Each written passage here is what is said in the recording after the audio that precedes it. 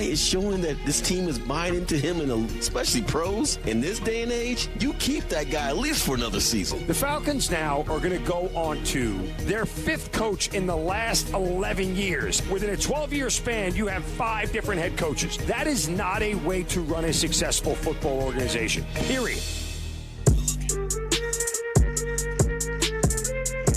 We are on Sportsmanlike here on ESPN Radio, ESPN2. We are presented by Progressive Insurance. The voices there of Mark Zeno, Gerard Cherry, 3-time Super Bowl champion. Last night on game night here on ESPN Radio. Mark is based in Atlanta.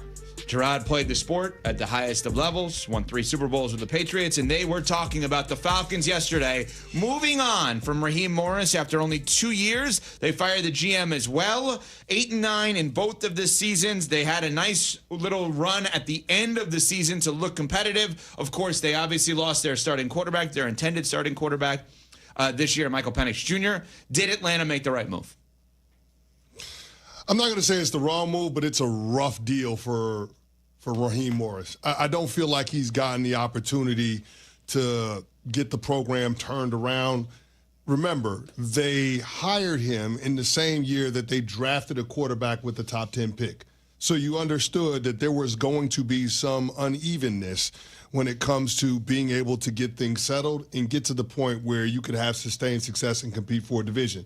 And you talked about it a little bit back in April when the Falcons traded with the Rams in the first round in order to get an additional pick and draft pass rusher James Pierce Jr. It felt like a last gasp for this regime in terms of the sense of urgency that they had to get to the playoffs this year. That's right. And the fact that they came up short, it just made it clear for ownership that this regime, this front office, was not going to be the one to get things fixed. And I feel like Raheem Morris, in a lot of ways, got caught up in the turnover that inevitably was going to happen because the Falcons failed to make the postseason. Yeah, he was a casualty of an overall regime change. And I, too, am bummed out for him because I thought the way that they finished would guarantee that he would come back. You win 4 straight games. You have players openly advocating for him. I think Drake London said he wanted Raheem Morris back with all his heart.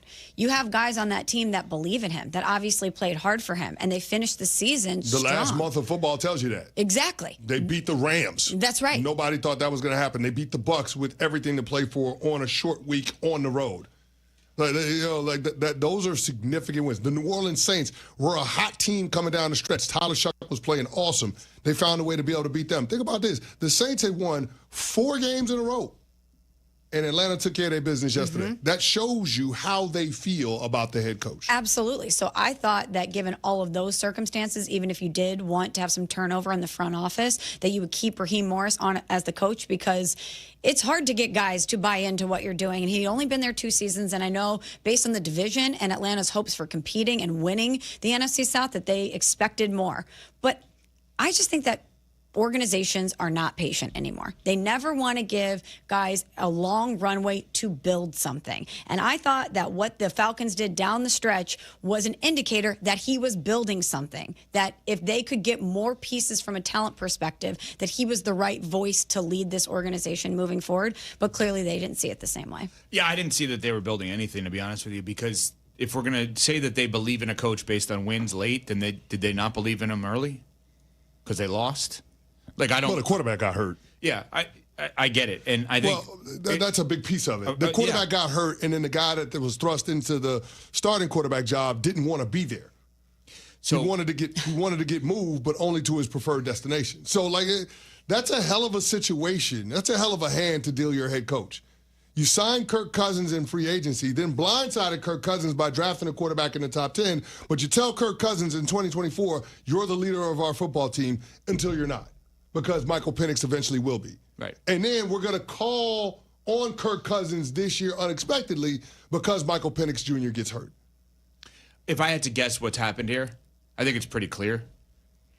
The moment they reached out reportedly to Matt Ryan, and Matt Ryan taking over anything with this organization, Matt Ryan likely said, if I'm going to do this, I need a clean slate. I need to bring in the people that I know and I work with and I trust. And I'm not firing anybody. You have to. Because why? If you're a hot commodity out there, the New York Giants called Chris Canty and said, we want you to be the team president and run everything.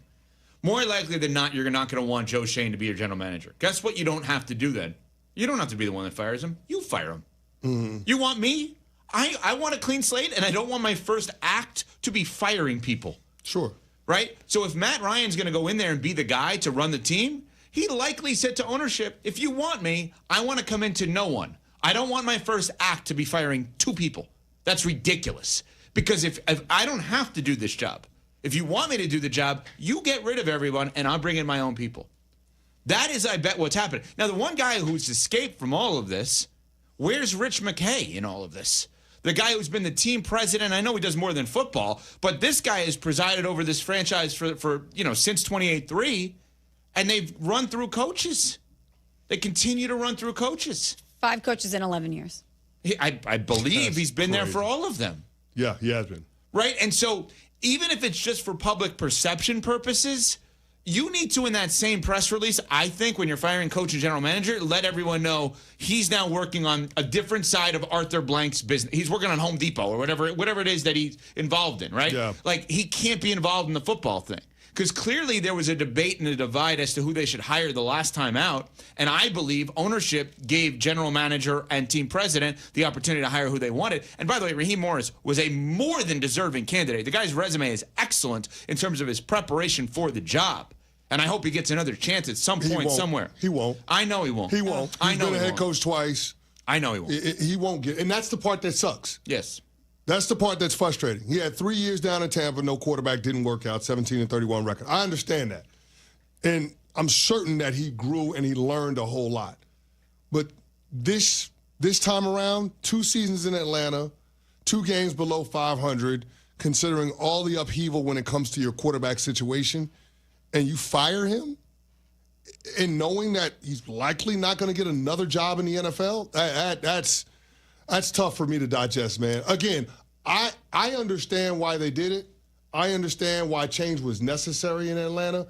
I just hate that he gets caught up in it. Wild prediction, unsubstantiated. What's a reckless speculation? Yeah. Sorry, I couldn't think of the word. I bet you if Matt Ryan takes over, he tries to make a run at Kyle Shanahan. They're not going to get him, but I bet you we hear that Atlanta tries to make a run at Kyle Shanahan to get him away from San Francisco. How are you going to get Kyle away from San Francisco? He's got everything he wants in San Francisco. You're not, but I bet he's got final say over the roster and everything. And a lot of success. Yeah. And a quarterback. Right. He's going to be there for a while. He got paid. Just saying. I could see it happening. Now, they're not going to get him, but Matt Ryan, when he won the MVP, his OC, Kyle Shanahan, you don't think he's going to be excited about that if he's running that team? They'll try to make a run at him. I don't think they're going to get him, but I could see that happening. All right, coming up, our first upon further review of 2026. We'll do that coming up next. We're on Sportsmanlike on ESPN Radio, presented by Progressive Insurance. This new year, get started on your next success with University of Maryland Global Campus. Apply by February 11th and get your application fee waived. An accredited state university, UMGC offers online and hybrid classes, along with more than 135 degrees and certificates in fields like business, cybersecurity, healthcare, and more. Gain the skills you need to achieve your career goals. Get your application fee waived through February 11th. Learn more at umgc.edu. Certified to operate in Virginia by Chev. This is the story of the one. As the purchasing manager at a manufacturing plant, she knows the only thing more important than having the right safety gear is having it there when you need it. That's why she partners with Grainger for auto reordering, so her team members can count on her to have cut-resistant gloves on hand, and each shift can run safely and efficiently. Call 1-800-GRAINGER, click Grainger.com, or just stop by. Grainger, for the ones who get it done. Hey guys, are you craving that legendary Chicago pizzeria taste without the wait or the price tag? Meet Connie's Frozen Pizza. Premium pizzeria-inspired pies from your freezer to your table. Oh, yeah. Born in Connie's restaurants, now in your freezer. Connie's brings that unmistakable flavor that says, I could have gone out, but why? Hosting, dodging cooking, or are you just hungry? The solution is Connie's. Find Connie's Frozen Pizza in your local freezer aisle. Connie's Frozen Pizza. Authentic Chicago taste without the pizzeria prices. Wolves fans, Assemble. It's the return of the Chicago Wolves Superhero Night this Saturday night at Allstate Arena. The Wolves looking for a Cape Crusader to light the lamp. And bring the entire family for Family Sunday. It looked like he had a cape on. He was going so fast. This is Wolves hockey. Up, up, and away. Get your Chicago Wolves tickets for this Saturday's Superhero Night and Family Sunday at Allstate Arena. Let Triton College help you spring into success. Choose from 120 degree and certificate programs. Triton has convenient classes close to home, affordable tuition, and credits transferable to four-year schools.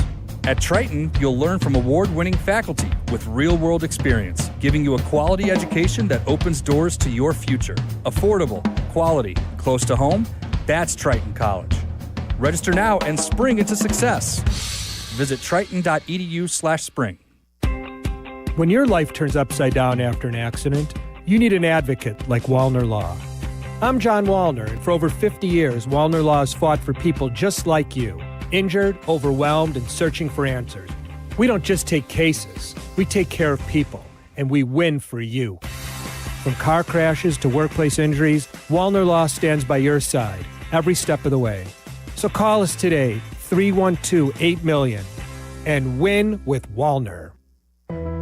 Many of our U.S. veterans and service members face challenges: mental health struggles, housing obstacles, employment, food insecurity, and social isolation, to name just a few. I'm Bob Woodruff. My family and I started the Bob Woodruff Foundation in 2006 after I sustained a life-threatening injury while reporting from Iraq. Our service members had my back that day, and we need to have theirs now more than ever. At the Bob Woodruff Foundation, we raise awareness about the tough challenges veterans and military families face and invest in solutions to help support them in the next chapter of their lives. And with one solution comes the next. We solve a housing situation, we increase employment opportunities. We solve employment problems, we address food insecurity. We solve food insecurity, we impact physical and mental health issues. Learn more about our work at bobwoodrufffoundation.org/success. This is ESPN Chicago, WNVP, WTBC, HD2 Chicago, a Good Karma Brands radio station. Chicago. This is your morning routine. Put some respect on my name. Kap and J Hood. That's right, we bad. Watch the show on Twitch. Follow ESPN 1000 Chicago. Stream the show on the ESPN Chicago app and on FM 100.3 HD2 and on ESPN 1000 Chicago. Now, David Kaplan and Jonathan Hood. Good morning, everyone. It's Bears Monday. And Goff under center. Byard back deep at safety. Snap, play fake to the pocket. Goff under pressure. Down he goes. Sacked down to play. Montez Sweat and Grady Jarrett collaborate on the stop. 2-by-1. Snap to Goff. Gonna dump off right, and it is a big loss. Brisker. Snap handoff. Gibbs stuffed. Brought down nicely, low high. Sweat the finish. The start, though, delivered there by Jalen Johnson. Back to throw Goff. Has some time. Stunt by Dexter. He gets him down. He goes. Snap back. Blitzing Campbell. Williams in a tight pocket. Throws deep into the end zone. Johnny Walker. Touchdown. Touchdown Bears. Here's the snap. Here's the handoff. Monungai. Mighty Monungai. In for two. High snap, Caleb. Retrieves. Blitzing Campbell. Throwing right. Crosser. Komet grabs it 30. First down 35. Komet to the 40. Spinning across to the 41. A rugged run after the catch for 85. The take by Williams. Gonna throw over the middle. Low. Caught. Loveland. Touchdown. Touchdown Bears. That's a Komet and Loveland drive, baby. It is 16-14. A fake to Monungai. Monungai hits Hutchinson. Caleb looking for somewhere to go with it. Throws it over the middle. Caught! Komet! And he was whacked on the play. And the Bears tie the game at 16 here with 5:25 to go in the fourth quarter. Snap back to Goff. Goff gonna rifle it over the middle. Ball is tipped. Intercepted. Fired on the tip inside the 5 to the 10. To the 15, 20, 25. Bears have done it again. High throw, tip to Byard. His league-high 7th interception. Snap is good. Spot is good. Kick by Bates is up. It is good. And the Lions with a walk-off win, 19-16 to Detroit. Bears Monday on ESPN Chicago. Oh, God. Welcome in to the Kap J Hood Morning Show on ESPN 1000, and we are streaming on the ESPN Chicago app. With Hall of Famer David Kaplan, Jonathan Hood with you. We've got Shay, we've got Jay Moore, we've got you for a 3-hour ride here on this Bears Monday. With open phone lines for you at 312-332-ESPN, 332-3776 is our telephone number. Watch our show and all the shows on YouTube, youtube.com. Look for ESPN Chicago there.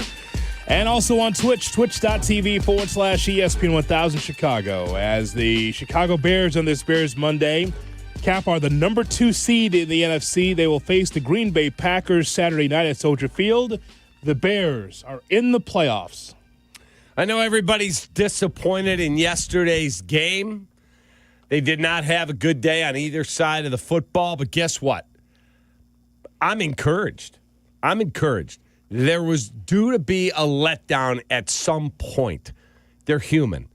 And every single week they have played with pride and passion and fire. Even last week in the loss at San Francisco, put up 38 points, played super hard. They were due to have a letdown, and that happened yesterday. I believe they will flush that. They will move on to a great week of preparation, and Saturday night will be a magical night on the lakefront in terms of intensity from the crowd, intensity of the moment, and I hope that they rise to it, and I think they will. Well, one thing for sure, the front end is that we could celebrate that the Bears are in the playoffs. Because 365 days ago, this was a dumpster fire without any accountability, no head coach, and no hope. We remember 365 days ago, a year ago, where the Bears were just in the darkness, in last place, and you wonder whether or not they could dig themselves out of it. Of course, they fired Matt Eberflus, fired the coaching staff and all that, but you didn't know how the Bears could turn it around. But it just shows you how quickly you can turn it in this league with Ben Johnson and a better Caleb Williams and an offensive line that's stout and the leadership and so many positive highlights for this team in the regular season. Just remember where we were and look where they are right now. You never take it for granted, Cap. When you are a playoff team, when you're in the tournament, you always have a chance. No matter how the Bears were able to climb their way to an 11-6 record, that's a far cry from where they were last year. Again, season's not over because you got to get to the postseason, but I just want to be able to just put a pin on what the Bears have been able to do with an 11-6 record in the regular season. They deserve a ton of credit for what they were able to do, the improvements that Caleb has made, just falling short of 4,000 yards, and he'll get that at some point. I'm not concerned about it. It wasn't that big a deal. This is a completely different organization, how they do business. They act in a more first-class manner. They paid for top-shelf coaching, not just the head coach, but the D coordinator, the O-line coach, everybody that they brought in. What is it going to cost? Get it done. That's who we need. Get it done. They fixed the interior of their offensive line, and now this is what we hoped for.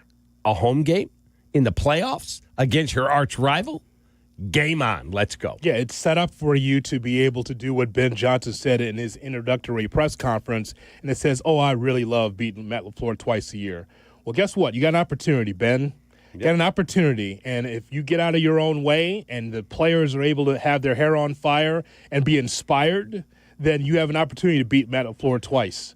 And this is something that Green Bay Packer fans and Green Bay Packer media has been talking about for a couple of weeks now, that they weren't concerned about yesterday's game with Clayton Tune as their quarterback. They weren't concerned about that game against the Vikings. They've been keying on this game because they want revenge. Now, because it's the Green Bay Packers and because they're tenured and because it's Matt LaFleur as the head coach, nothing is a given in this game for the Chicago Bears. Nothing is a given. What you have to do with a full complement of Bears fans and full throat at Soldier Field on Saturday night, you got to come to play. That's not what we saw yesterday. But in this game, you have to understand the stakes. And so you want to get to the next level, you have a home game that you've earned. Now you got to see it through. You got to win that game on Saturday. Otherwise, as you know, the coach of the Detroit Lions would tell you, Campbell, who knows if you get back there next year.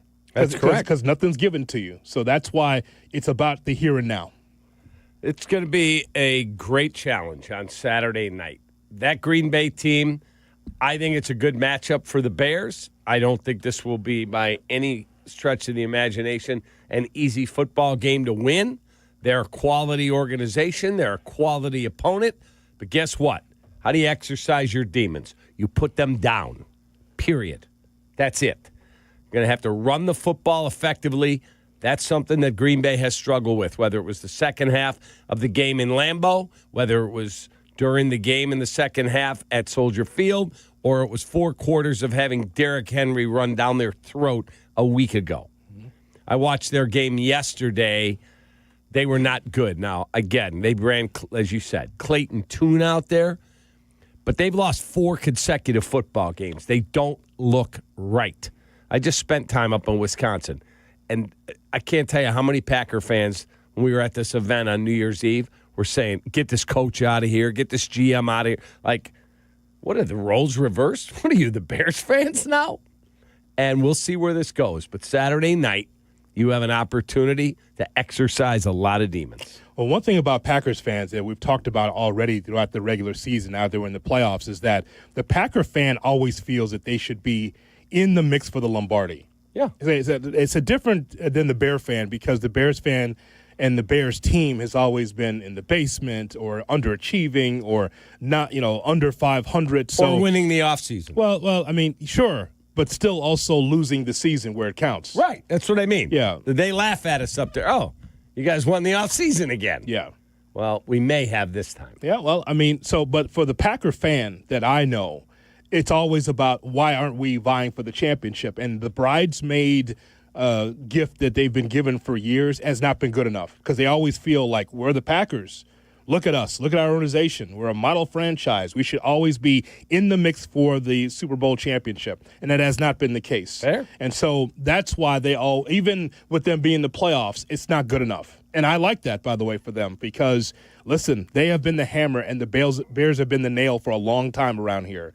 And the hope is that the roles have reversed. Remember, I'm an 80s kid. And so I never understood the whole thing with the Packers and Bears, because the Bears used to just dominate the Packers game in and game out in the Ditka administration. That's correct. So now you hope that can turn. And how does it turn, Cap? You beat the Packers twice in the season, once in the regular season and once when it really counts in the postseason, coming up on Saturday. That's where it all starts. That's it. And again, was I disappointed they lost yesterday? Sure. But I also looked at yesterday and went, they're human. They're due to have a letdown. I thought it might come in San Francisco. It didn't. They played hard. They lost at the end. Yesterday, they were flat. Didn't like all the man-to-man coverage. And I watched Amon-Ra St. Brown. Is he going to play? He's questionable. That guy was amazing. 11 catches. Amazing. And Jamison Williams' speed. We don't have guys that can keep up with him. Got to get Kyler Gordon back. Hopefully he's back this week. I don't know if he's going to play. They haven't said yet. But the letdowns are part of life. They're humans that are playing it. They got to be better offensively. They got to be better in the run game especially. And they got to be better by getting pressure on the quarterback. So we're going to hear from Ben Johnson, the head coach for the Chicago Bears, coming up. Don't forget to watch our show and all the shows on YouTube, youtube.com. Look for ESPN Chicago there. We talk about what was on the line for the Chicago Bears yesterday.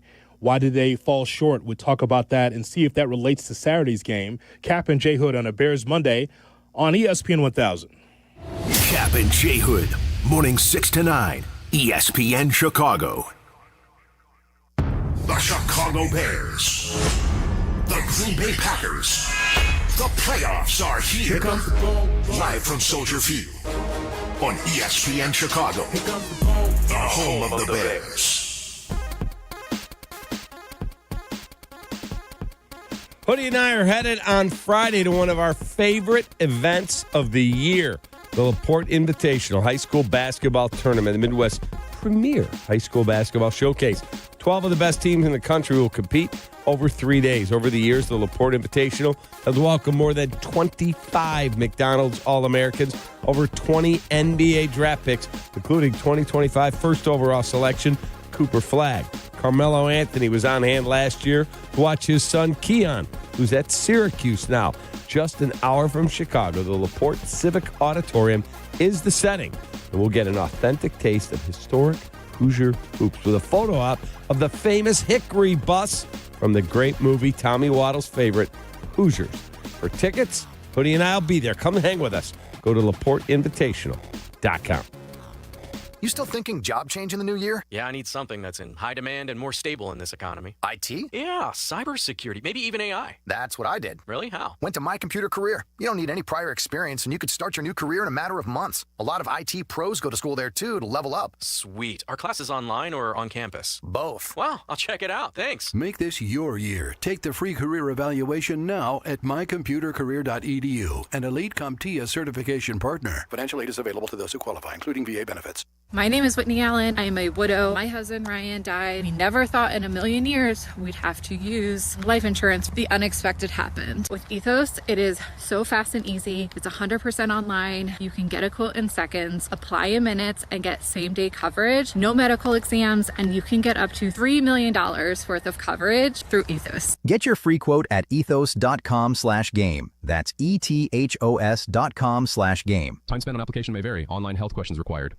Texting enrolls you in a recurring automated marketing text messages. Consent not required to purchase. Message and data rates may apply. The team's looking good this season. I think so. Man, I miss playing football. Ever since I turned 40, I just can't find that fire I used to have. Think it could be lower testosterone? What do you mean? I was feeling the same way. After 40, the body has less testosterone, and men lose their edge. That's why I take Nugenix Total T2. That's the testosterone booster, right? Yes, but Total T2 is their brand new formula that skyrockets nitric oxide levels in as little as 3 hours. Since I started taking it, I've been lifting like when we played for Coach Carter. My energy is way up, and it even spiced up things between me and the missus. Are they still giving out complimentary bottles? Yep, just send a text. Text HAWK to 321-321 for your complimentary bottle of Nugenix Total T2, the next generation testosterone booster. Text now and we'll include a bottle of Nugenix Thermo X, our newest, most powerful fat burner ever, absolutely free. Text HAWK to 321-321. That's HAWK to 321-321. These statements have not been evaluated by the FDA. This product is not intended to diagnose, treat, cure, or prevent any disease.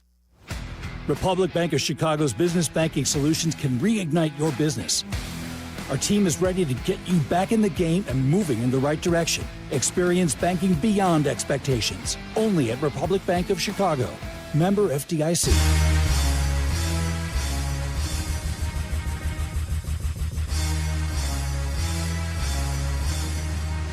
Kap and J Hood are back on ESPN Chicago. The fake to Monungai. Monungai hits Hutchinson. Caleb looking for somewhere to go with it. Throws it over the middle. Caught! Commit! And he was whacked on the play. He hangs on. And the Bears tie the game at 16 here with 5:25 to go in the fourth quarter. Wow! They truly are fourth quarter demons. Jeff Joniak and Tom Thayer on the call here on the home of the Bears, ESPN 1000, the fourth quarter demons.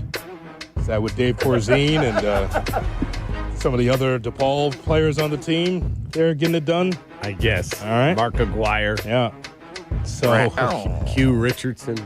Yeah, Ray Meyer's got a hell of a team there on the lakefront there. The Chicago Bears are going to the playoffs as the Bears are the number 2 seed in the NFC, taking on the Packers on Saturday. Of course, we got coverage all week and definitely all day Saturday right here on the home of the Bears, ESPN 1000.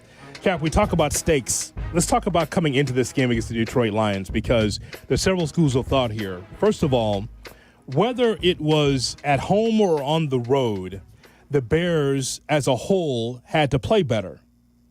I think that you take on San Francisco, and I know that the last time that we were together, the prevailing thought from some Bears fans is because the Bears put up so much offense, it felt like a win. It felt like a win, and I looked at the box score, and it was the old L. It was a loss. It was a win for the offense, but not a win for the defense because Caleb Williams had to go shot for shot with the San Francisco 49ers and their quarterback. Okay, so that was still a loss.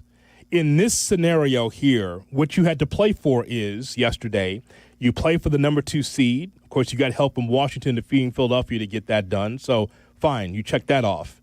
You played for yourselves because you got dog-walked in week 2 against the Detroit Lions, losing 52-21. You got hammered in that game. And so, if nothing else, on the dry erase board is, guys, you see how we played in week 2? We're a different football team. We went from 0-2 to where we are right now. Let's get that win back. That was not the case. And if nothing else, maybe you play for Ben Johnson because that's his old team. Ben Johnson didn't want to lose twice to his old team. He didn't want that to happen, and it did happen. So there's certain aspects coming into yesterday's game that could have been highlighted, that should have been an emphasis, and again, the Bears fell flat. So when I think about Saturday's game, you know what's on the line. Either it's win or go home because it's the playoffs. Understand, Bears, there's no tomorrow. You have to be able to win this game on Saturday. Now, in this scenario yesterday with the Lions, again, I just made for you at least 3 things a coaching staff could be able to tell the team, these are things you want to look at. These are things that we have to shoot for. And what happened? It was as flat as a plate of piss offensively. That's what it was. And defensively, again, I'm not going to get on them today, Kap, because it's like, they were bend, don't break for the majority of the game. It's not great at all. But it was not horrible like it was against San Francisco. So all my point is that you had stakes yesterday. You did not achieve what you wanted to on the field. You had to have help. In this scenario, you have stakes, and there is no tomorrow after Saturday. That's it. Flush that from yesterday. I said to you at the start, I believe human beings are prone to have letdowns. That happens. You're not going to be razor sharp every single week. That's just not how it goes. And I think that was yesterday.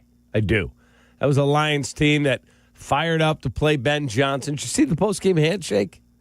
Yeah. It's not 2 guys that are super tight. No. Maybe they'll talk on the phone in the offseason, but it was like, yeah. According to Dan Campbell last week, they haven't spoken at all this season. So, why should they? No, they should. They don't need to. It's like I'm too busy trying to get this program operated. Like, you got your thing in Detroit, I got my thing in Chicago. Right. And by the way, if Ben Johnson is a guy with a black hat around Green Bay and Detroit and Minnesota, have at it. Just win. If you're a bad guy and if you're an a-hole and people perceive you as that, or maybe you are that, win. I don't care. I don't either. Just we walked into – I was up in Wisconsin last week, and so – they had a New Year's Eve thing at Jerry's Bar in Oshkosh. We walk in. Of course, I'm wearing my Bears gear. I got the same hoodie I'm wearing right now, the one that Jonathan Owens and Deshaun Wright collabed on. Jay Moore bought one for his wife for Christmas. They're awfully cool. And I walked in there, had that on and a Bears ski hat, and it was packed. And my wife had a Bears hoodie on. And we walk in, and immediately, this effing guy. There he is. We're going to put you down. But then as the evening went on, I kept listening to these people like, we got to get this Matt LaFleur out of here. He's terrible. And we got to get this Brian Gutekunst out of here. He's horrible. And I'm like, have the roles reversed here? It sounds like Bears fans for so many years. Can we get rid of Ryan Pace? Can we get rid of Matt Nagy? Can we get rid of John Fox? Can we get rid of Matt Eberflus? The roles have reversed. Now, as Hoodie just put it, that's a perfect way to put it. If you want to be the a-hole, you want to take the next step, you want to live on in Bears lore, go beat their ass. You have to. You have to. I'd like to be able to talk to you a little bit about what you were saying before, though, several times now, about how the when you lose games, it's human nature that you just kind of lose games.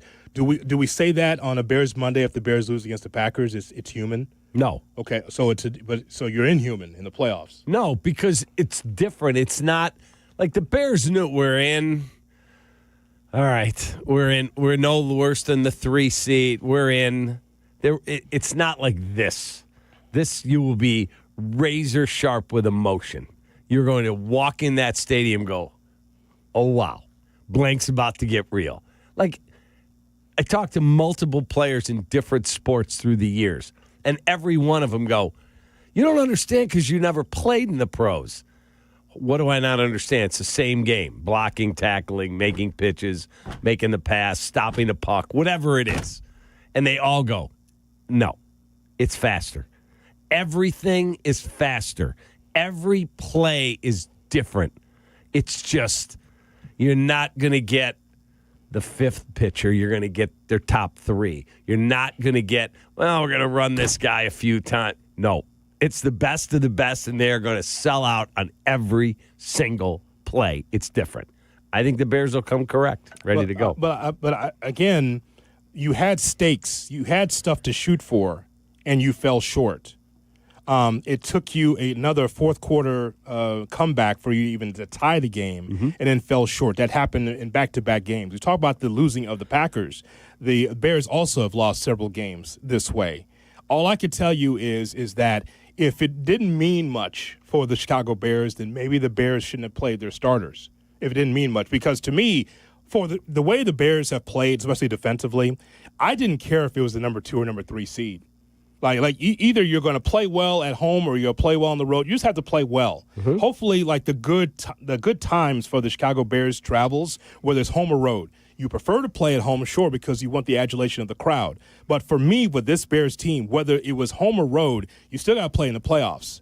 So if you really wanted to be able to get that number 2 seed and earn it by winning it, then you should have put your best foot forward and not be shut out for 3 quarters. The defense, by the way, when you take a look at some of these other games and these playoffs that's coming around, Cap, I don't have a sundial or I don't have a stopwatch. I'm going to tell you that this defense is incredibly slow, this defense. Now, can it be effective in the playoffs? I don't know. I'm just talking about from the linebackers to the secondary. It's a slow veteran defense.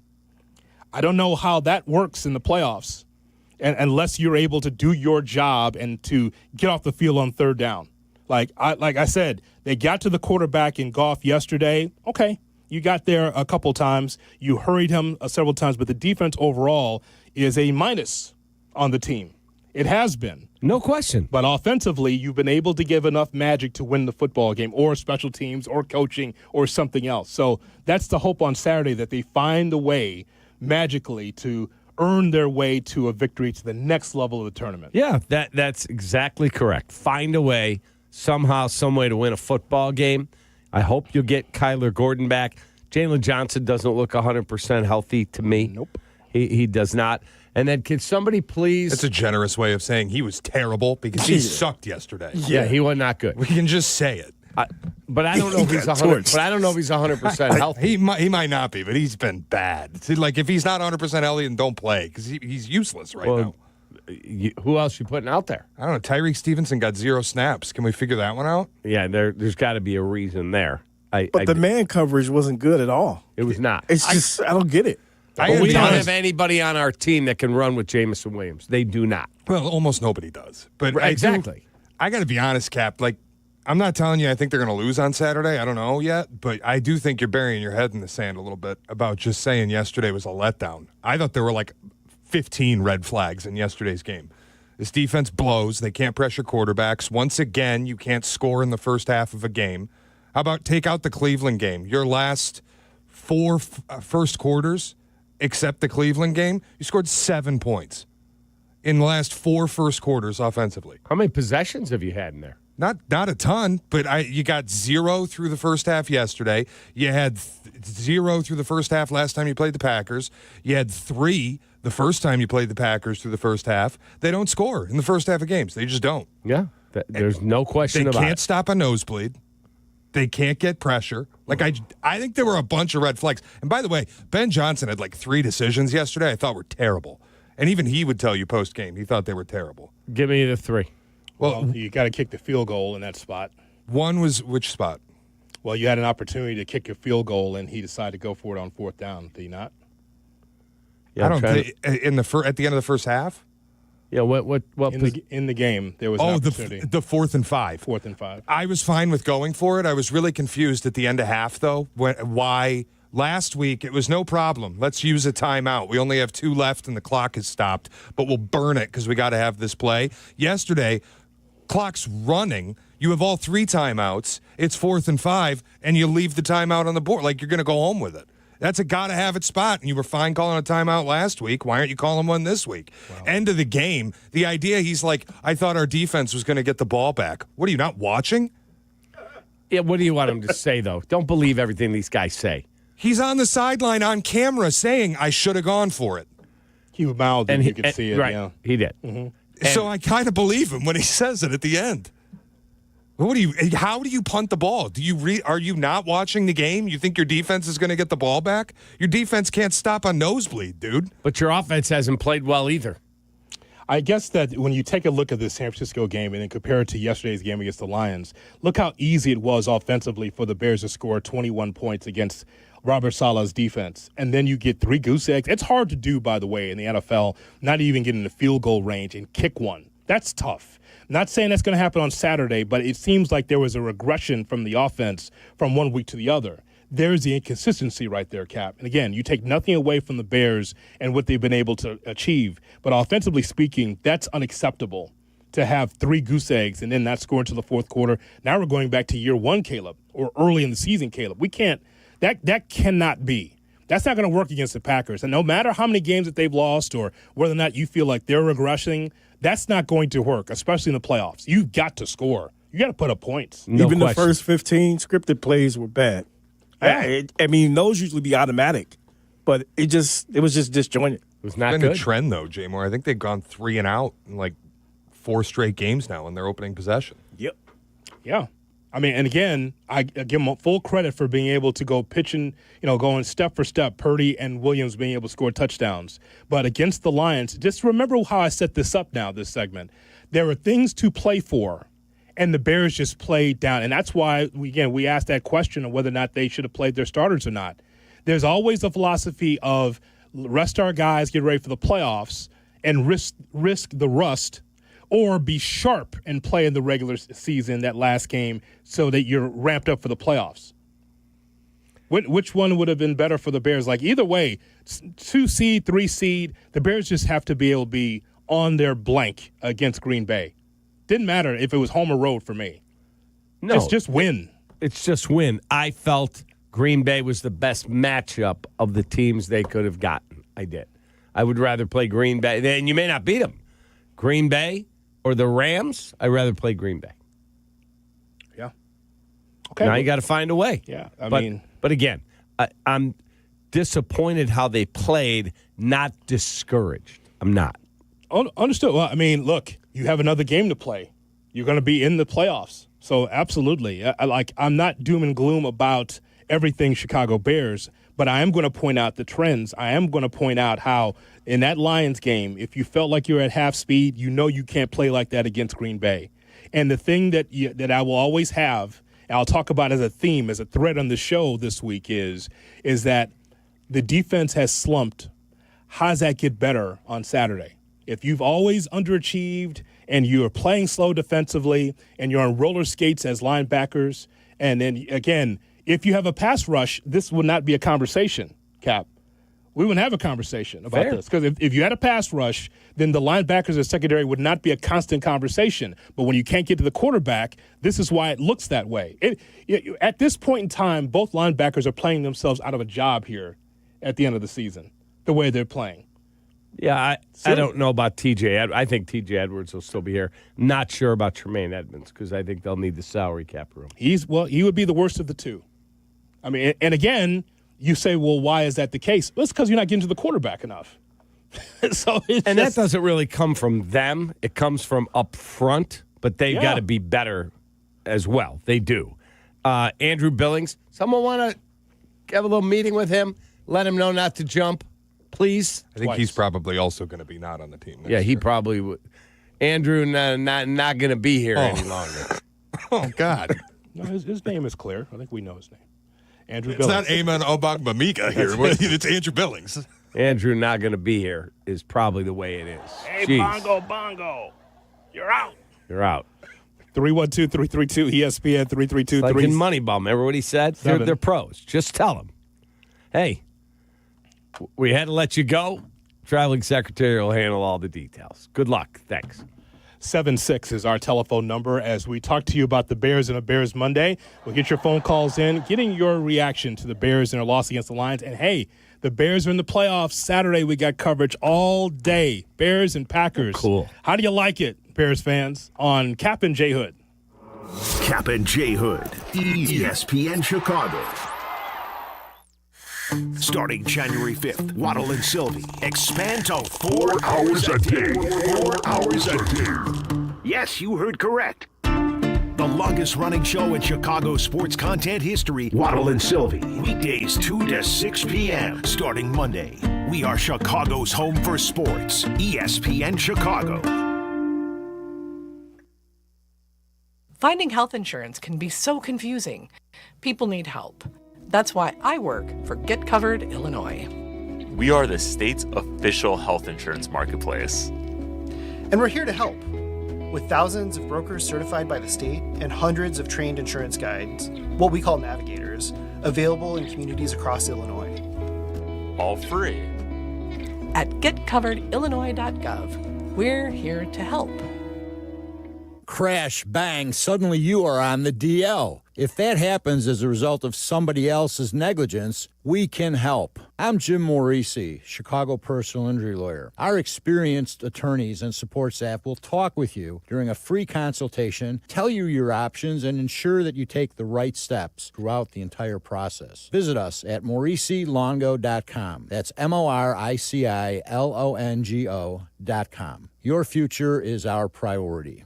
Hey, it's your friend Tom Waddle, and I drive a Hawk. The year-end sales event has been extended at all 12 Hawk Auto locations. Forest Park, St. Charles, Plainfield, Joliet, Carroll Stream, and now LaSalle, Peru. Shop thousands of vehicles from 13 brands and save with 0% financing for 60 months or make no payments for 90 days. Plus, get $1,000 to $2,000 holiday bonus cash. The year-end sales event is extended through Monday at HawkAuto.com. Drive what I drive. Drive a Hawk. HawkAuto.com. Financing on select models with approved credit. Hey guys, it's Silvy. You know me, I hate the cold, and I don't like dealing with cold drafts in my house. That's why we called Window Nation a few years ago, and the difference, incredible. Right now, it's a great time for you to do the same. Window Nation's Buy 4, Get 4 Windows free sale is going on now. Plus, you get your new windows with 0 down, 0 monthly payments, and 0 interest for 2 years. So if you feel drafts, see fog or mold around the frame, and your heating bill keeps on jumping, it is time. Do not wait. Visit windownation.com today. Hey, fans! Welcome back to Fansville's Cheers and Tears. Oh. Okay, so like everybody deals with losing, right? To a rival on a last-second field goal. Whatever, it's fine. I'm totally fine. But I cope with losing with an ice-cold Dr. Pepper. Those 23 flavors are like so delicious. They totally wash away the pain of your college football team taking a big fat L. College football, it's a pepper thing. With Progressive Customer Service, there are lots of ways to connect with us, so you never have to miss a second of your favorite sport. Because you'd much rather watch a ball go through a net 124 times in 48 minutes when you don't really have to pay attention until the last 2, and then somehow those 2 minutes will take an hour. You don't want to miss all that. Luckily, you can chat with Progressive on our app, online, or over the phone without missing a single one of those times the ball goes through the metal circle. Progressive Casualty Insurance Company, affiliates, and other insurers. Not available in all states or situations. Prizes, flyaways, even cash money. You want it? We've got it. Find a list of all contests and official rules by visiting ESPNChicagoContests.com. That's ESPNChicagoContests.com. Now back to Kap J Hood When I tell you he's got his own money, I mean the boy has got his own money. On ESPN Chicago. Snap back. 4-man rush. Tandem over the middle. Caught Loveland. Away at the 20. Tumbled down inside the 15. Colston Loveland on his way to a big day. And the Bears on their way to a comeback. That's the piss missile we're looking for right there. That's right, Tom Brady. The missile was working big time. It's the Kap J Hood Morning Show on ESPN 1000 and streaming on the ESPN Chicago app. Happy holidays to you and your family. Hope that you're going to have a great 2026 as we keep you company here until 9 o'clock. And then it's Carmen Jurko at 9, followed by Rich Eisen at noon. Waddle Silvy at 2. Right here on the home of the Bears and the White Sox, ESPN 1000. The Kap J Hood podcast is brought to you by Republic Bank. We're going to hear from Ben Johnson, the head coach for the Chicago Bears, momentarily. He had some things to say. A little pissy was the coach yesterday. The coach was not happy, and he has every right to be disappointed. You heard it? Yeah. I did. Very Very edgy yesterday. Very curt with some answers. I also enjoyed, maybe enjoyed's the wrong word. I found it interesting, Jaquan Brisker criticizing the defensive game plan. Not happy. Too much man-to-man. Bland man. Bland. That's what it was. Not much of anything. Hey, they kept the Lions in front of them. They used the end zone as a barrier, but it still just was not good enough, man. Listen, I've been saying this since July, so this is no surprise every time I see the Bears defense out there. I think for some it's an eye-opener now in December into January, but like I've been saying this for a long time, Jay Moore. Like it's something you got to fix in the offseason. I'm not there yet, but it's just this is who they are right now. Yeah, I mean, that's why I'm not really tripping because we know what we have in the defense. And we know that they have to upgrade that defense in the offseason. Hang on, Mark. And just because these opportunities, especially for the Bears, sometimes are so fleeting, you hope that they can be back there next year. As Campbell told you, it's like nothing's guaranteed with the Lions. Like, so that's the hope. However, it's too bad that they're not more effective. Roller skates for the linebackers and secondary on a regular basis because of the lack of a pass rush. 312-332-ESPN is our phone number. Derek in Brooklyn, listening on the ESPN Chicago app. Derek, good morning. Hey, good morning, fellas. Happy New Year. How y'all doing? What's up, my guy? How are you? I'm still disappointed. I mean, I've been listening to you guys since the show started beginning this morning, and I'm a little bit more calmer. You guys pointed out a lot of things that I was going to bring up, but it's still a little disappointing going into the playoffs on a 2-game losing streak. I kind of thought we were going to have a better showing yesterday, and the play of the defense really, I was very. We know that the run defense is not that great, but I just thought maybe a little bit more effort would have been put into, the game plan. And even when we played zone defense, we still got burnt. So regardless of what the criticism is, or when we played man, even when we play zone, we still got burnt. So Ryan Poles, he got to definitely this draft that's going to be coming up in this free agency season. He has to this defense has to be upgraded tremendously. We got to get younger and faster.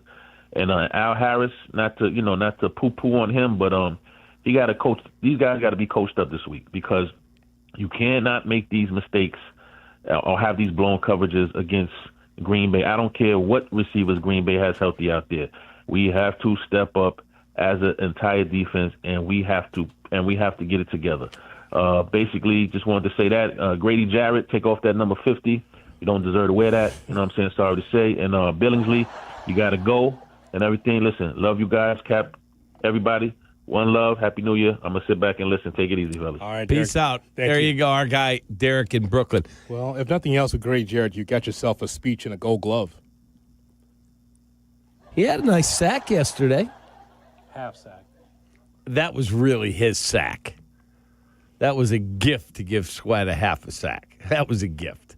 That was Grady Jarrett who dragged him down and Swift fell on top of it. Tell you what, not Swift, Sweat. I think Jason Hayward's doing a great job for the Bears. He really is. Keeps them inspired. Wow. Go ahead. But that was Montez Sweat's first season with double-digit sacks. Okay. I mean, super cool. Now you need somebody to do the same thing on the other side. Yep. So we'll find out. Here's what we learned. Austin Booker's a hell of an athlete. He's a great athlete. Okay. How about defensive linemen? I mean, he blocks passes. Okay. Pressures, but look, he's never going to be Michael Strahan out there. No. It's not Myles Garrett wearing 94. I understand that. But, I mean, take the cleats off, put him in some basketball sneakers. Looks like he does that better. Yeah. Blocking shots. Correct. He does that very well. Very well. The athleticism's there. There's no question. But the football player, I'm not sure. I'd like to have him as one of my 5 on a team that I'm running, for sure. Try out for the Bulls? Absolutely. Some presence at the rim. Yeah, Booker for 2. With Zach Collins out, we could put him down low. I'm all good with that. He does that well. The athlete's there as you go to Champaign. JD is on Kap and J Hood. JD, good morning. Hey, good morning. Yeah, hey, I was just saying, and I appreciate what Derek was saying about, the game plan. That's what I think went wrong. I think what we did was it was our second string game plan, and Ben Johnson's not going to pull out these bag of tricks that he always gives out, that always loves to play and that he always loves to call, because why would he? if he knows that Green Bay's not playing any of their starters, why would he give some extravagant game plan? You noticed in the runs, they weren't these designed runs that were so beautiful like we had against Philly. It was just runs like, hey, Caleb, throw it to your safety blanket. Komet and Loveland, throw it to these guys. Let's see what we can do. And I think what's intriguing about the game is, even though our defense does suck terribly, that we still had a chance to win the game against, obviously, Detroit Lions team who was trying to say, hey, no, we're still okay. We're still here fighting and clawing and trying to get us. But, at the end of the day, I think it was our game plan that was second string, third string. Ben Johnson even said it. This was an easier game plan. I'm not going to give any of this cake out. But, why didn't he play a second string since it was just such a – he did say, you're right, he said it's a simple game plan. Well, if that's the case, then have your second stringers out there then. No, I agree. Like, I thought, like, why if it is a game plan, like if it is a terrible game plan that he said he was going to give out, why not put out the second strings? Which I completely agree with you. I think maybe there's a little bit more of like he wanted Caleb to get those yardage, but even though they said they don't care about it, but at the end of the day, I think he still wants them to be out there fresh and doing those things too. But, I would not characterize the game plan as a terrible game plan because, first of all, that is coaching malfeasance. Correct. That's not what was out there. They didn't plan all week to say, okay, here's a BS game plan. Here you go. Now, he did say it was simplified this week. He did. But it wasn't one of these – it wasn't a game plan that says this is a game plan. If we win, fine. If we lose, fine. That's not – you always play to win. That's why he was ticked off with how they played. And to the caller's comment that he didn't want to give any cake out, they got 17 games of tape to watch. I mean, it's not like you've got this magic that you're holding back. Maybe there's one – trick play that you may have in your satchel. You ain't cooking up something new? I mean, a little extra batter? But that's a one-off. That's a one play. How you play and how you block, that stuff's on tape, man. Green Bay's got every tendency. They'll come in ready to play. I think it's going to be a hell of a football game. Yeah, if you want to see some of those trick plays, watch the Lions yesterday. Apparently Campbell wanted to give the game away. I didn't understand what he was doing. That option play with Montgomery. I'm like, what the hell are you doing? You were trying to give the game away? He said, hold on a minute. We're going to get too good of a draft pick. We got to run this option play with Demo. It's like, I was like, what is that? Here's a shot or no shot from the Twitch chat. They said that we only ran the ball 16 times. Do you think that was because they wanted to let Caleb try to get to 4,000? Shot or no shot? No. No shot. No. And I don't know. It was disappointing to see that the Bears did not run the football more. More disappointing that Caleb Williams did not run the football. It was some broken play that he was pissed off about that he ran for a yard because it wasn't the play. Kind of ran out of bounds. As you remember this play, Cap, where Caleb ran out of bounds. It was a broken play that did not work. Correct. There were a couple times where he got out of the pocket, and I'm like, just run the football. But they may have told him, dude, we don't need you taking any unnecessary hits. We need you ready for the playoffs. You need to get that 4,000, Caleb. I don't think they cared. I really don't. That's not. They ran it 6 times on the opening drive. Their problem was they couldn't get off the field defensively. So you look up. They'd run 8 plays by the time they were down 13-0. Yeah. Then you just have to throw it. I just. But, in the second half, though, I thought that they would. But I want to give Detroit credit, too, now. That's the other thing. I want to give them credit because even with players out, they came to play. It's unconscionable that they have the type of talent on that roster and they underachieved to this degree. I know they had injuries. Yeah. They got a veteran quarterback. They got a ton of offensive talent. I know their O-line wasn't what it was. There's enough talent there that they should not have lost twice to the Vikings. Some of the games they lost, I'm like, you've got to be kidding me. That's the NFL. Yeah. Right there, what you just described. That's the NFL. Yeah. From one year to the other, that's the NFL. That's why you want to catch this lightning in a bottle while you can, because we don't know what next year brings. That's why I will not listen to conversations about the offseason and the draft and free agency because it's about the here and now. Hopefully we won't get there until mid-February. That's the hope. Hopefully. Meanwhile, we'll just talk about the Bears being on the field and getting it done starting on Saturday. Let's go. 312-332-ESPN, 332-3776 is our telephone number. Ben Johnson says, hey, you know what? We got to be better. You know, disappointing to lose that one in that fashion there. Guys were battling. They fought their tails off, but came up short, you know. So, you know, we got to play better. We got to play better going forward. We got to coach better going forward as well. And, you know, we're turning the page, though. You know, we got the number 2 seed. We got a home game next week, and we got a new season on the horizon. And so our guys should be reinvigorated by that. I know I certainly am. I'm looking forward to the opportunity and all that entails, and the opportunity to go 1-0 this next week. The platform next on Kap and J Hood. You're listening to Kap and J Hood on ESPN Chicago. Here comes the ball. The Chicago Bears podcast. It drops daily on the ESPN Chicago app, and its rotating co-hosts make an essential pod for Bears fans. Join host Pat the Designer and company for the Chicago Bears podcast from ESPN Chicago.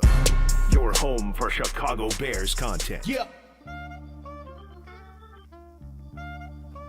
If you are hosting a playoff party, you know the fear.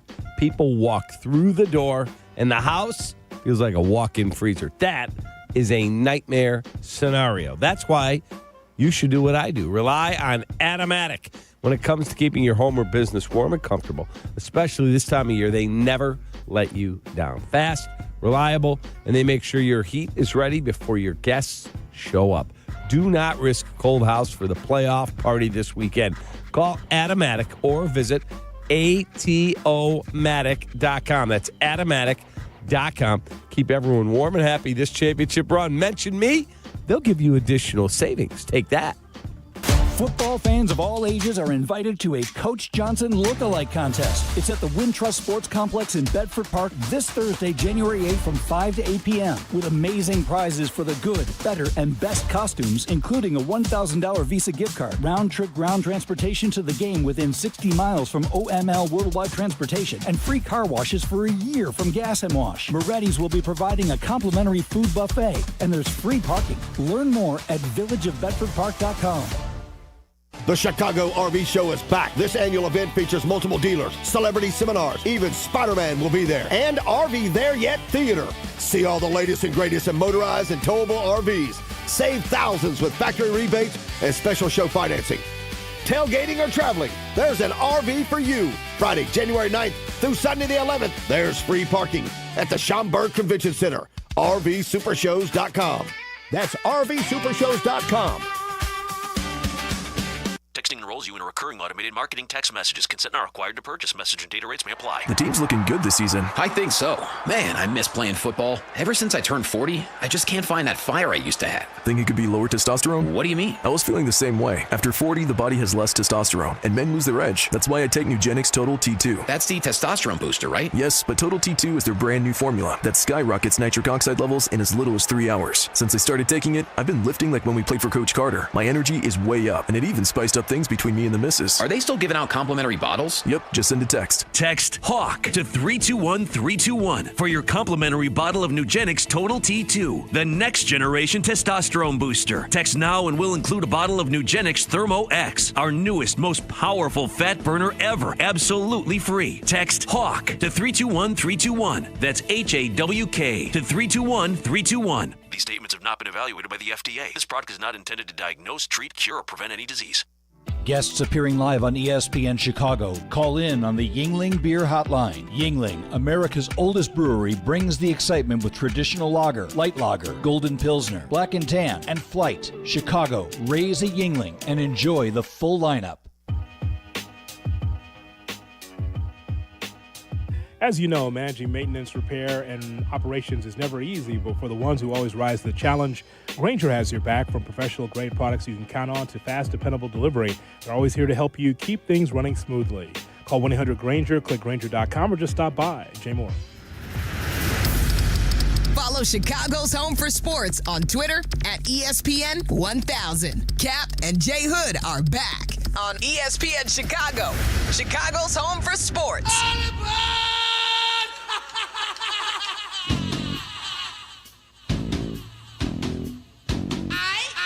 Time for the platform. Here is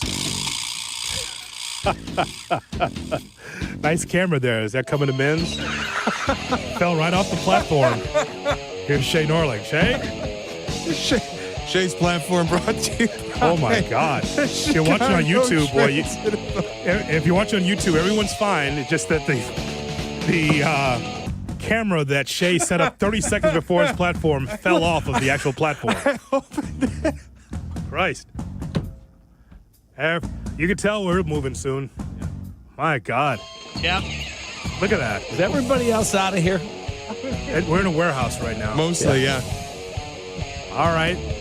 I don't know if you can see us on YouTube there, but the platform's going to move forward in this heavily audio medium. It is true. Thank God we're still an audio medium. The platform is brought to you by the Chicago Transit Authority. Save money, do more, ride CTA. Jay Moore, thank you for trying. I will take a look at it in the break. Appreciate you.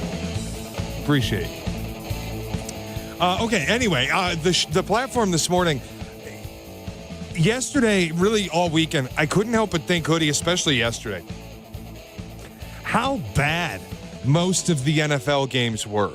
Not just that they weren't good or entertaining, they didn't matter.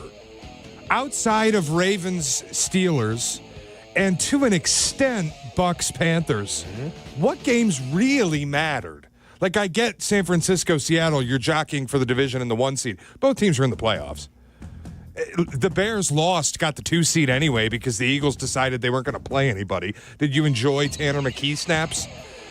He's actually a decent backup. He's not terrible, but it's like, who wants to watch that? It's backup quarterback theater across the league because these games don't matter. How about J.J. McCarthy pulling himself out of a game? Well, he got hurt. He's been hurt. Yeah, but he was grabbing at his hand again, and they're like, "You're done." On like a career day, it was his highest completions and highest yardage in a first half yet. My point is, he pulled himself out of the game like a Colt quarterback. Yeah, like Anthony Richardson. Yeah, it's true. For all the people who say more football, more better, let's get an 18th game. Let's get multiple bye weeks. We'll play 20 weeks. Week 17 and week 18 are already useless. So for all the people who say more football, more better, boy, I hope you're ready for a very useless week 17, week 18, week 19, and week 20, where you just get fed cold pizza. And they tell you this is good. And I get why they're doing it. More money, more everything. It's all greed-based. Like the NFL needs more of more. How much more of more can there possibly be? You aren't hurting for money so badly that you need this extra week of football. You just keep diluting the product, so what? We'll get more Max Brosmer snaps in week 20? Who needs it? No, that's all fair. This has been a platform I've had for a while now, for a decade, that under Roger Goodell, Sheriff Goodell, he's trying to do whatever he can to be able to make more money for the league. As long as Vegas is open, as long as betting is available, they're going to try to add more games. Even though it's slop. I know it was. It was bad yesterday. Again, every NFL week has some kind of highlight to it, one or two, but that's not what the league is supposed to be. It's supposed to be better than what we saw yesterday. Like to see the Browns win, to see what the Steelers did at the end on Sunday Night Football. There's some highlights there, but the majority of it, jockeying for position for the draft. Yeah, to watch the Bengals give up a pick six and a scoop and score. I'm like, wow. Okay. Oh, not good. And then Joe Burrow lingering around on the field after just kind of drinking it all in. And you're like, are you leaving? Are you retiring? Or are you asking for a trade? Shay, those 12 o'clock games, like I'm listening on the app, I'm seeing what's going on, but that's nothing that I need to sit in the hood cave and watch. No. Those 12 o'clockers? Bad. Minnesota Green Bay is a great example of it. And I get like McCarthy had an injured hand going in and he hurt it. He couldn't go anymore. He took himself out. The Green Bay side of it really is an example of what's gone wrong here. Playoff expansion. Well done, guys. A 7th seed so that Green Bay can rest all their starters and we get treated to Clayton Tune at noon on Sunday in week 18. No one wants that. Nobody.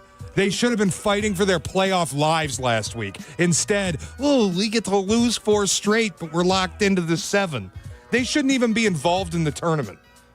Hoodie, what happens on the street when you start diluting that product?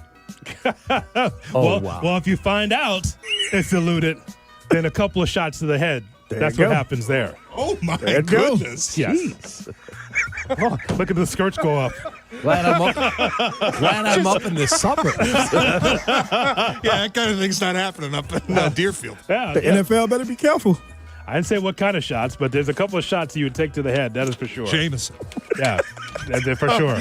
Straight to the head. No, again, neat. Thought it was a 357. No. We're talking about actual shots. We're talking about no ice. Neat. No cover up. No. Straight to the head. Straight no to cover the up. head. Absolutely. You dilute that product. That's a problem in the community.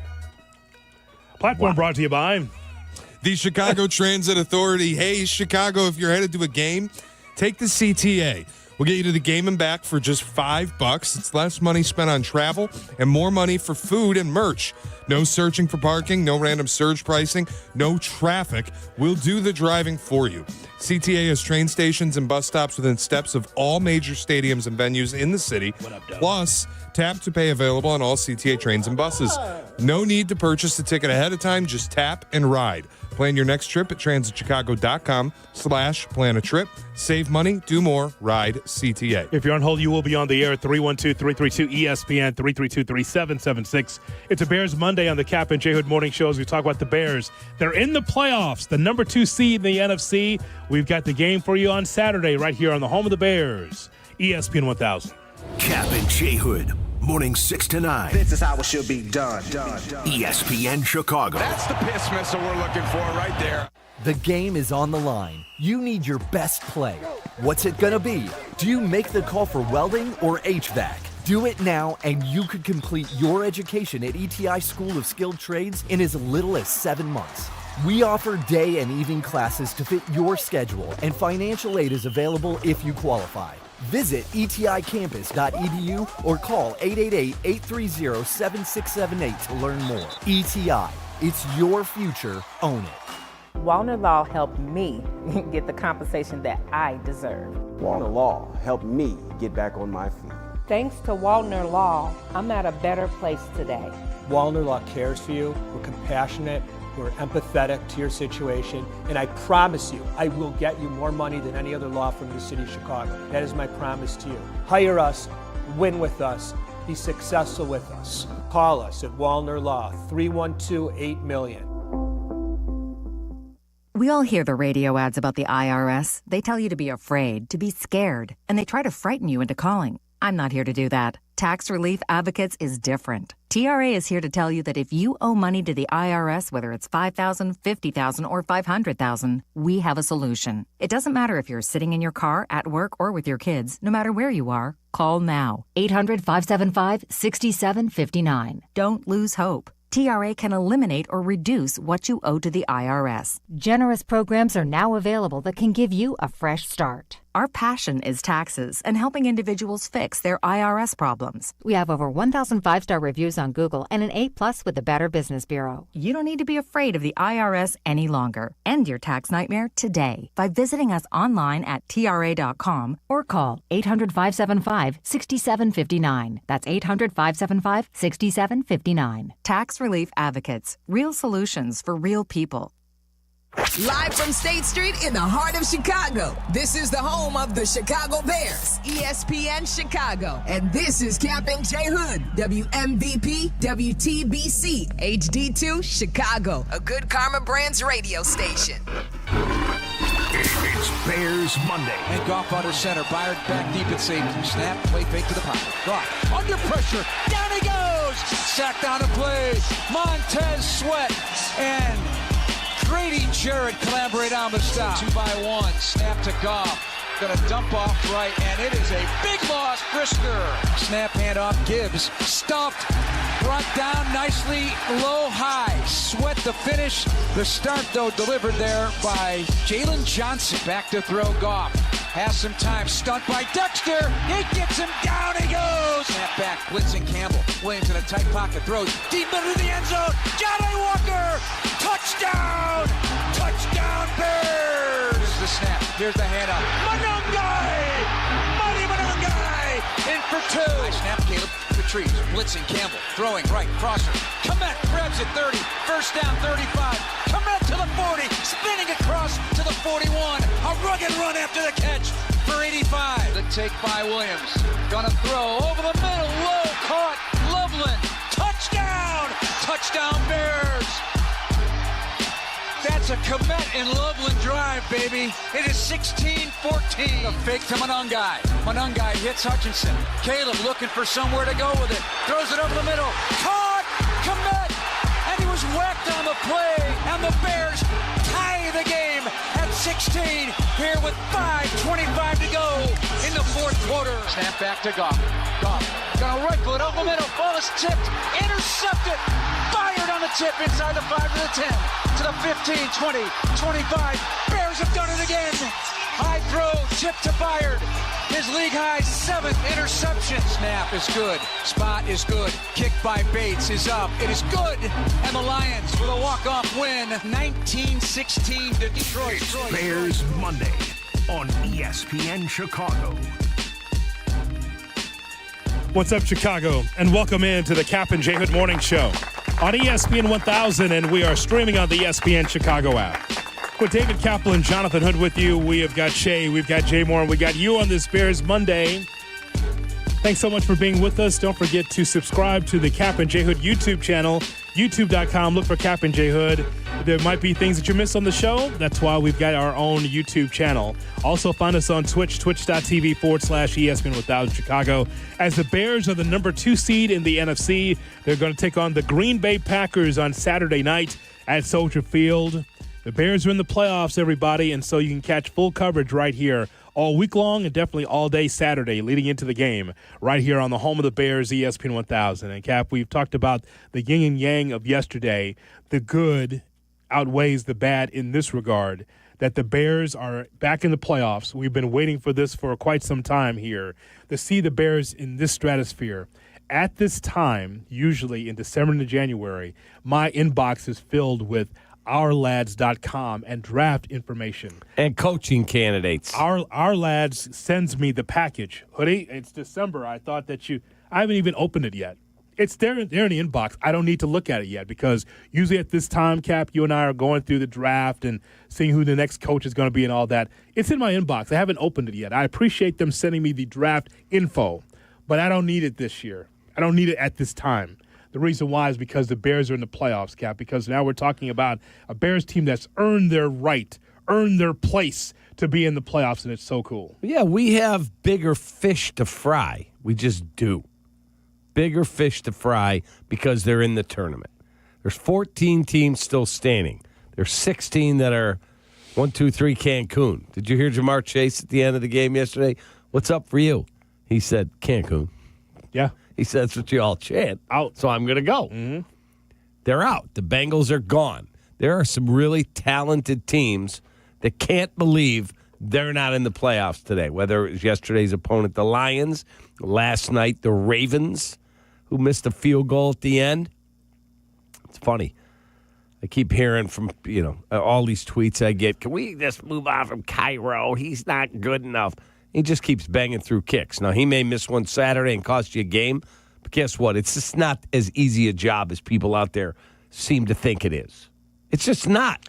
It's not. For every Brandon Aubrey who can make him from 68, there's like 100 that can't. So be accurate. That's fine, Cap, but I think like any position on the football field, you expect your favorite players to be able to execute. Whether it's kicking, whether it's blocking, whether it's tackling, whether it's catching the football, which we had a ton of yesterday, drops. When I want to know why the offense was stagnant, we got 7-8 drops yesterday. The Bears are 32nd in drops. 32nd. Okay, well, so just like kicking the football, you expect your favorite players to execute. Through the uprights, tackling, whatever it is. Right. All of it. And just my point is I watched Chris Boswell, who's one of the best to ever do it. He misses an extra point to tie the game in the final moments and then gets bailed out because Tyler Loop misses a 44-yard field goal. That was never close. Like, that guy was 29 of 32 this year. Like, really good kicker. And as soon as it came off his foot, I'm like, oh, my God, he missed it.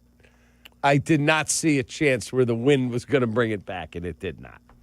The Bears lose to the Detroit Lions at Soldier Field, and the Bears are in the playoffs. We're talking to you about it.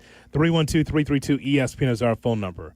The message to the team yesterday from Ben Johnson. We're quickly turning the page here. Everyone's disappointed. I appreciate, like I said, their effort. Some teams, they rest their starters. We don't.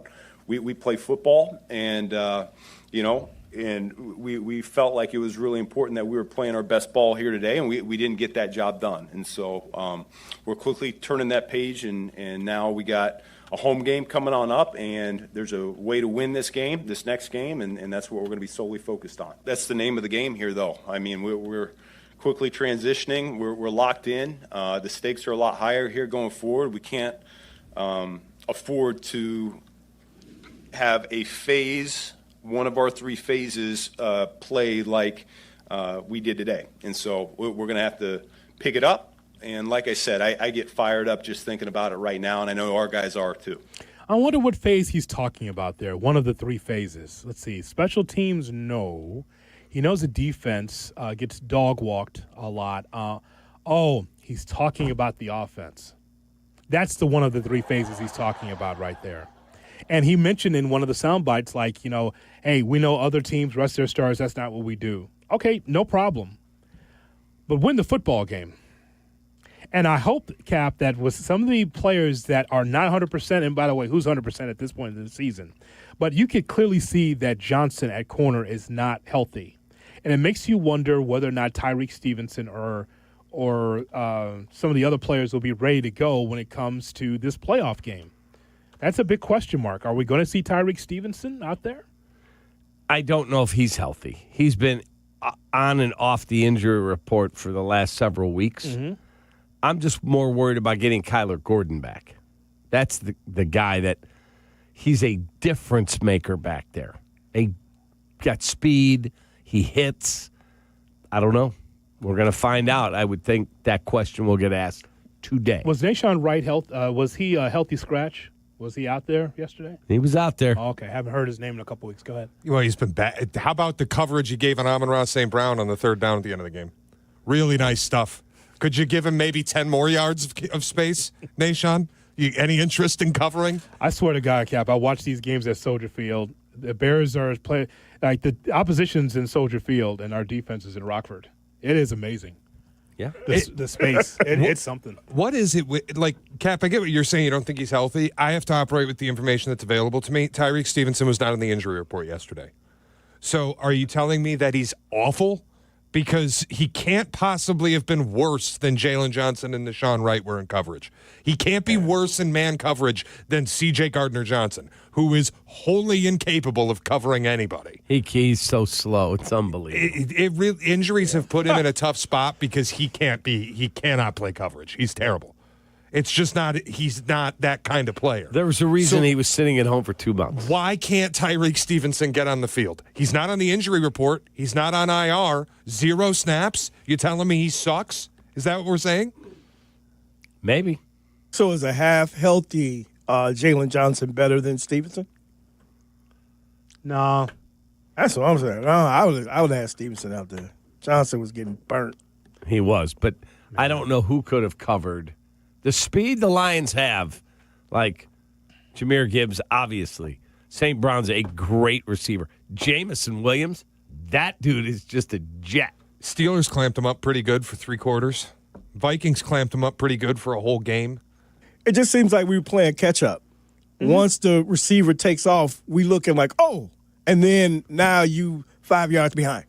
Hey, listen, don't have to listen to me. Don't have to listen to Cap. Listen to those that play those positions. And they talk about you got to be able to be gap disciplined, do your job, and the eyes tell the story where there's confusion there on exactly where they're supposed to be.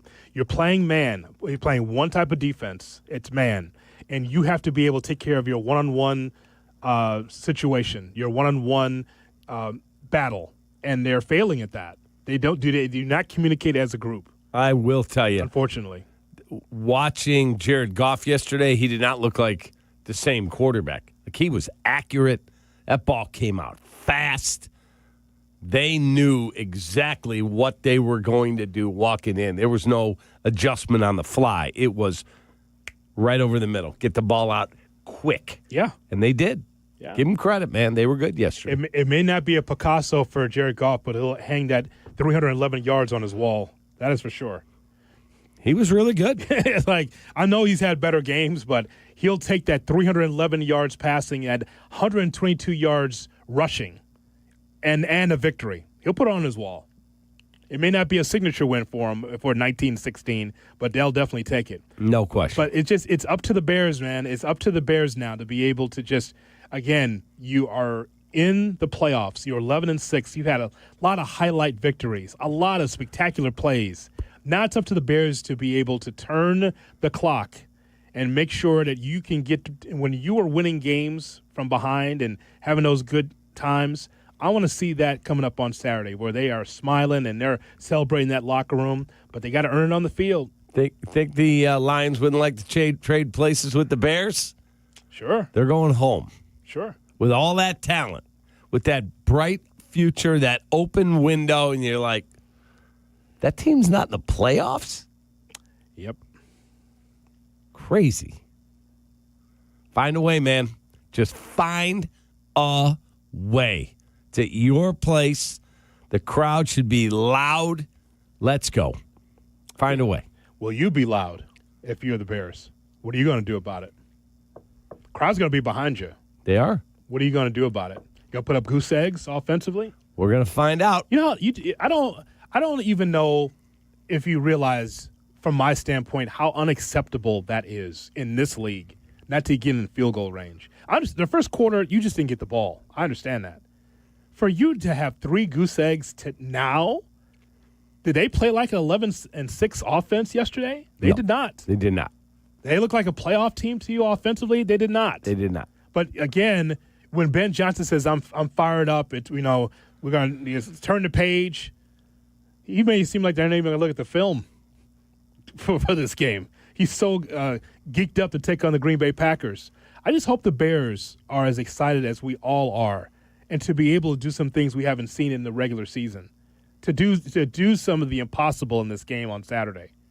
Not just pull it out of nowhere, Cap. I'm talking about getting it done on the field, beating the Packers in the first quarter, let alone the fourth. That's what I want to see. You can absolutely put them down. Yeah. But you better come ready. Got to come ready, man. You better come ready. The ammo cannot be late, okay? You can't be like, Han, the game's at 7 o'clock. I'm getting ready. And then you show up at the field at 9 o'clock. It's like, oh, we were right here just in time. The Bears are getting it done late again. You don't want to go to the Soldier Field and to the stadium and there's zeros across the board offensively. Got to put up some points. And I don't think there will be. I truly expect them to play well offensively. I do. With a ruthless aggression. That's what I want. Establish the run, make plays in the passing game. That's what I expect. All right. 312-332-ESPN, 332-3776 is our telephone number. If you're on hold, you will be on the air as we talk to you about the Bears on a Bears Monday. The Bears are in the playoffs right here on the home of the Bears, ESPN 1000. Kap and J Hood, morning 6 to 9, ESPN Chicago. The Chicago Bears. The Green Bay Packers. The playoffs are here. Here comes the ball. Live from Soldier Field on ESPN Chicago. The home of the Bears. Insurance companies spend millions of dollars each year convincing you that they're your neighbor and that you're in good hands. But in reality, nothing could be further from the truth. When you're involved in an accident, an insurance representative will call within a few days, assuring you that you have nothing to worry about. Shortly after that, they'll offer to pay your medical bills and maybe even give you some money for your troubles. It sounds like they're looking out for you, right? But here's their real motivation. They want you to accept their offer quickly before you've received proper medical treatment and before you realize the full nature and extent of your injuries. Because once you settle, you can never receive any more money, even if you need additional surgery. The insurance company is off the hook, and they'll leave you high and dry. Does that sound like you're in good hands, neighbor? That's why when you're injured, you need to call the Verdoliak Law Group before the insurance company plays their game. We've been fighting insurance companies since 1963. Call 844-4VLG-LAW. You wouldn't hire an electrician to read a radio ad. Service Construction of Illinois. I think this wire's bad. You wouldn't hire the deck pro either. Service Construction of Illinois. Now, I would layer that with a few coats to make it smooth. You see, I, a professional announcer, can barely change a light bulb, but I can tell you with a soothing voice that Service Construction of Illinois has the craftsmen, contractors, and specialists to do it all. Whether it's a small job or complete renovation, start at serviceconstruction.net. Hey guys, it's Silvy. We say it every year, new you. But this year I'm actually doing something about it. I've been going to Cairo One Wellness Centers for months now. My body feels great and I'm moving better than ever. If one of your New Year's resolutions is to feel better and actually take care of your body, you gotta check out Cairo One. They have 50 locations across Chicagoland, so there is one near you. No drugs, no surgeries, just personalized chiropractic care. Visit CairoOne.com today and let them know that Silvy sent ya. Score more with a college-branded Venmo debit card. Rep your team with every tap and earn up to 5% cash back through Venmo Stash, a new rewards program where the more you do, the more you get. Get your Venmo debit card today and start earning rewards with Venmo Stash. Learn more at venmo.com/collegecard. The Venmo MasterCard is issued by the Bancorp Bank N.A. Select schools available. Venmo Stash terms and exclusions apply. Max $100 cash back per month. See terms at venmo.me/stash terms. A Progressive Home and Auto Bundle can protect you round the clock, but we can't protect you from those painful moments in sports. Oh, I can't believe we blew a 5-touchdown lead. Sure, but you got to feel like they were going to win for almost the entire game. But I was about to buy playoff tickets. So you were prepared for a good time. That's pretty nice. It's the worst loss any team has ever had. And you got to witness history. Okay, we're done here. Well, at least your home and auto are protected with a bundle from Progressive. Progressive Casualty Insurance Company affiliates and other insurers. Not available in all states or situations.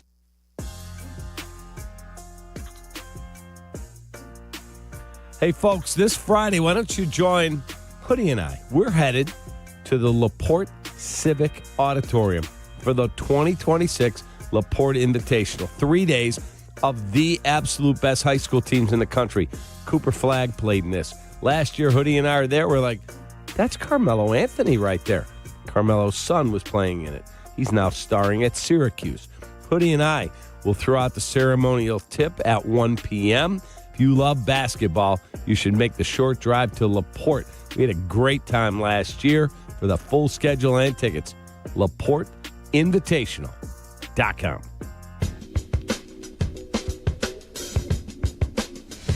Kap and J Hood are back. Got me feeling lucky. I'm putting everything on black. ESPN Chicago. Motion, tight end, low snap, sticks in the belly of the back. Montgomery's going to throw. Montgomery being chased. Montgomery is hit. Montgomery goes down. Big loss, nothing developed. Bears read it perfectly.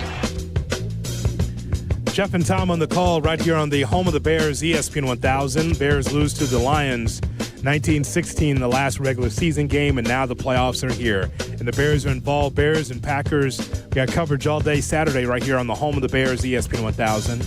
Caleb Williams finished the season with 3,942 passing yards, eclipsing Eric Kramer.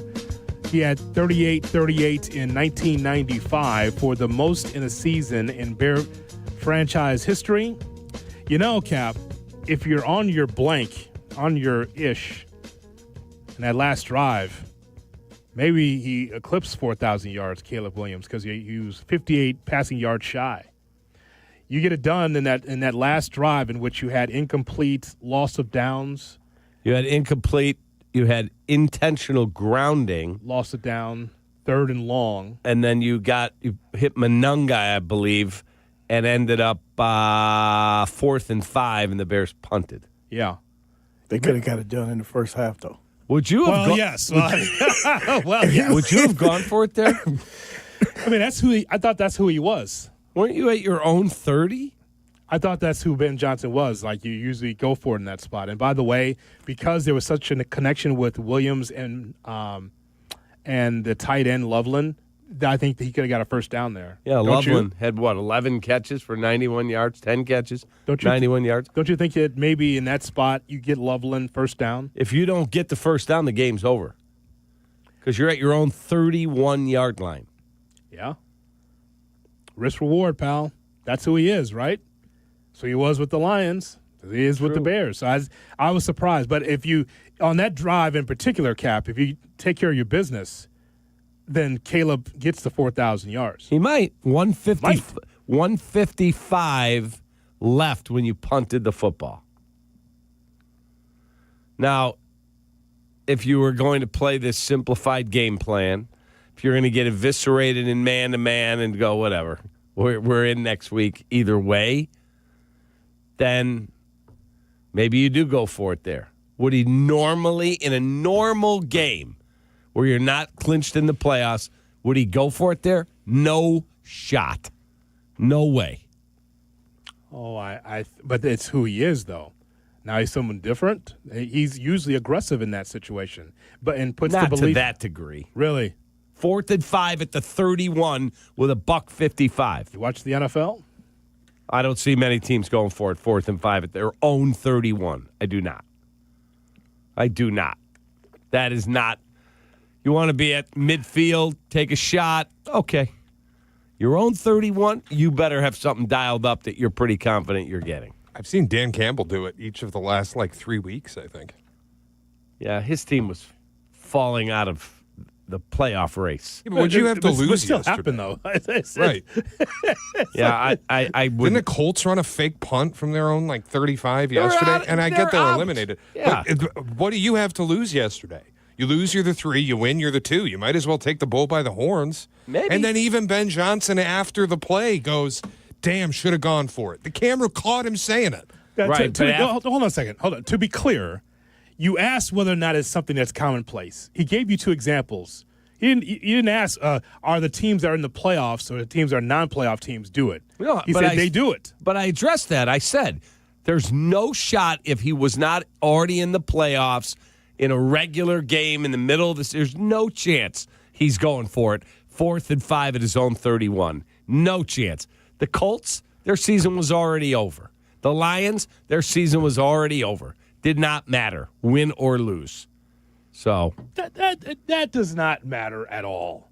Whether it's a non-playoff team or a playoff team, either you have the balls to drop or you don't. I don't think that has anything to do with balls. I do not. Yes, it does. It does not. When you go for it on 4th down, you don't feel antsy. I know I do because we're used to seeing teams at 3rd down not getting a job done and punting. We've seen that all our lives up to this point. But there's a difference going for it with a minute 55 at your own 31 and going for it at their 49. There's a big difference. I understand, but he just gave examples of teams that will take that risk.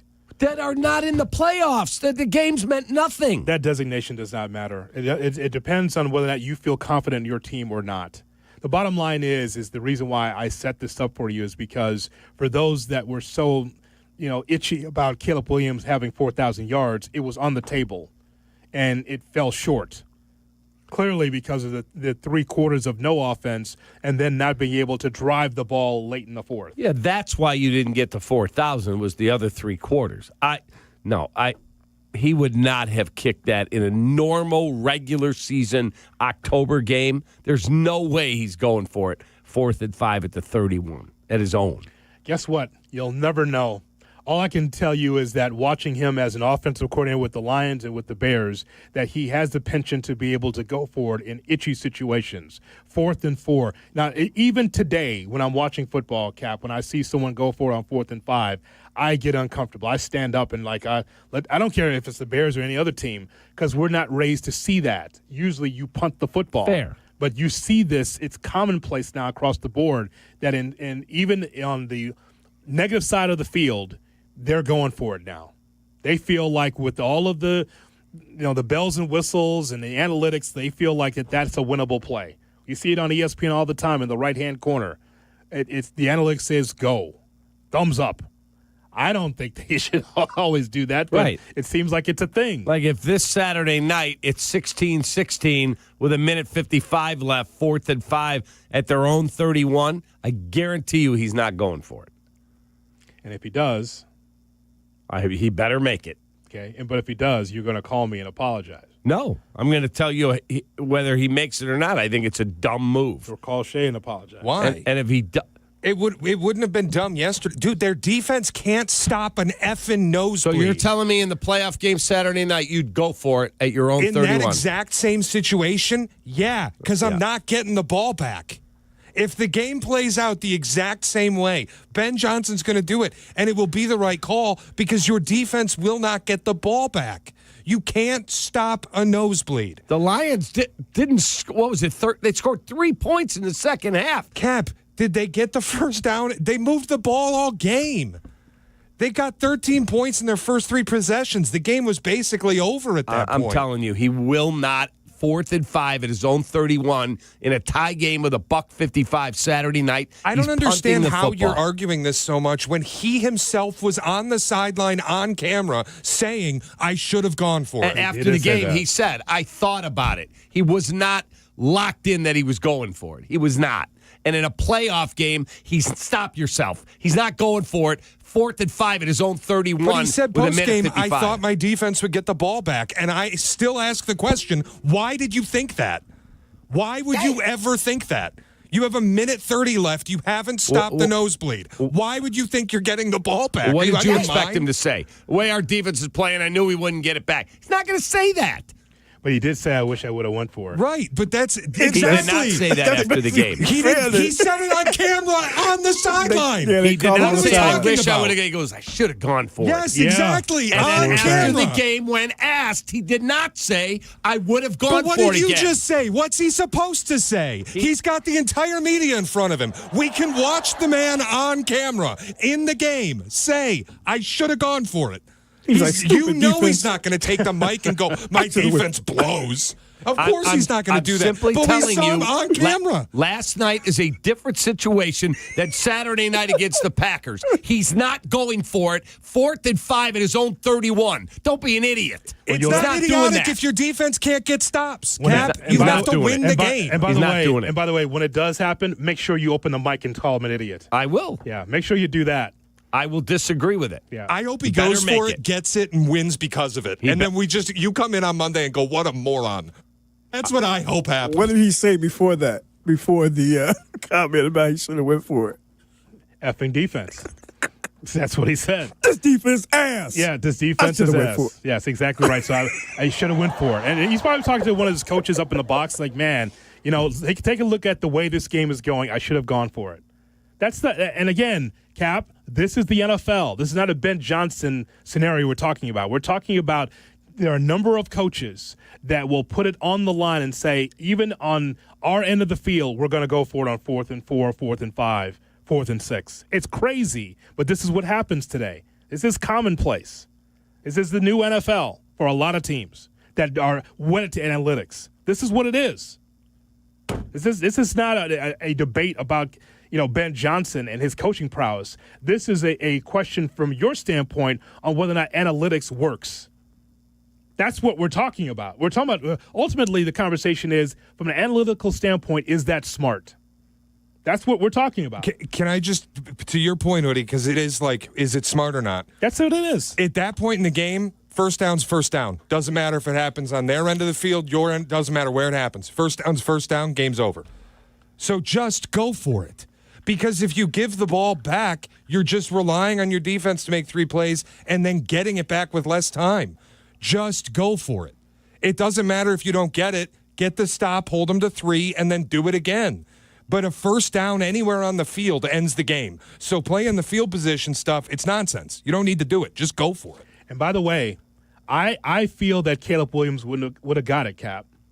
I think because of the way that he was throwing it to Loveland, I think that he would have found a way to get that first down. Maybe. 6 yards? Maybe. I think it's because they had a good rhythm. I think that maybe not John A. Walker, but I think definitely like a Loveland or a Komet. I believe that. I mean, early third, 4th and 4 at his own 34. Why isn't he going for it there too? He punted. Yep. He's not going for it. 4th and 5 at his own 31 in a playoff game, in a tie game. And that's not. In that situation before, did the analytics department buzz down and say go for it? I don't know. I can't answer that. Well, I mean, that's the answer, is it not? I mean, a lot of that is like the gut feeling of Ben Johnson because he's been there and done that. Correct. But in some of these plays, like a Liam Cohen or some of these other coaches, it's the buzz down saying, yep, I think that's doable. What do you think upstairs? Okay, we'll go for it. Here's the play. It's what it is, man. We can't fight City Hall when it comes to analytics in sports. Even though we feel it's weird because that's not how we There's were no raised. way analytics would have said go for it at your own 31. Now you're speaking of analytics. Yeah. It's a system. It's not a person. Yeah, I'm also not even, like, analytics might have said the punt. Analytics, big analytics. They would have told you to punt the football. Big me watching the game, you aren't getting the ball back. Especially with that defense. Again, It's like City. We'll agree to disagree. No, but listen, you got the headset on, Cap, and you're saying, hey, I would have punted the football. But you know there's a number of coaches that would have went for it because that's what the analytics department says or that's what the coach feels in his gut. It's just what it is. And whether the call's right or wrong, this is what happens today. No Across question. the board. It's not a Bears thing. It's an NFL thing for a number of teams. Some are bread and butter, like the Sean Paytons. Like, yep, we're going to punt the football. Tomlin. No question. Yeah, absolutely. This is what they grew up. But some of these other guys, especially the younger coaches, I told you when Ben Johnson was hired, I go, wait for some crazy play that you're not going to like, some kind of crazy call, because these are what the young coordinators do. They look at the analytics and they look at the ability and go, we're going to go for it. 4th and 4, 4th and 5. Imagine that 20 years ago. Oh, my God. You're talking about fired instantly. It wouldn't work. Never. Who knows? So, but we'll see. It's fun. Coming up, we'll hear from Courtney Cronin with the latest. It's not just about the Bears-Lions game, but we got to ask her about some of these injuries. Who's coming back and who's going to be available for Saturday? Got to talk to her about that. The names that you mentioned? Kyler Gordon. Yeah. Let's talk to her about that coming up next. It's a Bears Monday on Kap and J Hood. Kap and J Hood, ESPN Chicago. Exclusive Bears access. Pick up after every Bears game. Caleb, another come-from-behind victory. That is Ben Johnson, Bears head coach. Hear Ben Johnson and Caleb Williams first before their post-game press conferences on the home of the Bears. You guys are the most resilient group seen around here in quite a while. Thank you. ESPN Chicago. In hoops, timing is everything. A guard pushes the ball before the defense sets, takes it to the rim and scores because he moved while the lane was still open. Getting health coverage works the same way. Act while the opportunity is in front of you. That's sort of how it works with Get Covered Illinois. Right now, help is here to find health insurance that fits your budget. But open enrollment at the state's health insurance marketplace. You go to getcoveredillinois.gov. It ends January 15th.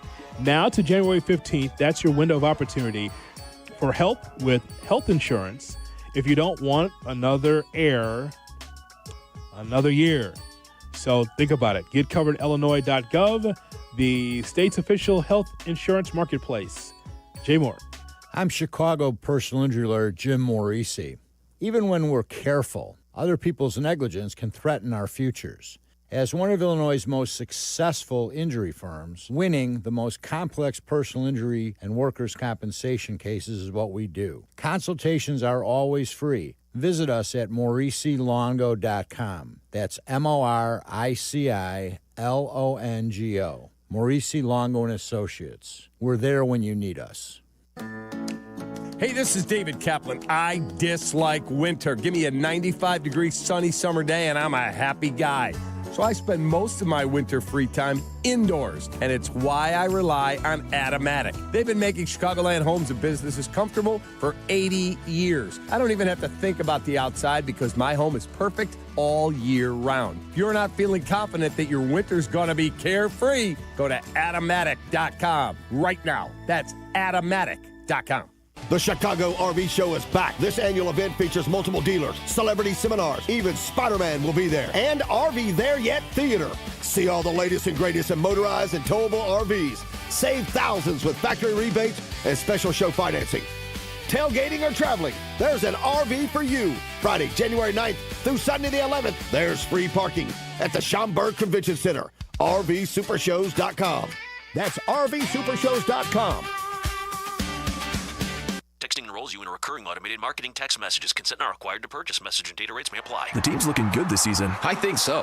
Man, I miss playing football. Ever since I turned 40, I just can't find that fire I used to have. Think it could be lower testosterone? What do you mean? I was feeling the same way. After 40, the body has less testosterone, and men lose their edge. That's why I take Nugenix Total T2. That's the testosterone booster, right? Yes, but Total T2 is their brand new formula that skyrockets nitric oxide levels in as little as 3 hours. Since I started taking it, I've been lifting like when we played for Coach Carter. My energy is way up, and it even spiced up things between me and the missus. Are they still giving out complimentary bottles? Yep, just send a text. Text HAWK to 321-321 for your complimentary bottle of Nugenix Total T2, the next generation testosterone booster. Text now and we'll include a bottle of Nugenix Thermo X, our newest, most powerful fat burner ever, absolutely free. Text HAWK to 321-321. That's HAWK to 321-321. These statements have not been evaluated by the FDA. This product is not intended to diagnose, treat, cure, or prevent any disease.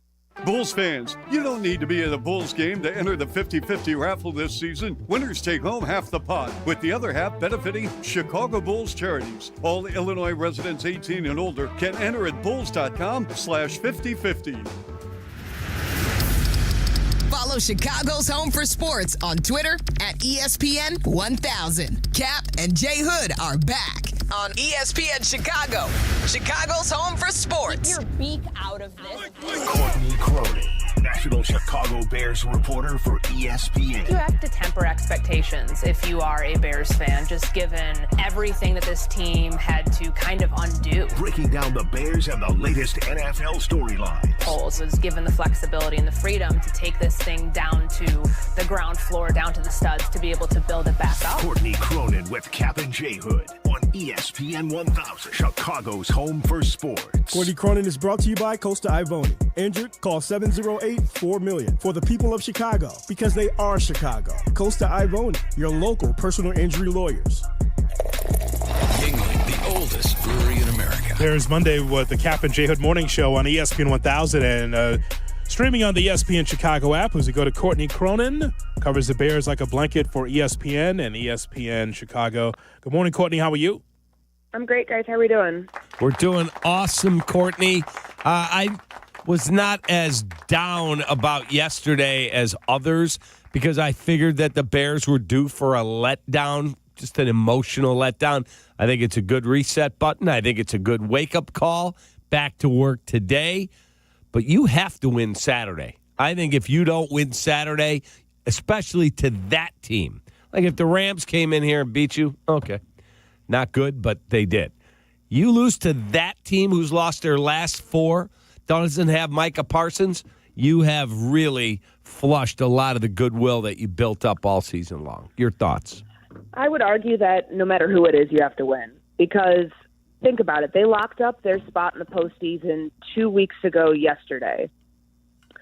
A week ago Saturday, they win the NFC North. Things that they set themselves up to do by getting to 11 wins and by virtue of other teams help them get the rest of their goals accomplished, which is to win the North, or to get to the playoffs in the first place and then win the North. And then you have two performances like you do against San Francisco and then Detroit yesterday. Like, you're slumping at the wrong time. And if it's Green Bay, if it was the Rams, if it was San Francisco, like literally anybody in this field right now, you have to win on Saturday in order to continue the goodwill of this season, to not make it feel like it was all for nothing, to get to the playoffs and then to collapse. I don't think it's just a Green Bay thing, Kap, and I think that this is not a great place for them to be in. I know a lot of people look at the San Francisco game and say they got in a shootout and they were one, second down pass away from winning that game. Okay, well, you didn't win that game, and that should have been the motivating factor you needed to go in and handle business, use the Detroit game as a palate cleanser, and enter this week on a high note. Instead, they came out flat. I don't know if it was people thinking ahead to the postseason. I'll tell you, when I was at Soldier Field just walking around before the game, that crowd felt flat. That crowd felt like, hey, we're here because we're passing time until we get to the postseason because that's all that matters, because it is all that matters, but still had to take care of business yesterday, and they didn't, and that's not a good place to be in with the playoffs on the cusp in 6 days. Courtney, could you just go through the injury report? I just remember you sent the inactives and Tyreek Stevenson was healthy but did not play. There's a number of players we're going to ask you about, especially on the defense. Could you kind of clear up who could be available? Well, I mean, what we know, what Ben talked about, obviously Ty Summers, the linebacker, that got called up Saturday from the practice squad, had the foot injury on the first play of the game, the opening kickoff, and didn't come back, which I thought that was interesting that he was up in the first place because Ruben Hippolyte wasn't. Ruben Hippolyte's been a healthy scratch, the rookie fourth-rounder, and I thought that that's just a really interesting one in terms of the personnel that they're using. Obviously, this was more of a special teams thing, but still a head-scratcher nonetheless. The C.J. Gardner-Johnson injury, I have a hard time thinking that this guy is going to be back for the game in 6 days with how intense that concussion looked on the field. He was, I don't know if it was fencing position, but there was something with his arms that I was like, okay, this is pretty serious. And then he had to be steadied as he walked off the field. That doesn't seem like somebody who's going to pass protocol and be able to play in 6 days. And then you're wondering, what about Kyler Gordon? He's still on IR, and I don't know if it's been 4 games. There could be a chance that he's able to come back. We haven't had much of an update on him and his health at the moment and where it stands, but they're down to, I guess their third nickel corner would be Nick McLeod, who was also not playing yesterday because of that illness. So as has been the case all year long, the secondary is very thin. And then to bring up your point about Stevenson, you're right. He wasn't on the injury report. So it is a little disconcerting as to, I guess, why you didn't see him out there. I mean, I'm looking at the snap counts right now. Obviously, Nashawn Wright played 73 plays is a lot to be on the field for. He played every play. Jalen Johnson, for somebody who's still coming back and trying to get back to his level of play and probably still not at 100% from the core surgery, he played 99% of snaps. So that's an interesting one that I think, I don't know what it was, unless it was something that happened. It was not brought up after the game. It was something that happened during warm-ups, maybe, but it is pretty alarming when you see how thin they are at corner right now. Courtney, in terms of the defensive game plan yesterday, I know Brisker talked pretty openly after the game yesterday. Quote, we were playing a whole bunch of man today, no help in the middle, a lot of picks and rubs. They really schemed us up, and we had to do a better job covering. They out-schemed us. Why did I see so much man yesterday? They don't have the speed to run with Jamison Williams and the shiftiness to run with Amon-Ra and to run with Jahmyr Gibbs in the middle of the field. It was pretty obvious on the first couple drives, too, even the ones that ended in field goals, that they were not going to win in a battle like that. When you're putting C.J. Gardner-Johnson on Amon-Ra St. Brown, it's not going to end well because of the speed. And I think that that's something here's how I view it. Dennis Allen is doing pretty much everything he can right now, sending blitzes, trying to simulate pressure because they're not getting it with their 4-down linemen. And, yeah, the sack numbers were better yesterday, but it's still they're not getting home consistently enough with their pass rush to affect where the opposing offense gets off the field. That's the reason that the time of possession is as bad as it is. The reason that Detroit's able to run 73 plays because they're not getting off the field.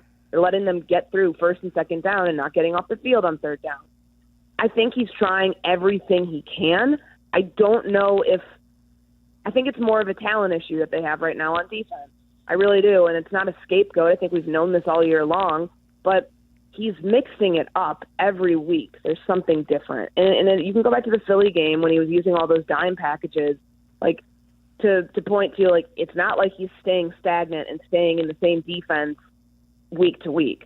I think he's trying. I just don't know if they're able to carry out some of these faster teams on offense that they're going to face in the postseason. Maybe not the Packers necessarily. Obviously, they do have some speed at receiver, but some of the other teams, the Rams, obviously Philly, if they somehow face them again, Seattle, absolutely on the outside with Jackson Smith and Jigba. But it was a problem yesterday, and I don't know if I walked away from that game blaming Dennis Allen though for the game plan and the design that they had, just based on he's trying everything at this point. It's not working. More with Courtney Cronin right around the corner on the Kap and J Hood Morning Show. This is your morning routine. Yeah. Kap and J Hood. Good morning. Morning. Good morning. Oh, and in case I don't see you, good afternoon, good evening, and good night. On ESPN Chicago. ESPN Chicago will be live from 115 Bourbon Street for Football Friday. It's a mega broadcast celebrating our return to the playoffs for the first time in 5 years. Catch Tyler Rocky and Shane Norling live from noon to 2. Then keep the party going as Waddle and Silvy take over from 2 to 6. Brought to you by Flight by Yingling. Let's take flight because the playoffs are back in Chicago. The ESPN Chicago mega broadcast live from 115 Bourbon Street in Marionette Park. Friday noon to 6. Please Friday responsibly. Calamitous mishap, anticipate compensatory damages, subrogation relief, or tort claims under... Guys, what are they even saying? Coast-Ivoni ads don't sound like that. Lawyers like that are exactly why people call us. No legal mumbo-jumbo, just real talk. We're from Chicago. We talk like you, we fight for you, and we have real conversations so we can help you. They get where you come from, they get what you need, and they get you. Coast-Ivoni, your local personal injury lawyers, because they are Chicago. 708-4million. You cannot keep the polar vortex from coming to Chicago, but you can keep it from coming into your home by calling my guy, Russ Armstrong. He is the Chicago window guy. Russ keeps it really offers the most energy-efficient windows and doors at the lowest price, guaranteed. There's no subcontractors. There's no marathon sales pitches that you have to sit through. Just top-quality products, expert installation, and you deal directly with Russ Armstrong, the owner. Russ came to my house, in, out, said, here's what we need to do. We looked at it, said, all right, let's create a plan. Done deal. Chicago window guys are the guys I trust, and you should too. Call 847-881-3060 or ChicagoWindowGuys.com. At Uline, they know firsthand the road to success is an uphill climb.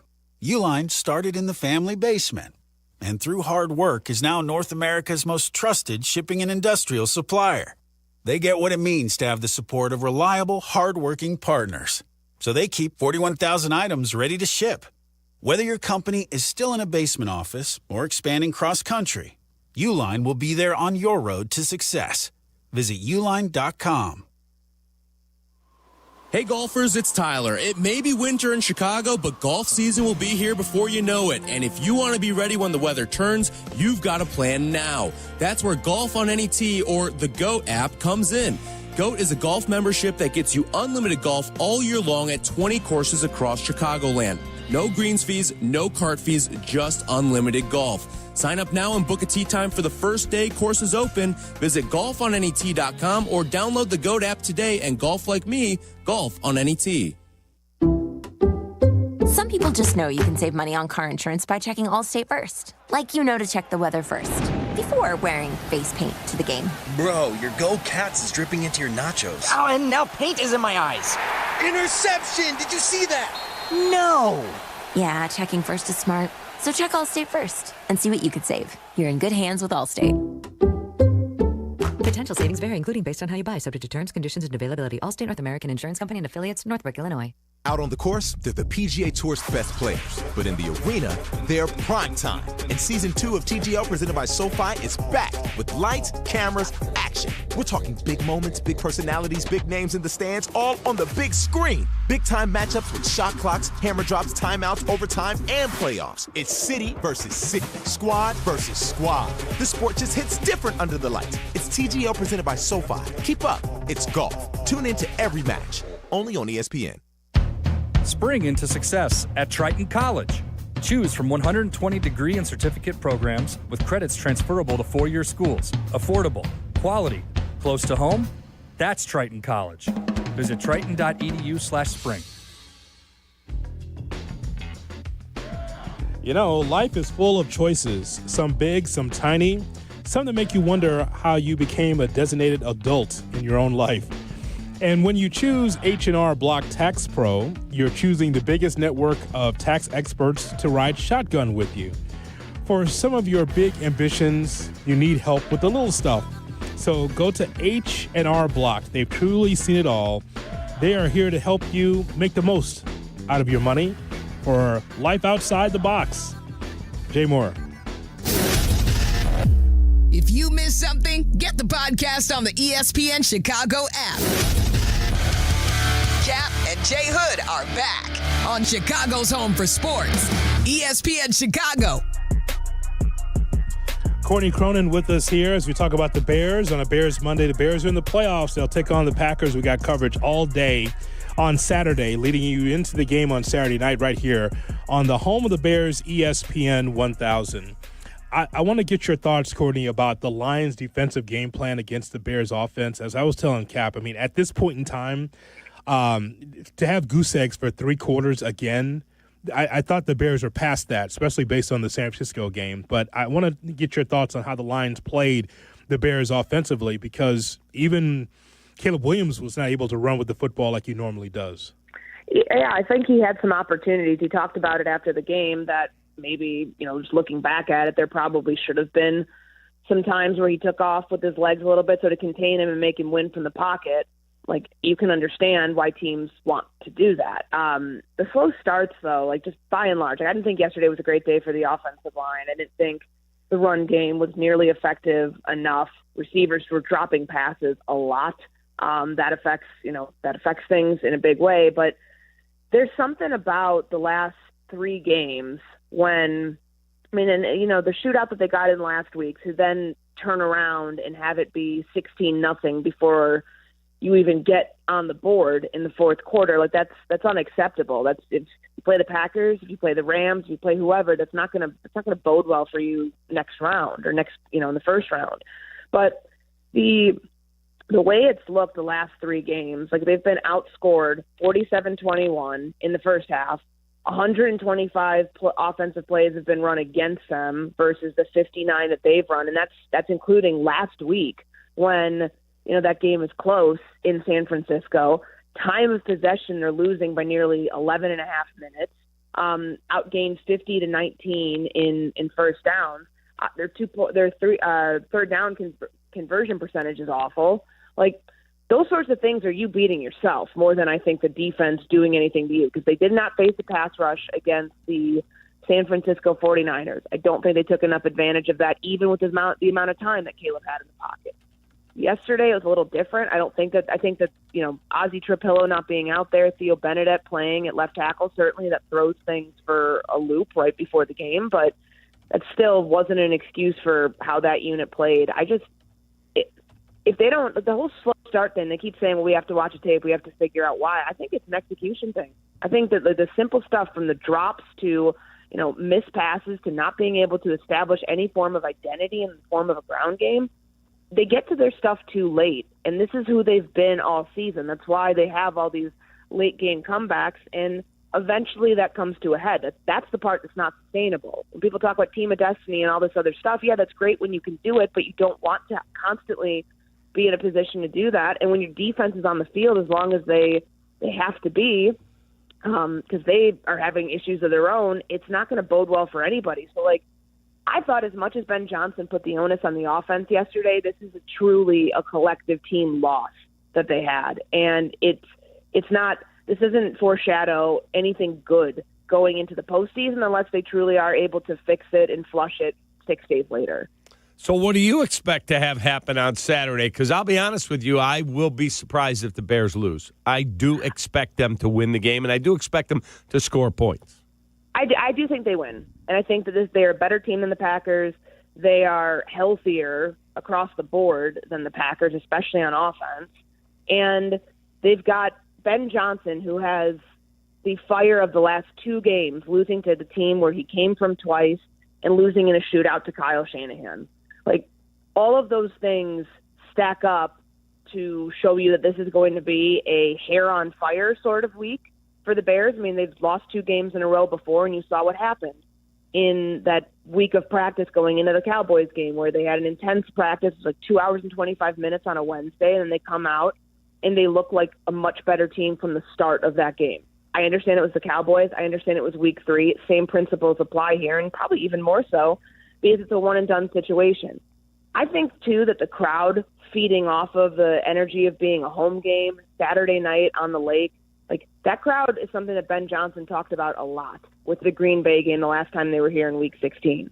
So I anticipate that factoring into, be the momentum being on their side, being able to be really loud when the Green Bay Packers are on offense. And who knows what version you're going to get of Jordan Love. Like, I know it sounds like he's healthy, but he hasn't played since the game that he got hurt at here. So I think they win. I just don't think they're playing good football right now, and it makes you wonder how long their postseason run will be when they're going to be a better match team with Green Bay. But when it gets to the second round, the divisional playoffs, if they get there, you just don't have a whole ton of confidence right now based on what you've seen the last two games. Shay, can you bring up your point on the platform to Courtney regarding what we saw here for the last week of the regular season? It was not great, right? You mean bad football? Backup quarterback theater all day yesterday. I got exposed to Max Brosmer and Clayton Tune. What a thrilling matchup. Courtney, we know that the NFL is going to go to Week 18. We know they're going to do an 18th game. They're going to do multiple bye weeks. How much more can there possibly be? Like, I just want everybody who's told me forever, more football, more better, to realize you're going to end up with 3 weeks at the end of the year that look like yesterday. Yeah, and they'll argue that you get a Sunday night game like you did with Ravens Steelers, that makes up for everything. That's just the way it is. Like, I've never been in the camp that it's like more football, like more saturation equals better. Mm-hmm. Sometimes I think if you dial it back, the product is when a product is at its peak, when everybody's healthy, that's much better than watching, the Giants and Cowboys game and how ugly that looked. And even Tanner McKee yesterday trying to pitch the comeback for the Eagles in the fourth quarter. But that wasn't a great game by any stretch. I mean, yeah, there were points, but who cares? Like, I don't know if you're ever going to be able to fight through that part, though, because there's always going to be injuries, and injuries that take your quarterbacks, your star players out early in the season. And I would argue that Mahomes going out weeks ago was considered early in the season, knowing all of the games that the Chiefs would have been in that would have been higher stakes games, them trying to back their way into the playoffs that he wasn't available for. And then it kind of turned those games into obsolete, nobody wants to watch football. You're going to get more of that. Like, there's no way around that with them trying to go to an 18th game, even with the second bye week. And I mean, that should be the minimum of what players are asking for with the PA to try to make sure they can make it through a season fully healthy. But I think that's just the inevitable, Shay, that's what it's going to be moving beyond a 17-game schedule and trying to get as much football played as possible because the owners view the 18th game as the be-all, end-all for what is the next step in the NFL. Courtney, as always, we appreciate the time. Thanks, guys. Talk to you Friday. Have a great week. There you go. Courtney Cronin on the Yingling Hotline. Yingling, the oldest brewery in America. And coming up next, here on Kap and J Hood, we give you Shot or No Shot. That's still to come here on the Kap and J Hood Morning Show. Bring it on. Kap and J Hood, morning 6 to 9. ESPN Chicago. Hey, fellas, it's your pal Jurko, the good kid. Sometimes you all need a little extra confidence when it's your time to perform. And guess what? That's where Blue Chew comes in. Blue Chew provides access to chewable tablets that can help you feel and perform at your best. Stronger, harder, longer lasting. Like somebody gave your downstairs a pep talk and a gym membership. And here's what I love. It's simple. No awkward doctor visits, no pharmacy lines. Everything is online. Their licensed medical providers work with you to find the right option. And it all ships in a discreet package right to your door. Think about it. Whether it's a big date night, an anniversary, or just a normal Tuesday, showing up ready makes all the difference. Confidence counts. Guys, this isn't just about performance. Give her group chat something to talk about. Be the legend of the night. And right now, I've got a special deal for you. Your first month is free. Just go to BlueChew.com, use promo code ESPN, and pay only $5 for shipping. That's it. Chew it and do it. Blue Chew, a small chew for a big difference. Attention basketball fans, the DePaul basketball season is here, and tickets are on sale now. Don't miss your chance to see the Blue Demons live as they take on some of the top teams in the country. There's no better place to experience a game than Wintrust Arena, home of the DePaul Blue Demons. Get your tickets today at DePaulBlueDemons.com/tickets and be part of the action. That's DePaulBlueDemons.com/tickets. Go Blue Demons! Guests appearing live on ESPN Chicago. Call in on the Yingling Beer Hotline. Yingling, America's oldest brewery, brings the excitement with traditional lager, light lager, golden pilsner, black and tan, and flight. Chicago, raise a Yingling and enjoy the full lineup. Republic Bank of Chicago's business banking solutions can reignite your business. Our team is ready to get you back in the game and moving in the right direction. Experience banking beyond expectations. Only at Republic Bank of Chicago. Member FDIC.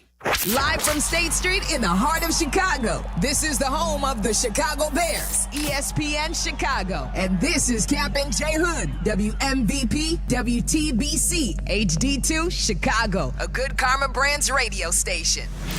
Checkmate 1-6, immediate suppression on target. That's why I see him in the shot. Shot or no shot with Kap J Hood on ESPN 1000 and the ESPN Chicago app.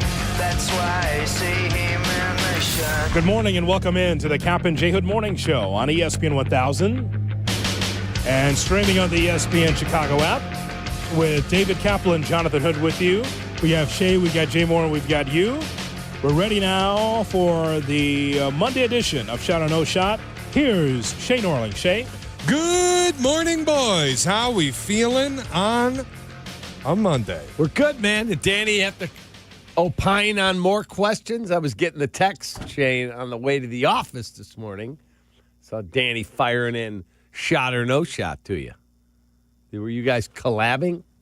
No, but I would guess he read my pre-show email last night because it was ripped basically directly from it. This is breaking news on Chicago's home for sports, ESPN 1000. We turn now to intrepid reporter Shay Norling with breaking news on Kap and J Hood. Shay. Black Monday kicking off with... What? That's what it's called. That's what it's called. Kevin Stefanski has been fired in Cleveland. Head coach Kevin Stefanski. Gone. There you go. Tony Rizzo at ESPN Cleveland. You got another one fired. Damn. Bam! Wow. Just like that. Rizzo. Getting him out. I want him out, Cap. Damn. You can't have him working with Shador. There you have it, Cap. Wow. Bam! See you later. Thanks for coming. First one, right? Outside of Raheem? Yeah, Raheem went Radio down Raheem last got night. Black Monday started on Sunday night. Okay, yeah. Terry Fontenot, too. You don't have to say it that way. How's that? You finished tied for first. Everybody get out. Yeah. Brother.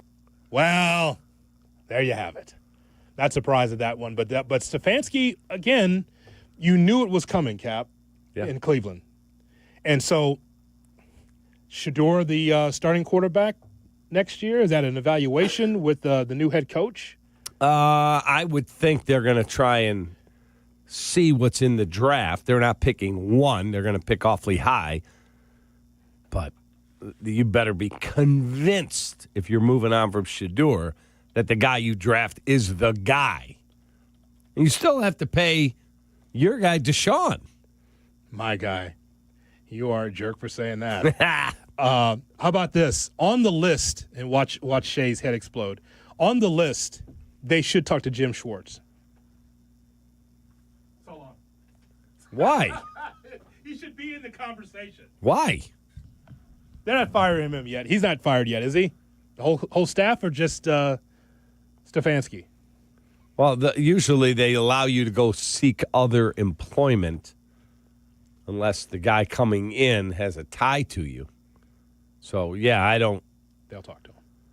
There's Won't no get the way job. he's getting the job. But I think they'll talk to him. It's the Browns. Could you imagine? Is there a college guy that's going to make a move to the pro? His head's going to explode. Maybe. Dan Lanning? No, I don't think so. I'll take that job. What? Now, here comes Cap now. What's a better job, Oregon or the Browns? Probably Oregon. It's Oregon. Well, first of all, Oregon pays better. College, if you're at a premium college, I don't know why you'd ever leave. Unless it's just like too much work, which is fine. I stopped him from bringing up that topic. It was coming. It's like, would you take a pro job or college? Especially that college.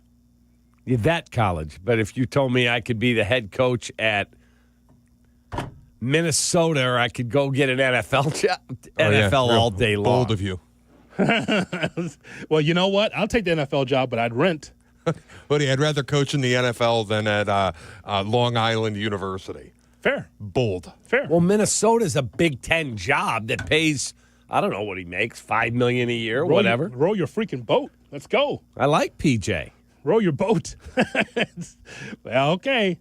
So at least we got two coaches down on a Black Monday. We'll see what else happens within the hour here. But Stefanski out, as you are reporting. There you go. All right, gone. All right, let's get started with Shot or No Shot. Yesterday, to me, felt a little bit like a showcase of some of the problems that have developed into trends for the Bears over the last few weeks of the season, particularly what we just talked about with Courtney Cronin. These slow starts offensively. Another 3 quarters where you're getting shut out. They got basically blanked by Green Bay first half of the first game. They got basically blanked by Green Bay until the fourth quarter in the second game. San Francisco was wonderful, but we know that's a horrific defense on the other side, despite what happened Saturday night against Seattle. Sure. And even in that game, your first 2 offensive possessions were what? 3 and outs. It's just slow starts is kind of what this team has become. And yesterday, it resulted in the second consecutive loss. Shot or no shot? Yesterday's game did change the way you feel about the Bears going into the playoffs. No shot. Absolutely no shot. I believe that they were set up for a letdown. Detroit had a lot to play for. They wanted to beat Ben. They came in fired up, and they talked about it. And the fact that Amon-Ra and some of these guys played tells me about their character. They wanted to win, and they are professionals. But no, it does not change it at all. No shot. I wasn't looking for a letdown. I expected the Bears to bounce back from the San Francisco game. And I didn't expect to have fireworks in the sky offensively, but I expected better than 3 goose eggs for the first 3 quarters. That's just unacceptable. I just can't just give the Bears the benefit of the doubt saying, well, it's the last game, and they already know they're in the playoffs. If that's the case, then play your backups. And I know you don't have many backups in the defensive secondary, that's for sure. But if it didn't mean anything to you, then rest your guys, because there's a number of injuries, and you got guys playing hurt, and you still lost the football game. It's not. This is not a human nature thing of, well, you're just going to lose games. If you felt like you weren't ready to win that game, then put your backups out there. Then I would have preferred Caleb to be on the sidelines. And then we would have done the whole week of rest versus rust against the Packers. So to me, no, I expected what I expected as far as the defense. I expected the offense to be better, but they are what they are. It's been a roller coaster all season, Shay. That's the whole thing. Even with the winning, there's been ups and downs. So that's who they are. So, no, nothing surprised me in that Detroit game. Hoodie, I'm going to read you verbatim my next shot or no shot question because it's like you just read the sheet. I'm sorry. Quote, a lot is being made about Ben Johnson telling Aaron Andrews this was one of the simplest game plans of the season and the offense should have executed it. To me, either he didn't take Detroit's defense seriously or he didn't take Week 18 seriously. Bears haven't had a week off since the first week of October. Remember, Week 5 bye. So, shot or no shot, if they weren't going to be all in yesterday, they would have been better off resting their starters. Cappy, we know Hood's answer. I'll say no shot.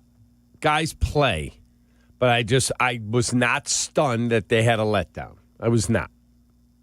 You expected 3 goose eggs across the board offensively. I did not. I'm not saying I expected 3 goose eggs. I expected somewhat of a letdown. I did.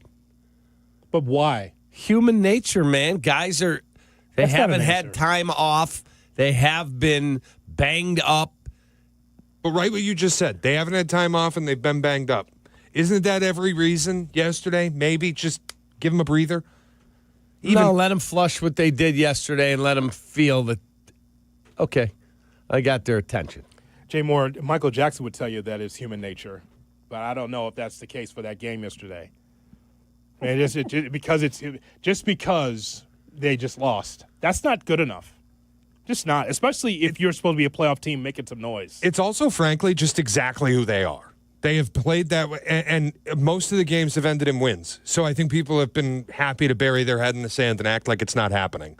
But bad offensively for 2 halves and relying on heroics in the fourth quarter is exactly who this team has been. So it's hard for me to call it a letdown when you lived up to exactly what you've been for the better part of 2 months. But you heard what Courtney said. There was even not a buzz among the crowd. Everybody had a little fatigue. I don't know. I was there yesterday. It was pretty loud where I was sitting, and especially in the first quarter. And I think that the environment died because the offense gave them nothing to cheer for. That's something, too. Maybe. I mean, if the defense is on roller skates, they were bend, don't break, though. Again, I'm not criticizing them totally, Cap, because it's not like they gave up 35, 38 points like they did against San Francisco. It wasn't that. Because even surrendering 19 points, you feel like you could be in the ball game if your offense gives you something, and they did not until the fourth quarter. All I can tell you is that, and as I laid out to you in hour number one, you had something to play for. Even selfishly for Ben Johnson, I don't want to lose against my old team again. And maybe the players rally around him because of that. Maybe not. Maybe. The other side of it is you got dog walked the first time you played Detroit. Don't you want to be able to get your win back? Do you have something to play for there? Do you want to get embarrassed again? They weren't embarrassed yesterday, but you lost. Do you feel like trying to get the number 2 seed is a thing? Is that something that motivates you as a player? Like, you know what? I want to play at home. I want to be in my own bed and then go to the ballpark on Saturday and play the Packers. Or do you want to play the 3rd seed? Did that motivate you? Yeah, you knew you were going to have a home game either way. Well, the point is that there's something to play for. And to play down that way, I hope we don't see that Saturday. That's all I'm saying. Yeah, I don't think you will. I do not. I do not think you will. Shay? All right, I couldn't help but notice last night, Hoodie, watching Sunday Night Football, Mike Tirico and Chris Collinsworth were waxing poetic about the greatness of the Ravens-Steelers rivalry. Tirico multiple times called it the best rivalry in the league. Collinsworth talked about it as being this great series because they hit each other so hard. There's a gut level to each game. It's more physical. He didn't even mention Bears-Packers when he talked about the best rivalries in the sport. He mentioned Ravens-Steelers, and he mentioned Philly and Dallas. Now, this weekend, obviously Saturday, we've got Bears and Packers set to meet in the playoffs once again. The trilogy in 2025-2026. Shot or no shot, Bears-Packers is the best rivalry in football. That's a shot. Yeah, I would absolutely say that's a shot. Look, Steelers-Ravens is a good one. And you have the move out of Cleveland to Baltimore. Like, there's so much that goes into that. But I would say Bears-Packers right there with any rivalry in sports. Was Baltimore-Pittsburgh a great rivalry? Baltimore Colts. The Colts, I don't remember. What do you mean you don't remember? I was a kid. You were young. Oh, my God. You might remember. This is right in your alley. I turned to you as the almanac that can remember these things because Ask you're older. Keith Williams. He's older than me. He'd know. Look at this guy. Shay, how is it that Take he's that, older Keith. than all of us and can't remember whether or not Baltimore and the Steelers were a thing? I don't remember. I don't. Asking me, I have no idea. Steelers is always. No, I didn't ask you. I know, I but asked I you get why. him. How does he I don't not know that? I have no idea. I directed it to you down the first Literally base his line. childhood. Yes. I don't think Actually, it was. most of his adult life, in fact. I don't think You it were was a grown man watching the Baltimore Colts. I don't think it was a tremendous rivalry. You were a grown man watching the Baltimore Colts. Oh, wow. No. That's a lie. That is not a lie. When did they move?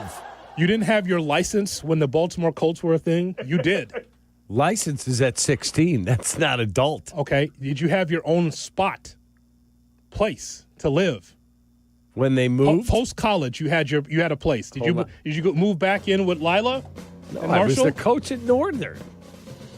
You had a spot. The idea that you were too young to remember the Baltimore Colts is nonsense. You're going to have to accept the old sage.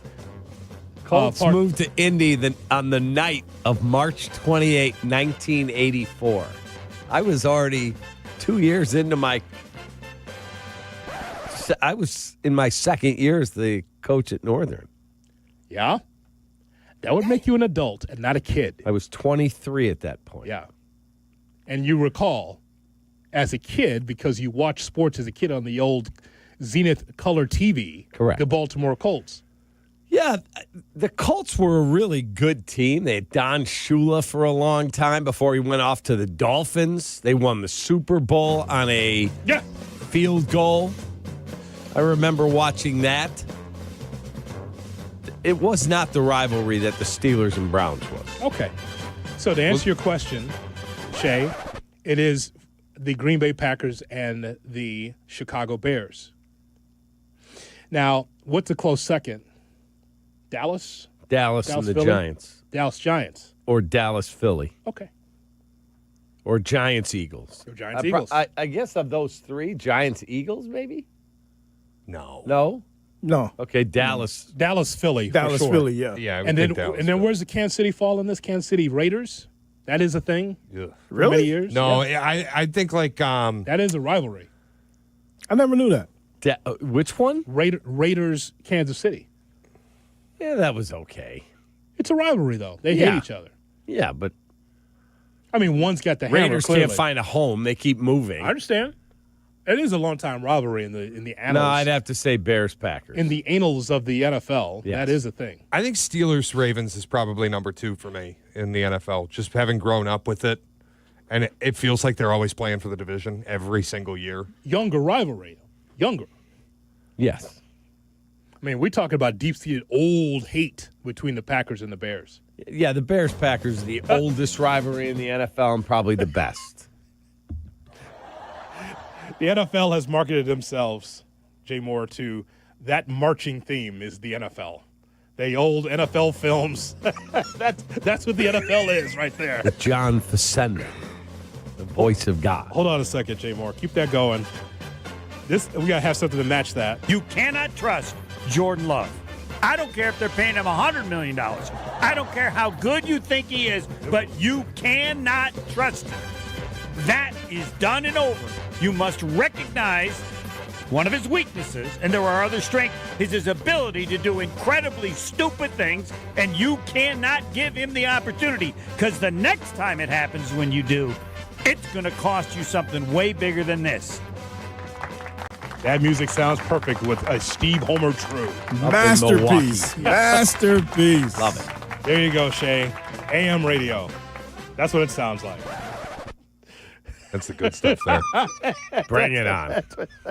The music matches Steve Homer True. I hope that what he said is true, too, about Jordan Love in this game on Saturday. I hope so. That'll be awesome. I hope so. We go around the NFL on Kap and J Hood. Kap and J Hood, morning 6 to 9. ESPN Chicago. You cannot trust Jordan Love. 2 to 6 in 2026. Waddle, waddle. Starting Monday, Waddle and Silvy, the longest running show in Chicago sports content history, expands to 4 hours a day. The Waddle and Silvy Show on ESPN Chicago, weekdays 2 to 6 p.m. Starting January 5th.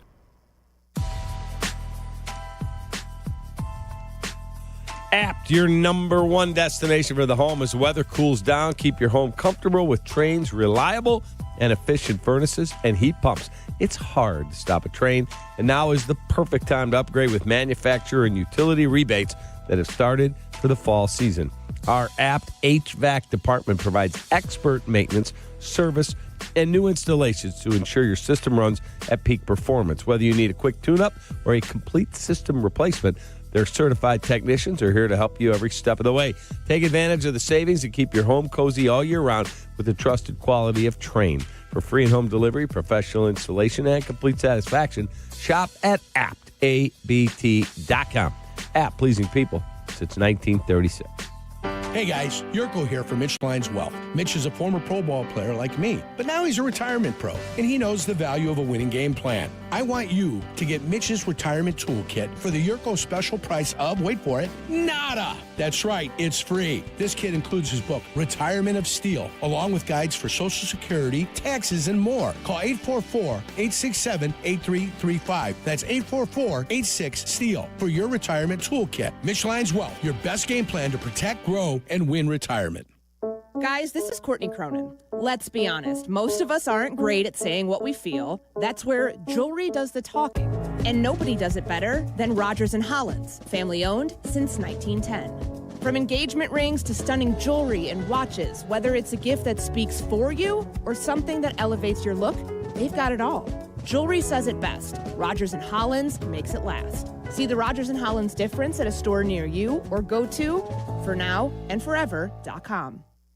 Hey guys, it's Silvy. We say it every year, new you. But this year I'm actually doing something about it. I've been going to Cairo One Wellness Centers for months now. My body feels great and I'm moving better than ever. If one of your New Year's resolutions is to feel better and actually take care of your body, you gotta check out Cairo One.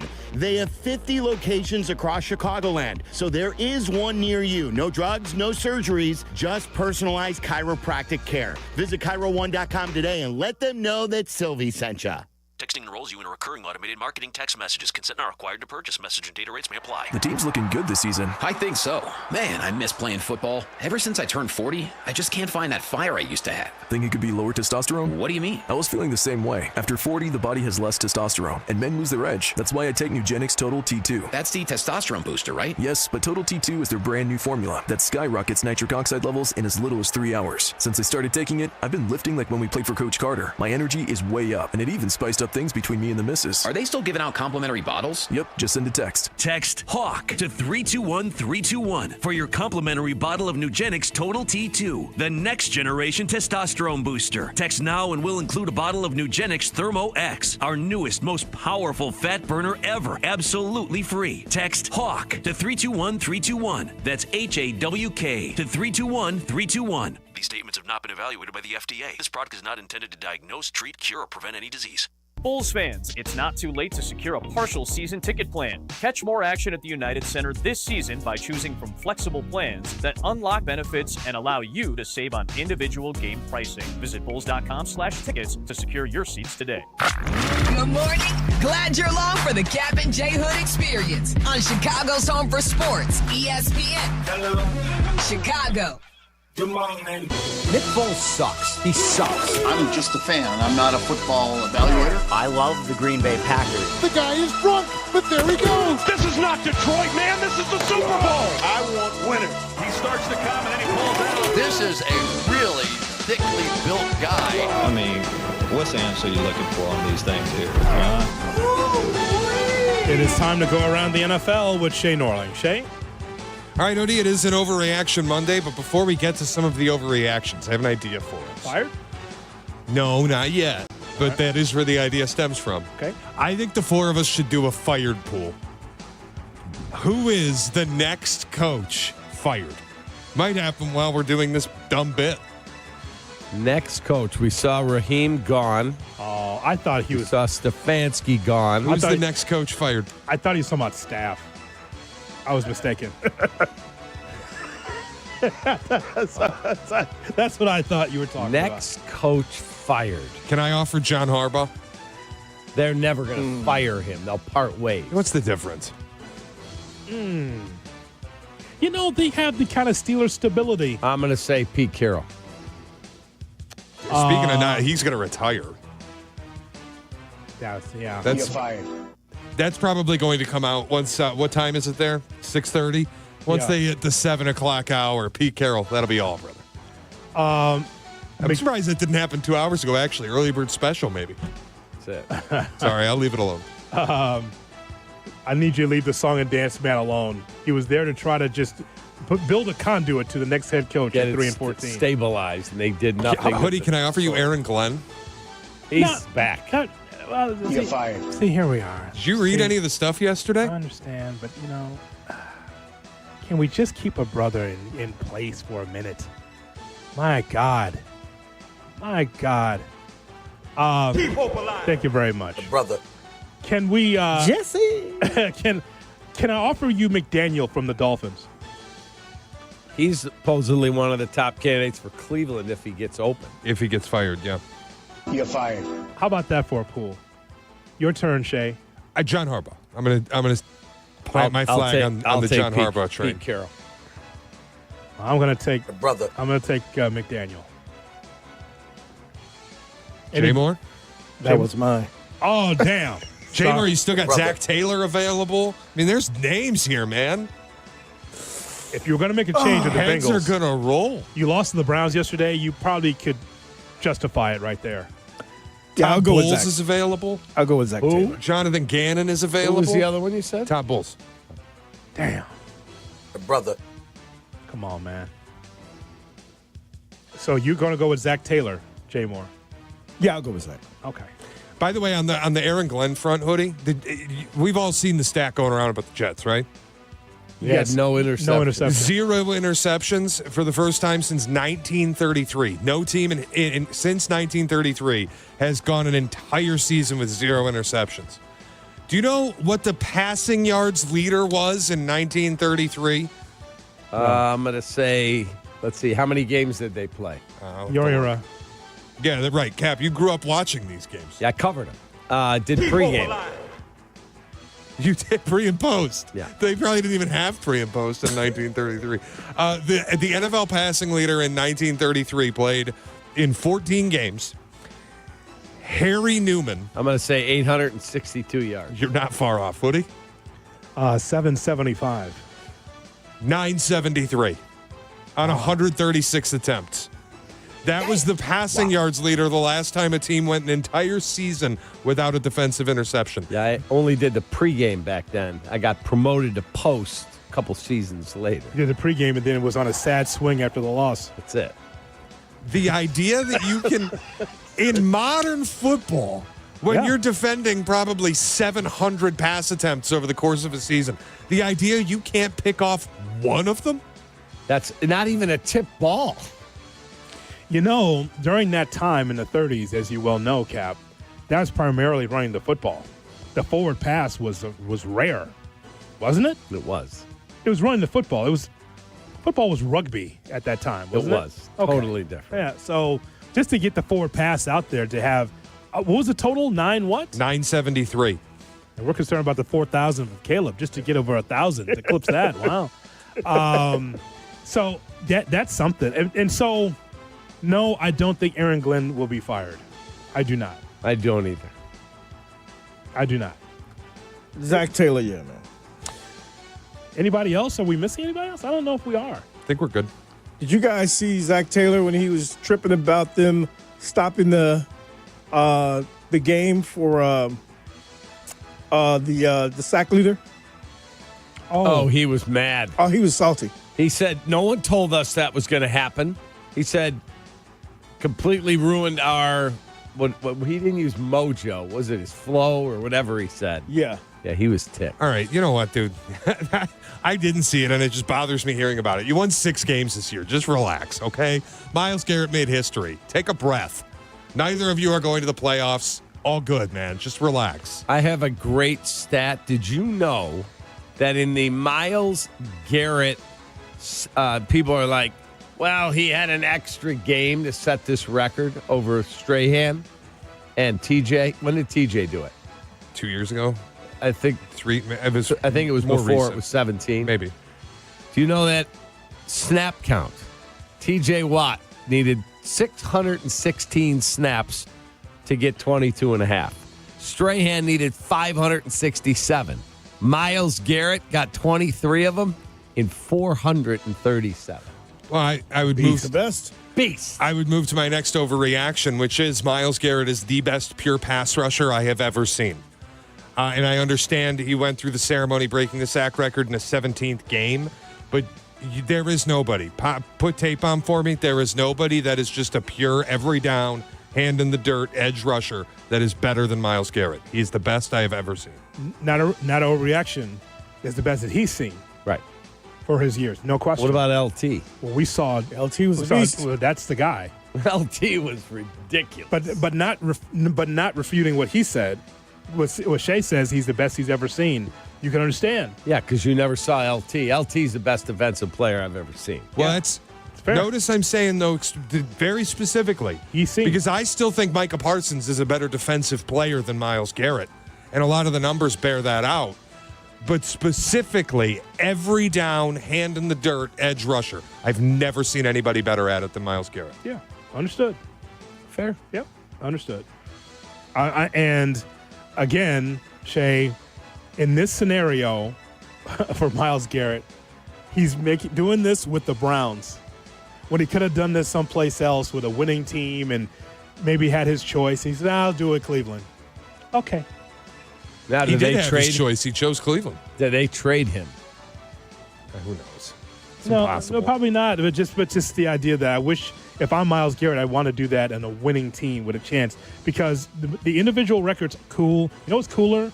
Having a chance for the Lombardi. That's even cooler. But you'll just be this great player for Cleveland, an organization that is a tire fire. Tire fire. Good luck. What do they base the regular season MVP off of? Whether or not Andre Dawson can lead the Cubs with a blank check of $500,000 and still be MVP on the last place team. I know what you're asking. Because, somebody from the Twitch chat had an interesting comment. They want to know, would Myles Garrett be MVP? No. Well, how valuable You gotta can win. you be Yeah, when that's you what I win, was asking. 4 games? You got to win. Okay. But not Andre Dawson didn't have to do that in 87. He paid for it, huh? Cap was one of the voters. No shot. But they pushed it. I mean, and we have to look back at that, by the way. And did the league just fall apart in 87 for Andre Dawson to be the MVP? I know what the Twitch guy is asking. He's like, how valuable is Myles Garrett? Incredibly valuable for what he does. But for team success, no. That's what I was asking. What's the criteria for the league MVP? That's all. Quarterback. Yep, that is it. Quarterback. Pretty much. Award. Throw the most touchdowns award. That's Shay, you want to know what it is? It's the golden boy at quarterback. It is. That's what it is. He's trying to backdoor it with a little Dawson there. It is. But just not. It doesn't work in the NFL that way. It does not. No. Shay, can you sneak in one more? Yeah, Cap's not going to like this one, but it just has to be called out. The New York Football Giants are complete and total idiots. Okay. Just utter idiots. Why does Jackson Dart ever step on the field yesterday? Agreed. Why is Dexter Lawrence on the field? Why is Brian Burns on the field? Why are you playing Abdul Carter? Why does any player of any value get on the field in either of the last 2 seasons? Over the last 3 years, through weeks 1 to 16, the New York Giants are 9-36. In weeks 17 and 18, 4-2. Why is Joe Shane still employed? You have blown the number 1 pick in the draft in consecutive seasons. They wanted Drake May last year. They couldn't get him. Why? Because the Patriots wanted him and they wouldn't take your first-round picks. You know how you could have gotten Drake May? Just lose. How is this possible? You're fired. 9-36 through the first 16 weeks of the year over 3 seasons. 4-2 in the final 2 weeks. And you've blown top 5 picks in each of the last 3 years. How is it possible? It's stupid. It is. I agree with you. I really thought you can't tank. They should bench everybody. Week 17, you're dead. Bench everyone. Now, I still don't know if they would have gotten the number 1 pick because I think if they had tire fired it, I think Kansas City would have won. I think the Raiders would have gone. Okay, hold on a minute. Get Kap and Hood on the phone. See if they can play for us today. We got to lose. I wonder if the backups for the Giants would have beaten the Dallas Cowboys with Joe Milton at quarterback. I see Prescott was in and then he sat down. Yeah, he played for a while. And then sat down for Joe Played Milton. the first half, yeah. Yeah. That's so funny. The Giants, for their season ticket holders, want to just show we pulled the nose up the last couple of games of the season, so make sure that you renew. And it's incredible because that they're like, oh, it's a culture win for the Giants. Dude, you fired your coach. Oh, yeah. You don't have a culture. Just remember that. Don't forget that business end of it, Cap. Hoodie, you know what their culture is, actually? Kafkaesque. Yes. I'll see myself out. Mike Kafka. What about the little kid? That this is his only time that he gets to see Jackson Dart. F that kid. Lose. Are you That's kidding it. me? His dad saved all his money. Are you the kidding kid me? put in his paper route money so they could see Jackson Dart, and you're taking it away from them. F that kid. We got to get the number 1 pick, pal. Sorry.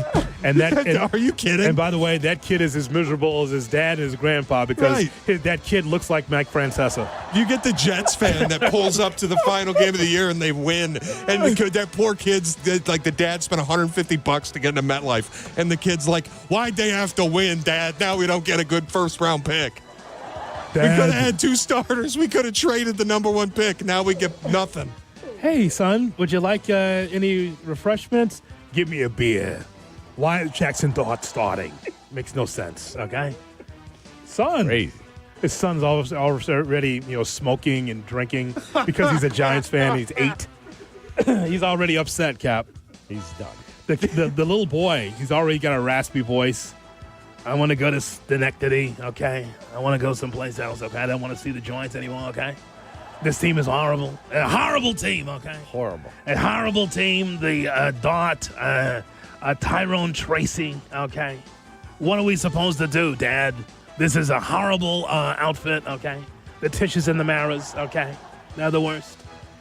I understand, son. Ready to go home? Yeah, drive me, okay? Drive me, okay? Drive me to the Bronx, okay? I'm out. I'm so tired of this, okay? So the kid's already angry and pissed and with a beard and smoking because he's a Giants fan and he's 8 years old. That's the funniest part of what Jay Moore said, is assuming that a kid is having a good time going to a Giants game. Absolutely not. Jay Moore, what are they, grounded? What is it? Are they being punished? Dad, I would like to just be here at the mall, okay? Why do I have to go to the Giants game? Okay. I've seen your report card. It's horrible. You're going to the Giants game. An F in social studies? Time to go see Jackson Dart, pal. Dad, this is child abuse, okay? Child abuse at the nth degree, okay? The idea that you're taking me to a Giants game, okay? Did your mom put the R on the end of words? She had already kind of lost her accent here. Yeah. And then we would be around other people, and they'd be like, well, your mom has a thick New York accent. I'm like, she does? Yeah, corner. We're going to go down to the corner store. Yeah. That is our look around the NFL. We're going to hear from Caleb Williams with the exclusive conversation with J-Mac. That's next. And more of your phone calls coming up on this Bears Monday, 312-332-ESPN on the Kap and J Hood Morning Show, okay? Good morning to you. Kap and J Hood Morning Show on ESPN Chicago. Do not, and I mean you, do not miss the Kap and J Hood Show, now morning 6 to 9 on ESPN Chicago. But you're busy. Things happen. We get it.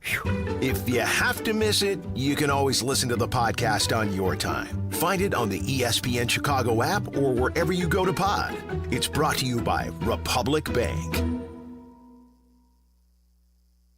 Looking for the ultimate night out? Bring your squad to a Blackhawks game at the United Center for an experience you won't find anywhere else. Whether it's birthdays, office outings, family gatherings, or just a much-deserved night out, nothing beats the energy in the UC.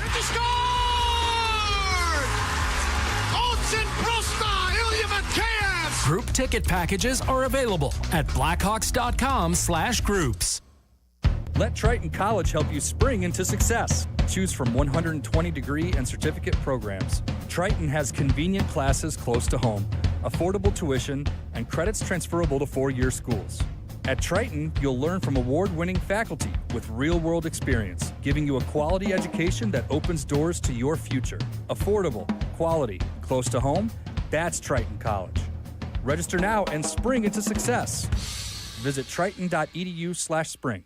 Texting enrolls you in a recurring automated marketing text messages. Consent not required to purchase. Message and data rates may apply. The team's looking good this season. I think so. Man, I miss playing football. Ever since I turned 40, I just can't find that fire I used to have. Think it could be lower testosterone? What do you mean? I was feeling the same way. After 40, the body has less testosterone, and men lose their edge. That's why I take Nugenix Total T2. That's the testosterone booster, right? Yes, but Total T2 is their brand new formula that skyrockets nitric oxide levels in as little as 3 hours. Since I started taking it, I've been lifting like when we played for Coach Carter. My energy is way up, and it even spiced up things between me and the missus. Are they still giving out complimentary bottles? Yep, just send a text. Text HAWK to 321-321 for your complimentary bottle of Nugenix Total T2, the next generation testosterone booster. Text now and we'll include a bottle of Nugenix Thermo X, our newest, most powerful fat burner ever, absolutely free. Text HAWK to 321-321. That's HAWK to 321-321. These statements have not been evaluated by the FDA. This product is not intended to diagnose, treat, cure, or prevent any disease.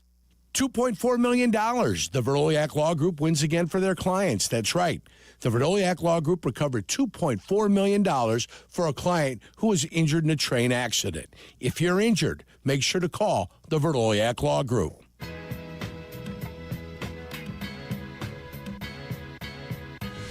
Kap and J Hood are back. Oh, so that's how you're going to play it. That's all I needed for him to do that. And it became personal with me. On ESPN Chicago. It's the Kap and J Hood Morning Show on ESPN 1000 and streaming on the ESPN Chicago app.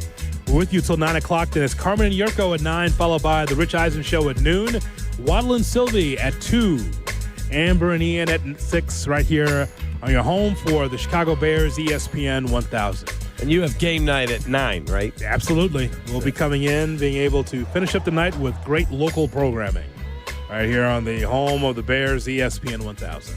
Some thoughts from Caleb Williams as he got a chance to talk to Jason McKee. Remember, after every Bears game, we get the exclusive from the head coach and the quarterback right here on the home of the Bears on the Bears Radio Network. First off, not the outcome you guys wanted. The past few weeks, you guys have seemed to get off the slow starts in the first half. What was said or what adjustments were made in the locker room to get you guys going in the second half? Nothing really. We just have to have a better energy about us, a better mindset about execution, and we got to go out there and not feel the flow of the game, get into we got to go out there and dominate from the beginning, and we're in the playoffs now, and so it's we got to start that this week because it's one game elimination.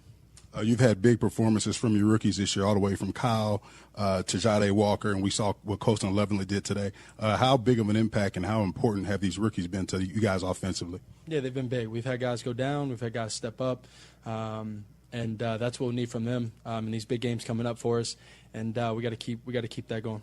You hit Jade Walker again to bring you guys back in a crucial point in the game to tie the game. Take us through that touchdown pass to Jade. Yeah, he did a great job. I got to go back and watch exactly, but he did a great job. Been able to beat his man, and then from there, just give him a good enough ball, and then go through my reads, and he ended up popping open, and like I said, gave him a good ball. Good moment for us. From a leadership standpoint, what would be your message to the offense to make sure that you guys play 4 quarters of complete football moving forward in the playoffs? Yeah, urgency. That's it. Feel good about anybody, whoever, whatever position we were going to be in, whatever position we're in now. I feel good about us versus anybody, and I'll keep carrying that mindset throughout the weeks. It's aggravating, it's frustrating, and the good thing about it is we're going into the playoffs here, and we got to find ways to be better. The focus has to level up, the urgency has to level up, the play has to level up. The mindset, mentality on the field has to level up, because that's what playoff football is. The focus has to level up. The urgency has to level up. The play has to level up. The mindset, mentality on the field has to level up, because that's what playoff football is. Jay Moore, apparently Caleb Williams listened to Ciara coming into the game on Sunday. A lot of level up there. It all has to level up. No question. It's all got to level up. Level up. By the way, my partner is reliving the angst of the Bear game. I mean, you watched it once, and of course, after every game on a Bears Monday, we have the game on, and the Kap is about to throw this chair. Yeah, it's 4th and 5 now. He's still pissed off at the 31. We're about to punt. Oh God! Don't make me angry. Why are you so mad? Like me when I'm why angry. are you so mad at Luther Burden? Because he dropped a slant. Just catch the freaking ball, man. You got daylight. Damn. You catch that pass, we might have won the game. I mean, come on. Can't get hit in the hands that many times, and guys are dropping them. What was it officially? Johnny Walker had one. Human nature, Woody. Just a letdown. Yeah, it's human nature. It happens. But we can't be 32nd in that category. The worst at drop passes? Come on. What was it, 6, 7 drop passes yesterday? About that many drop passes? Sure, whatever you say. Yeah. Damn. 3-1-2. Not going to fall for it. What do you mean? I'm not falling. Well, how many do you have the number? How many drop passes the Bears had yesterday? I don't. Well, why don't you look it up, Carm? Why don't you look it up for me? Why don't you be a good partner and just kind of Look that fact up check for us, boys. No, you do it. How many drop passes did the Bears have yesterday? I can understand why that's frustrating because if you're Caleb, you got nothing going offensively. At least catch the football, right? Fair. Got a total? I don't. So you're Computer's just a little slow now that we're moving. That's not the computer. It's slow. Come on now. You can help me. How many drop passes did the Bears have yesterday? I don't know. Had to be 6 or 7, right? Arlington Heights. All right. And Ernest is on. Kap J Hood. Ernest, good morning. Morning, boys. How are you guys doing? Fine, thanks. How are you? Man, so I want to get your boys' perspective on this. I think it's a real possibility for us to host the NFC Championship game. Now, granted, it's determined on us running the ball, and I think we got to have time of possession like 38 to 41 minutes, keep our defense protected. But I think we could beat Green Bay. I think Philly's going to beat San Francisco, and the Rams are going to beat Carolina. So if that happens, then the Rams go to Seattle, and then we get Philly. And I like that rematch. And I think the Rams would beat the Seahawks. I do. And third time's the charm. I trust Stafford over Darnold. And so then you're saying the NFC title game's in Chicago in your scenario. Us versus the Rams. No, I don't like the matchup. I'm just saying we could host the game. I don't necessarily like that matchup at all. I think the Rams would win the NFC in that scenario. So I think we could host the game and anything can happen, you know. Did you say that? What about the 49ers? I think they're going to lose to the Eagles. Okay. I call me crazy, but I think the Eagles defense, they match up with the Niners offense, and I don't think the Niners defense matches up good with the Eagles offense. So even though the Eagles play one good half of football, I think their one good half with that defense will be enough to win. They can win that game for about 6-7 points, right? 17-13. It's got to be low scoring. I don't think they win a high scoring game. I think they can win a low scoring game. Wow. Can we leave 6-7 in 2025? No, not going to do that. You know why? Because we have to entertain the suburban kids out there that love that. They do. They can leave it in 2025 too. Think of this as a PSA. No, we're doing this for the suburban kids that love that line for whatever reason. What about all the athletes that's 6'7"? Can't leave them behind. Can't leave them out, right? I know. I'm with Cap. Like Tom Brady's in the booth just farming 6-7 opportunities, and Kevin Burkhardt won't give into it. KB, that happened 6-7 times in my career, KB. That's exactly right.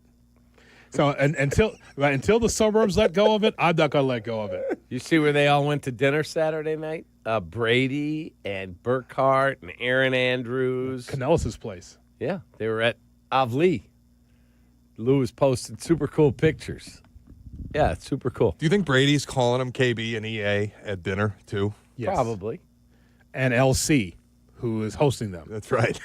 We turn to the sidelines with a great lamb chop and Lou Canellis Lou. Thank you, Sam. Oh, God, I'm wet. We will give you the Kap J Hood cut of the day. Is right around the corner on Chicago's Home for Sports. Kap J Hood, ESPN Chicago. The ball's wet. Two men, Pat Boyle, Barstool Chief, ice in their veins, hockey in their hearts. Aww. ESPN's The Hockey Show is back, ready to rock the rinks with Chicago's best hockey knowledge. Brought to you by Chevy Drive Chicago. The Hockey Show, Wednesday night at 6:30 on ESPN Chicago and the ESPN Chicago app. When a trophy is raised, it can feel like the season's over, but on the ESPN app, it never really is. Because with more than 47,000 live events, plus originals, highlights, and coverage from every corner of the sports world, there's always something to dive into. No off-season, just everything a fan needs to keep going. Always in season. Get all of ESPN all in one place. Download the ESPN app on your TV or phone today. Hey, it's Cap. Playoff time is here, and this is when you need to be locked in. But if you're not sleeping well or you can't breathe, good luck focusing on anything, let alone the playoffs. That's where my great friends at Sinus and Snoring MD come in. Breathe better and sleep better with in-office treatments and same-day appointments. Now's the time to take care of yourself and start 2026 feeling your best. Call 847-545-0147 or visit sinusandsnoringmd.com and get ready for a better night's sleep. That is sinusandsnoringmd.com. Hey guys, are you craving that legendary Chicago pizzeria taste without the wait or the price tag? Meet Connie's Frozen Pizza. Premium pizzeria-inspired pies from your freezer to your table. Oh, yeah. Born in Connie's restaurants, now in your freezer. Connie's brings that unmistakable flavor that says, I could have gone out, but why? Hosting, dodging cooking, or are you just hungry? The solution is Connie's. Find Connie's Frozen Pizza in your local freezer aisle. Connie's Frozen Pizza. Authentic Chicago taste without the pizzeria prices. Hey, football fans, the playoffs are drawing near, and a well-executed game plan is the key to winning. Retirement is no different. Hi, I'm Mitch Lyons, former pro football player turned retirement pro and founder of MitchLyonsWealth.com. I want to ensure you have a winning game plan. Get our free retirement toolkit that includes my book, Retirement of Steel, along with guides for Social Security, taxes, and more. Call 844-867-8335 or 844-86-STEEL. MitchLyonsWealth.com, your best game plan to protect, grow, and win retirement. Attention basketball fans, the DePaul basketball season is here, and tickets are on sale now. Don't miss your chance to see the Blue Demons live as they take on some of the top teams in the country. There's no better place to experience a game than Wintrust Arena, home of the DePaul Blue Demons. Get your tickets today at DePaulBlueDemons.com/tickets and be part of the action. That's DePaulBlueDemons.com/tickets. Go Blue Demons! My name is Whitney Allen. I am a widow. My husband, Ryan, died. We never thought in a million years we'd have to use life insurance. The unexpected happened. With Ethos, it is so fast and easy. It's 100% online. You can get a quote in seconds, apply in minutes, and get same-day coverage. No medical exams, and you can get up to $3 million worth of coverage through Ethos. Get your free quote at ethos.com/game. That's ETHOS.com/game. Time spent on application may vary. Online health questions required. Hey team, Wendy here. If you're looking to consolidate your high-interest credit card debt with a personal loan, take a look at SoFi's stats. A SoFi personal loan comes with low fixed rates, no fees required, and as soon as same-day funding. That looks good on paper, but SoFi also passes the eye test. Having helped its members pay off over $33 billion in debt to date, score. View your rate for a SoFi personal loan at SoFi.com/stats today. Loans originated by SoFi Bank, NA member FDIC. Terms and conditions apply at SoFi.com/stats. NMLS 696891. Excuse me. The LaPorte Invitational is this Friday through Sunday at the historic LaPorte Civic Auditorium. Just an hour drive from Chicago, 3 days of the top high school teams in the nation. Kap and I are going to be there on Friday to tip off this great basketball tournament at 1 o'clock. And Friday at 7 o'clock, La Lumiere takes on the Long Island Lutheran. For tickets, go to LaPorteInvitational.com. Kap and I love this event. We will look forward to seeing you there on Friday. Jay Moore. Welcome back to Kap and J Hood on Chicago's Home for Sports, ESPN Chicago. And now it's time for the Kap and J Hood cut of the day. It's brought to you by my guy, David Flom, my guy, Matt Moore, and Chicago Cut Steakhouse. Jay Moore. Yes, it's boring, but it's a sport. Oh! Whatever. It's not boring. Okay, then you're boring. All right, cut! So for all the people who say more football, more better, boy, I hope you're ready for a very useless Week 17, Week 18, Week 19, and Week 20, where you just get fed cold pizza. And they tell you this is good. And I get why they're doing it. More money, more everything. It's all greed-based. Like the NFL needs more of more. How much more of more can there possibly be? You aren't hurting for money so badly that you need this extra week of football. You just keep diluting the product. So what? We'll get more Max Brosmer snaps in Week 20? Who needs it? Hoodie, what happens on the street when you start diluting that product? Well, if you find out it's diluted, then a couple of shots to the head. That's what happens there. Oh, my goodness. Yes. Oh, look at the skirts go up. Glad I'm up in the suburbs. Yeah, that kind of thing's not happening up in Deerfield. The NFL better be careful. I didn't say what kind of shots, but there's a couple of shots you would take to the head. That is for sure. Jameson. Yeah, for sure. Straight to the head. No, again, neat. Thought it was a 357. No. We're talking about actual shots. We're talking about no ice. Neat. No cover up. No. Straight to the head. Straight no to cover the up. head. Absolutely. You dilute that product, that's a problem in the community. And that's all, folks. The Kap J Hood cut of the day. Brought to you by Chicago Cut Steakhouse on LaSalle, north side of the Chicago River. You know what was wild after the game? Tell me. As soon as we found out it's Packers-Bears, the spread was everywhere. You go to 4 or 5 different sources, and you get 4 or 5 different answers. Correct. When you first saw it, did you see Packers 1.5? I saw Bears 1.5. I saw that like on FanDuel or something. One of them was Bears 1.5. One had Packers 1.5. One had Bears -1. No, Packers -1, and one was a pick'em. So it's basically a pick. I mean, and I wonder at this point, we know both teams. I'm not sure if there's going to be much movement at all. This is what it is, right? It is. It's somewhere. For me, it's a pick'em. It's a pick'em game. Yeah, and that's something. It is. Pick'em. Also, in the history of the Bears-Packers, has it been so close that one team does not have this distinct advantage? Not even 3.5. Not even 3. I don't know if it's ever been this close. It's going to be electric Saturday night. Oh, yeah. Let's go. Yeah. 1.5 or 1 or somewhere in that same vicinity tells you all you need to know about Bears-Packers. That's it. The losing streak of the Packers, losing streak of the Bears. 2 in a row. They've lost 4. We've lost 2. We thank you so That'll much be all. for listening and calling in and being part of the program here on Kap and J Hood. Our thanks to you for listening and watching. Our thanks to Jay Moore and to Shay. We'll do this tomorrow, a Tuesday at 6. Look forward to it. Have a great day. Great week, everybody. Let's go. Lock in. So long, everybody. Take that. From Chicago. Oh, see you later. I've got the best job, Carmen. That would work, bro. Kap and J Hood, morning 6 to 9. This is how it should be done. ESPN Chicago. Back in my glory days, I always showed up ready to perform, whether it was on the field or off of it.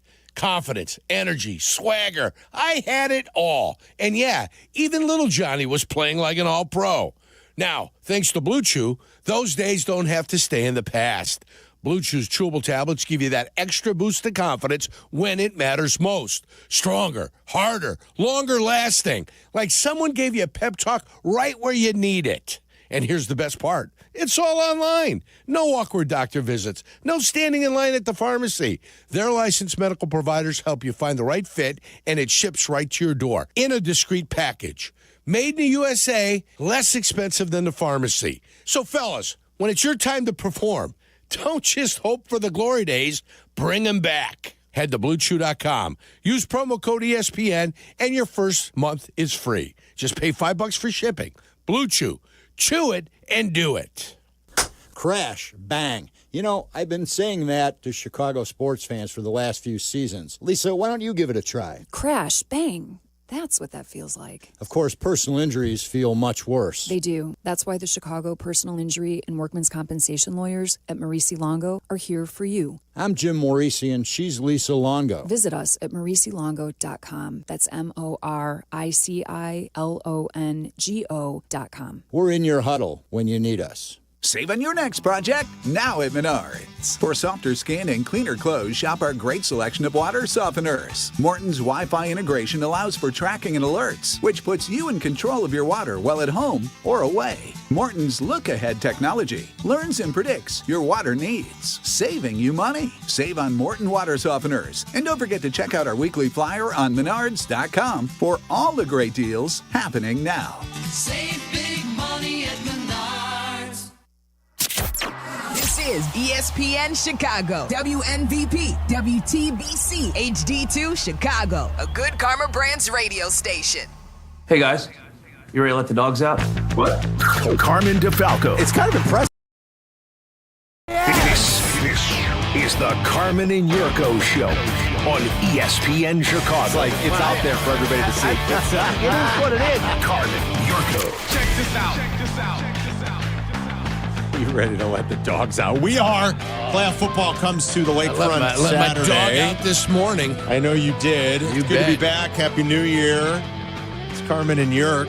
My dog's named Little Yurko. All right. We have... What a start. Great to have Jack McGrath and Jay Moore with us. Jay Moore, part of the fun now. Welcome to Round the of new applause. age. To the new age. Welcome to the new age. I mean, Jay Moore's got extra work to do now. We're just happy he accepted You know the, what they the call assignment. that? You know what they call that? Not only to get a new title, but you get a little bump in pay. I hope so. Oh, you got to like that. And if you didn't, let's talk to the good kid, all right? We're taking care of our guy. Yeah, you got to wet your beak a little bit. You know how it goes. Yep. We're off and running in the new year with a few new voices on the show. Happy 2026. Yeah. The Bears are in the playoffs, even though yesterday was a little bit of a head-scratcher in the way everything unfolded. I mean, they played their guys, and their guys looked like they weren't ready to play for about the first, 2 hours or so of that game. Then it was like, oh, the Bears are going to do what they do. They're back in it, and they get a couple of two-point conversions after a couple of beautiful touchdowns, and it's like they're right there. And when they walked off the field, they're just 2-4 versus the division. And I saw Courtney Cronin tweet after the game that the Bears are just the fourth team since the merger to win their division despite finishing below 500 in the division. The Bears went just 2-4 I go the one versus a very competitive NFC North. Last night I said they won the North without winning the North. Yeah, well, that's exactly the way you put it. Yes, you nailed it. 100%. You nailed it. They won the North without winning the North. Yes. 2-4 in your own division, and yet you still found a way to win this thing. So the North is the only division in football in which every team finished above 500, That's and true. the only division in football in which all four teams were a positive. Yep. In point differential, Connor. in the black, in point differential. Yep. Correctamundo. Yep. The only division. So it was tough. It was competitive. I won't go crazy about one final data point at the end of the year and be like, oh, what was with them in their start and why were they stuck in mud for a little while? I'm just, slightly more. I'm so thrilled that this is a playoff team, and I'm so excited about the future. It's the intensity. I really am. We thought they were going to have to get to 12. They didn't. 11 was enough, and it was enough by a ton. Well, and the Packers really limped home. I mean, the Packers lost four in a row. Yeah. Not only that, did the Packers limp home 4 in a row, but 11 still gave you the number 2 seed. Yes. Because I don't know what the hell they were doing in Philadelphia. Well, I think the Eagles played it as, look, the Bears are playing their guys. We're not going to. We're not going to play our guys. And that makes no sense. Well, maybe it doesn't, but. Well, so here's the critique on it. Here's the critique. Why wouldn't you want to guarantee yourself a home game in the second round of the playoffs if there was a possibility to get that done? It's a fair. So it doesn't make any sense by Nick Sirianni. It was like, okay, we submit. We don't care. If we lose this game, we're going to be the 3rd seed. We don't care that we're the 3rd seed. We don't want a second home game. This team travels well. Whatever. I don't know what the theory is. I can't. But it doesn't make sense. But thank God they did that. They almost won their game. They almost won their game. I don't remember which broadcaster said this or which broadcast I was listening to in the flurry of activity yesterday. Right, yeah. Someone had said, and if anybody can remember, you can let me know who said this. Maybe you heard it. During, again, I don't know if it was said on Red Zone by Scott Hansen, if it was said by the broadcasters in that Eagle game. Do you know that for all the lamenting we do about all the injuries lost and all this, and the Niners can't stay healthy, and this team can't stay healthy, and boy, the Bears have had some tough injuries. You know the team over the last 4 years that has had the least amount of games lost to injury? The Philadelphia Eagles. So some broadcasters making the point, maybe we don't question them. Is it odd? But they seem to know, when and when not to. And I don't know how you figure any of that stuff out in terms of, again, what's the secret sauce? I think it's really hard. Maybe it's just luck. No clue. Nobody can really answer that. But it seems that the Eagles are doing something right in keeping their players healthy. They lose very few starter games to injury. And so someone was saying, you give them the benefit of the doubt. Why they played it that way, I'm not sure. Why the Bears were so lackluster for so much of that game when they played their guys, your guess is as good as mine. I don't like what I saw for a lot of that game, but my bigger issue with this team as we handicap now a postseason run is the same issue we've had for most of the season, you guys. And that is the defense. It's not going to go away. It's not. I totally believe in Caleb and this offense to come back in games. Now, it gets tough in playoff games. But I have every amount of confidence, unlike we've ever had before as Bears fans, because normally the offense stinks. I have an unbelievable amount of confidence that this team can find its way back with explosive plays offensively because of Caleb, because of the play caller more than anybody, because of Colston Loveland and Luther Burden, and maybe they get Rome back and DJ and this offensive line and the run game. Like, I have more confidence than ever here. Yeah. And I feel great about the direction of this franchise going forward. And the here and now, as we get ready for a third Bears-Packers game, this defense is a big area of concern. Pass rush. Pass rush, number one concern. And the deterioration of the defensive secondary. Yes. My second concern. Even though you had the most interceptions in the league, even though your pass rush was lackluster for most of the year, the defensive line and its grotesque inability to get to the quarterback and to give up just gashes on the run. Now, they play a handful of runs well, where they go ahead and they put them in long-distance situations. And, third down, this team has struggled in third down defensively here for a little bit. They have. And yesterday, and those crossing patterns that they were running and intersecting guys right across the middle of the field, it didn't matter if it was 26, right? Didn't matter if it was Johnson, 1. It didn't matter if it was 35 CJ GJ. Everybody was in what we would call a trail technique. Yeah. And they were trailing by a lot. Mm-hmm.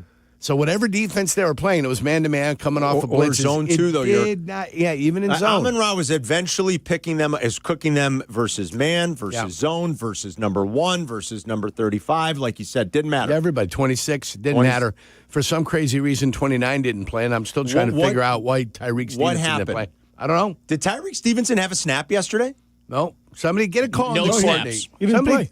Somebody text Courtney and what happened there.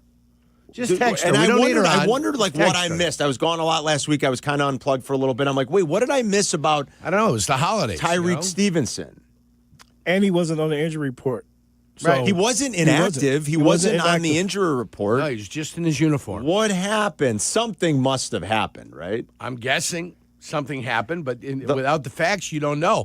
My first question is, why was Tyreek Stevenson not playing? I don't know. Look, and last night was like it wasn't a bad weather game. Obviously, it was pretty pleasant for a Sunday night or late afternoon, I should say, into early evening in January in Chicago. It was pretty pleasant. Yeah, it was wasn't really wonderful. that cold. It was wasn't a wonderful windy. night. Yeah.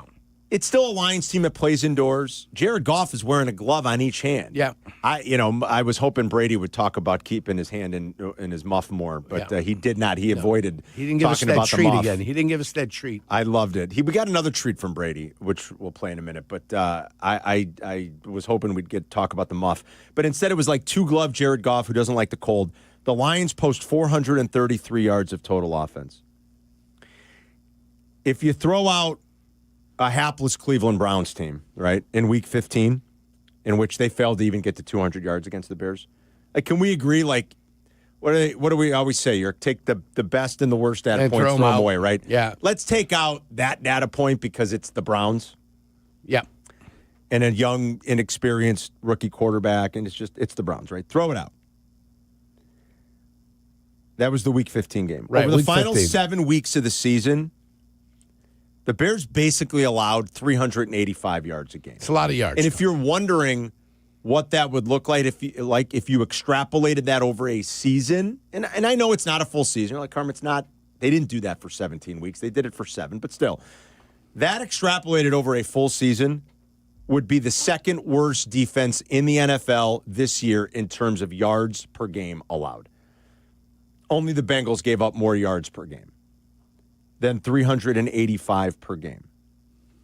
Since Week 12, the Bears defense is in the bottom third of the league, 22nd in EPA per play. Only one playoff team, only one other playoff team finished the season lower on that list than the Bears. The Green Bay Packers, go figure. And the Packers defense has taken a hit without Mike, obviously, Sure. and a few other things. They lost Wyatt. I mean, they lost some key components to their defense. And because of that, the Packers defense has stumbled big time down the stretch like the Bears. So, again, from Week 12 on, only 2 playoff teams are in the bottom third of the league in EPA per play on defense. It's the Bears and the Packers. It's your first-round matchup on that Saturday does night. not bode well. It doesn't bode well as you move forward, and you're hoping for some sort of miraculous effort as you move forward. But you just said something that I didn't mean for it to get lost in the shuffle. You said shuffle. You said it's not getting better. This is it. Yeah. This is your defense. This is what you have. Can Kyler Gordon come back? I think that would make a defense because CJ in the slot, and CJ got hurt. I doubt CJ's playing this week. That looked bad. No. I mean, he was stumbling off the field. He got knocked. Yeah, he was in. He got knocked onto the street. That sucked. Yeah. So I doubt he got CJ's thrown even out going to of play. the club there. Yeah. Yeah. CJ in the slot, that's a tough. That's not position A, and I really do think they need Kyler Gordon back, and hopefully he can get back. I mean, listen, he came in. He intercepted some balls. He got some sacks early in, and that was fantastic, right? Yes. His impact that he had when he initially came onto this team was they gave him a game ball. It cost you nothing. They gave him a game ball. And you got a game ball. Came in out of nowhere. He knew Dennis Allen. He knew the defense came in. It was a great move. But now you see if you've got to have him guard in the slot. But nobody could cover St. Brown yesterday. Nobody could. No, I know. Didn't matter who they put on him. You're right about that. For the Chicago Bears, he was uncoverable. Okay? Yeah. Period. I don't know if you're working against that group of receivers this week. So that helps you. Yeah, a little bit. I don't think you're working against that group of receivers. You're not working against Jameson and Amon-Ra. You're not working against 97 either coming off the corner. And let me tell you, Darnell Wright, my buddy, had a bad game. Yeah, he struggled. He had a bad game, and it's unfortunate. You know what he did when you start having a bad game and you struggle? You abandon all your basic principles of offensive line play, and you start ducking the head, and you try to stop the guy from coming into you. And, I mean, they had the replays, and they showed it. I go, oh, boy, Joe Moore would be rolling over in his grave. The great offensive line coach for Notre Dame in Pittsburgh, University of Pittsburgh. That head came forward. Yeah. He lunged. He lurched at the defensive lineman. The minute the D lineman sees that, what does he do? Swim right up over the top. Yeah. Just swim him over the top. He's off balance. If you get a guy lunging like that, straight-legged, can't move, won't be able to adjust, momentum's going forward. Abandoned all the basic principles of offensive line play. Jackson, 94 with an inside move, an inside rip. Scott Frieda, the quarterback. Caleb Williams, lucky to get out of there with his life. Lucky to get out of there with his life. Yeah, that's a Detroit defense. You want to talk about a defense that struggled because of injury? Like, they've been decimated. Did the center make the Pro Bowl team? He did. He did? Yeah.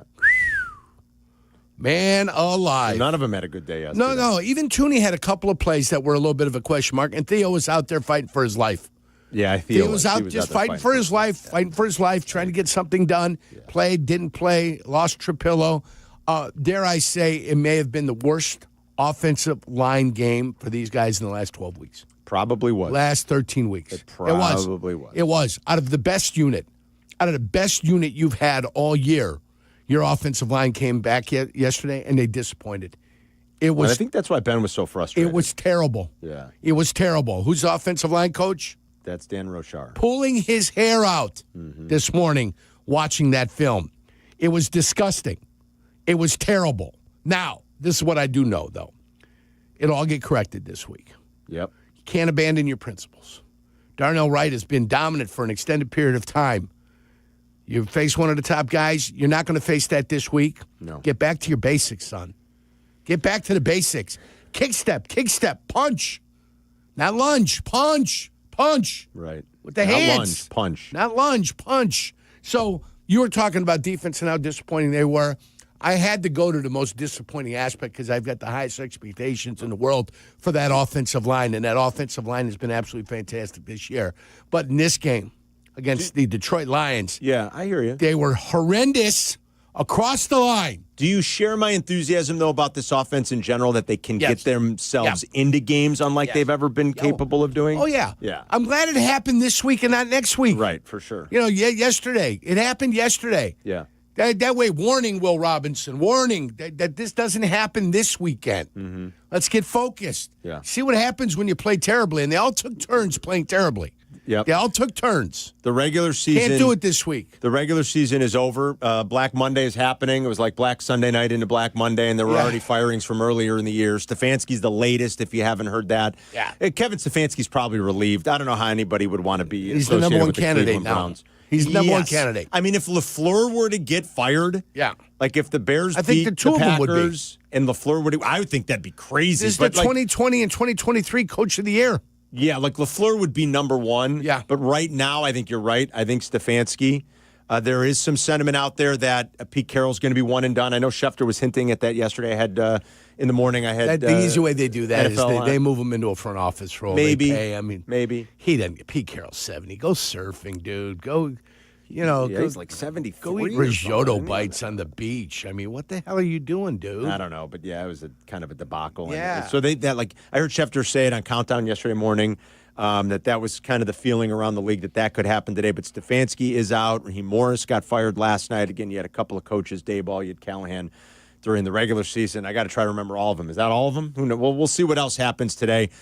Luckily, we're not in a position to have to worry about that and talk about it like we have in years past. We're getting ready this week for a playoff game for the first time in a long time. And we want to talk to Bears fans about, if you want to react to yesterday a little, were you surprised, curious?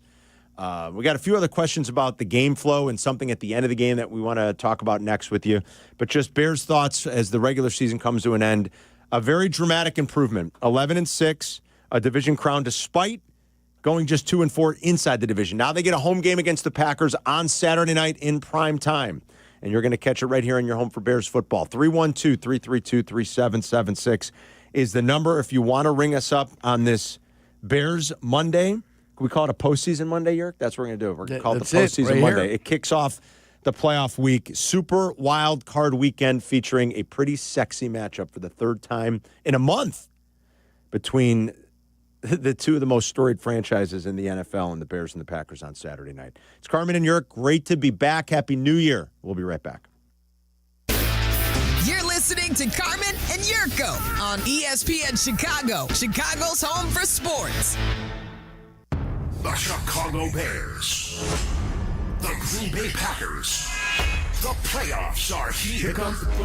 Live from Soldier Field on ESPN Chicago. The home of the Bears. Getting health insurance that fits your budget isn't easy. At Get Covered Illinois, we are here to help. We are the state's official health insurance marketplace. A place where health insurers compete for your business. A website where you can compare multiple health plans and pricing in one place. And where you can connect to financial help and free in-person assistance. Because you deserve insurance. GetCoveredIllinois.gov. We're here to help. The Chicago RV Show is back. This annual event features multiple dealers, celebrity seminars, even Spider-Man will be there, and RV There Yet Theater. See all the latest and greatest in motorized and towable RVs. Save thousands with factory rebates and special show financing. Tailgating or traveling, there's an RV for you. Friday, January 9th through Sunday the 11th, there's free parking at the Schaumburg Convention Center. RVSupershows.com. That's RVSupershows.com. Kohl's new clearance markdowns are intense. Up to 70% off is the kind of deal that'll leave you feeling stunned and make you whisper things like, "Where have you been my whole life?" to a cardigan. Just take a deep breath, steady your cart, and try to act normal. But it's not possible. The savings are just too good. Shop new clearance markdowns now in-store and online at Kohl's. Select styles, some exclusions apply. See store or kohls.com for details. I can't believe how spotless my floors look after using the Swiffer Power Mop. No more dragging around a heavy mop and messy bucket. Now I get the same deep clean without all the work. Thanks to the powerful solution and scrubbing pad of the Swiffer Power Mop, dirt and grime don't stand a chance, and I don't break a sweat. Mic drop. Mop drop. Swiffer Power Mop. Swiffer Power Mop. A smarter way to mop. Try it or your money back. Hey, fans! Welcome back to Fansville's Cheers and Tears. Oh. Okay, so everybody deals with losing, right? To a rival on a last-second field goal. Whatever, it's fine. I'm totally fine. But I cope with losing with an ice-cold Dr. Pepper. Those 23 flavors are so delicious. They totally wash away the pain of your college football team taking a big fat L. College football. It's a pepper thing. Get into the Hyundai Getaway sales event extended until January 5th and get away with a deal so right it almost feels wrong. Because right now, you can get a great deal on our most popular models, including our adventure-ready SUVs like the Hyundai Santa Fe or Santa Fe Hybrid models. There's also our bold and stylish Elantra, packed with all the latest tech, or you can go all-electric with the Ioniq 5 or Ioniq 6. The Hyundai Getaway Sales Event extended until January 5th. Visit HyundaiUSA.com for details. $2.4 million. The Veroliak Law Group wins again for their clients. That's right. The Veroliak Law Group recovered $2.4 million for a client who was injured in a train accident. If you're injured, make sure to call the Veroliak Law Group. Zoning out on that Zoom meeting? Zoom. Find out what Carmen and Jurko were talking about. Tell your smart speaker to play ESPN 1000. 3rd down and 9. Back to throw Goff. Has some time. Stunt by Dexter. He gets him down. He goes. A little slow developing and a long way to go on that loop, but Dexter gets his 6th sack of the year on 3rd down and 9. And a loss of 10, and they will punt for the first time today. Unfortunately, not enough of that. Certainly not enough of it throughout the course of the season. Jeff Joniak right here in your home for Bears football as we roll into the postseason.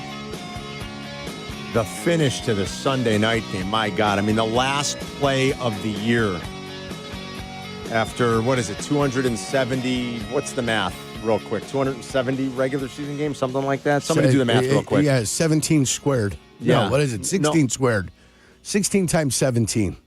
Yes, 16 right, exactly. times 16 is 256, 272. 272, there you go. I knew it was right around there. 272. 272 games, and it comes down to a rookie kicker, and he shanked it. He did. And because of that, there will be no one eating balls, no meatballs. We all tied with 8. Correct. And I'm the only guy that had Pittsburgh. And Jurko would have been the only loser. Jurko would have finished in last. I'd have been the only ball eater here at the station. Had Love Loop balls. made that field goal. So good. I love balls. That gross Steelers team now plays on Monday night, a week from tonight, to wrap Super Wild Card Weekend. Love Super Wild Card Weekend. Did you think Ben Johnson was going to go for it on 4th down? There was a little bit of conversation. Should he go for it? Should he not go for it? And then I said to myself, I don't think he will, because they've got the momentum on their side. They just had an interception. And they had their full complement of timeout. And they had momentum. On their side. I figured they were going to go ahead and punt the ball away. Would you have been mad if he went for it?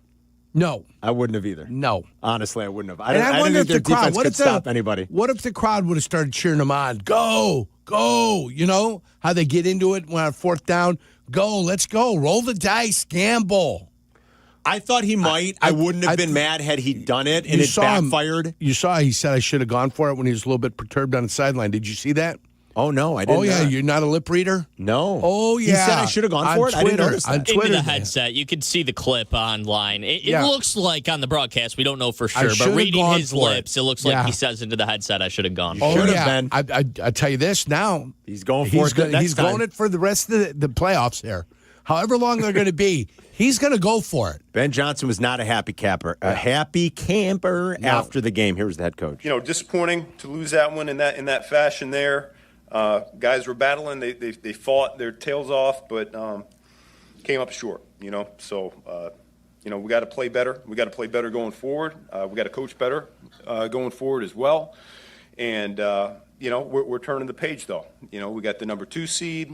We got a home game next week, and we got a new season on the horizon. And so our guys should be reinvigorated by that. I know I certainly am. I'm looking forward to the opportunity and all that entails, and the opportunity to go 1-0 this next week. Pretty direct speak from the coach. We've become accustomed to that, and I know the Lions are going golfing.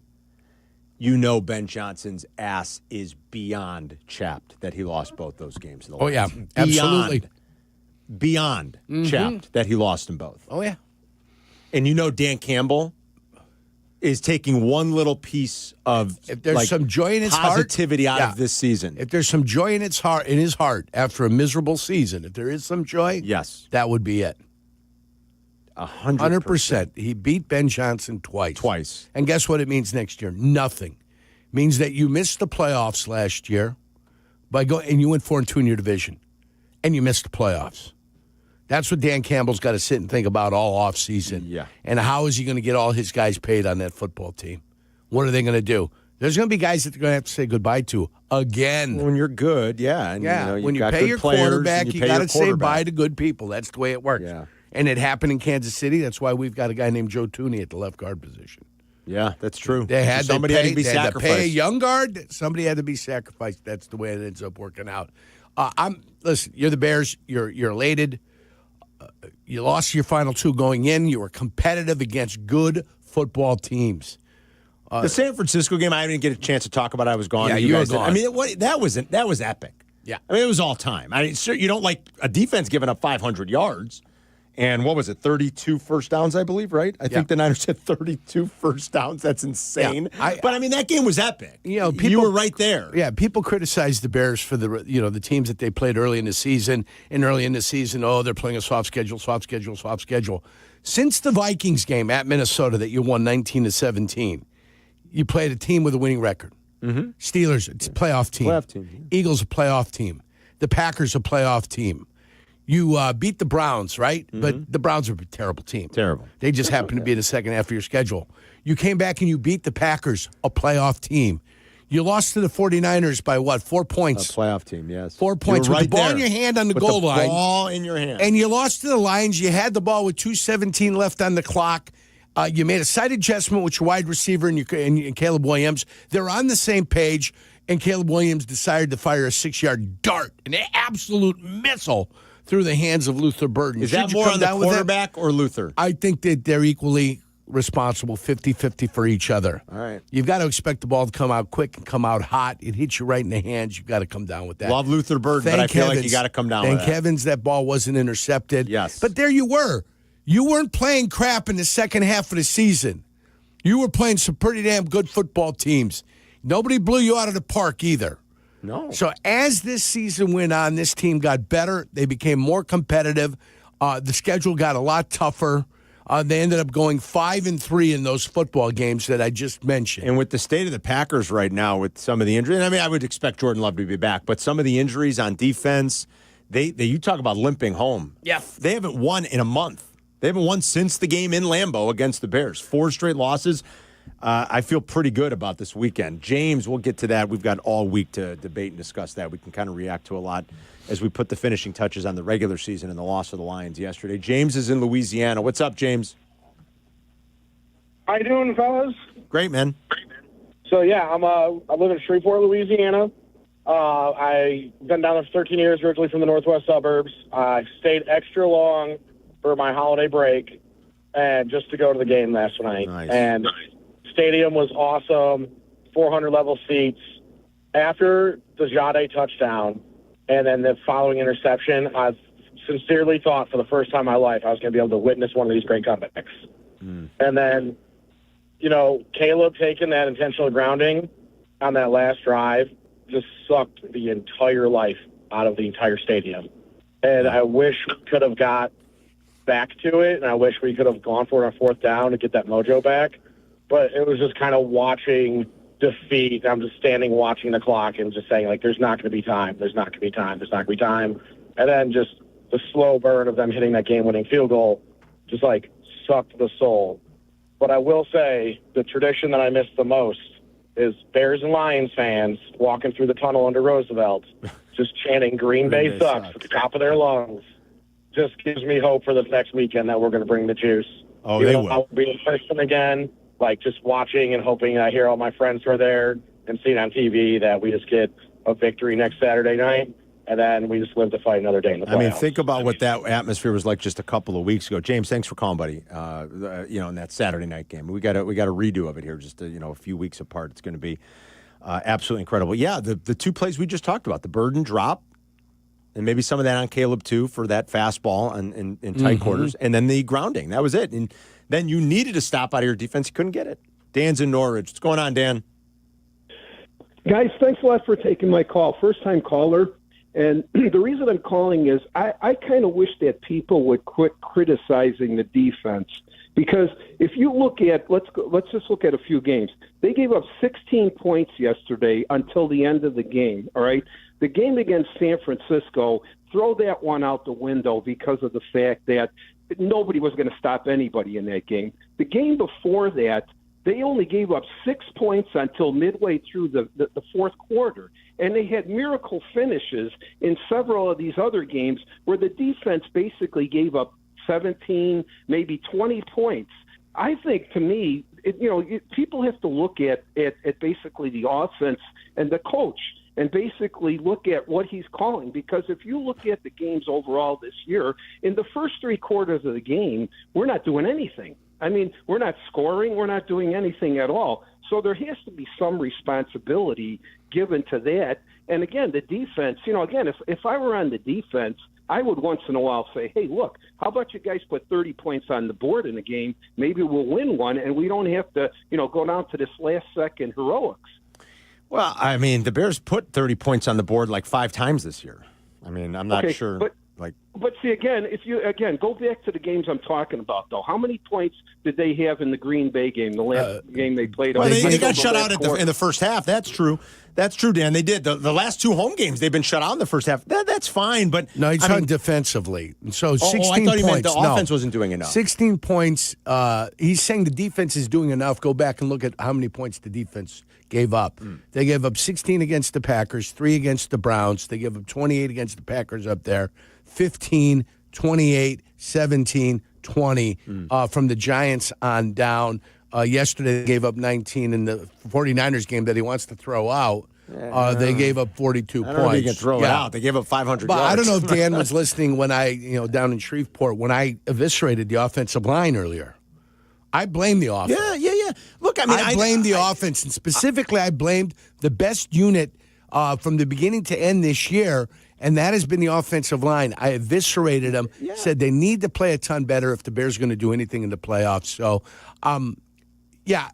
because the pass rush is so lackluster and it's not consistent and it doesn't give you pressure consistently enough, they've got some sacks yesterday, but they didn't pressure the quarterback nearly enough to make anybody nervous.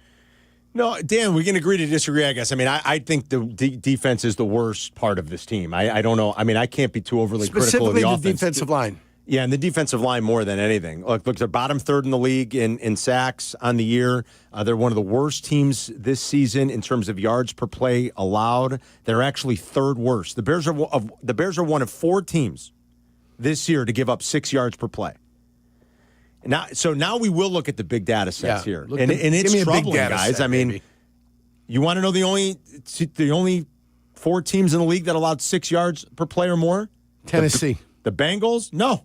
Oh no! Well, Tennessee's got a good defensive line. The Bengals, the Cowboys, the Bears, and the Commanders. One of those doesn't belong. The Bears made the playoffs. Those other teams did not, and they stink largely. And the Cowboys maybe don't stink, but their defense certainly does. Those are the only 4 teams in the league that gave up 6 yards per play this year. Bottom third of the league in sacks. There's, I don't know. It's hard for me to be. I can't paint you a pretty picture about this defense. I think that's tough to do. 312-332-ESPN. It's Carmen and Jurko. We'll be right back. You're listening to Carmen and Jurko on Chicago's home for sports, ESPN Chicago. ESPN Chicago will be live from 115 Bourbon Street for Football Friday. It's a mega broadcast celebrating our return to the playoffs for the first time in 5 years. Catch Tyler Rocky and Shane Norling live from noon to 2. Then keep the party going as Waddle and Silvy take over from 2 to 6. Brought to you by Flight by Yingling. Let's take flight because the playoffs are back in Chicago. The ESPN Chicago mega broadcast live from 115 Bourbon Street in Marionette Park. Friday noon to 6. Please Friday responsibly. Winter is here. Snowball fights, sledding, and more good times with your kids. What a great family you've created. You want things to stay just as they are. It's time to start thinking about the next step for your future, a vasectomy. Take that step with Vasectomy Clinics of Chicago, because experience really does matter, especially with this procedure. Vasectomy Clinics of Chicago makes it so easy with their 30-minute, no needle, no scalpel, in-office vasectomy. Log on to vasectomychicago.com, read their testimonials, and learn more about their procedure at Vasectomy Clinics of Chicago. 5 locations to serve you. Downtown Chicago at Lake Point Tower, by Navy Pier, and with free valet parking. Also in Naperville, Tinley Park, Arlington Heights, and Barrington. Most insurance accepted. Visit vasectomychicago.com or call toll-free 877-877-4VAS. That's 877-877-4827. When a trophy is raised, it can feel like the season's over. But on the ESPN app, it never really is. Because with more than 47,000 live events, plus originals, highlights, and coverage from every corner of the sports world, there's always something to dive into. No offseason, just everything a fan needs to keep going. Always in season. Get all of ESPN all in one place. Download the ESPN app on your TV or phone today. Hey golfers, it's Tyler. It may be winter in Chicago, but golf season will be here before you know it. And if you want to be ready when the weather turns, you've got to plan now. That's where Golf on Any Tee or the GOAT app comes in. GOAT is a golf membership that gets you unlimited golf all year long at 20 courses across Chicagoland. No greens fees, no cart fees, just unlimited golf. Sign up now and book a tee time for the first day courses open. Visit golfonanytee.com or download the GOAT app today and golf like me, golf on any tee. This college football moment is brought to you by Serve Pro. College football teams have moments they recovered from and made it like it never even happened. Like on September 24, 2016, when Tulsa found themselves down 31-0 to Fresno State. With 10 minutes left in the second quarter, Tulsa fought back to tie the game at 41. And then won 48-41 in double overtime. Serve Pro. Like it never even happened.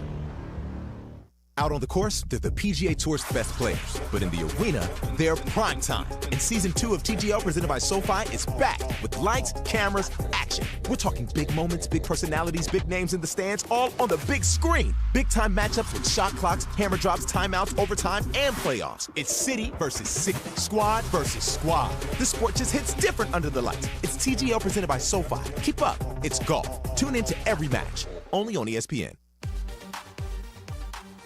Yeah. Are you ready to take your retirement seriously in the new year, but don't know where to start? Start with my guy, Mitch Lyons at MitchLyonsWealth.com or reach out to Mitch Lyons on LinkedIn. Mitch Lyons Wealth, your best game plan to protect, grow, and win retirement. Visit MitchLyonsWealth.com today. You're listening to Carmen and Jurko. If you missed something, get the podcast on the ESPN Chicago app. This is Chicago's home for sports. ESPN Chicago. Snap back to Goff. Goff gonna rifle it over middle. Ball is tipped. Intercepted. Fired on the tip inside the 5 to the 10. To the 15, 20, 25. Bears have done it again. High throw. Tip to Byard. His league high 7th interception. Yeah, Jeff Joniak, voice of the Bears right here in your home for Bears football. And boy, what a day we're going to have for you on Saturday. It's a rerun of a couple of Saturdays ago, right before Christmas. Doing the whole thing. We're going to have a lot of programming for you. We're going to have tons. We're going to have the game. The Bears did finish with a league high 23 interceptions, one more than the Jacksonville Jaguars, who took it away a lot too. How about the Jags, Bears, and New England? Yeah. I mean, all of those teams winning their divisions. Mike Vrabel's not a first-time head coach. Mike Vrabel's had some success in this league, but, just got to New England and took over a four-win football team. First-year programs. Yeah, first-year programs. First-year programs, finding a way to get it done. And two rookie head coaches. Speaking, now, the critics out there are going to tell you New England has played the easiest schedule this year. They did. They had the worst strength of schedule. Of like the last 30 years. Yes. Or until they at least won 17 games, but one of the two. Yeah. You know what I'm saying? No, you're right. It's the easiest, and they compared it to a bunch of different teams, who've had they were in the top 5 there, and the number one easiest schedule out there. Yeah. That doesn't take anything away. You still had to put it all together. Their quarterback looks like he's developed, and it looks like he's the legitimate answer to what they've got going on. I think we've got more answers than we have questions remaining on our guy, Caleb Boyd. I feel pretty good about a season in which Caleb grew, I think, tremendously, and there is no better stat than Caleb taking only 24 sacks after getting sacked 68 times a year ago. Yeah.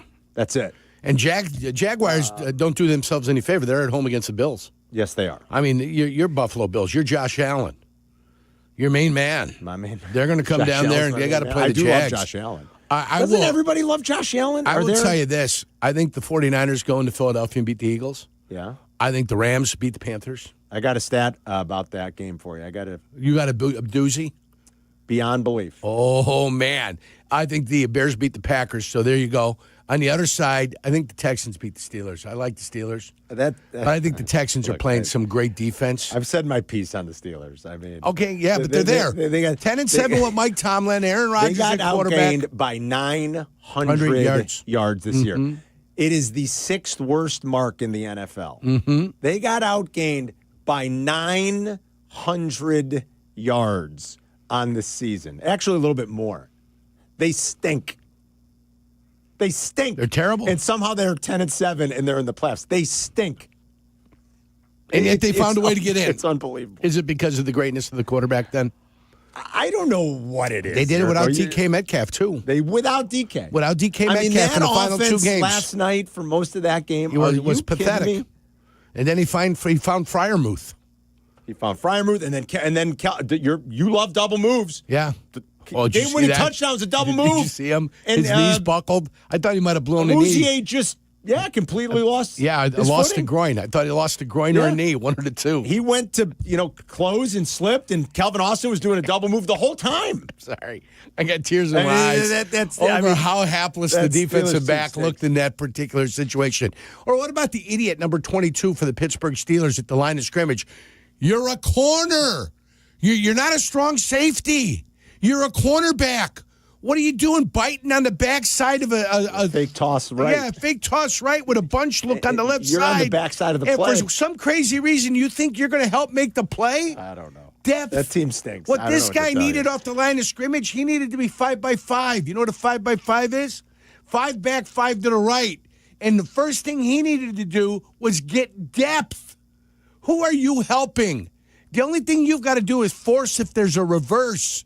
Otherwise, you've got to play the pass. And then he actually ran forward 2 steps, which made it even worse. It's even worse. And Zay Flowers is running so wide open. Collinsworth and was everybody's going, what kind of defensive coordinator designs a play? Nobody. There's not a defensive coordinator in the world that would do something like that. The answer is nobody. You got 22 out there freelancing. Whoa, look at me. Oh, I need to get depth. Is that somebody right? And then he's looking around trying to blame somebody else. Collinsworth was beside himself. Oh. He couldn't believe it. He was drawing the box saying, I've never seen I've never seen it either. I've never seen it either. I was like, I've never seen a guy. It's absolutely insane. There was nobody within 20 yards of him. Yeah. And Collinsworth kept drawing what the all box the crap you're talking about, on the screen. Life's easy when guys start freelancing. Lamar Jackson looks like the greatest quarterback in the world. Holy cow. Had him on my fantasy team this year. I finally invested in Lamar Jackson. And I said to myself, you got his worst year. Carm, I said to myself, this guy was first in NFL MVP. He was second in NFL MVP. This is the year I believe he could fly. He has 2 firsts and a second. Yeah. Kills. And they're going to trade him. I mean, they're talking about trading Lamar Jackson. By the way, that league was for $2K, by the way. Oh, wow. $2K, Lamar Jackson. And the Saquon Barkley off year. Thank you, Saquon. That's what you had in that league, huh? Appreciate it, Saquon. Back to Caleb. He does set a new franchise record for passing yards in a single season. Not quite 4,000, but they're getting there, everybody. Getting there. One of these years, the Bears will have one. Wait till the 18th game. Yeah, I guess they'll have to wait till 18 games. Wait till the 18th game, and then guys. they're guaranteed to have a 4,000-yard passer. He did set the record. He broke Eric Kramer's record, 3,942 passing yards. Caleb already has 2 of the 6 best passing seasons in franchise history. Now, he's played 17 games in each season. I love it. 3 of those top 6 belong to Jay Cutler. So 5 of the 6 are Jay Cutler and Caleb Williams. But he finishes with 27 touchdowns to 7 INTs. That's nearly 4-1, Yerk. That's beautiful. And only 24 sacks after taking 68 a year ago. He got his sack percentage down this year from 10.8 to 4.2. Beautiful. That's growth. That's development. And so this all started because you were talking about Drake May's development, and you said, and the Bears feel good about their guy, and they should. Yes. I feel good about Caleb Williams. The one critique, I think, would continue to be his accuracy, but other than that, that's a big thing. But I think even his long ball accuracy as the year went on got better. Got better. It did. I think it got better. It got better. I think the comfortability factor that they both have with each other now. Listen, you've got to earn the trust. Quarterback's got to be able to trust his coach, and the coach has to be able to trust the quarterback. And that, unfortunately, in his second year was the process you started all over again when you hired Ben Johnson. That needed to happen. And it's a while until it happens. You know how they say, well, I didn't even know if he liked me when I came in. Why is he going to like you? You got to earn it. He's inheriting you. You got to show him. You got to go out, and you've got to do it for him to, kind of fall in love with you. It's a courting process. And the way you guys are courting is by the way you play. Do you think he did it? And the better you play. I think he has. I think so, too. I think Ben Johnson realizes he's got himself a legitimate quarterback. And I think what do you think about him using his legs a little bit more? Because sometimes he's like indecisive. It doesn't bother me if he used his legs a little bit more. Like a Josh Allen, type. I've got no problem with that. I don't mind him doing the damage from here. Yeah. And he's run this year. It's not like he hasn't run. He does it when he has to. He's really great. He's very elusive in his ability to, and what I've said all year, and even at times last year, you really saw it this year, he's not the world's biggest quarterback, but damn is he strong. And you see it in his lower half. And he's a tough guy to get to the ground. And I think that is a great attribute of Caleb's. I don't view him the same way as I do like a Josh Allen, but his elusiveness and his powerfulness and his escapability, his powerfulness of work, like those will suit him well going I don't forward. need to design a run for him unless I'm going to do a naked boot. Yeah, right. I'm going to send him out just because you're running the ball so well, and he's going to keep it, and he's going to go around the corner for a first down. I don't think you have to design anything for him. I think him scrambling and running the 3-4 times over the course of the game for, 60 rushes for the year, I think is absolutely fine.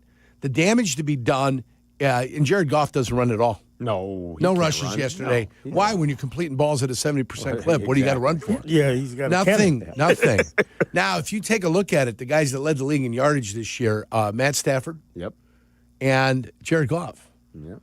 Goff was up there last year too. Yeah. So at one point they were both. The guy out in McVay kind of identified them both. I have this guy, and he's okay. But there's somebody out there that's better, and he's a little bit older. And Detroit said, "Fine, we'll take it all, and we'll get to reap the rewards of everything that we've got." And he's been able to go up there and be a productive quarterback for the Detroit Lions. But what Stafford's been doing with the Rams, 47, when healthy, with 46 touchdowns. Yeah, he's up there, 46 touchdowns, I believe, 4,700 yards. Yeah, 46 touchdowns, 8 interceptions. He's your MVP, is he not? I don't know, man. I mean, Drake. I think you make a pretty good argument for both guys. Yeah, Drake May led the league in completion percentage, yards per attempt.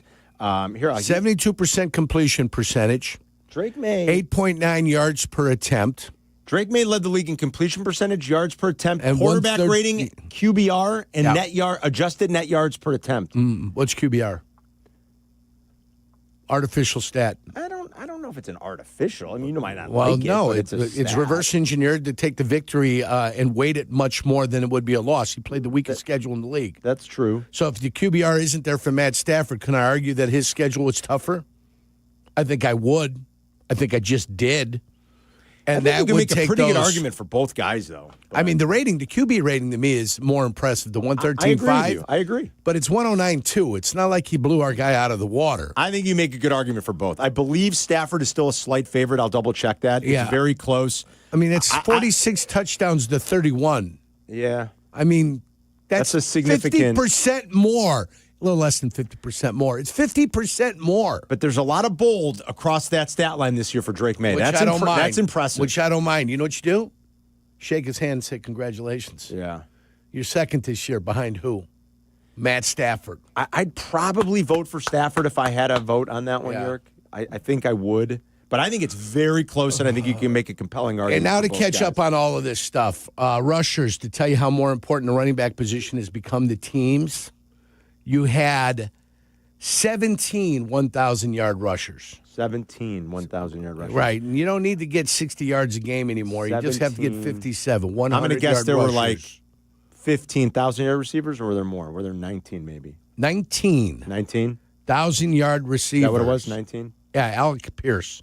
Yeah, he had a good game yesterday. A.J. Brown were the last two at 1,003 yards, 1,006, 1,008, 1,013. The 17th game has really helped everybody.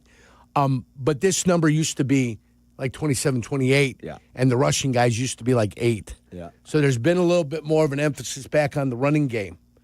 But what you get is you get more double backs than you do single backs in the backfield. Yes, for sure. So, all right, how do you feel, Bears fans, going into the wild card weekend? Back-to-back losses, and yesterday's was a little bit of a head-scratcher. I mean, I think you can nitpick some things about the defense from 2 weeks ago, but that was an epic game. They were in a shootout on the road. It was awesome. They were right there with a chance to win late. And that was the case again yesterday, but being in a 16-0 hole to Detroit, decimated on defense. Outdoors in January, even though it wasn't a brutally cold or windy night or anything like that. Still, how do you feel about that one? Because I think a lot of us were like, curious performance. I mean, the Bears players and the coach were saying it themselves after the game. They were all a little bit like, yeah, that's not what we wanted. We're a little bit surprised at how flat we came out. So how does that make you feel going into Saturday night? 312-332-3776 for Carmen and Jurko. We'll be right back. Carmen and Jurko. They'll be right back. ESPN Chicago. Starting January 5th, Waddle and Silvy expand to 4 hours a day. 4 hours a day. Yes, you heard correct. The longest running show in Chicago sports content history, Waddle and Silvy. Weekdays 2 to 6 p.m. starting Monday. We are Chicago's home for sports. ESPN Chicago.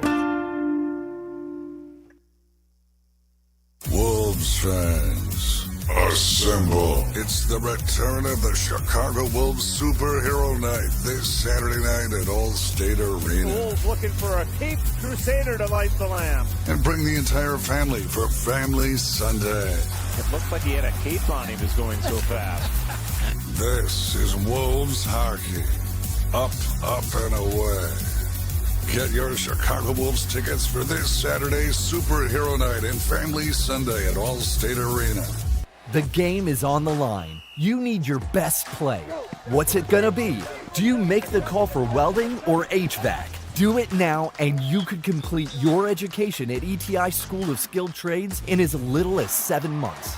We offer day and evening classes to fit your schedule, and financial aid is available if you qualify. Visit eticampus.edu or call 888-830-7678 to learn more. ETI, it's your future. Own it. Hey, bro, weirdest thing is happening at the game. This guy sitting next to me says, "You're our good luck charm." Every time I crack a Bud Light, we score a touchdown. Now his entire family wants to buy me Bud Lights. I think I'm some kind of a football prophet. Talk soon. The team needs me. Anything for Bud Light, the official beer sponsor of the NFL. Stock up today. Enjoy responsibly. Copyright 2025 Anheuser-Busch Bud Light Beer, St. Louis, Missouri.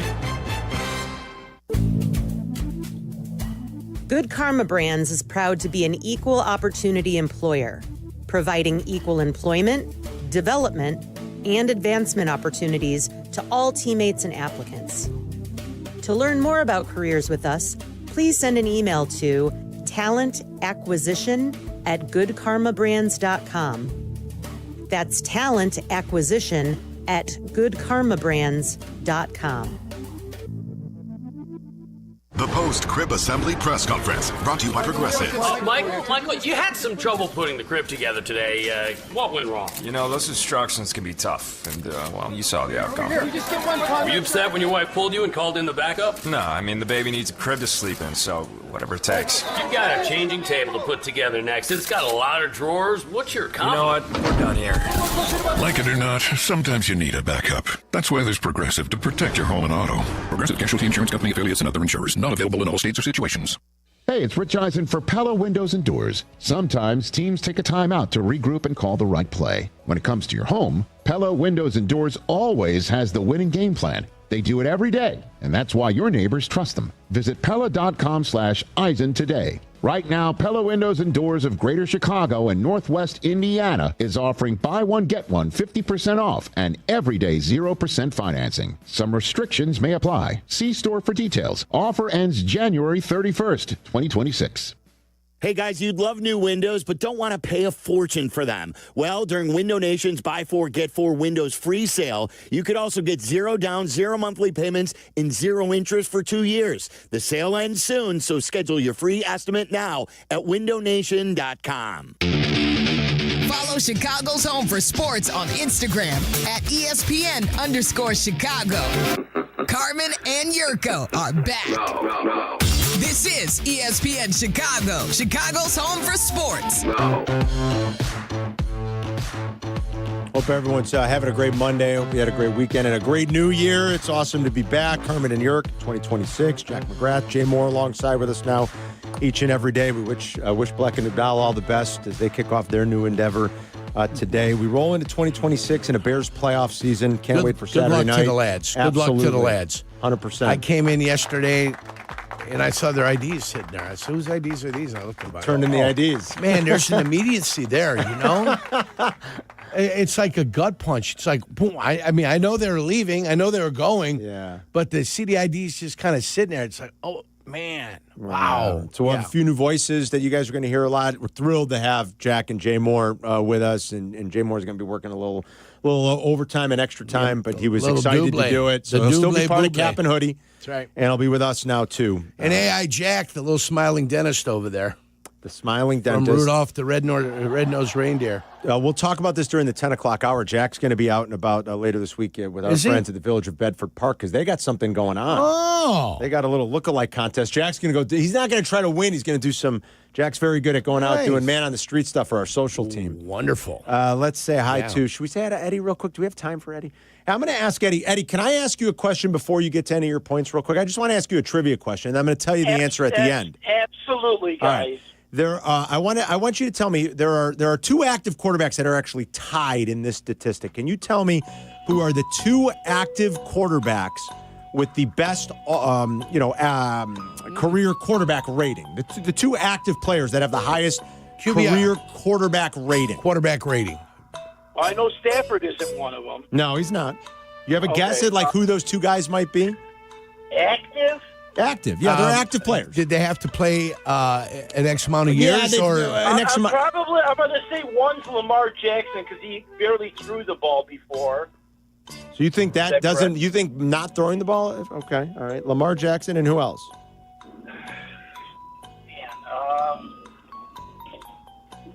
Is he older? Yes, he's older. Much. Kirk Cousins. No.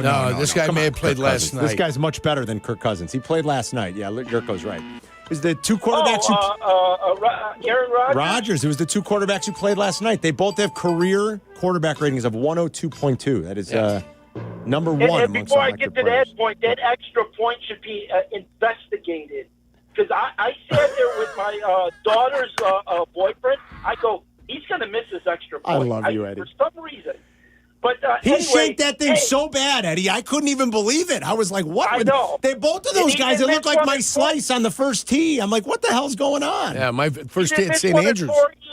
In 4 years. First one he's missed in 4 years. Unbelievable. Yeah. All right, go ahead. Make your point, Eddie. Hey, we're talking about Stafford, and we're talking about the quarterback from the Patriots. When Lamar Jackson won it to 1 year, I called in and said, "Man, he only had this many touchdowns and." But he had these rushing yards and he had these rushing touchdowns.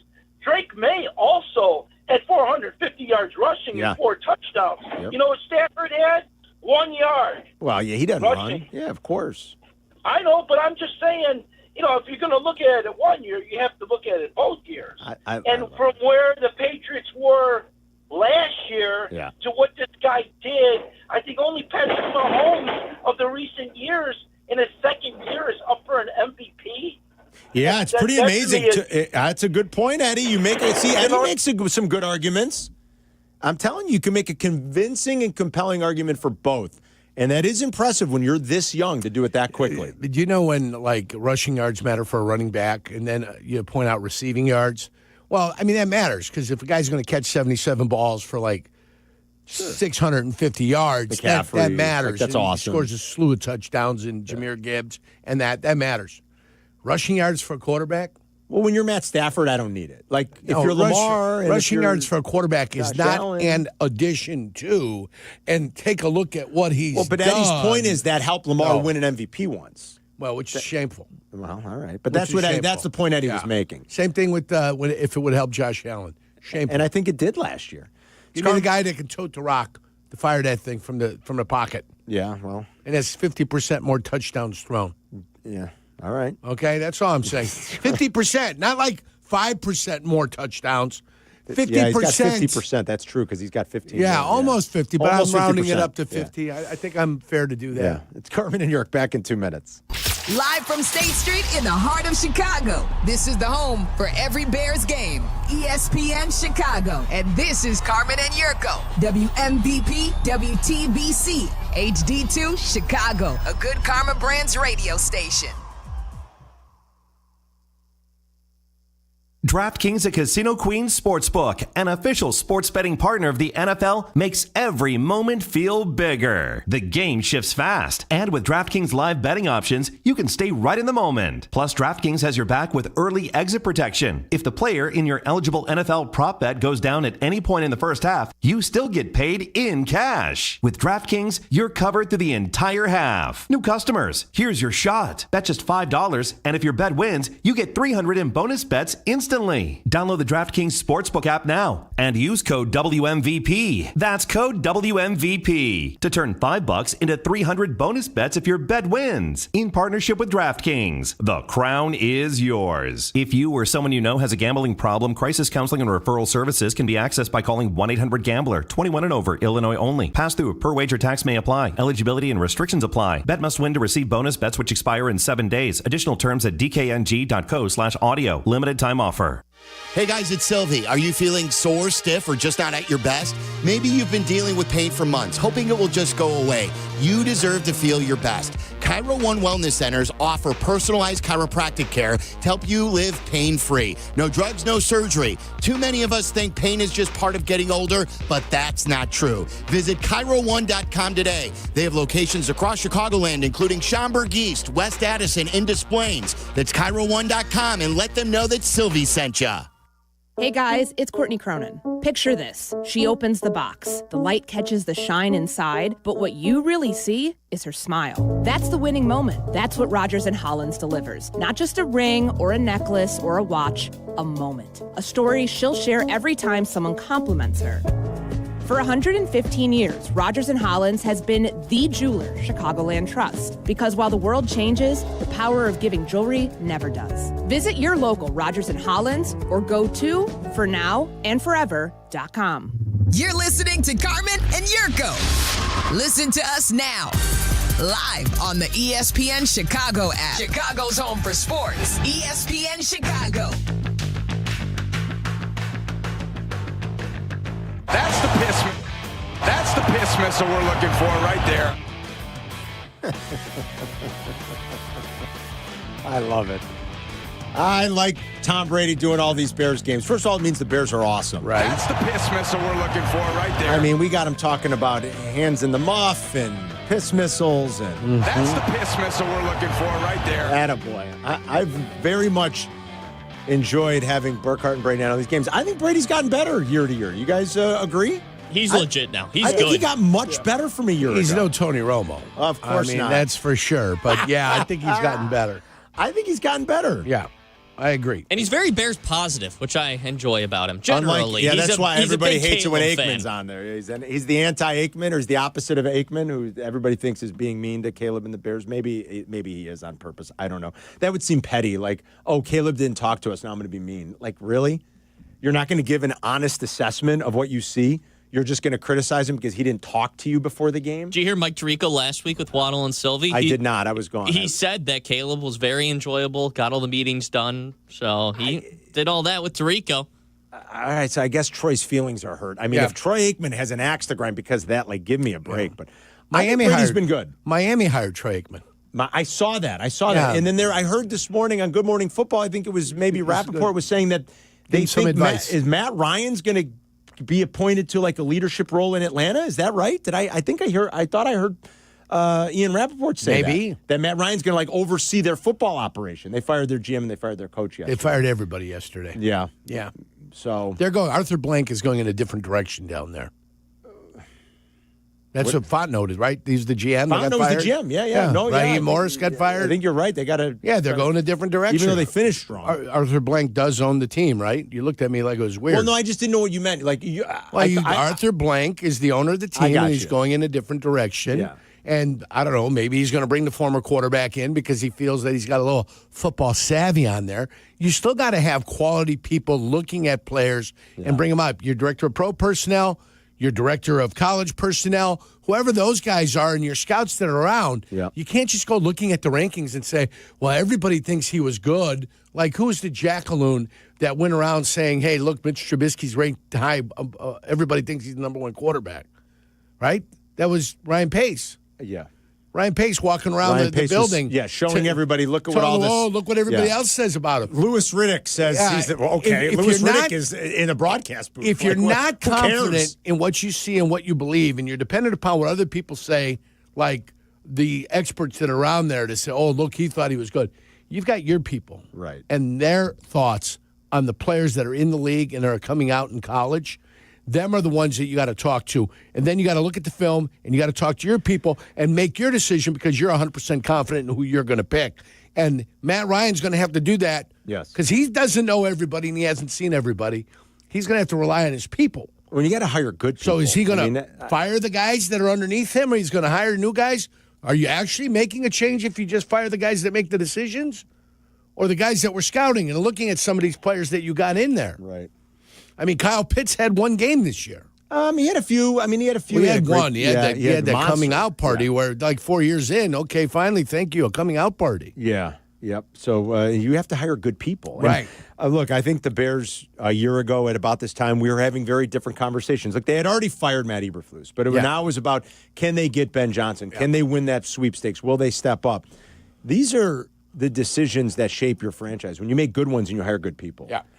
That was a great hire. Ben put together a great coaching staff. They might lose some people. They certainly will over the years if they continue to have success. Mm-hmm. But when you put good people in place, like you can build something towards the future. I feel better about the direction of this team than I have since I don't know when, to be honest. Probably since the Lovey, Jerry Angelo era, where, we could always kind of nitpick things with their offense, and they always struggled there. They did, for the most part. Their commitment to Rex Grossman. Yes. But, if you go back to the early 2000s, you did feel a lot of years like the Bears had a chance with Lovey. And I think Jerry had enough success in the draft, especially on the defensive side of the ball, where you kind of felt like they'd be competitive, and they showed you that a lot year in and year out with Lovey. It wasn't always perfect, but it was decent. Lovey was fired like 15 years ago. That's a long time ago. And I haven't felt this good since then.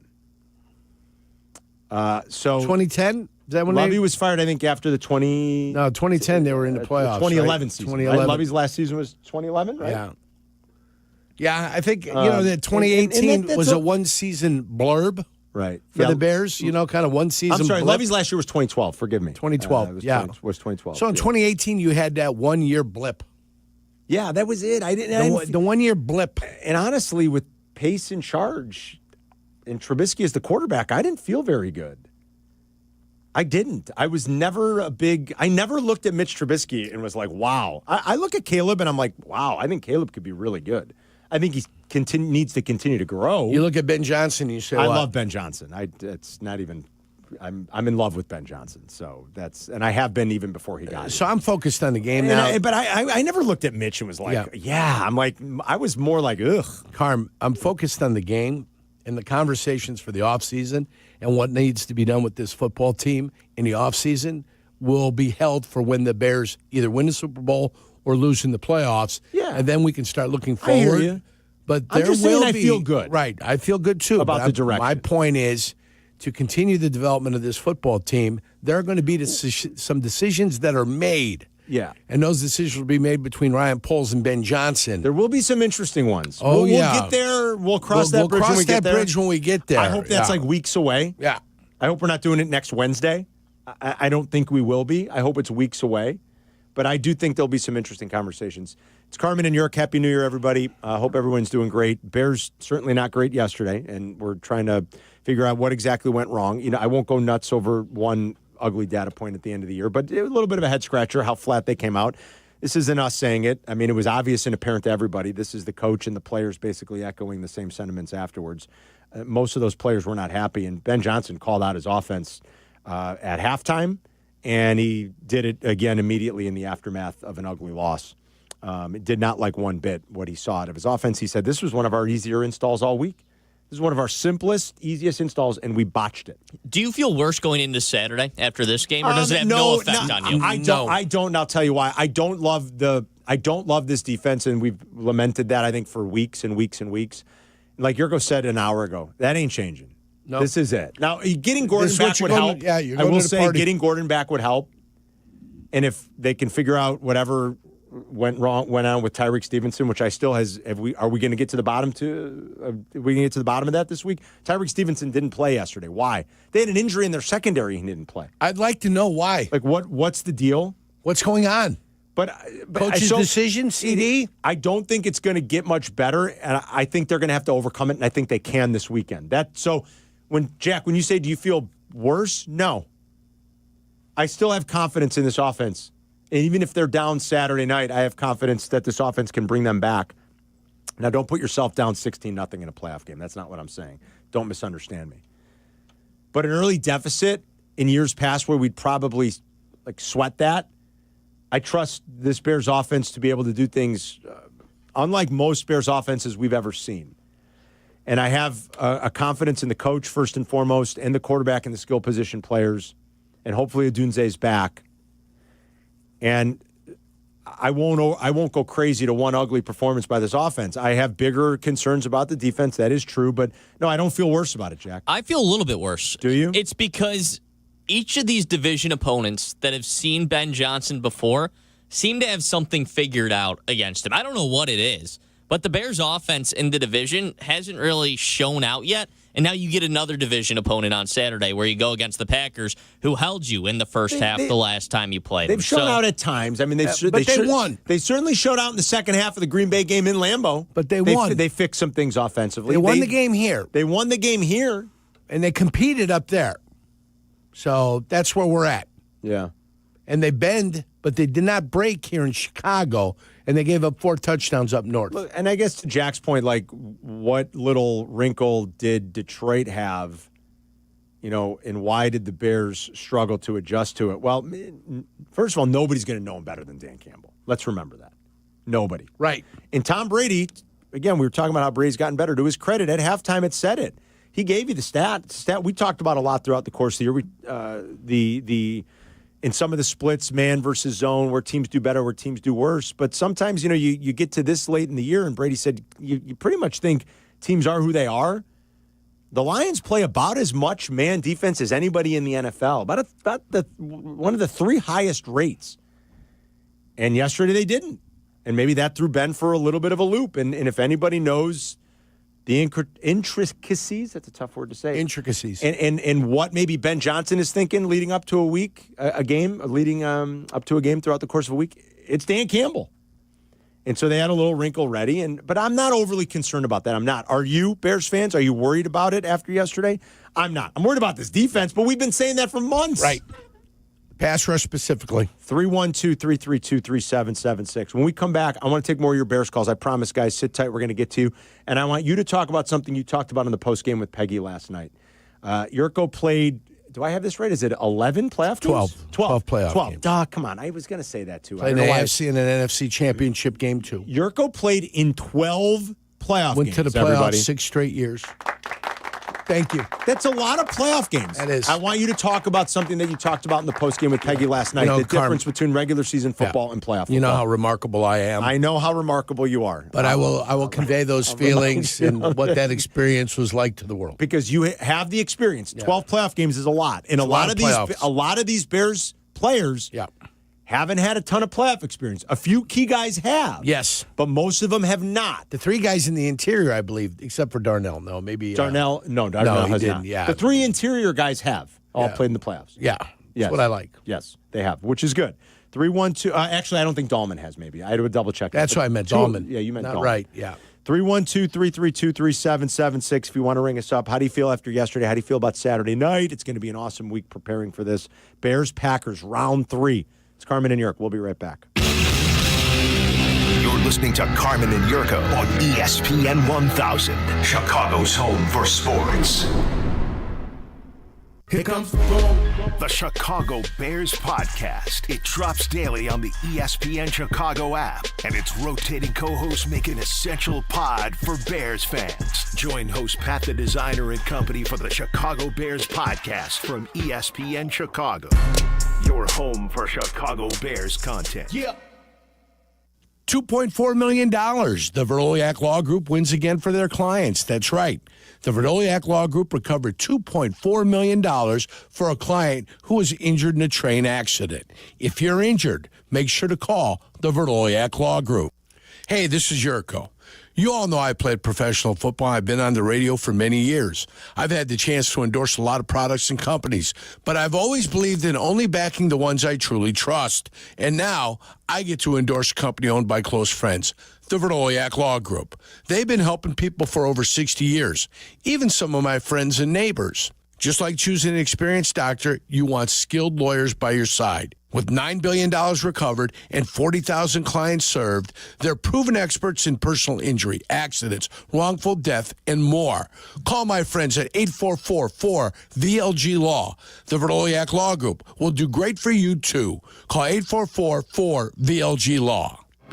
The LaPorte Invitational is the Midwest premier high school basketball showcase. 12 of America's top high school programs will compete from January 9th to 11th at the LaPorte Civic Auditorium in LaPorte, Indiana. Just a short drive from Chicago. 3 days of intense hoops, hustle, and heart. Over 25 McDonald's All-Americans and 20 NBA draft picks have played there.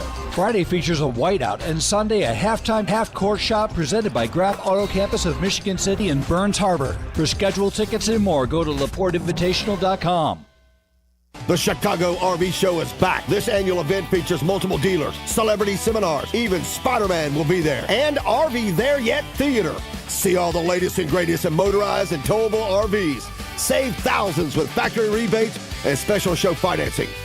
Tailgating or traveling, there's an RV for you. Friday, January 9th through Sunday the 11th, there's free parking at the Schaumburg Convention Center. RVSupershows.com. That's RVSupershows.com. We all hear the radio ads about the IRS. They tell you to be afraid, to be scared, and they try to frighten you into calling. I'm not here to do that. Tax Relief Advocates is different. TRA is here to tell you that if you owe money to the IRS, whether it's $5,000, $50,000, or $500,000, we have a solution. It doesn't matter if you're sitting in your car, at work, or with your kids. No matter where you are, call now. 800-575-6759. Don't lose hope. TRA can eliminate or reduce what you owe to the IRS. Generous programs are now available that can give you a fresh start. Our passion is taxes and helping individuals fix their IRS problems. We have over 1,000 5-star reviews on Google and an A+ with the Better Business Bureau. You don't need to be afraid of the IRS any longer. End your tax nightmare today by visiting us online at TRA.com or call 800-575-6759. That's 800-575-6759. Tax Relief Advocates. Real solutions for real people. Hey guys, it's Silvy. After getting my windows done by Window Nation, I can tell you that they make a massive difference. And now you can save big too during their buy 4 get 4 free window sale. Plus 0 down, 0 monthly payments, and 0 interest for 2 full years. Go to windownation.com today. You're listening to Carmen and Jurko. If you miss something, get the podcast on the ESPN Chicago app. This is Chicago's home for sports, ESPN Chicago.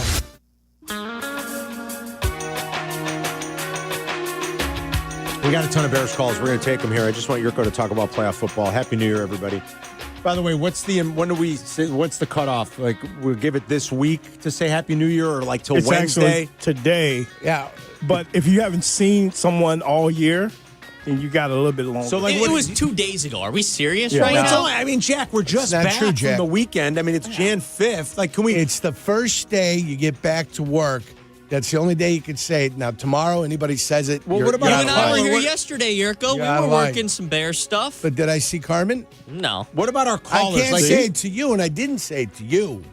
I did say it to Carm. What about to our callers? Can they say it like until Wednesday? We'll give them a week. No, today's the last day. Today's the cutoff? It's supposed to be. Wow. January 5th. I'm going to take the Christmas stuff down this weekend. I left it up through the weekend. I always leave it up through everybody the goes New Year back weekend. to work. Everybody goes back to work. And our Orthodox friends are celebrating Christmas on the 7th. You know Right, that. yes. Jan 7th. I'm going to take all the Christmas stuff down. I'll probably do it Saturday, like before the first playoff game. I'll do it in the morning and then get ready for 2 playoff games on Saturday, 6 playoff games between Saturday and Monday. I love the Super Wild Card weekend thing. This is the good weekend. Oh, it's all. Well, I think next weekend's maybe the Even best. better, but this is great. Because then you get the number 1 seeds next weekend. It's 2-2 on Saturday and Sunday. It's pretty awesome. I mean, we are down to a handful of we games. are. Start counting them, boys. This is where we get It's to 6-4, 2-1, my friends. 6-4, 2-1. That's it. That's 13 games, guys. I like the rhythm of the new year. Well, I'm going to tell you what the rhythm of the new year is.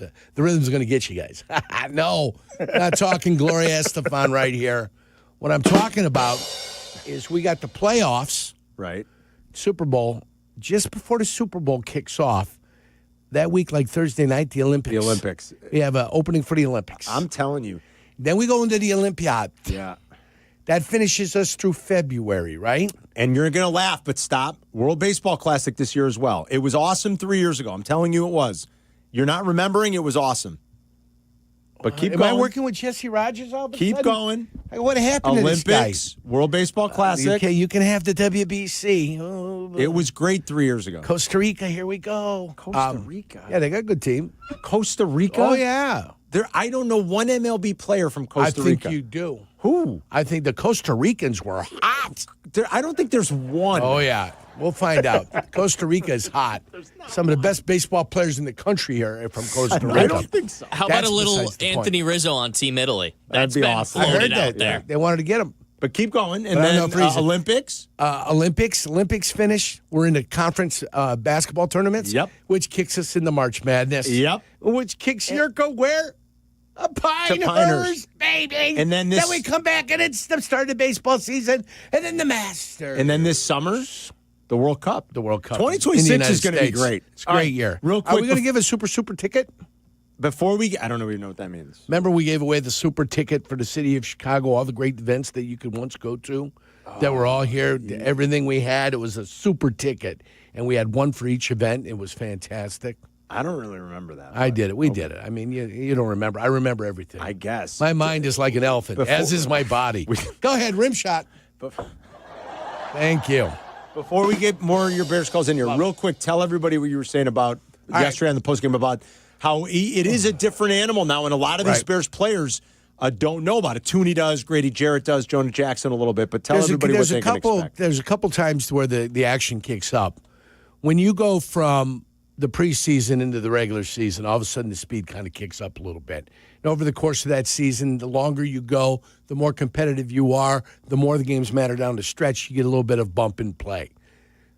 From the end of the regular season to the start of the playoffs, this is where guys are sacrificing everything. Yeah. Because at this point in time, you lose. There is no tomorrow. At this point in time, you show up on Monday, you know what you're doing? You're either packing your boxes or you're preparing for another week. Right. And that's where you're at right now. And that's why the game elevates itself. It may not be the quality of the game, but the intensity, the hitting, what you're going to see on the field, guys going for it, guys making the extra stretch or making the extra dive, trying to get after it, get that first down, try to get a tip on a ball, all that kind of stuff. It happens now in the playoffs. And you'll feel it. You'll know it. You'll see it when you're out there. You can watch from here, but the players will know when they're on the field. Definitely. You've got to kick it up, kick the intensity, kick it all up because it gets turned up a handful of notches. That's a good point. It wasn't even a playoff game last night, but it was for you could feel a playoff spot. Yeah. And TJ Watt, like 3 weeks removed from puncturing a lung or having a collapsed lung. From dry needling. From dry needling. What are we I doing? get that dry needling done sometimes. Yeah. I don't like it. My buddy Kurt Vonnegut? My buddy Craig. You know Maudsley. Kurt Vonnegut? I don't. I don't know why I said Kurt. My buddy Craig Maudsley, who's done a lot of PT work for me, who's my physical therapist. Sure. He swears by it. I don't like it, but now I'm never doing it again. You can forget about it. Certainly not anywhere near my lungs. Yeah. What are you doing up there? But, I mean, you could see it, like, in his face a few times, like, reaching forward and, like, how much discomfort he was probably in. So, to your point, like, now guys are laying it all out on the line. Laying it on the line. All right, we got full phones here. Let's go to Tom in Oak Lawn on ESPN 1000 with Carmen. Oh, real quick here, there is some breaking news. Tom, hold on. There is some breaking news. Well, let's hit the sounder. Yeah, go ahead. Fire the sounder. We got to fire the sounder. This is breaking news on Chicago's home for sports, ESPN 1000. It's brought to you, as always, by the Advantage Dealer Group, home of the 60-minute guarantee. We speculated this about an hour ago. Adam Schefter mentioned it yesterday on Countdown. Pete Carroll is one and done. I don't think that's a shock to anybody, the way the Raiders' season went. They won, but they got the number one pick because the Giants won. The Giants fans have to be beside themselves. It's 2 years in a row. I mean, beside themselves. 2 years in a row. I don't know that there's anybody like that worthwhile at the top anyway this year, but the Raiders will pick first, and they'll have a new coach. Yep. So Pete Carroll is out after one season with the Las Vegas Raiders. Going back to acting. Yeah, right. Dick Van Dyke. Yeah, that's right. Tom in Oak Lawn on the southwest side. What's up, Tommy? Well, as a Notre Dame Fighting Irish fan, it couldn't have happened to a nicer guy. So, secondly, if Jurko says there was a super ticket, Carm, then there was probably a super ticket and just smile and nod. I guess so. Yeah, I don't remember that. I don't disagree with him. I just don't recall it. Yeah. And I understand people are saying, hey, the defense is what the defense is. We knew that they had problems with the pass rush and such. And I get it. My thing is more, why can't our offense come up with like a faster start in the beginning of the games? I mean, does the scoreboard operator have to say that it's the fourth quarter, like through each quarter, in order for our offense, to start picking up and such? See, and it wasn't just like, yesterday against the Lions. It's been like, several weeks now where it seems like they always come up with these slow starts, and I'll see like two possessions where it's 3 and out, and with our defense the way it is, we need our offense to really start out fast, start out quick inside. It wasn't a problem in San Fran. Tommy, thanks, buddy. It certainly was in the last two home games. They've been shut out in the first half of their last two home games. That's kind of surprising for this offense. I can guarantee you Ben Johnson's not happy about that. Very frustrating. So they will need a faster start, without a doubt, this Saturday night. Matt's in Streamwood. What's up, Matt? Hey, Carmen Jurko, Happy New Year to both of you.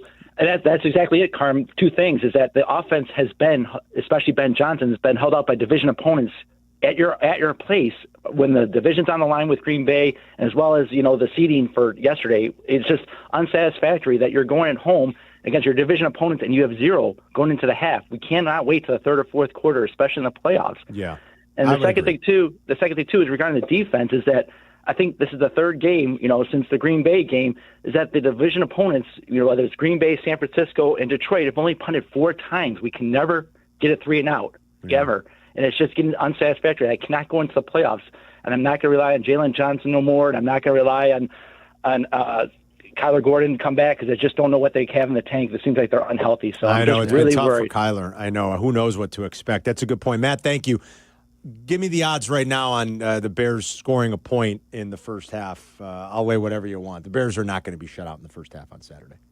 That's your belief. And you can't be. Yeah. Come on.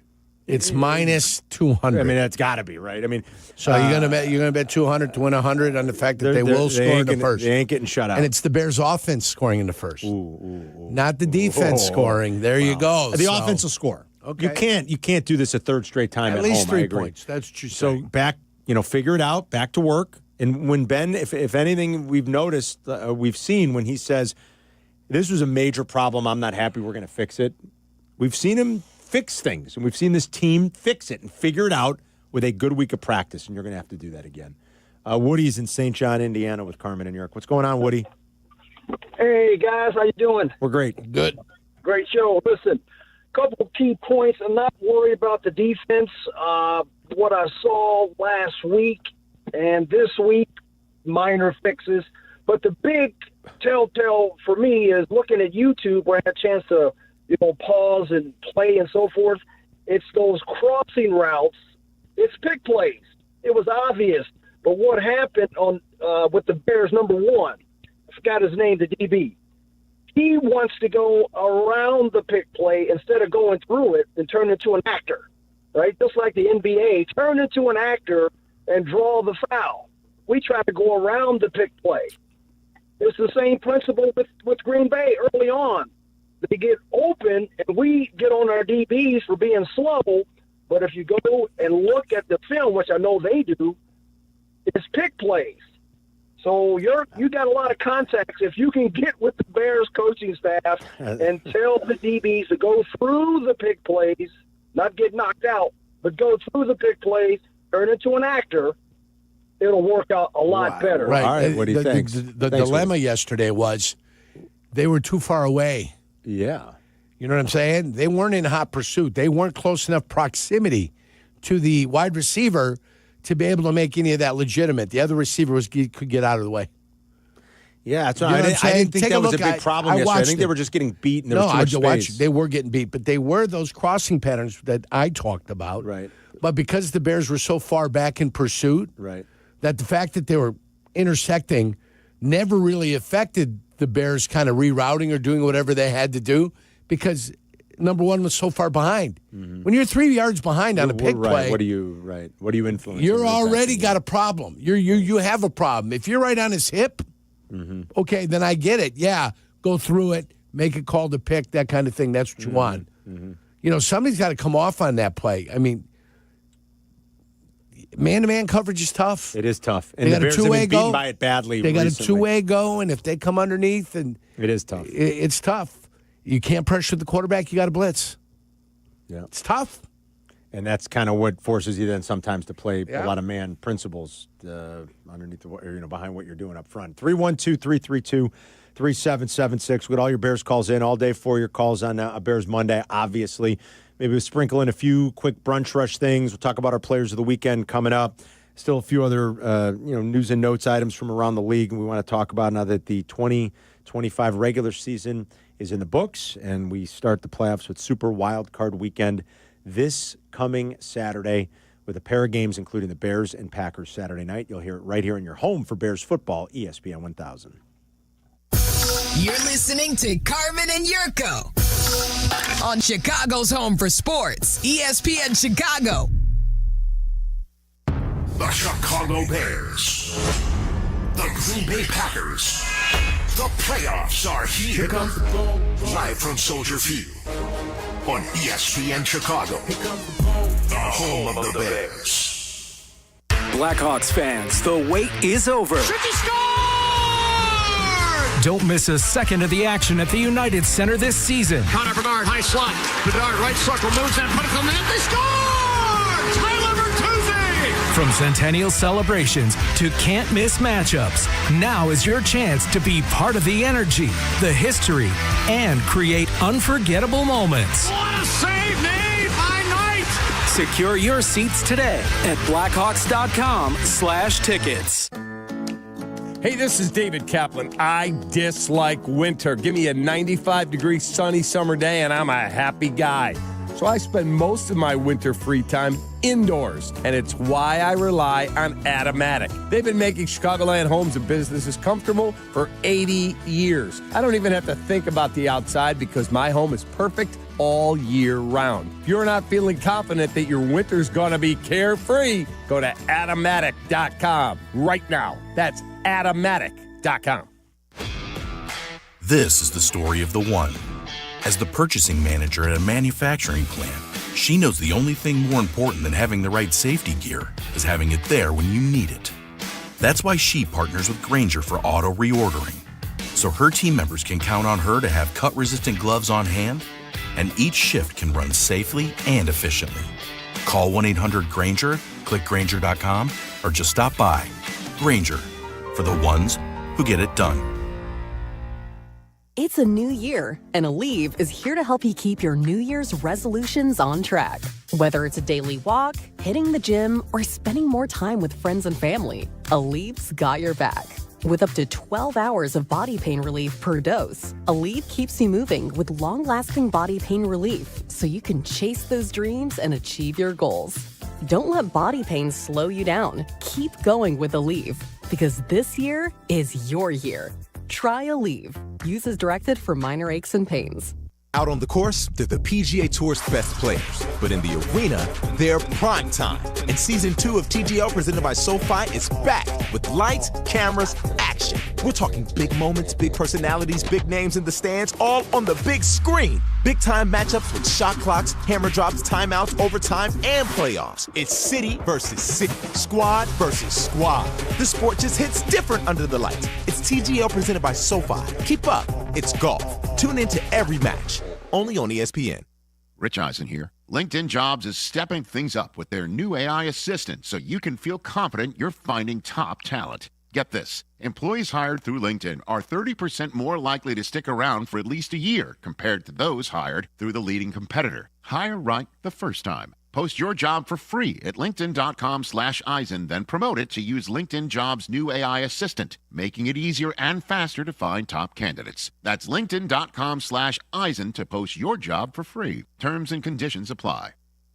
Hit the road in a brand new Chevy in less than 1 hour at Advantage Chevrolet Bridgeview. You can sign and drive away in 60 minutes or less. Seriously. Or they'll cover your first car payment. Every new Chevy is backed by the Advantage Plus program. Advantage Chevrolet Bridgeview. Together, let's drive. Follow Chicago's Home for Sports on Instagram at ESPN_Chicago. Carmen and Jurko are back. This is ESPN Chicago, Chicago's Home for Sports. We'll do a quick little brunch rush here and then get back out to your Bears calls. A couple other things from around the league. We talked about the Steelers. The game was great. I mean, it was like, that game was what, 13-10 with 8 minutes to go? And then it turned out to be great. Yeah. I mean, I was almost like, oh, God, this is a bore fest. Like, the game Saturday night, I was so excited for Seahawks and 49ers, and then that was just a bore fest. It was. I mean, the Niners, and that's another thing. Like, Silvy texted it on our group chat, like, halfway through that game. He goes, boy, the Niners aren't playing the Bears defense anymore. No, like, they're not. Is that a great point? I mean, holy cow. If you're not worried about the Bears, I'm not sure. Well, I mean, you take a look at what Seattle did this year. I mean, what did they give up? About 17 points a game? Something like that. You know, they won another road game. Yeah, they gave up under 300 points for the year. Do you realize he's lost 2 road games in 2 years as the head coach? Yeah, it's pretty good. They've lost 2 road games. They're not going to have to worry about that. They're going to have to worry about a neutral site game. That's incredible. Super Bowl favorites now. They've jumped up. They are the favorites. Yeah. But I mean, in that Seahawks defense, but that game was kind of a bore. And then most of last night, it was like, geez, I was dozing off. I'm like, this is a snooze fest. And then the finish was awesome. I'm glad I stayed up. It used to be a simple way to judge all the teams was you looked at their defensive rank and the offensive rank. Combine the two, the team with the lowest number is probably the team that's going to end up being in the Super Bowl. I also like looking at differentials because of that, Jurk. Yeah. It's like, why the Steelers stink. I don't care what anybody tells me. They've been outgained by over 900 yards this year. They stink. The Panthers. But you would look at that in the playoffs, and you would say, yes, the Steelers have no chance in hell of getting there. No. Because you would look at their offensive rank and defensive rank, and they'd be up there compared to everybody else that's in the playoffs. Right, yes. The Panthers made the playoffs despite finishing the season as a minus 69. Nice. Yeah. In point differential. Now, here's something interesting. I told you I had something for you guys on this. I'm ready. Game. I told Shay this morning. Shay's a gambler. Uh-oh, my mic just went. Your mic went limp on you. My mic went limp. What'd Shay text you, Carmen? Well, no. I told Shay. I did a little information. research this morning for you guys. The Panthers made the playoffs despite finishing as a minus 69 in point differential. That is the 4th worst differential of any playoff team in NFL history, Jurk. 4th worst. 4th worst. I'm going to give you the other 3 teams that were worse. You ready? I'm ready. 2010, Seahawks. 2011, Broncos. 2004, Rams. Do you know what those 3 teams have in common? 2004 Broncos. 2004 Rams. 2011 Broncos. 2010 Seahawks. Those are the only 3 teams to ever make the playoffs with a worse point differential, than this year's Panthers. Do you know what those 3 teams have in common? They all lost the Super Bowl. They all won the wild card round. Oh, did they? They all won their wild card game. The Seahawks were 10-point home underdogs to the Saints. I think that was the Marshawn Lynch run, right? Yeah, the famous I think so. Hold my junk run at the end. I think that was it. They won outright. They beat Sean Payton and the Saints. They were 10-point underdogs. The 2011 Broncos, that was the Tim Tebow win with John Fox in Mile High against the Steelers. They were 8-point underdogs. The 2004 Rams were 4-point underdogs. They did go on the road. They played in Seattle. They won outright. So all three teams that are worse than the Panthers won their wild card game. The Panthers are 10-point home underdogs. 10-point dogs. To the Rams. I feel like we should just, for bleeps and giggles, put $25 on the Panthers money line. Just do it. Based off of that stat. Yeah, not me. Just off of that stat. I got you. Come on, do it, Yerk. Nope. That's how we'll start the brunch rush. Anything else, Jack? Go ahead real quick, and then we'll get some more Bears calls. Well, let's go around through some of these coaches that have been fired. So the Browns fired Kevin Stefanski, but they're keeping their general manager. The Giants are keeping Joe Schoen as their general manager. Yeah, Shane Stan. Raheem Morris is gone in Atlanta. So is Fontenot. And so is Fontenot. The Bengals have announced they're keeping Zach Taylor as head coach. And Duke Tobin as the general manager. Exactly. I believe Joe Burrow very much likes Zach Taylor, and they're basically kind of like deferring to Joe Burrow here, which makes sense. I sort of get. I mean, so I guess that's why Zach Taylor's sticking around. They need to fix that defense. They fired Anarumo. They brought in Golden. That's been no better. They got to find some way to fix that defense. Yeah, I would start on the defensive line. Yeah. Well, that'd be a nice place to start. You think? Yeah. Good call. Start on the defensive line, and then they've also got to protect their quarterback. Yeah, that too. Yeah. And thank goodness the Bears didn't get Pete Carroll last year. Because he's one and done in Las Vegas. Can you imagine? I mean, I appreciate Pete Carroll's career, but most of us knew that would have been a disaster in the making. Yes. Every once in a while, we're right. Yeah. I mean, that would have been an absolute thankful disaster. to the heavens. I could have told you it was going to be a disaster in Vegas. And I mean, trading for Geno Smith. Geno Smith was a good quarterback. He was a good quarterback for Seattle. He was. I mean, he threw for a lot of yards. You could have done worse than Geno Smith. You could have done worse. You could have done worse. I'll give you that. But not the answer in Vegas. Either was Pete Carroll. And neither was Pete. And he gone. They need a quarterback. All right, what else, Jack? Well, speaking of the Raiders, someone floated this to me over the break. Odunze and the first rounder for Max Crosby. No. I do more in a first I give rounder. up more. Yeah. Not a Dunze. Yeah. I don't think I would either. I don't even like giving up the first rounder, even though it's going to hopefully be in the 20s. But I mean, boy, you guys were emphatic on that. Because you're not getting it for DJ Moore. You're Dunze. not getting it for DJ Moore, you guys. There's no way they're DJ Moore in a first? Maybe. No, they're not. Maybe you have to sweeten it. For Max Crosby, they're drafting quarterbacks, so obviously they're going to need somebody in that receiver room. Yeah, you got to throw to him. You got to throw to somebody. Can't just throw the ball to Brock Bowers. You're not trading away. But I'm saying that I don't think the Raiders are trading Max Crosby for a first rounder and DJ Moore. You're not trading away Roma Dunze. That would be. Well, you guys were all over it. All right, someone presented that to me. A very savvy, well plugged in football insider floated that. Roma Dunze and a first rounder for Max Crosby. Well, they were an emphatic no. I'm ultimately a no as well. You look like you're thinking about it. Well, more. I'm saying the reason Rome would be something that the Raiders might be interested in is because of the cost certainty that you'd have for him for 2 more years. I think he's younger and better, and all. I think all but that's those why things. you want him on the Bears too, because of the cost certainty. We've asked this question before, also. We've asked the question: does the 5th year stay with the first round pick if he gets traded? It does. Okay, yes, it does. So they've got the 5th year option also. So they've got 3 years of a Roma Dunze that they would get in that trade before they'd have to make a decision on Roma Dunze out there. I would think that Roma Dunze and the first round pick is a sexier project than would be DJ Moore because of the cost. I don't think the Raiders would do that deal for DJ Moore. I got to be honest. Now, the Raiders got the second most amount of cap room out there.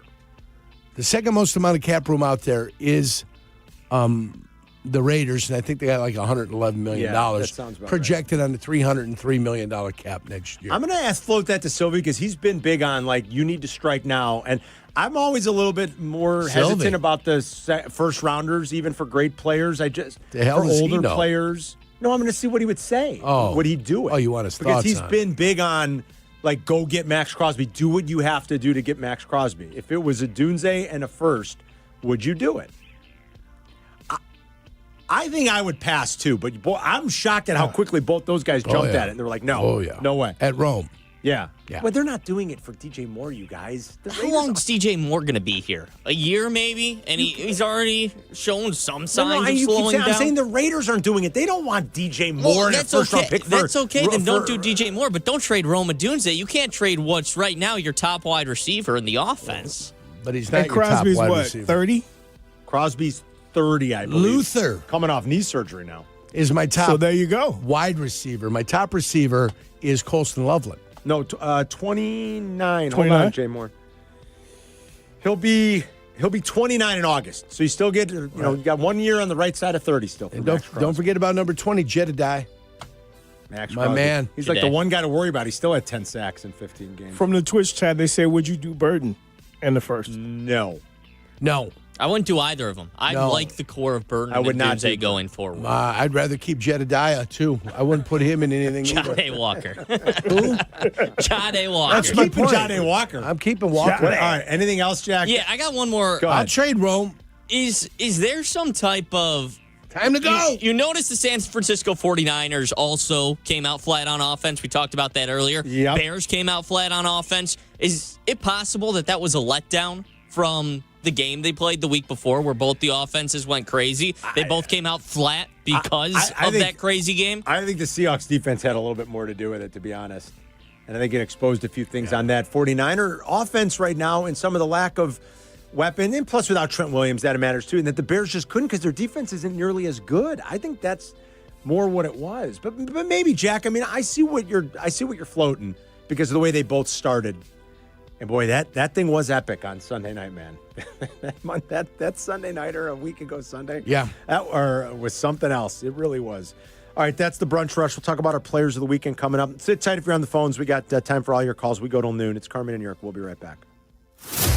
You're listening to Carmen and Jurko on ESPN Chicago, Chicago's home for sports. Saturdays on ESPN Chicago. Join me, Peggy Kaczynski. And me, Dion Miller, for the cleverly named Peggy and Dion. Of course, we are always talking about the saga of Chicago sports. And occasionally, we may dive into other areas of interest. So join us Saturday morning at 11. Peggy and Dion on ESPN Chicago. Brought to you by Advantage Acura of Naperville. Hey, it's Cap. Playoff time is here, and this is when you need to be locked in. But if you're not sleeping well or you can't breathe, good luck focusing on anything, let alone the playoffs. That's where my great friends at Sinus and Snoring MD come in. Breathe better and sleep better with in-office treatments and same-day appointments. Now's the time to take care of yourself and start 2026 feeling your best. Call 847-545-0147 or visit sinusandsnoringmd.com and get ready for a better night's sleep. That is sinusandsnoringmd.com. Make your game day a winner with Aurelio's Pizza, Chicagoland's oldest pizza chain since 1959. This is Joe Aurelio inviting you to indulge in our crispy thin crust, signature sauce, 100% real mozzarella, and your favorite premium toppings like our fresh ground Italian sausage. Dine in, carry out, or have it delivered. Visit Aurelio'sPizza.com for the location nearest you. Download the Aurelio's app and start earning rewards today. Aurelio's Pizza. It's a sauce. When your life turns upside down after an accident, you need an advocate like Wallner Law. I'm John Wallner, and for over 50 years, Wallner Law has fought for people just like you, injured, overwhelmed, and searching for answers. We don't just take cases, we take care of people, and we win for you. From car crashes to workplace injuries, Wallner Law stands by your side every step of the way. So call us today, 312-8-MILLION, and win with Wallner. Getting health insurance that fits your budget isn't easy. At Get Covered Illinois, we are here to help. We are the state's official health insurance marketplace. A place where health insurers compete for your business. A website where you can compare multiple health plans and pricing in one place. And where you can connect to financial help and free in-person assistance. Because you deserve insurance. GetCoveredIllinois.gov. We're here to help. Hey, fans! Welcome back to Fansville's Cheers and Tears. Oh. Okay, so everybody deals with losing, right? To a rival on a last-second field goal. Whatever, it's fine. I'm totally fine. But I cope with losing with an ice-cold Dr. Pepper. Those 23 flavors are so delicious. They totally wash away the pain of your college football team taking a big fat L. College football. It's a pepper thing. The post-career day press conference brought to you by Progressive. Anthony, can you tell us what happened during career day? I'm a biomedical researcher. The kids just weren't impressed. How did you feel when your son called in the backup? Embarrassed. And I knew it would be a fireman. It's always a fireman. It's cliche, but a crowd favorite. He had an axe and everything. I can't compete with that. And will the fireman be helping your son with his science fair project? Hope not. I'm literally a scientist. Like it or not, sometimes you need a backup. That's why there's Progressive to protect your home and auto. Progressive Casualty Insurance Company affiliates and other insurers. Not available in all states or situations. Nature is calling. No, not that way. Fishing, hunting, hiking, nature. Chauncey's Great Outdoors, Saturday mornings from 6 to 7 and available on demand on the ESPN Chicago app. Follow Chicago's Home for Sports on Twitch at ESPN 1000 Chicago. Carmen and Jurko are back. This is Chicago's Home for Sports. ESPN Chicago. Well, we got to talk about our players of the weekend here in a second. We'll get Jack and Jay Moore in here as well. But I did text it to Silvy, the proposition. Again, this was thrown at me not like as a would you or, hey, a savvy football person texted me and said, this is what the Bears should do. He said the Bears should offer Rome and their number one for Max Crosby. I was like, oh, wow. I said, I don't think I would. These guys were, Jay Moore and Jack were definitely knows Jurko always loves trading. But I think but Silvy said emphatic yes. But I'm told you, he's been on this. He's like, now's the time to strike. With Ben, with this offense, with Caleb being cost-controlled, now you go, you're not getting Myles Garrett, but now you go get Max Crosby and the complete dysfunctional mess that they have going on in Vegas. And I think that's why this person sent it to me as well, said, this is when you can do something like it. This is when maybe he becomes available. They're going to be retooling and going through a restructuring again. They just fired Pete Carroll. They're going to be drafting a quarterback. This is where they might say, yeah, we'll take Rome Odunze and an extra first-round pick, and we'll give up a soon-to-be 30-year-old Max Crosby. So Silvy's an emphatic yes, he would do it. These guys are definite no's. You got to sweeten the pot, though. I get it. You have to, you guys. You're not enticing the Raiders with DJ Moore. You're not. You would have to. No, they could afford it. But they don't want. You would have to be Luther Burden or Rome Odunze. You have to. You're taking on a 29-year-old pass rusher who I get is elite, but who also has a $35 million cap hit. And you're going to trade away what's essentially Luther Burden's up there too, but who, when he's healthy, has been your number one wide receiver with Caleb Williams. I can't do it. I always tell you guys, I'm a greedy pig.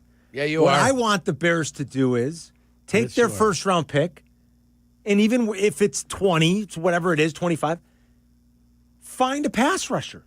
Yes. Don't tell me that that's impossible. It ain't. I'll give you They're out 50 examples. Give me 5 minutes worth of research, and I'll give you 50 examples. One of those would be Robert Mathis. Oh, my God. I'll give you active players. James Harrison. I'll give you active players. Do it. You don't have to pick in the top 5 to get a great pass rusher. So I'm a greedy bastard. Keep your draft pick, keep Rome Odunze, and go find your own damn Max Crosby, who's cost controlled for 5 years. And trade DJ Moore for a third-round pick if you have to. There you go. That makes sense. Yeah. That's fine for me. Extra third go rounder. Do that. Fine. All right, our players of the weekend brought to you by our friends at White Buffalo Barbershop. Cole I was Kmet just there for before the sixth holidays. rounder. What do you think? Look good here? Cole Kmet for a sixth-rounder. Jalen Johnson for a boy, I tell you. Our players of the weekend know how to step up. So do our friends at White Buffalo. Sharp cuts, hot towel shaves, beard trims, everything. They got you done right. Kids cuts as well. Locations in LaGrange and Hinsdale. You can book with the Zazu Salons app or go to whitebuffalobarbershop.com. Who are you going with? Player of the weekend? Player of the weekend, I will go with Aaron Rodgers. Aaron Rodgers, comeback last night. All right. Fantastic. A double move out there. He made it happen. I'll go with Aaron Rodgers. Okay, Aaron Rodgers. Jay Moore, who are you going with from the weekend? Despite his 2 receptions and all the heat and smoke that's going on at Hallis Hall, I got to go with Cole Kmet. All right. Because he's always been solid, coming through. Well, catching. I tell you, the 2-point conversion was awesome. Yeah. He got his clock That was clean, solid. and He got walloped. walloped. He held on to it. He blocked well this weekend, too. He did some good blocking. He got walloped. That was pretty good. Yeah. All right, Jack, who are you going with? I'm going with Riley Leonard, and it's that's a good one. It's more to make a point too, because he put up 30 points with that Colts offense against the Texans defense, which has been the best in the league all year. And I don't think any team has ever overthought it more than the Indianapolis Colts when they had a chance signing Phillip Rivers to play instead of Riley Leonard, who was a young quarterback who played in the national championship last year and went out and threw 270 yards and 2 touchdowns against the best defense in football. So apparently Ben Johnson was muttering under his breath after, I should have gone for it. I wonder if Shane Steichen was like, we should have just played Riley Leonard. He's mobile, too. He ran for 20 yards on 3 carries. Like, what are you doing? Point, you think it like Chris Ballard gets on that, and they're staying, right? Ballard, they said, is back. Yeah, they said Ballard's back. You Boy, think he Dan got on the headset at any point? He was like, boy, maybe we should have just played Riley Leonard. Dan Dockich, not a fan of Chris Ballard. Not a fan. Yeah. Do we have a worst player of the weekend? I could come up with probably some more. But, Riley Leonard lit up that Texans defense, for crying out loud. I'm going to go off the board. It's the 7 seconds I'll have to talk about hockey. Tyler Bertuzzi. Hattie last night. Hawks have won 3 in a row.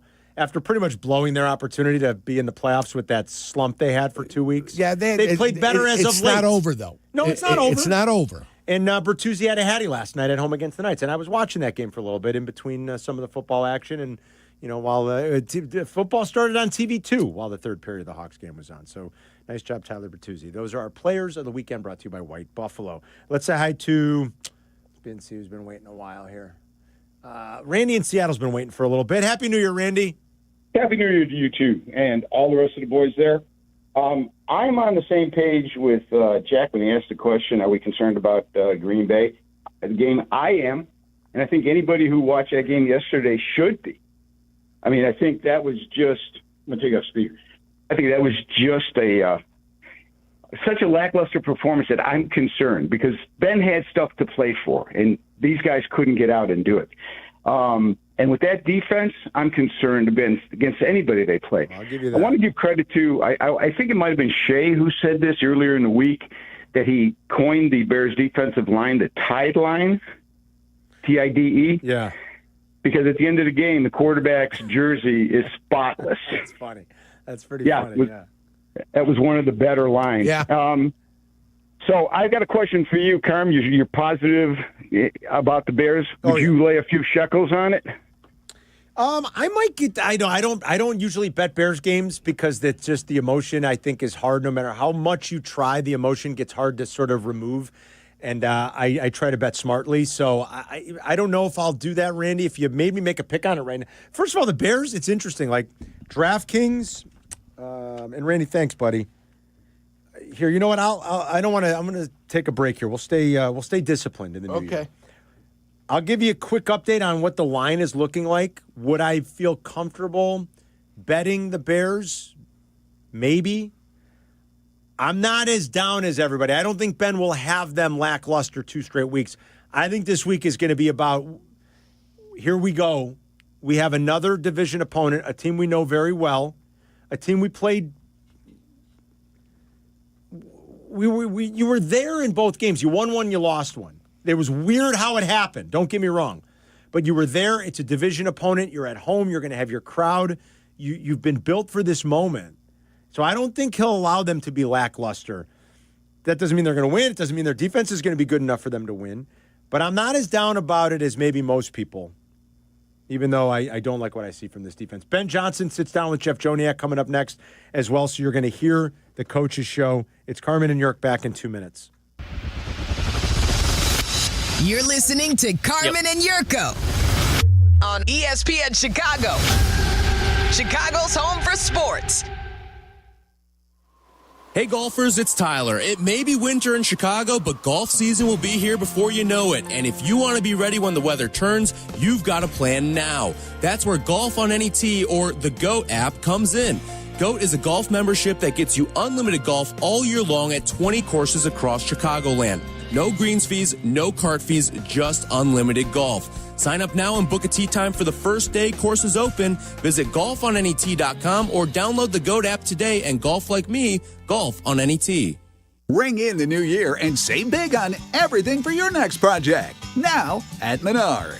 Upgrade your bathroom today with our great selection of Broen bath fans. Get a Chroma Comfort bath fan that has 24 color options with unlimited color themes and a built-in Bluetooth speaker. View our entire selection of Broen bath fans on Menards.com. Plus, check out our weekly flyer for other great deals happening this week. Save big money at Menards. Hey guys, you know I love college hoops, and nobody does it like Chicago. DePaul basketball is back at Wintrust, and the energy is electric. My guy, Coach Holtman, and the Blue Demons are building something special. So don't miss it. Get your tickets now at DePaulBlueDemons.com. Prizes, flyaways, even cash money. You want it? We've got it. Find a list of all contests and official rules by visiting ESPNChicagoContests.com. That's ESPNChicagoContests.com. Live from State Street in the heart of Chicago, this is the home of the Chicago Bears, ESPN Chicago. And this is Carmen and Jurko, WMVP, WTBC, HD2, Chicago, a good Karma Brands radio station.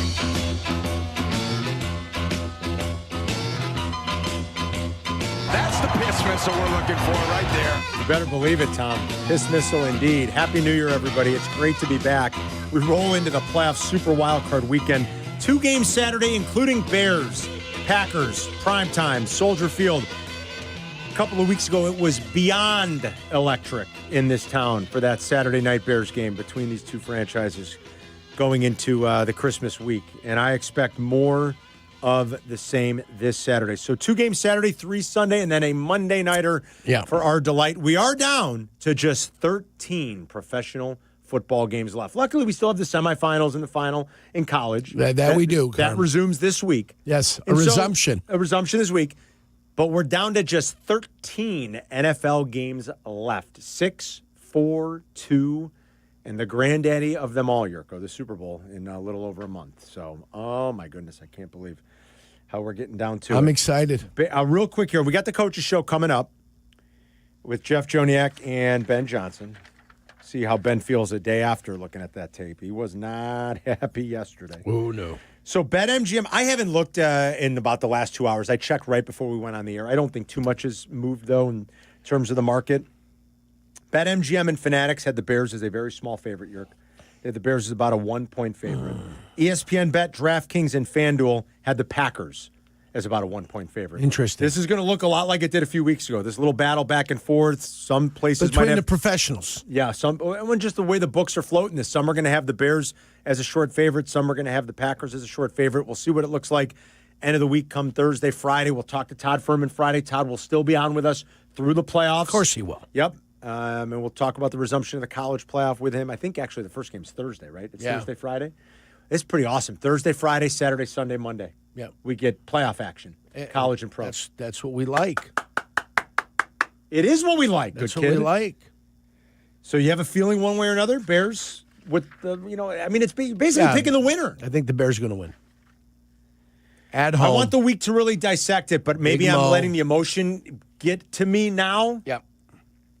I think the Bears are going to win this weekend. Let's take the week and see how it goes and see health-wise if they could get Gordon back and if they think that can. I'd love to get to the bottom of what happened with Stevenson. The quick statement I can give you will be the defensive line will just play like the defensive line has played all year, but the offensive line will play much better because they have played much better. I think you nailed it. So there you go. That's the statement that you need, and it's good, and you can move forward with it. Like you said earlier in the show, it's probably the worst that line had played. And granted, Trapilla wasn't out there in probably in a while, 12 weeks. Yeah.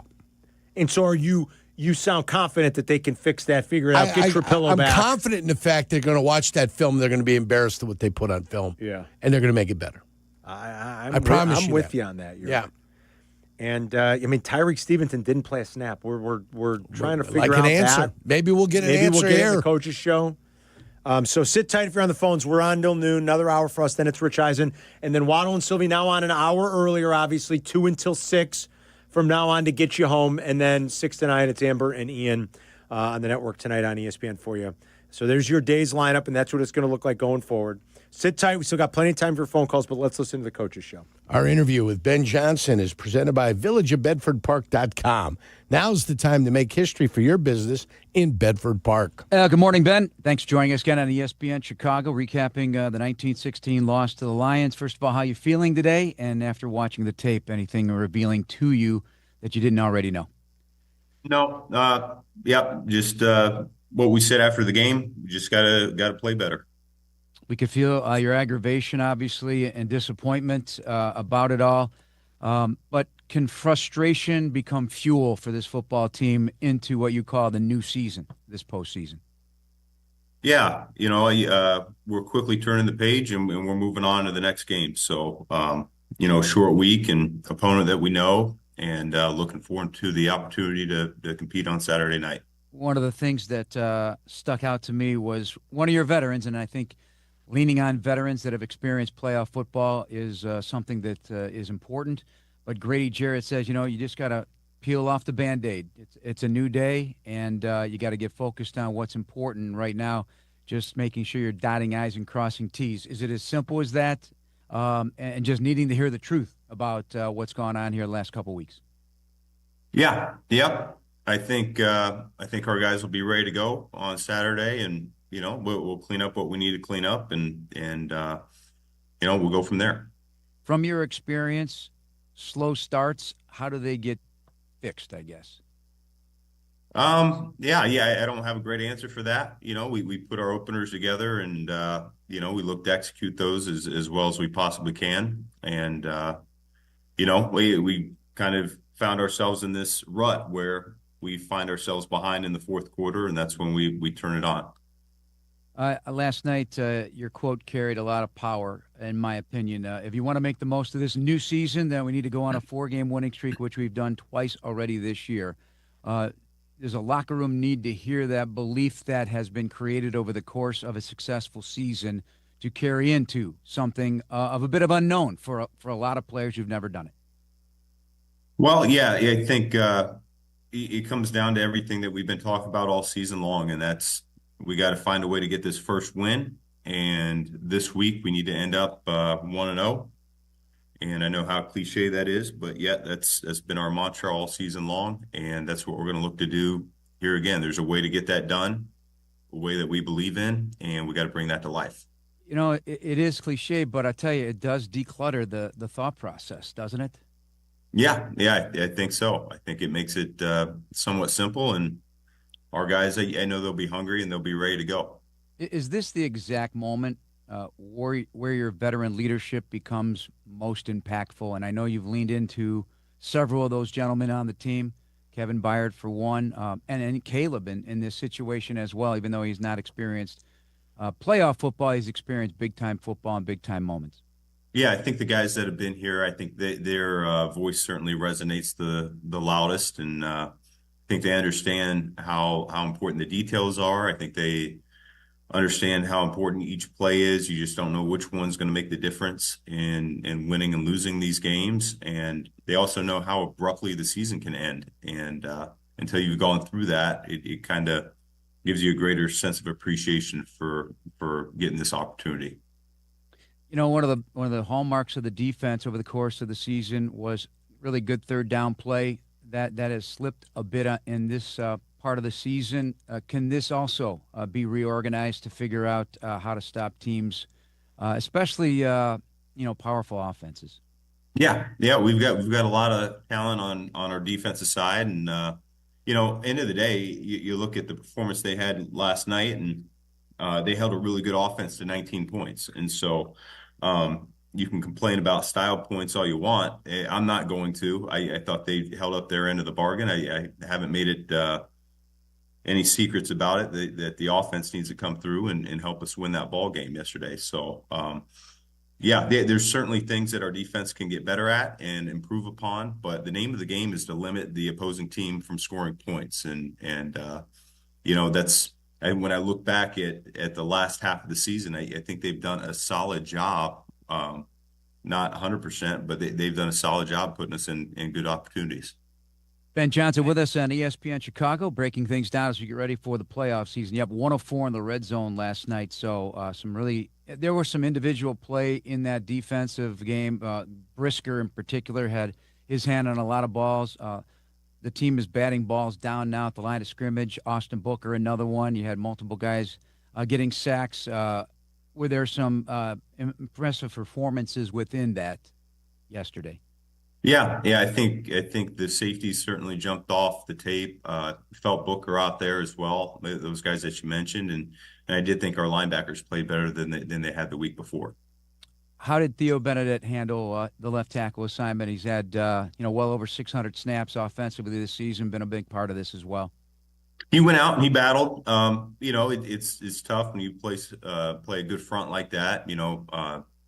Hutch he's lining up left and right and in the middle, and he certainly made an impact in that game. I know he only had the one sack, but yet when you watch the tape, you could tell that he was making his presence felt. So overall, though, I thought Theo did a nice job going out there and competing. All right, to the Packers. It's a memorable series. The last 4 games, even before you were here, have gone down to the wire. So we should expect nothing less than that. A tight battle of the trilogy here. Kind of reads like a movie, the way these games. It's been great theater, but the key to beating the Green Bay Packers, what would that be? Yeah. I wish I had a great answer for that. We're going to go out there and we're going to compete. Defense has got to play well. Offense has got to play well. Special teams has got to play well. So we need all 3 phases playing their best football here this week. You're a master of making things look different and make the different look the same. That is a hallmark of what you do. Does this come in handy against playing a team 3 times in 6 weeks? Yeah, you certainly know your opponent, and so you want to make sure that you're attacking them a certain way that you believe in, but at the same time, if you're running the same plays that you've ran before, they usually have a pretty good beat for that. And what is the best way to describe playoff intensity to those who have not experienced it? You certainly have lived in that space, and I know I mentioned last night, I think 14 or 15 players have as well. Some have gone to the Super Bowl, some have won a Super Bowl. But how would you best prepare a team like this with the majority of the guys not experienced it to feel playoff intensity and prepare for it? Yeah, I think the play speed certainly goes up. I kind of mentioned the attention to detail is at a premium. You really can't afford to make mental mistakes in a game like this, and the fundamentals are paramount as well. I think that's the one thing that I've grown to appreciate over the last couple seasons is the building blocks, the basics. They're easy to overlook, and yet it comes down to blocking and tackling and catching the football and taking care of the football on offense. Because the rookie class, particularly the skill position players, have played so much football and have been impactful, will this bridge that gap to that type of intensity because they've lived it? Yeah, I think the guys we brought in are guys that appreciate having a little bit of pressure. So that was by design. I think Ryan did a great job identifying those guys. And I know we got a resilient group in that locker room, but also we have a very poised and polished group where when the lights are on and the stakes are high, I know they'll show up and they'll be at their best. All right, last question. It is about Rome Odunze and Kyler Gordon. Are you optimistic that there's a chance that they can return for postseason play? Yeah, we'll see. We'll see what this week looks like. Short week, only a couple of days of practice, but want to make sure that that they're both healthy before we put them out there. But, I think there's a chance. All right, Ben, appreciate your time. Thank you. Yep, thank you. For Ben Johnson, Jeff Joniak on ESPN Chicago. All right, no real answer there on Odunze and Gordon, not that we expected to get one. Yeah. So read that one more time, please. Absolutely. That's what I'm here for. Our interview with Ben Johnson is presented by villageofbedfordpark.com. Now's the time to make history for your business in Bedford Park. A day later, still a very annoyed and agitated Ben Johnson. Yeah. Short, Kurt, he probably looked at the film, is really pissed off. And I mean, those first 3 questions Joniak asked him, like he's pissed. Yeah. He's pissed. He's pissed a day later. Yurko's probably right. He watched the film. He's even more mad. I mean, this is just your former team. What have we been doing for 4 or 5 months here? I promise you this team. I promise you this team is ready on Saturday. I'm gonna promise you. I promise you to. I'm gonna promise you This team will be ready. that this team is gonna be ready on Saturday night to play.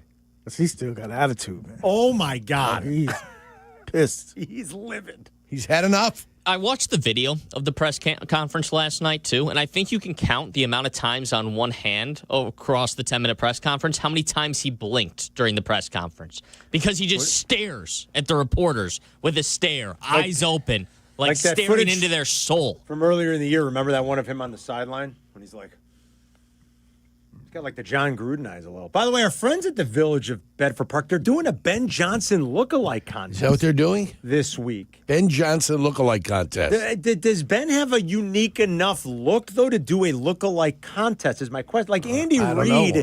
has a look. Sure. Coach Ditka has a look. A look. Even Jim Harbaugh with the goofy glasses and the befuddled look khakis. on his face all Yeah. the time and the Yeah. khakis. Yeah. And, you know, like Well, he's got a look. Whatever look he has, there's a doppelganger out there for him.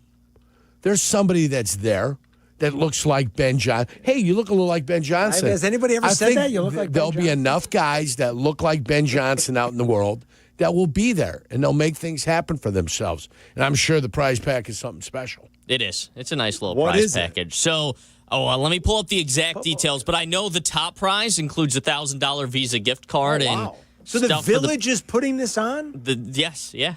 Wow. And Jack's going to go out there for us. Jack's on going to be there Thursday. representing the man on the scene. I don't know. Should I enter the contest? I was just going to go there, talk to some Ben Johnson lookalikes, see if the real guy's actually mixed in the crowd or something, trying to win a Visa gift card. I'd put the hat on. Why not? I'd put a Bears sweatshirt in the head. You dressed up like a hot dog at Wiener Circle. Yeah, there were people You who were definitely look like a wiener. Oh, all right. There were some people that looked like Ben Johnson at the Wiener Circle. They dressed up as Ben Johnson. That's true. I did see some. There you go. So there's got to be some guys that look like Ben The Johnson. top prize is a $1,000 Visa gift card that you can use for postseason tickets, round trip ground transportation to and from the game from O'Hare or Midway with limousine service, and free car washes for a year. I mean, what are you thinking? Can you show up if you look like the speedster Ben Johnson? That's the Canadian. That wouldn't be bad. I'd try pulling that one off. I And dare then them. bring the steroid needle with you. They better put it in the rules. Yeah, you have a needle Bears sticking coach. out of your ass. Then Not just any Ben Johnson. Bears coach. I'm the 100-meter specialist. Yeah, I was surprised. He you're- beat Carl Lewis, man. yeah. I watched that one live. Yeah. When he beat Carl Lewis, I think he ran a 9.79. That's fast. It was something. You're blazing fast. It was you know, something. Yeah. That's It's when I just- cared about the Olympics I a lot. like, Ditka lookalikes, no problemo. I mean, Yeah. that's the guy's got the stash. Yeah, the that's look. easy. Again, there's like a few guys in the league now. I think Andy. Who else in the league right Andy. now? Maybe Harbaugh. I would say Harbaugh, Jim, not John. I would say Jim Yeah, Jim got a Harbaugh. look. Who else? Is it Jim? Yeah, he has. Yeah, a look. Jim. Yeah. I would say Andy Reid. I You think can do he- a Campbell. Yeah, maybe a Dan Campbell. Yeah. I think you could pull the Weasley Mike McDaniel out. Somebody Oh, can that's, do a, that. good that's one. a good one. That's a good one. A lot Yeah, of that's a small, good one. skinny guys running around with dark hair. With the goofy Yeah. glasses. Yeah, and, yeah. I think the Weasley Mike McDaniel can be pulled off easily. He's safe, right? Is he staying? Yeah, he's safe. They say he's Yeah. safe. Oh, Jonathan Gannon did get fired. There's another coach out in Arizona. Out in Arizona, You knew he that got was fired. probably a fait accompli the way they ended the year. Yeah, what was that? Is it second-year coach? He was there 3 years. He got 3 the years? job when Steichen got the job. They after the Eagles went to the Super Bowl that first time a few years ago. Remember, they both got poached. Yeah. Steichen survives another year. Jonathan Gannon is out. I mean, what, they lost like 9 in a row to end the year, I think, didn't Yeah. they? So you knew that was probably that was bound to happen. All right, more of your Bears calls are coming up. Are you as pissed as the head coach? Do you feel better or worse about this team going into Saturday night? 312-332-3776. We'll be right back. You're listening to Carmen and Yurko on ESPN Chicago, Chicago's home for sports. Two men, pack oil, barstool chief, ice in their veins, hockey in their hearts. Aww.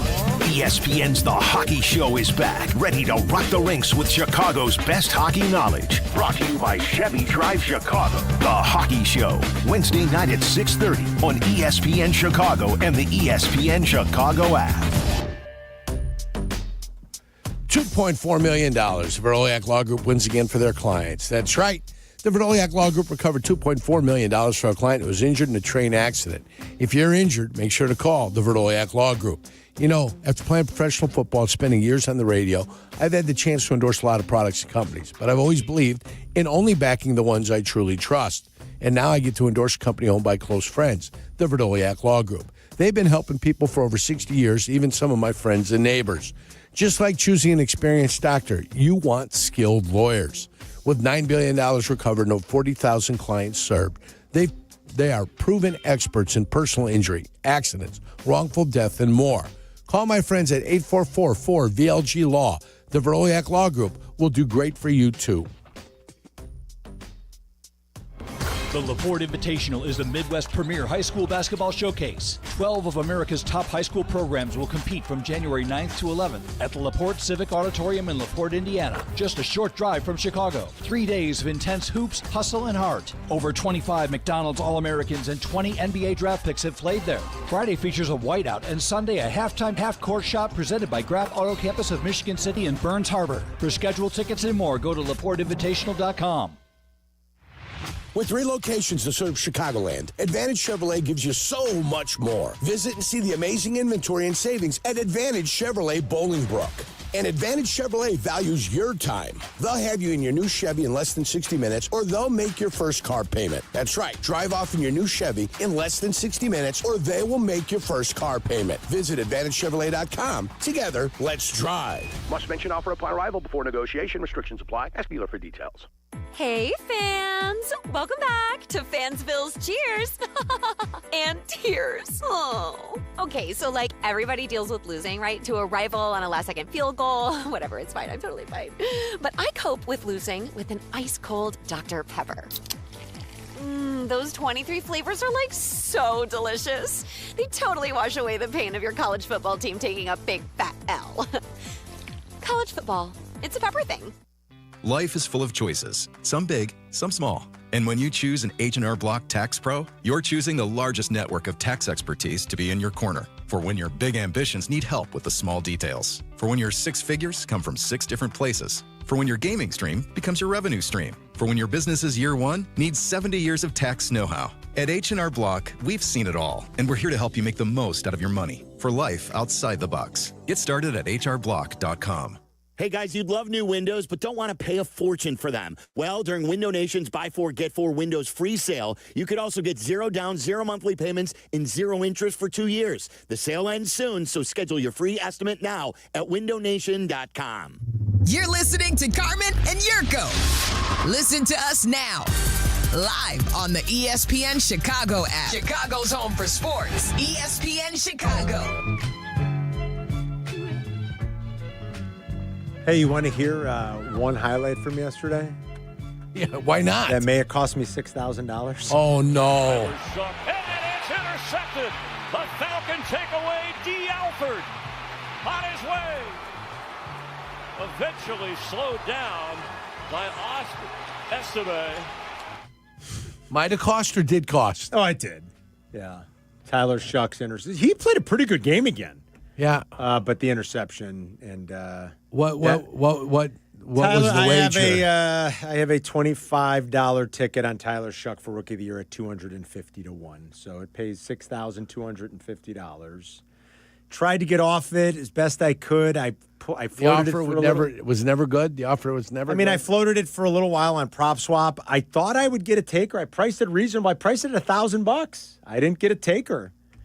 $25 at 100 to 1? At 250 to 1. 250 to 1? Yeah. $25 pays $62.5? $62.50. Yeah. And you priced it at $1,000 and nobody wanted to bite? No bites. I thought it was a good price there. I thought so too. So did Luke Pergandy. He was almost a little surprised it didn't get any nibbles. The buyout from the book itself, I thought, was too far below. Now, looking back, should I have taken it? Yes. What was the buyout? The most it ever got to was like $800, and I thought that was just too low. But I should have. Turning 25 into 800 is dumb to not. I should have. So I floated it on Prop Swap. I did hedge myself like 2 months ago with a Tet McMillan bet. So I had Tet's going to win. I have a Tet McMillan ticket, but it's not anything to write home about. You could have had both. Yeah, it's not anything to write home about. It'll give me a little bit of profit. But that's probably the pass. Tyler Shuck, and it's intercepted. Because they were driving. Yeah. And he didn't see a guy. D. Alford kind of baited him.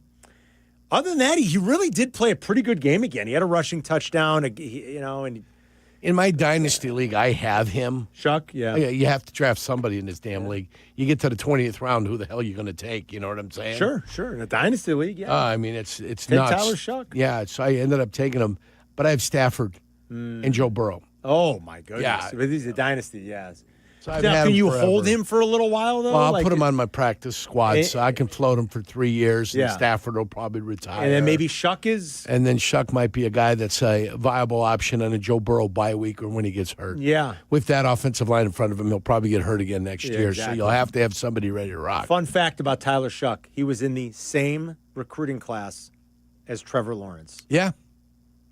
And he's a rookie. And he played college for like 27 He years. was in the same recruiting class as Trevor Lawrence. Did you hear the story about Baylor and how they got a guy that was drafted in the 2023 Yes. first round by the NBA? I think he went and he was played a over in second-round Europe. pick, wasn't he? Or I don't know. was he a first-rounder? I thought he was 2023 late first You round might pick. be right. I saw Izzo crying about it. And he went to play at Real Madrid or Barcelona. He went over to Europe to play, kind of like the guys at Illinois that played in Europe. Yeah. Boom, boom, professionally played in Europe and have now on the roster down in, for Coach down there in Underwood, Coach Underwood down there. Yeah, same thing. Guy never played in the NBA, never did anything in the NBA, never signed a contract in the NBA, never took money from the NBA. So what's the problem? I mean, he's got eligibility, doesn't he? That's Izzo's proof that this thing is kind of gone. This thing's gone to I crap. think and the guy's eligible to play in the second half of the season, which is starting now. You can get Baylor at pretty good odds if you think this guy can be a difference maker. I think Izzo and a lot of the older guys are just mad that now everybody can do what they've always done. Yeah, sure. And so I think he's mad about it. Yeah, the SEC guys actually laugh. You know, the SEC is kind of losing its luster now. Why? Because everybody can pay their players now. Exactly. Yeah. Because now, so they joke about the players that free reign played for exactly. in the SEC joke about the Right. fact that everybody can pay their players. now everybody can pay for them Yeah. legally. That's why Texas Tech is where So they're they're at. doing all the things that you've always done, but now everybody can do. That's So- why Texas Tech was the top 4 team this year in football. They got all that oil money down there. They're Yes. paying their play. They're paying players to course. come in there. Yeah, Same so- thing with basketball. They're pretty damn good at I mean, basketball too. like he's got eligibility. I mean, anybody could have went out and done, I would imagine, what Baylor Right, did. Is right. Scott Drew still the coach down at Baylor? Yes, he is. Right? Yes, Scott's he the is. coach? Yeah. Oh, absolutely. So, you know that. Don't pretend like you don't know. No, I was sure, yeah. But I was so close. Baylor on 10-3. Tyler Shuck, so 10-3 for Baylor right now. Baylor's 10-3. 10-3. Well, they got the addition of the players, so it's going to be interesting. Right now, 33 Right, ranked team Steve. on Kent Palm. Let's add a Mike in Lake Zurich. Mike! What's up, Mike? Who are you talking to, Mike? Hey guys, thanks for taking my call. Love the show. Thank you. Yurko, I got a question for you. Yep. And my concern is the last 2 games, and I know they wound up with the second seed and all, but just the way they managed the clock when they had a chance to win. They had timeouts against San Francisco at about the 50. They had all 3, and they were scrambling at the very end. And then yesterday, much the same. They intercept the ball. I come back to why aren't they running the ball? The most impressive win I saw was against Philadelphia, and it was a great balance, if not an overkill on running. Why aren't they running the ball when they had that ball at about the 15-yard line? All they're trying to do is keep Detroit from getting a chance to win. It was a 2-for-1 deal. I just feel like late in the games that they've lost, they evaded the running game. And I'm just curious to your thoughts. All right, here's my Thanks, thoughts. Mikey. Everybody saw what they did. And if you notice, everybody's playing the back door, playing the backside, letting guys reach them and not caring because they know the ball's coming on the backside. A lot of teams have started doing that to them. Nobody is flying out of there. The linebackers aren't going hell-bent for election, getting the hell out of Dodge anymore. Okay, so what you're going to have to do is beat teams on the front side for a while. If everybody's going to shoot the back door, you got to throw that toss out, and you've got to get them out there, and you've got to take that outside the tackle. Because nobody is buying the cutback anymore. Everybody is sitting on that cutback. There's your cut. That's your answer. That's your Short answer. answer. Yeah, there you go. Nobody's screwing around. They're not going to let you pound them all night with that little cutback that they were doing, those rim blocks that they were doing. Yeah. They stopped that. They're not going to allow that. So now you have to counter it. So if anything, to me, you run some of those trap plays. Those trap plays up the middle can be still effective. Steve's in Detroit. What's up, Steve? Happy New Year, guys. Happy New Year. I am worried about the game on Saturday. The last two games has not looked good from a defensive standpoint, and I agree with the previous caller. I think the run game has kind of gone stale yesterday. I understand that they were trying to, may not show a lot, but when you've already played Green Bay twice, I don't know what is it that you're trying to, cover up or at least not, show your hands or stuff like that. So that's my significant concern as well. And I think that, maybe the first couple of series on Saturday might tell a story whether Ben Johnson has any trust in Dennis Allen's defense and decide to go for it on fourth down regardless of where they are at the ball. Maybe not at their own 10, 15-yard line, but if it's like 40, 45-yard range, I think they might be forced to go because if the defense isn't doing their job, whether it's zone coverage or man coverage, whatever they're throwing at, it's just not working. Mm-hmm. And I wonder if the Dennis Allen's job, with all the respect, of the job that he has done without takeaways, it's not getting it done. So do you still think that Dennis Allen is safe or not? What do you guys think? Yes, I do. I think Dennis Allen will be back as the DC. Yeah. That'd be my Again, my I have guess. a tendency. I don't like blaming coaches as much as I like to blame players. Yeah. The problem with this defense is the players on this defense. Coach can help disguise that a little bit, but over the course of 17 games, you're going to get exposed. The weakness on your team is going to be exposed whether you like it or not. Now you got to find a way to kind of bandage that or cover that up, figure things out. To Steve's point, too, if you start going for it in your own territory and things like that, these bend don't break possessions where they are long possessions, but they turn into field goals. If you only have 30, 40, 50 yards to go, those turn into touchdowns at the end of those possessions. You can't just start going for it from all over on the field, and that's why I was okay with Ben Johnson punting it away on that fourth down late in this game, because if your defense is bending but not breaking, you got to give them a chance to at least have a little bit of wiggle room. This defense needs a blue chipper on that front. They just don't have one. They need, and Montez Sweat is not that blue chipper. No. Even though he got himself another half a sack, he had the same amount of sacks as Max Crosby. Who would you rather have? Max Crosby. Why? Because he's a blue chipper. Yeah, because he's a blue chipper. Because he's truly dominant. They Yes. just don't have that. 312-332-3776 for Carmen and York. We'll be right back. You're listening to Carmen and Yurko on ESPN 1000. 1000, Chicago's home for sports. 2 to 6 in 2026. Waddle, waddle. Starting Monday, Waddle and Silvy, the longest-running show in Chicago sports content history, expand to 4 hours a day. The Waddle and Silvy Show on ESPN Chicago, weekdays 2 to 6 p.m. Starting January 5th. DraftKings, a Casino Queen sportsbook, an official sports betting partner of the NFL, makes every moment feel bigger. The game shifts fast, and with DraftKings live betting options, you can stay right in the moment. Plus, DraftKings has your back with early exit protection. If the player in your eligible NFL prop bet goes down at any point in the first half, you still get paid in cash. With DraftKings, you're covered through the entire half. New customers, here's your shot. Bet just $5, and if your bet wins, you get $300 in bonus bets instantly. Download the DraftKings Sportsbook app now and use code WMVP. That's code WMVP to turn $5 into 300 bonus bets if your bet wins. In partnership with DraftKings, the crown is yours. If you or someone you know has a gambling problem, crisis counseling and referral services can be accessed by calling 1-800-GAMBLER. 21 and over, Illinois only. Pass-through per wager tax may apply. Eligibility and restrictions apply. Bet must win to receive bonus bets which expire in 7 days. Additional terms at dkng.co/audio. Limited time offer. Just like a strong offense keeps moving the ball, Republic Bank of Chicago's business banking solutions can keep your company growing. Business checking, treasury management, commercial loans, big business, small business. Republic Bank has everything you need for your business. Our team is here to get you back in the game and moving in the right direction. Experience banking beyond expectations. Only at Republic Bank of Chicago. Member FDIC. Visit ourbankchicago.com today. Hey, it's Cap. Playoff time is here, and this is when you need to be locked in. But if you're not sleeping well or you can't breathe, good luck focusing on anything, let alone the playoffs.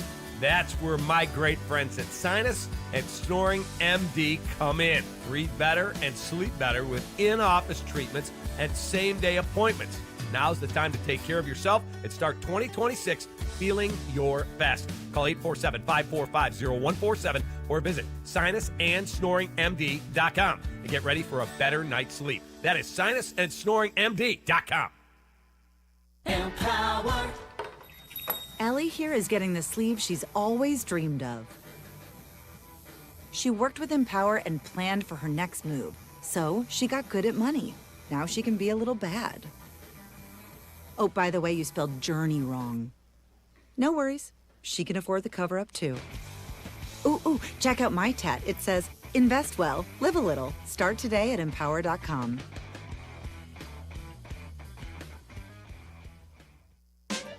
You know the rush when you reach that goal, when something you've worked for pays off. That's success. At University of Maryland Global Campus, we believe you should never stop chasing it. That's why we offer a skills-based education that helps move your career forward. Learn how to apply emerging technologies like AI and data science. Build your leadership and critical thinking skills. Apply by February 11th and save with no application fee. Learn more at umgc.edu. Certified to operate in Virginia by Chev. Hit the road in a brand new Chevy in less than 1 hour. At Advantage Chevrolet Hodgkins, you can sign and drive away in 60 minutes or less. Seriously, or they'll cover your first car payment. Every new Chevy is backed by the Advantage Plus program. Advantage Chevrolet Hodgkins. Together, let's drive. You're listening to Carmen and Jurko. Follow the show on Twitter at Carmen DeFalco and at Jurko64. This is ESPN Chicago, Chicago's home for sports. Pretty curt, short, upset Ben Johnson. You heard earlier this hour right here on ESPN Chicago, your home for the Bears on the Coach's Show. The morning after every game, Jeff Joniak sits down with the coach, and he's still a little bit upset about the way it went yesterday. I think there'll be a good week of practice, and these guys will be focused and ready. And the injuries are going to bear tracking. Will Trapillo will be back? Do they get Kyler Gordon? Do they get Roma Dunze back? Still missing some significant your pieces. problem is the head coach feels responsible for everything that goes wrong. Yeah. So when the offense doesn't play well, he feels responsible. Yeah. When the defense doesn't play well, he feels responsible. If there's a problem in the kicking game, he feels responsible for it. So the weight is heavy on the head of the head coach. Mm-hmm. He bears all that weight on his shoulders, trying to make sure this team is prepared when they go out to play. And unfortunately, yesterday in the first half, they did not look like a football team that was ready to play. Do you blame the players? No. Everybody wants to know from the head coach, why was this team not ready to play? When you don't execute, it doesn't look good. And it didn't look good yesterday. But they got it in the second half. They're capable. They're capable. That's the one thing you've got to realize, that this team is capable of making things happen. And the offensive line can't play worse than it did this past week. They're more capable offensively than they've been in forever. Yes. And I trust in that. That's what I trust in. I don't know how much I trust his defense, almost not at all. But I trust the defense is going to do enough. I hope so. And maybe pop a couple of turnovers for you to make life a little bit easier. Bears lose back-to-back games going into the playoffs. The Packers have lost 4 in a row. I mean, injuries have wrecked them, obviously. Yeah. They're playing Clayton Tune yesterday down. Giving Jordan Love an extra week.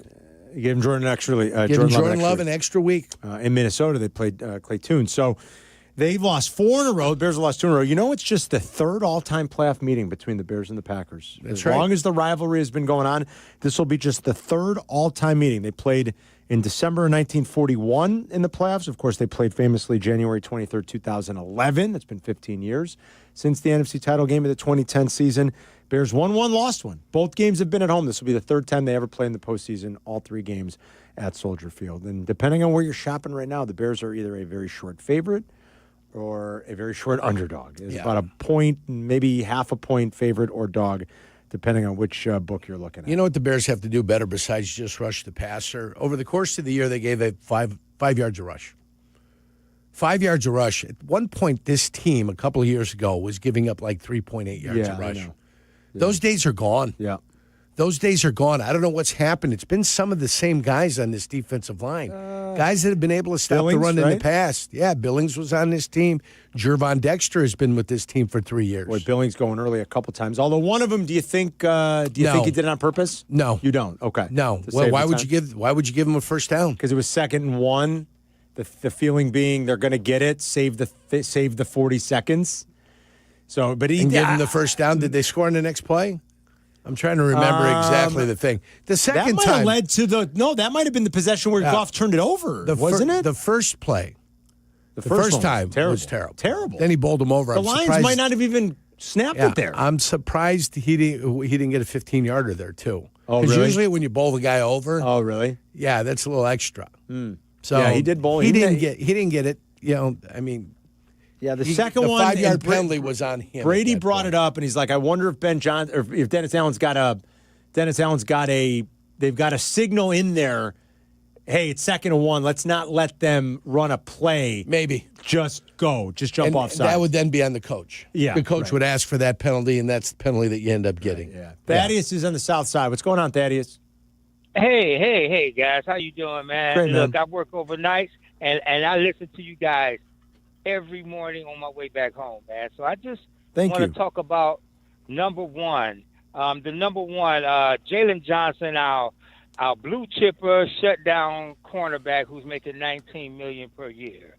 How would you guys feel if the Bears traded him on draft day for a 2nd round or 2/3? I know how Jurko would feel. Yeah, I'm ready to move on. I'm with you, You Thaddeus. could probably convince me, Thaddeus. I'm with you, Thaddeus. You know, it's been another tough year because I think he's obviously had an injury, he had surgery, and he's come back from that. And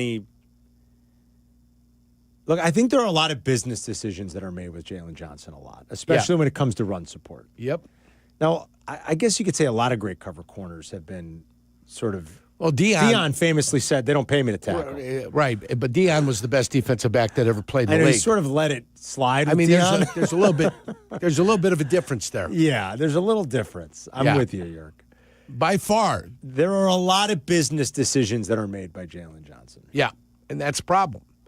And probably too many for most of our liking. Again, I always do that. I'm always looking to move on from a guy. If he's not going to be really dominant. And if he's not premier. Yeah. You know, if he's not the elite, the best of the best, and then you've got some younger guys maybe stepping up and you got some younger guys, ready to play. But as you watched in that game, nobody was ready to play at the defensive corner position. Didn't appear to be. It didn't seem like anybody can cover St. Brown. Anybody can cover Jamison Williams. Nope. Looked like nobody could. Yeah. Nicholas Tesla. He had his first catch, and then I never saw him again the rest of the day because they didn't have to throw to him. No. They were too busy completing balls to everybody throwing else. easy pitch and catch passes to Amon-Ra St. Brown. They're doing that without Laporta. Yes, they are. Remember, Sam Laporta got hurt with this team. Yes, he did, Yerk. Bear fan Bob in Kenosha. What's up, Bobby? Hey, good morning, guys. The best part of the game for me, because I was at the game yesterday, was I did get to carry the American flag out on the field for the opening ceremony. Oh, beautiful. Thank you to the Chicago Bears for that. It was beautiful. That's nice. After that, the whole team sucked. From Ben Johnson not kicking field goals in the first quarter, I thought they played the game to score points, but, what do I know? We're back to snap aerobics again, balls flying over Caleb Williams' head. I'm not the biggest Caleb Williams fan, but you know what? When the man throws the football and hits him in the hands, God forbid somebody actually catch the football. That's why they're paid. Yeah. And God forbid Jalen Johnson, make a play on the middle of the field. I saw number one run all day in the middle of the field, and they kept doing it over and over and over again. Why is Johnson out there? I'd have benched him for that. He did absolutely nothing. He got punked. They already benched one guy. Yeah. I guess he can't bench two. He can't bench them all. He already benched Tyreek Stevenson. Tyreek Stevenson was on the pine. I don't know. Really? Yeah, he never played. I don't know. I heard Ben Johnson was mad. I was working. I didn't get to hear the interview, but even the wife texted me yesterday at 5:38 and said, "Oh, Ben Johnson was mad." Well, I'm at the game. I don't know what goes on the TV. Yeah. But okay, and I heard today he was mad too. Yes. But It was just terrible. And if you think you're going to beat the Packers doing this, it ain't happening. They can't tackle anybody. I think maybe they need to go back to college football and learn how to re-tackle people. It was terrible. Thank you, know, Bob. I think if they're going to do anything, tackle somebody. All right, thank you, Bobby. Thanks, Bobby. It was a rough day for the corners for sure because there were a lot of guys just chasing. Yeah.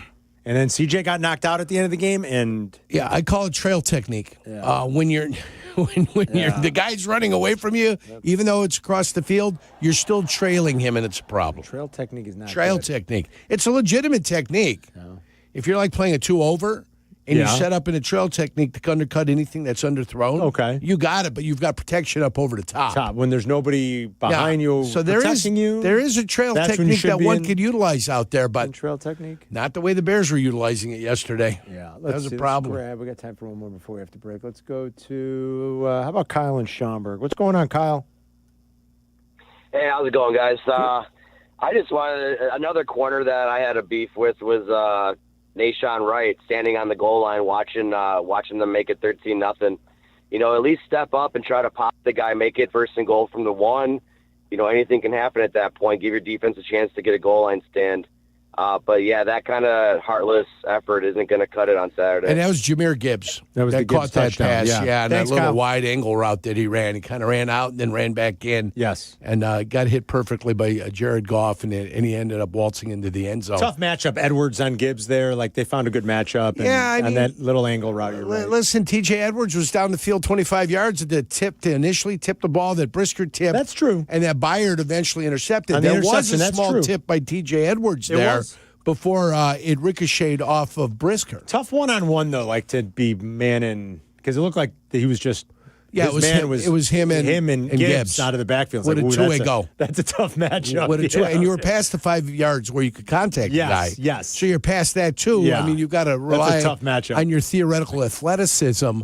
What might help you there also is a route recognition, to realize there were guys already outside, and maybe he's not going out. He's got to cut into the middle. inside, yeah. So maybe you can anticipate that. But if both guys are clearing and he runs an out and you're guessing in, then he's going to be wide open going to the sideline anyway. So it's tough. You're damned if you do, damned if you don't. Right. Sometimes. All right, we'll take one more quick break. We'll come back and wrap it up with a few of your Bears calls. Rich Eisen is up at noon, and then 2 o'clock sharp. We're back live and local, and Waddle and Silvy now on 2 to 6, 4 full hours to get you home every day, Monday through Friday. It's Carmen and York. We'll be right back. You're listening to Carmen and Yurko on ESPN Chicago, Chicago's home for sports.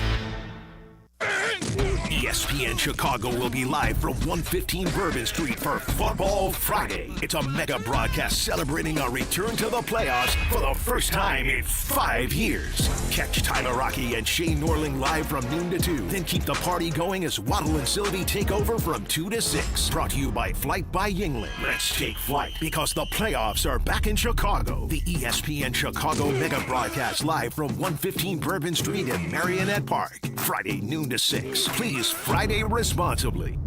Hey, fellas, it's your pal Yurko, the good kid. Sometimes we all need a little extra confidence when it's your time to perform. And guess what? That's where Blue Chew comes in. Blue Chew provides access to chewable tablets that can help you feel and perform at your best. Stronger, harder, longer lasting. Like somebody gave your downstairs a pep talk and a gym membership. And here's what I love. It's simple. No awkward doctor visits, no pharmacy lines. Everything is online. Their licensed medical providers work with you to find the right option. And it all ships in a discreet package right to your door. Think about it. Whether it's a big date night, an anniversary, or just a normal Tuesday, showing up ready makes all the difference. Confidence counts. Guys, this isn't just about performance. Give her group chat something to talk about. Be the legend of the night. And right now, I've got a special deal for you. Your first month is free. Just go to BlueChew.com, use promo code ESPN, and pay only $5 for shipping. That's it. Chew it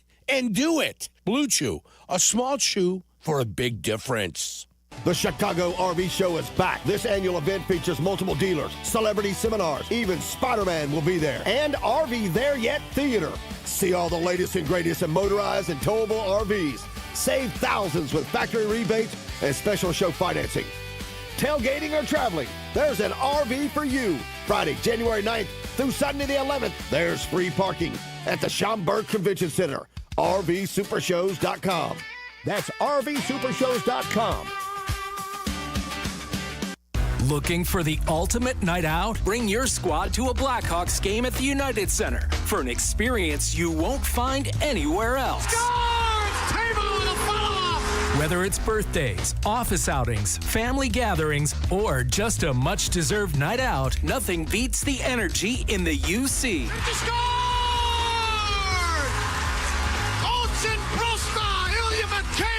Group ticket packages are available at blackhawks.com/groups. Hey, fans! Welcome back to Fansville's Cheers and Tears. Oh. Okay, so everybody deals with losing, right? To a rival on a last-second field goal. Whatever, it's fine. I'm totally fine. But I cope with losing with an ice-cold Dr. Pepper. Those 23 flavors are so delicious. They totally wash away the pain of your college football team taking a big fat L. College football. It's a pepper thing.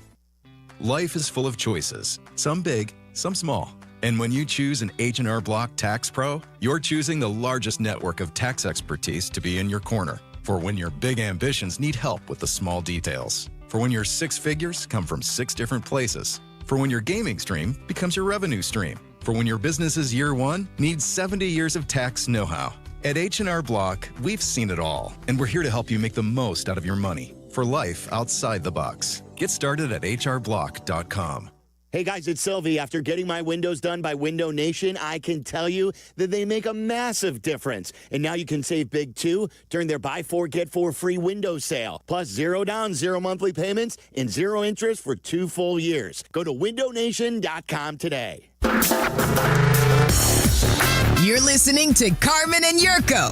If you missed something, get the podcast on the ESPN Chicago app. This is Chicago's home for sports, ESPN Chicago.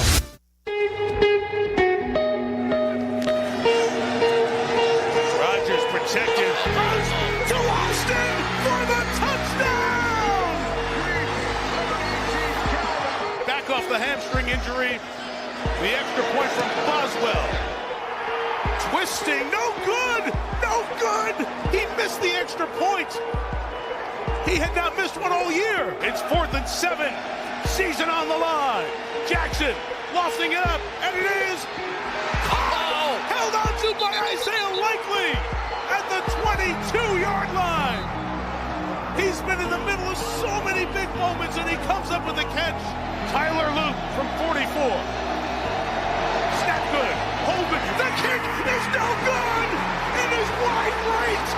And the Steelers are the champions of the North! This is why the NFL is fantastic and we love it. A game like last night, it's all you need to know. I mean, neither one of those teams are particularly good. The Steelers are no good. They're in the playoffs, though, and the game was fun in the last 20 minutes. It was entertaining. It was incredible. It's like people forgot how to cover players. It was what's incredible. Going on here. The drama, it was fun. Fundamentals, Carm. 272 regular season games. It comes down to the final 2 seconds for a playoff spot. Yeah, one missed extra point. An extra point missed and a missed kick. And Mike Tirico is as good as anybody. Fabulous stuff there for Mike Tirico. And it was great to see an Isaiah Likely sighting. What a catch. Yeah, nice grab. He went up there. He got it. Think about the way the last 2 Ravens seasons have ended. Last year in Buffalo, where they're, one of their all-time players. Mark Andrews has been a great player for them. Yeah. One of their all-time franchise players. Oh, yeah, I know what you're going to say. 2-point conversions in his hands, you guys. And he dropped it. Mm-hmm. And yesterday they line up for a 44-yard field goal, and their rookie kicker, who hadn't missed, I think, inside of 40 this year. Do I have that right? I don't think he's missed. Inside of 40. He struggles with long kicks. He's kind of like our guy, I think. Yeah. I don't think they trust him over 50. What was that kick yesterday? 44 yards. Yeah. I don't think he's missed all year inside of 44. Fact check me. Okay, inside of 45 then. Let's do that. Inside of 50. I don't think he's missed all year inside of 50. Thank you. Until last night. Then he misses. That's how the Ravens' last 2 seasons have ended. Yeah, tears in my eyes for John Harbaugh. Not really. Not really. Yeah. And I think he had one more timeout. And some people were like, maybe run one more play. Yeah. you really trust a rookie with a 44-yarder? But if you can't trust a kicker for 44 yards these days, I'm sorry. Yeah, I don't know. That's 44 yards is. I mean, that's an automatic for the people. That's automatic. You got to be able to kick that one. What was the percentage on field goals this year? The guy from Boswell, was that his name, from Pittsburgh? Yeah. He kicked a 57-yarder. Yeah. Into the seats. He's got one of the best legs in the league. Kid, into the seats. Yeah. Then he comes back and misses and slices that one. Yeah. Tyler Loop's only miss inside of 50 was last night. Finished 29 of 30 from inside of 50. Oh, no. I got a sick feeling in the pit of my stomach. And I'm telling you, like, what's the percentage this year on kicks inside 45? It's got to be almost, I mean, I shouldn't say automatic, but is it 85%? It should be. Right? It should be. I would think, like, in this day and age, that's got to be 85, 88%. Did you see the reaction of Lamar Jackson? Oh, my God. It went from being elated, all of a sudden being kicked in the little guys. Incredible drama. I was watching with my wife yesterday. I said, you see the knot on this kid's throat? I said, I bet his heart is in his throat. And I'm just joking. And then he missed it. Yeah. I was like, he just pushed it right. And it was I knew at the minute it left his foot, I'm like, oh, my God. It's not coming back. Oh, my God. There's no draw on this ball. That is me on the first tee. Yeah. Where do I go? Over here. 18th Reload. fairway. But the only problem was the kid couldn't reload. Oh, my God. Let's say hi to, let's go to LJ in Des Plaines. What's up, LJ? Hey, guys. Nothing much. Good morning. There's a lot of talk about the players not coming to play yesterday, and I get that, but I believe Ben's going to have the boys galvanized and fired up for next week. I do think a lot of the fans, though, also didn't come to play, and the 12th man is real. Empty seats, no juice, third down, defense, minimal people standing up, minimal noise. I was fortunate enough to go to the Packer game 2 weeks before. Obviously, it's going to be a little different of a vibe, but way too much family outing type of just nobody cared. It was weird. Wow. The burrito runs going on in the half or what football's under the half. People are cheering, oh, yeah, cheesy beef burrito won. Who cares? We're losing. We got no point. Yeah. We got to play. Yay, cheesy burrito. That's funny. Thank you very much. We appreciate the call, brother. Well, this is the playoffs. You're paying extra for these tickets. I think it'll be awesome. Yeah. I think people, if they could have got something for the game, they unloaded because the Bears had qualified for the playoffs. Oh, you think so? They tried to recoup a little of their initial investment, and then, knowing that they've made a financial investment for the thing, will be the fans. So I think your true Chicago Bear fans will retain their tickets this week, and they will move on. You know all the companies will be selling to the people up north. You know that, right? Yeah. SeatGeek, whatever's out there, Vivid, whatever's out there, Gold Coast. They're going to be selling to the Packer fan. That's going to be a hot ticket. Charge them an arm and a leg and get your year started right. That's what I would tell all the companies. That's going to be a hot ticket. No discounts. It's a no discount Saturday for all the people coming down from up north. You got a Wisconsin, address or a prefix on your phone, but double the money. Yeah. If you're going to sell for $750, sell for $1,500. Kicks this year in the NFL. Inside of 50 yards, 91%. 99 of 10. So, and I said 45 in it. I mean, it's got to be, there you go. I mean, that's it. It's Carmen, even better. 29 of 30 is 29. Regression to the mean. 90%. And regression to the mean. Oh, my God. He's still kicking at a 96% level. And that's how 96% and change, and Carmen. that's how the last two Ravens seasons have ended. Brutal. And now they're talking about trading Lamar Jackson. Like, that seems crazy to me. Doesn't it? You can trade Lamar Jackson? Why? Trader Jurko. I think why that's not? Crazy. I don't know. When it comes to quarterbacks, take him Indianapolis. I like holding on to my good quarterbacks. Call Indianapolis. I don't know. I think I'd hold on to him. Chris Ballard will trade for him. Maybe. Thanks for listening. Thanks for calling. Thanks for participating in today's show. Thanks to Jack McGrath and Jay Moore. Part of the team now going forward. Happy New Year, everybody. We'll see you tomorrow. Rich Eisen's coming up. Waddle and Silvy back with you live and local starting at 2. They're on 2 to 6 now to get you home Monday through Friday. Have a great day, everybody.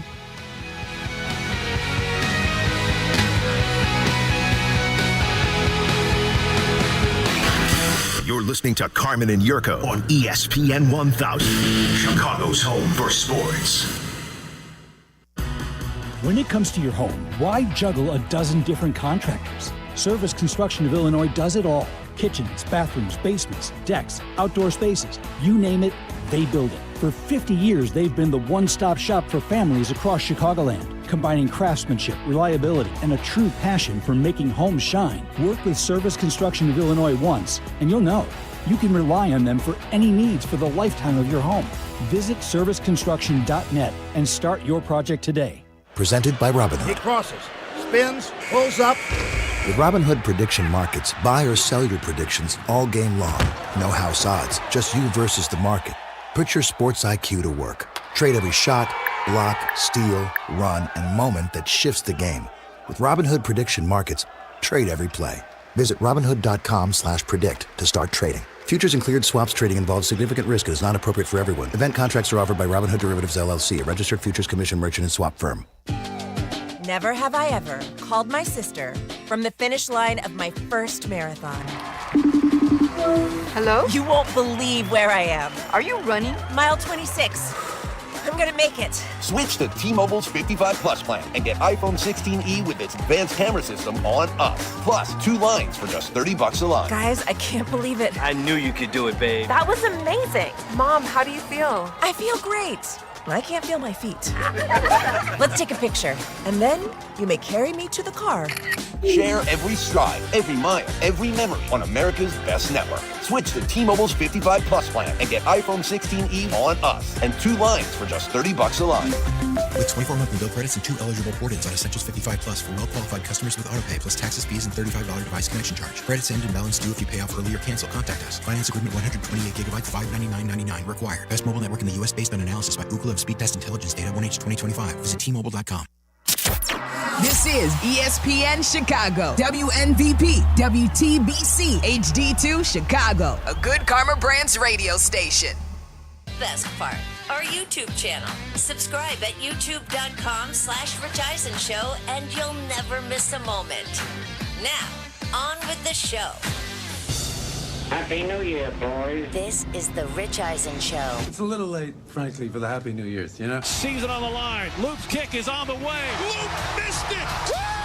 Live from the Rich Eisen Show studio in Los Angeles. Earlier on the show, Jaguars head coach Liam Cohen. Coming up, full NFL playoffs breakdown, your phone calls, latest news, and more. And now, it's Rich Eisen.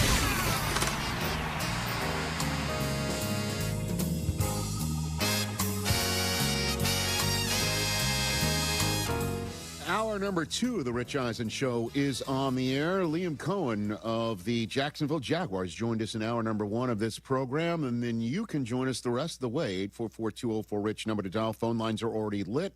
Everybody wants to talk about a lot of coaches that have been fired. Already it's 4 today and last night to the 2 that had already been bounced during the regular season. And so we wait. We wait to see if there's any more to come, but I kind of get the sense that Atlanta, Cleveland, and Vegas, and also Arizona are going to be it. We'll discuss that later on in this program. I don't know who else there could be other than, would Miami go ahead and do something? I don't know. We shall see, but I shouldn't say such things out loud when the carousel just starts spinning. 844-204-RICH is the number to dial on the program. We started talking about the Sunday night game between the Steelers and the Ravens. Took the Steelers' point of view right off the bat because you always talk about the winners usually, unless it's the Cowboys. Then we'll talk about them first, right? That's a fact. Let's talk Ravens. Certainly coming into this game, there was a lot of talk of which longest tenured head coach in the National Football League is going to be on the hot seat by losing. And I just don't know. Let's just put it this way. I don't think the game went down in a way that could be pinned on a coach by a decision or anything like that. Out of anybody that could have potentially had anything pinned on him based on decisions made in the game last night, it would be Tomlin. Deciding to go for it from the 1-yard line before halftime rather than taking the 3 points. I did like the decision at the time. Didn't like the play call. I think Jason Garrett said during halftime he liked the play call until he saw what defense the Ravens were showing, and then of all people to I guess pin on to not change the play was Aaron Rodgers saying they should have checked out of it. But long story short, other than just the offense falling asleep between quarters 1 and 4, allowing the Steelers to play catch up and then eventually take the lead, that is something that I think is part and parcel of a Ravens season that wound up being very frustrating. Didn't help that Lamar went out of the hamstring injury, as we're now dissecting or CSIing the Ravens season here.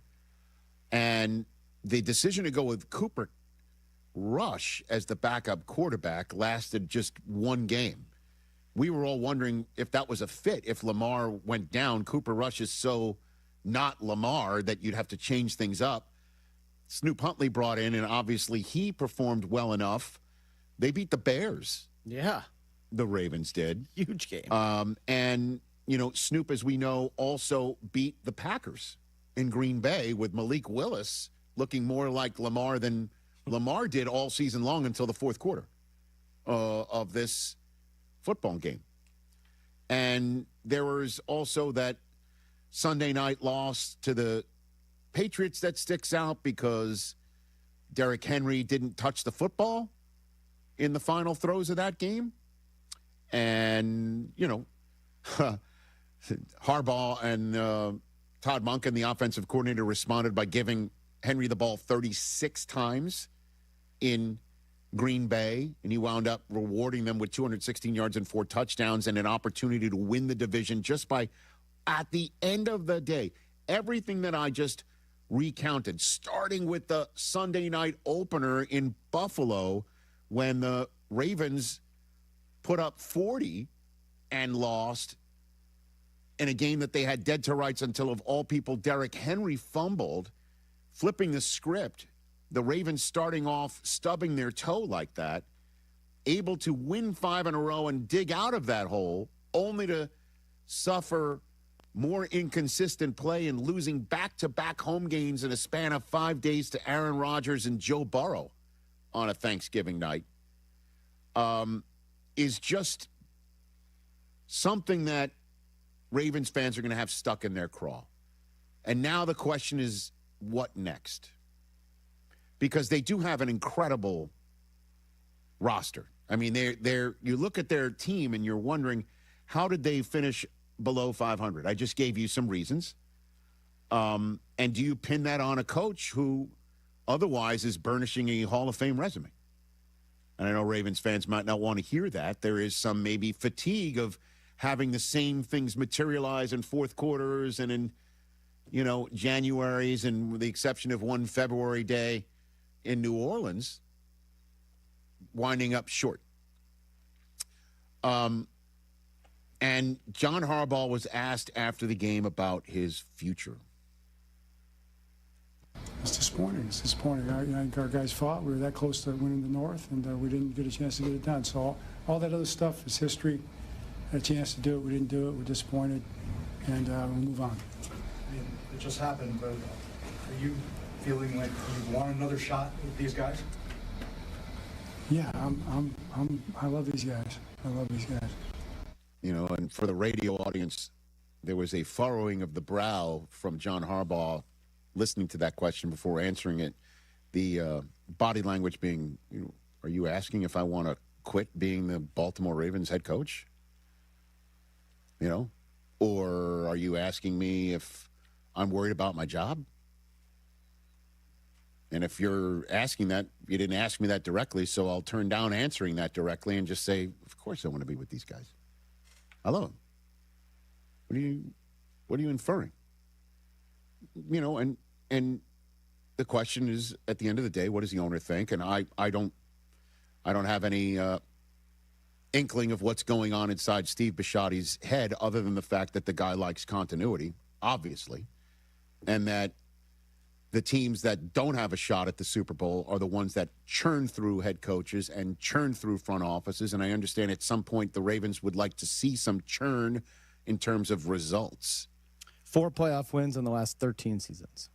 And so the question is what do you do now? I don't think the Ravens are going to do a damn thing with John Harbaugh.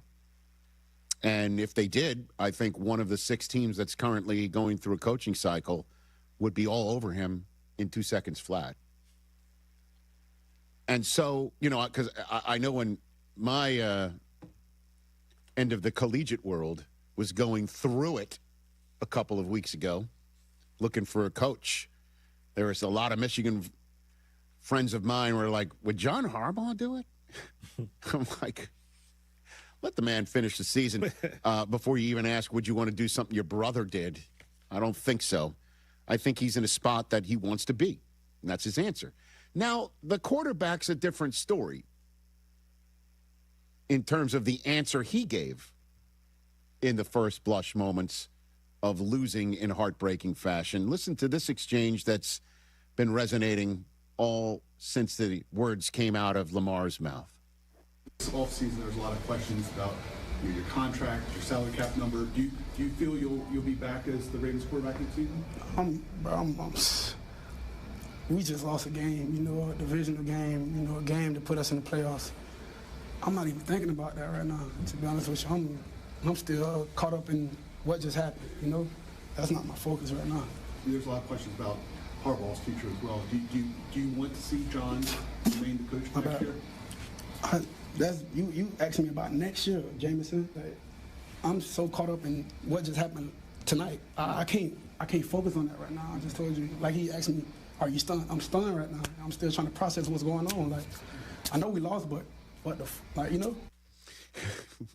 I think he almost went WTF right there. And to his defense, if you will, he was still steaming about the loss long after.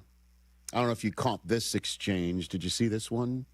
Where Jason McCourty had a screen grab of Ben Skoranek, their Steelers' stellar special teams player, seemingly using the backs of his teammates as leverage to try and block the eventual game-winning field goal that was missed. And Lamar reposted that with SMFH, not to go all Kurt Signetti on you, but Google it. So he was still steaming afterwards. Yeah. But the question of, listen, let's just put it this way. Let's say we are fortunate enough to be Emmy nominated again, right? In the running for the ultimate prize that you search for in our business, right? Other than just success and happiness working, right? Right. You're looking for the accolade. Sure. Let's just say we get nominated again and don't win it again. So let's just say that happens. And you then say to me, do I want to, you come up to me within 5 minutes of losing, okay? Let's just say I had a press conference. Okay. You ask me if I want to still be the host of the Rich Eisen Show. Go ahead. Rich, I know heartbreaking loss, and again at the hands of the Emmy board. Yeah. You still want to be the host of the Rich Eisen Show? You still want to keep doing this? Of course I do. What are you talking about? See how that works? Right. Now, ask it again, and I'll give the answer similar to what Lamar just gave. Yeah, Rich, another heartbreaking defeat here at the Sports Emmys. Seemed to be a tradition that's taken place. You still want to be the host of the Rich Eisen Show? I just lost again to that show. And that guy. And that host. Right, that other host. I just sat through 4 hours of sitting in the back of this room waiting for the awards where they don't serve you anything to eat or drink. You're sitting back there. You don't have any Wi-Fi connection. It goes in and out. You're like sitting here thinking, this is the heart of New York City. You can't give me a Wi-Fi connection? And I'm still going for what the... just give me a minute. You see the difference? Yeah, I feel unemployed. Sorry, Jay. Do you see the difference? That's a difference. Yeah, but... Now, again, Lamar is he's a unicorn. There's very, very few people like Lamar, and he can potentially compartmentalize that sort of thing without realizing if you don't give an immediate answer of like what Joe Burrow did, remember a few weeks ago, where he gave a cryptic answer about being happy there, and then he was asked point blank, do you see yourself as anything other than the Bengals quarterback next season? No, I don't see it. Of course, I don't see not being here. He's like, give me a minute before I answer the question about whether I'm going to be here or not. Sometimes you don't need a minute. Do you see the difference between John Harbaugh's answer and the quarterback's answer? Now, again, I'm just pointing out why this is going to linger. And I'm just wondering if we're entering a period of time where Lamar wants a contractual enhancement or something similar, and we're going to be in another spring wondering about their relationship. We already spent the last time we went through this, Snoop Huntley late season start, wondering where Lamar is under center. We just spent that week hearing all sorts of stuff about Lamar falling asleep in meetings, which he pushed back against vehemently when asked. I'm just saying, I think we're going to go through that. I think we're going to go through that where John Harbaugh says nothing but love for Lamar Jackson, and he stays put. How's that for a prediction? But that answer is not going to help calm any waters. Yeah, but he gave a perfect answer to start with. He's still in his feelings. He's like not registering what's going on. I think we sometimes hold these athletes to this regard that like they should be wordsmith like you. You know, they can't. They're not. That's but it's. I don't think it's about a choice of words. I think it's about an emotion. Right? You're saying he's too emotional to sit there and I mean, and tell everybody in the fan base that he's not going anywhere. You know what I mean? Again, it's a question of like, are you going to have a massive career change, seismic? And ask him that obviously in the moments that might give you a more visceral answer, not like, I can't even think about that. You understand the difference of what I'm saying? Like, I understand that, he might not have found the words, but the bottom line is he was just asked, are you going to be here? And he's just like, I can't think about that right now. And the answer to that is, what's there to think about? If he was designated as a post-June 1st trade. Oh, gosh. Saves the Ravens $52 million against the cap. I get it. Just saying. I hear you. And we're not going to be in another situation of like, who wouldn't want him? Of course, everyone's going to want him. Yeah, but we said that last time too, and apparently nobody. Well, it was also 2 firsts that would cost. Just saying. Even though that just got flipped for Sauce Gardner. And I think people would probably use it on Lamar more than a corner. Sauce Gardner, who won 2 games this year. Oh, my gosh. That's true. Again, it just strikes me as like it's a simple question that at its heart is like, John Harbaugh was asked it, do you want another shot at being the coach here? And he's just sort of like, of course, I love these guys. Not like, you're just asking me in a really difficult moment a question about my future. If John had given the same answer as the quarterback, this would be a massive alarm fire right now in Baltimore. Rich, pretty tough dinner situation at your house. Seemed you and the wife got into it a little bit. You still want to be married tomorrow? You don't ask me now. I'm still upset about dinner. You see what I mean? It's like the "Do you love me?" in any breakup. Yes, of course. But I don't know. Nothing. Me? Yeah. I've already. No, I know you said you spoke my. Okay. But again, the answer is Lamar is definitely, he definitely is wired differently. He's 100% wired differently. And so, like I said, that's why the first thing I showed you before setting up the question about it was him being upset about the leverage penalty that apparently could have been called to wipe off that missed field goal. Similar to the way Denver lost in Indianapolis this year. At the time, us thinking that would cost Denver a 1 seed against Indianapolis and yada, yada, yada. Denver got the 1 seed because the week 1 loss to the Raiders cost the Patriots. Embarrassing. Okay. Week 1's the preseason. 844-204-RICH is the number to dial right here on the Rich Eisen Show. We come back, we'll take your phone calls, and then the conundrum of do you play your guys or not in the last week of the regular season. We saw two teams having different approaches, but the same result. Rich Eisen here. LinkedIn Jobs is stepping things up with their new AI assistant so you can feel confident you're finding top talent. Get this. Employees hired through LinkedIn are 30% more likely to stick around for at least a year compared to those hired through the leading competitor. Hire right the first time. Post your job for free at linkedin.com/Eisen, then promote it to use LinkedIn Jobs' new AI assistant, making it easier and faster to find top candidates. That's linkedin.com/Eisen to post your job for free. Terms and conditions apply. Hey, fans! Welcome back to Fansville's Cheers and Tears. Oh. Okay, so like everybody deals with losing, right? To a rival on a last-second field goal. Whatever, it's fine. I'm totally fine. But I cope with losing with an ice-cold Dr. Pepper. Those 23 flavors are like so delicious.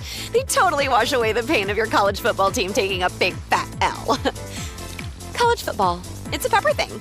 Hey guys, it's Silvy. We say it every year, new you. But this year I'm actually doing something about it. I've been going to Cairo One Wellness Centers for months now. My body feels great and I'm moving better than ever. If one of your New Year's resolutions is to feel better and actually take care of your body, you gotta check out Cairo One. They have 50 locations across Chicagoland, so there is one near you. No drugs, no surgeries, just personalized chiropractic care. Visit CairoOne.com today and let them know that Silvy sent you. Just like a strong offense keeps moving the ball, Republic Bank of Chicago's business banking solutions can keep your company growing. Business checking, treasury management, commercial loans, big business, small business. Republic Bank has everything you need for your business. Our team is here to get you back in the game and moving in the right direction. Experience banking beyond expectations. Only at Republic Bank of Chicago. Member FDIC. Visit ourbankchicago.com today. Hey, bro. Weirdest thing is happening at the game. This guy sitting next to me says, "You're our good luck charm." Every time I crack a Bud Light, we score a touchdown. Now his entire family wants to buy me Bud Lights. I think I'm some kind of a football prophet. Talk soon. The team needs me. Anything for Bud Light, the official beer sponsor of the NFL. Stock up today. Enjoy responsibly. Copyright 2025 Anheuser-Busch Bud Light Beer, St. Louis, Missouri. On average, between 2 and 3 people are killed each day in car accidents with rideshare drivers. According to the University of Chicago, rideshare drivers have directly led to the death of almost 1,000 people per year. While rideshare drivers carry auto insurance, it's important to know that the amount of insurance coverage available often depends upon whether or not the driver is logged onto the rideshare company app and whether there is a passenger in the vehicle. For example, if the driver is logged into their rideshare app, the liability coverage could reach $1 million. If they are not logged into the app, then the rideshare driver is using their own car insurance, which could be much lower coverage. That's why it's important to have a lawyer who knows how to conduct a proper investigation when you're in a rideshare accident. If you've been injured in a rideshare accident, call the Verdoliak Law Group. Call 844-4VLG-LAW. We've been fighting for injured people for 60 years. With over 30,000 clients represented and over $9 billion recovered, Verdoliak Law Group has the resources, knowledge, and experience to fight for you. Call 844-4VLG-LAW. Hey, this is David Kaplan. I dislike winter. Give me a 95-degree sunny summer day and I'm a happy guy. So I spend most of my winter free time indoors, and it's why I rely on Automatic. They've been making Chicagoland homes and businesses comfortable for 80 years. I don't even have to think about the outside because my home is perfect all year round. If you're not feeling confident that your winter's going to be carefree, go to Automatic.com right now. That's Automatic.com. Make your game day a winner with Aurelio's Pizza, Chicagoland's oldest pizza chain since 1959. This is Joe Aurelio inviting you to indulge in our crispy thin crust, signature sauce, 100% real mozzarella, and your favorite premium toppings like our fresh ground Italian sausage. Dine in, carry out, or have it delivered. Visit Aurelio'sPizza.com for the location nearest you. Download the Aurelio's app and start earning rewards today. Aurelio's Pizza. It's a sauce. Comparing health insurance plans is never easy. That's why I work for Get Covered Illinois. We are the state's official health insurance marketplace. We have a website to compare multiple plans and prices in one place, and people who can help you for free. Community-based navigators and brokers, certified by the state. And we have live customer service. At getcoveredillinois.gov, we're here to help. Long time no see, buddy. How's it going? When did you get back?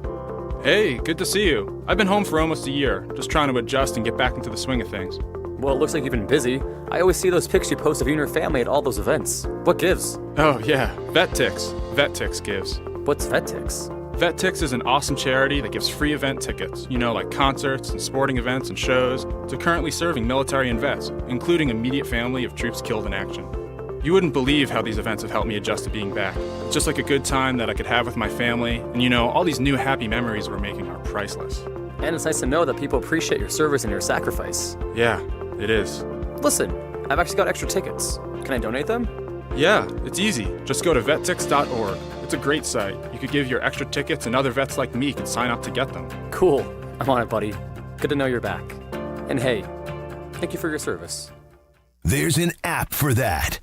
Download, listen live, podcasts on demand. The ESPN Chicago app. Today by visiting us online at TRA.com or call 800-575-6759. That's 800-575-6759. Tax Relief Advocates. Real solutions for real people.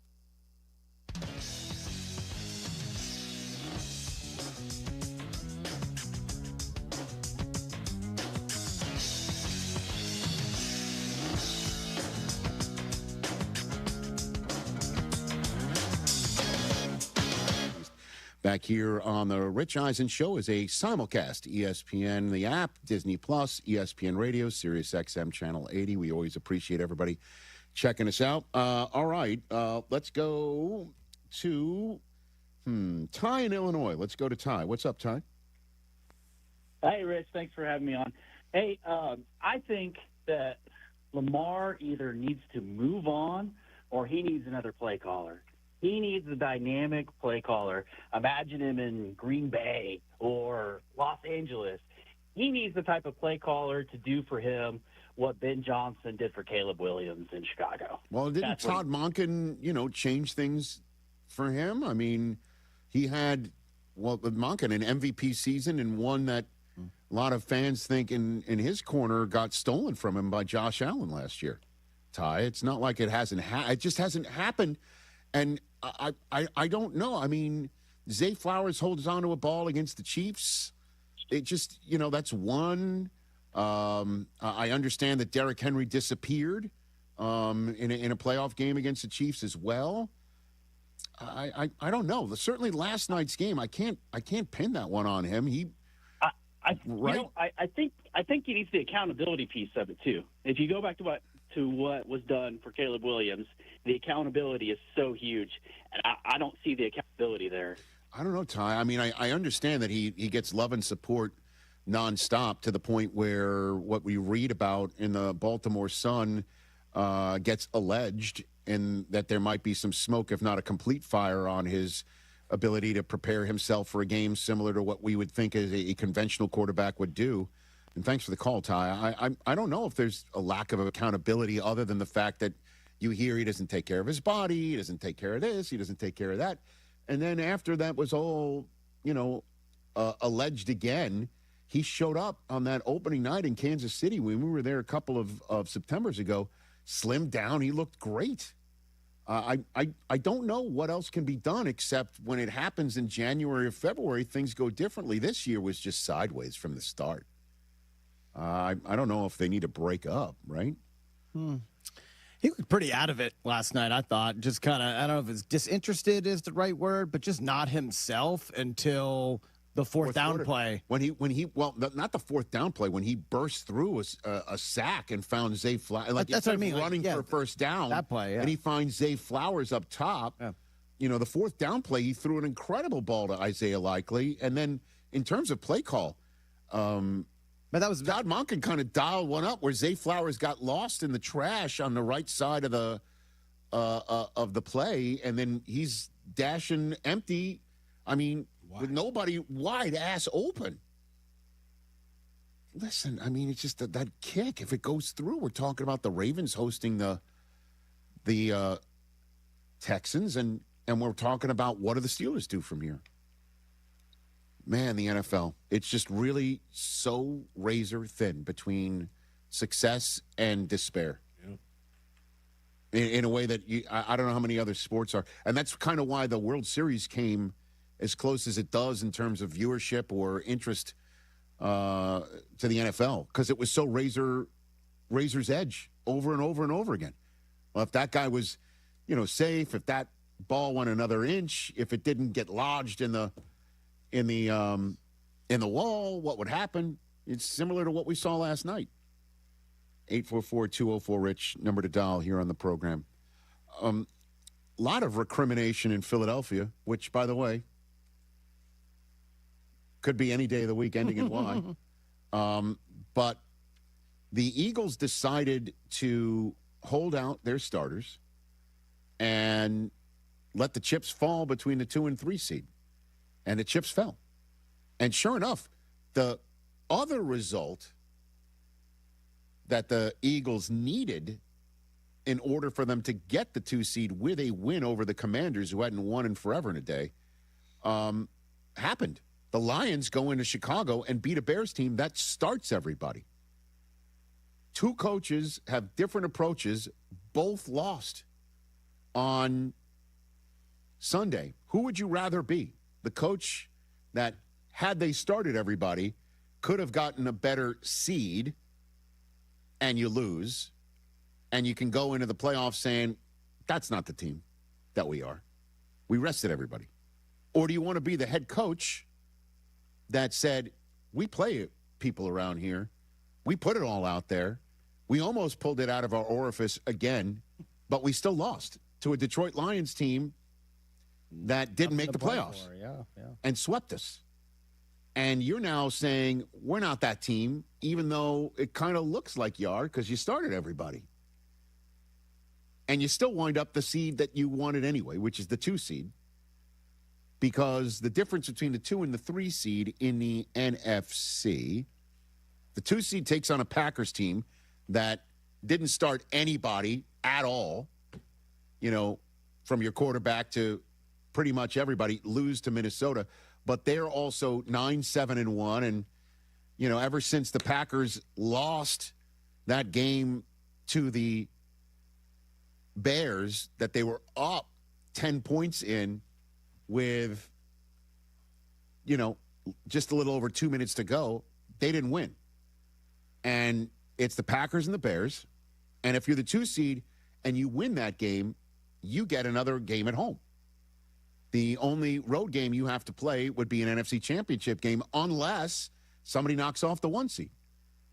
And if you're the Eagles and you fall to the 3 seed, instead of getting a Packers team that you have had a number against in various hemispheres, instead of them, you get a 49ers team that's coming in. And let's put it this way. If you knock Brock Purdy out of this playoff game, Josh Johnson and Christian McCaffrey running a Wildcat offense is not walking through that door. So there's a difference.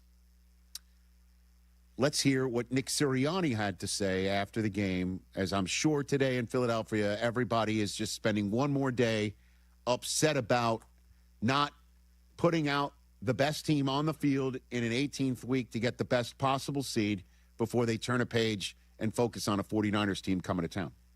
No, again, you go through your process. You make what you think is the best decision for the football team, and that's what we did. I knew this was an outcome that these things could happen. Like I said to you guys, one thing I could guarantee was giving them rest. I couldn't guarantee anything else. And us being healthy and going into the playoffs healthy is a big deal for us. And that's served us well in the past. And so, again, I know there'll be debate on that, but again, I have to do what's best, what I think is best for the football team moving forward, and that's what I did. Has there been name me another coach in recent memory who's won as much as this guy has, including a Super Bowl as recently as this guy has, to have his process questioned as much as it is. Yeah, well, that's a good point. That's a good point. So him coming out and saying, trust the process. By the way, in Philadelphia. And maybe choose a different you know what I mean? phrase. That we have a process, and we're sticking to it, and that's our process, and trust my process. And that's going over, I'm sure, like the proverbial, what will you say, church-like flatulence. So that's liquid. Oh. Don't forget that part. Yeah, sure.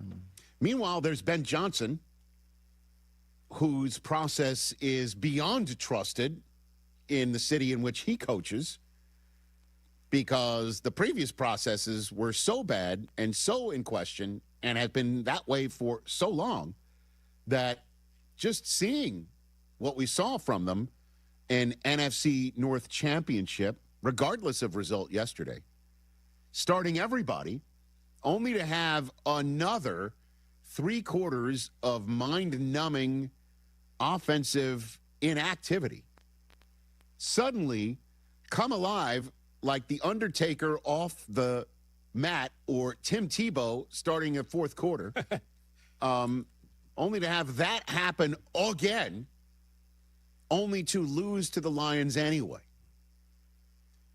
Ben Johnson on his process hit it.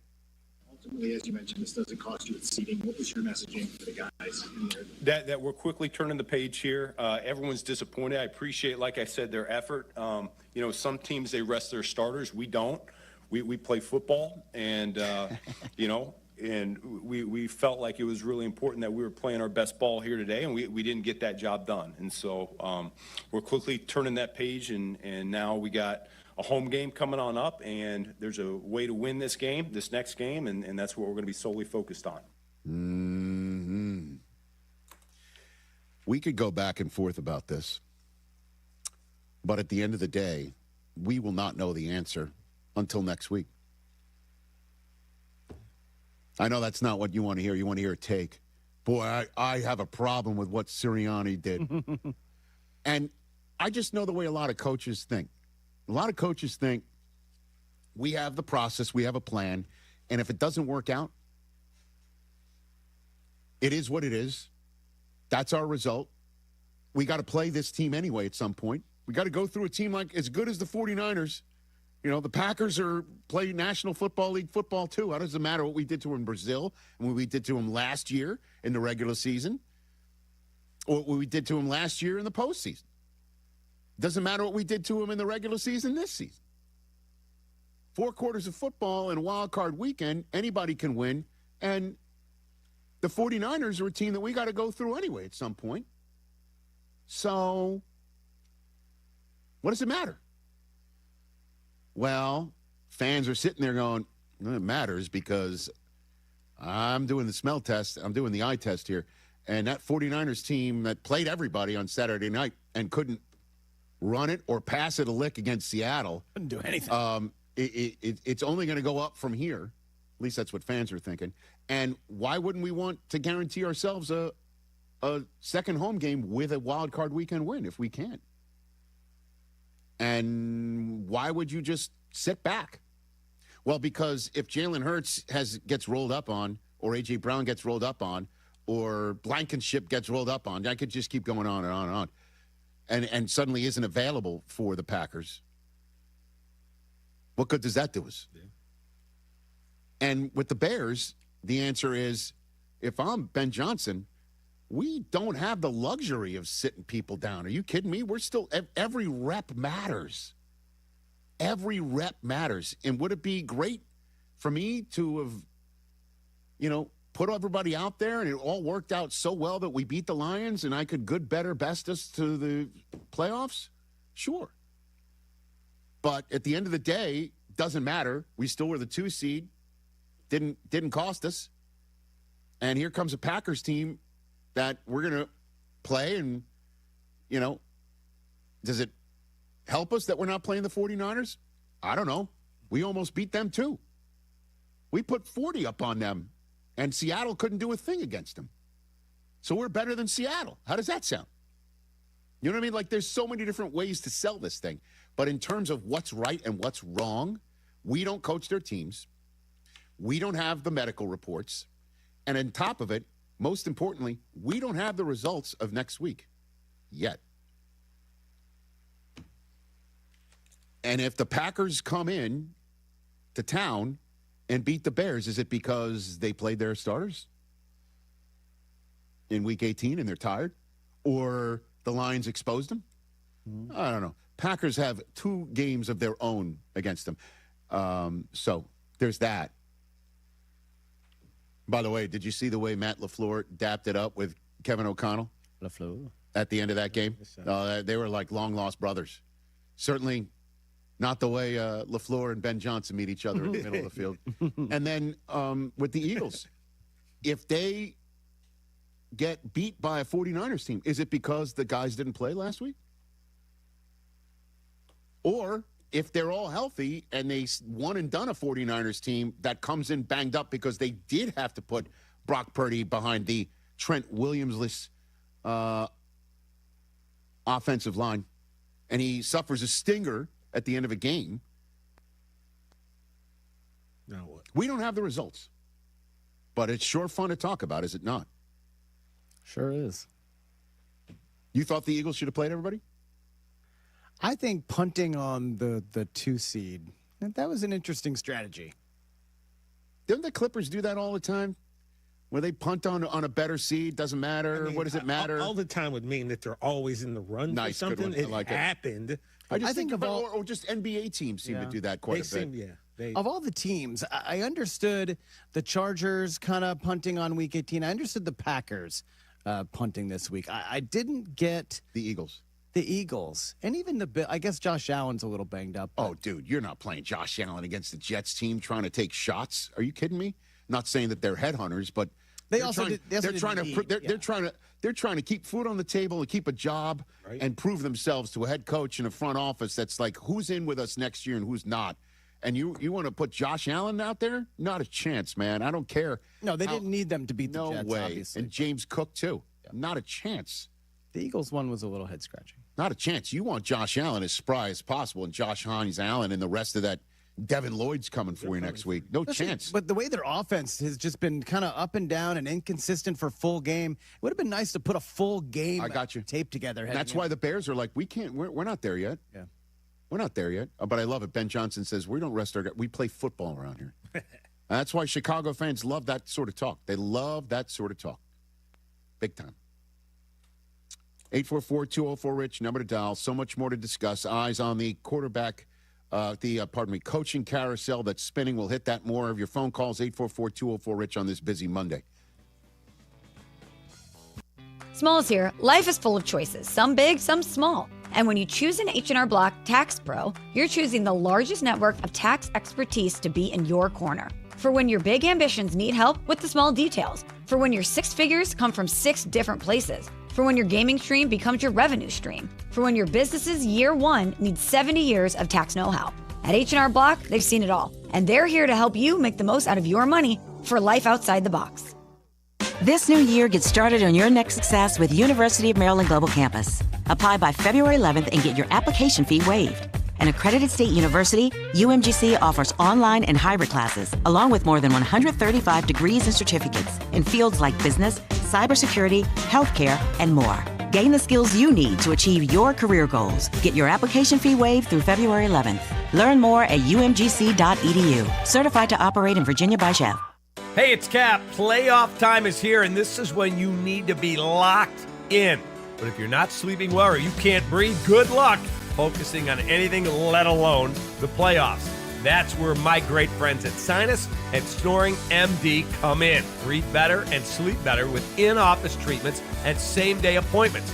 Now's the time to take care of yourself and start 2026 feeling your best. Call 847-545-0147 or visit sinusandsnoringmd.com and get ready for a better night's sleep. That is sinusandsnoringmd.com.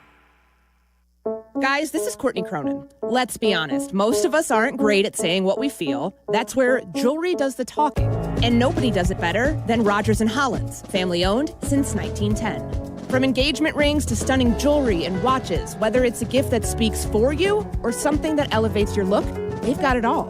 Jewelry says it best. Rogers & Hollins makes it last. See the Rogers & Hollins difference at a store near you or go to fornowandforever.com.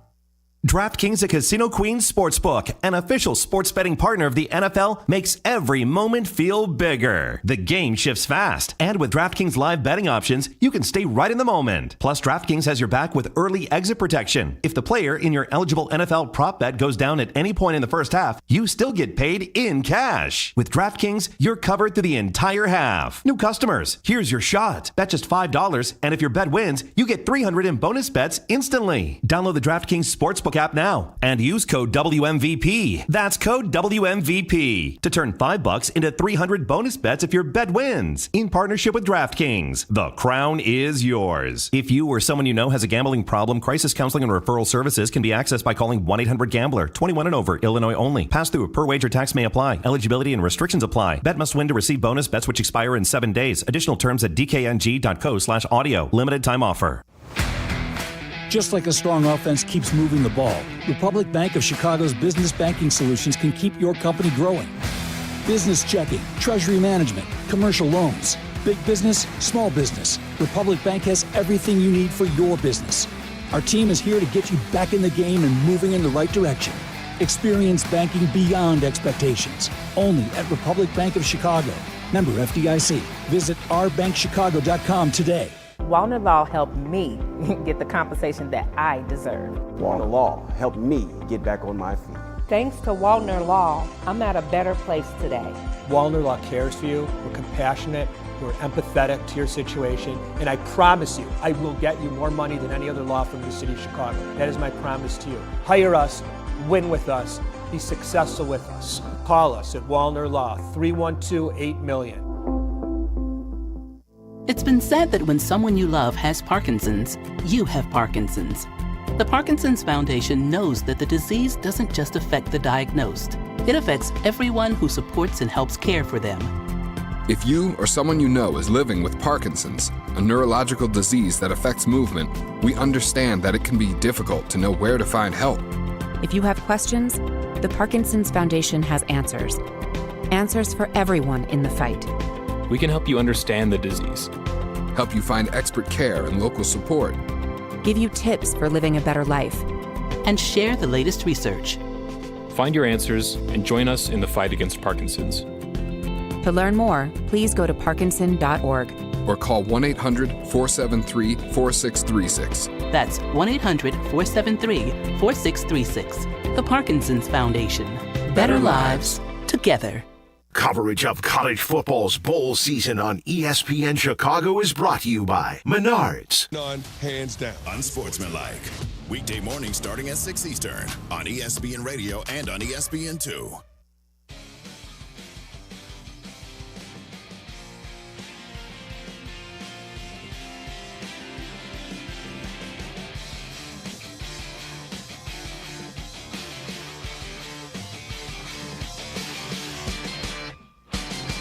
Back here on the Rich Eisen Show, Hyundai Hope on Wheels is something I've been telling you about for months, and for over 27 years it's been going on. Every Hyundai sold has helped fund life-saving pediatric cancer research. Together with over 850 dealers nationwide, they've raised more than $277 million, supporting over 25,000 kids in their fight against cancer. Visit HyundaiUSA.com and search Hyundai Hope on Wheels to learn more about this awesome program. At Hyundai, hope isn't optional. It comes standard. Here on the Rich Eisen Show, Gabriel in Washington. Let's take your phone call. What's up, Gabriel? Good morning, guys. How you doing? What's going on, man? What up, man? Thanks for hanging on as long as you have. Hey, I'm glad you guys finally touched on the Seahawks. I know we're tucked up here in southeast Alaska. Yeah. We always, come, when it comes to media and all that stuff. But I've grown up like that. I'm used to it. It's all good. So I just want to crow for the Seahawks. What I've forgotten to say the last couple of times I've been on is, speaking of crow, anyone that refers to us as the Sea Chickens, I just want to give you a little correction. We're the Sea Roosters because we're your daddy. The defense Terzo in Iowa. Shots at Terzo. From Gabriel in Washington. These last 3 weeks, it's not just Terzo. I've heard Tozer before, whatever, but anyone that, I got a brother-in-law, I got an uncle, I got a best friend that's all 49ers fans or whatever, and it's always playful banter, but I think the Seahawks and 49ers is a real West Coast rivalry, even though the Rams are good this last handful of years, but Seahawks-Niners is always a great rivalry. Football is better when both those teams are humming and they're going back and forth. But anyways, the Seahawks, I know their offense definitely left some points out on the field. Jason Myers doesn't usually miss kicks, so there's another 6 points. That would have been 19-3. And then I was screaming at the TV for the barnyard. They're on the 1st and goal after the pass interference on Deommodore Lenoir. And, A.J. Barner, give me the barnyard for the touchdown. They didn't do it. They got sacked and then went backwards and missed Charbonnet. But, anyways, that game could have easily been 26-3. But well, how about this, Gabriel? They did beat the 49ers by 10. How about this, Gabriel? It felt like it was 26-3. You know what I mean? It did. And then these last 3 weeks, so all year long, you're going to like this, Rich, all year long the Seahawks run game has been solid. But these last 3 weeks, it's been great. They went for 170 against the Rams, 160 against the Panthers, and they ran for 180 Saturday night. Well, and that's going to be dangerous in the playoffs. I think the Packers are going to come to town after they beat the Bears. I think the Rams go to Philly and then lose to Philly. And I think in order to beat the champs, you got to knock them out. I think Philadelphia is coming to Seattle for the NFC Championship game. Did you call them Philadelphia? Did I hear that or no? Yeah, why not? Gabriel in Washington, everybody right here on the Rich Eisen Show. Well done. And I appreciate him using the proper terminology that the run game was solid, but the last 3 weeks it's been great because, again, solid does not mean great when you use that adjective. And they weren't. So let me just say this, because I, in the same way, heard from every Niner fan I know and in my life, hey, man, thanks for that top ranking in your power rankings going into the final week of the season. People were thanking you for that? I was getting some Niners fans saying, you're finally seeing what we've been seeing all year long. This team has heart. This team has guts. It's got grit. And we're going to win this game against Seattle. And in the same way I was hearing that, I was hearing from Seahawks fans, you don't know what the hell you're talking about. And I will say to those Seahawks fans now, mea culpa. I saw a Niners team that had Brock Purdy account for 5 touchdowns in 2 straight games. I saw them on tilt offensively. I saw them overcome a lot against the Bears to outlast them. I saw them go on the road in Phillip Rivers, Monday Night Football at home. That's not an easy place to go into with Phillip Rivers starting. And the fans there in Indianapolis going nuts, and they took care of business there. And I saw them with this team taking on the Seahawks at home with an opportunity to get the 1 seed in the NFC. And they went from not having to pack for the entirety of the playoffs as long as they were in it, including the Super Bowl. They went from that to needing the Packers to go on a run like them for them to have one more home game. That's it. And I'll tell you this. The Seattle Seahawks defense is up there with Houston's. It's up there with, Jacksonville's defense, Denver's defense. They are up there. And maybe the best one, period. And as long as Sam Darnold doesn't turn it over, you're going to hear that over and over and over again, even though he didn't do it to the tune of his usual doing it.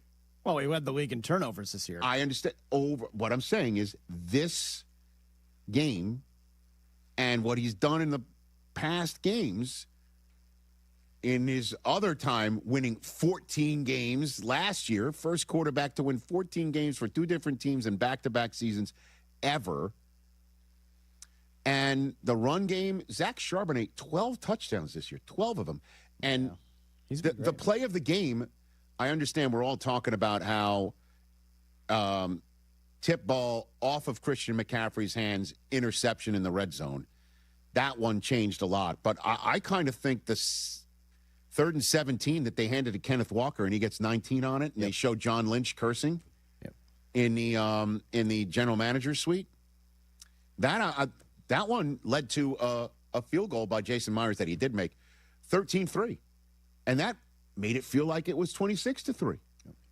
So they're coming up with big moments, key moments. Defensively, they were all over Brock Purdy. They were all over McCaffrey. They were all over anybody. They didn't give the Niners a second to breathe. And the Niners offense was on tilt, including the week before against the Bears without Kittle. In this building with everything to play for.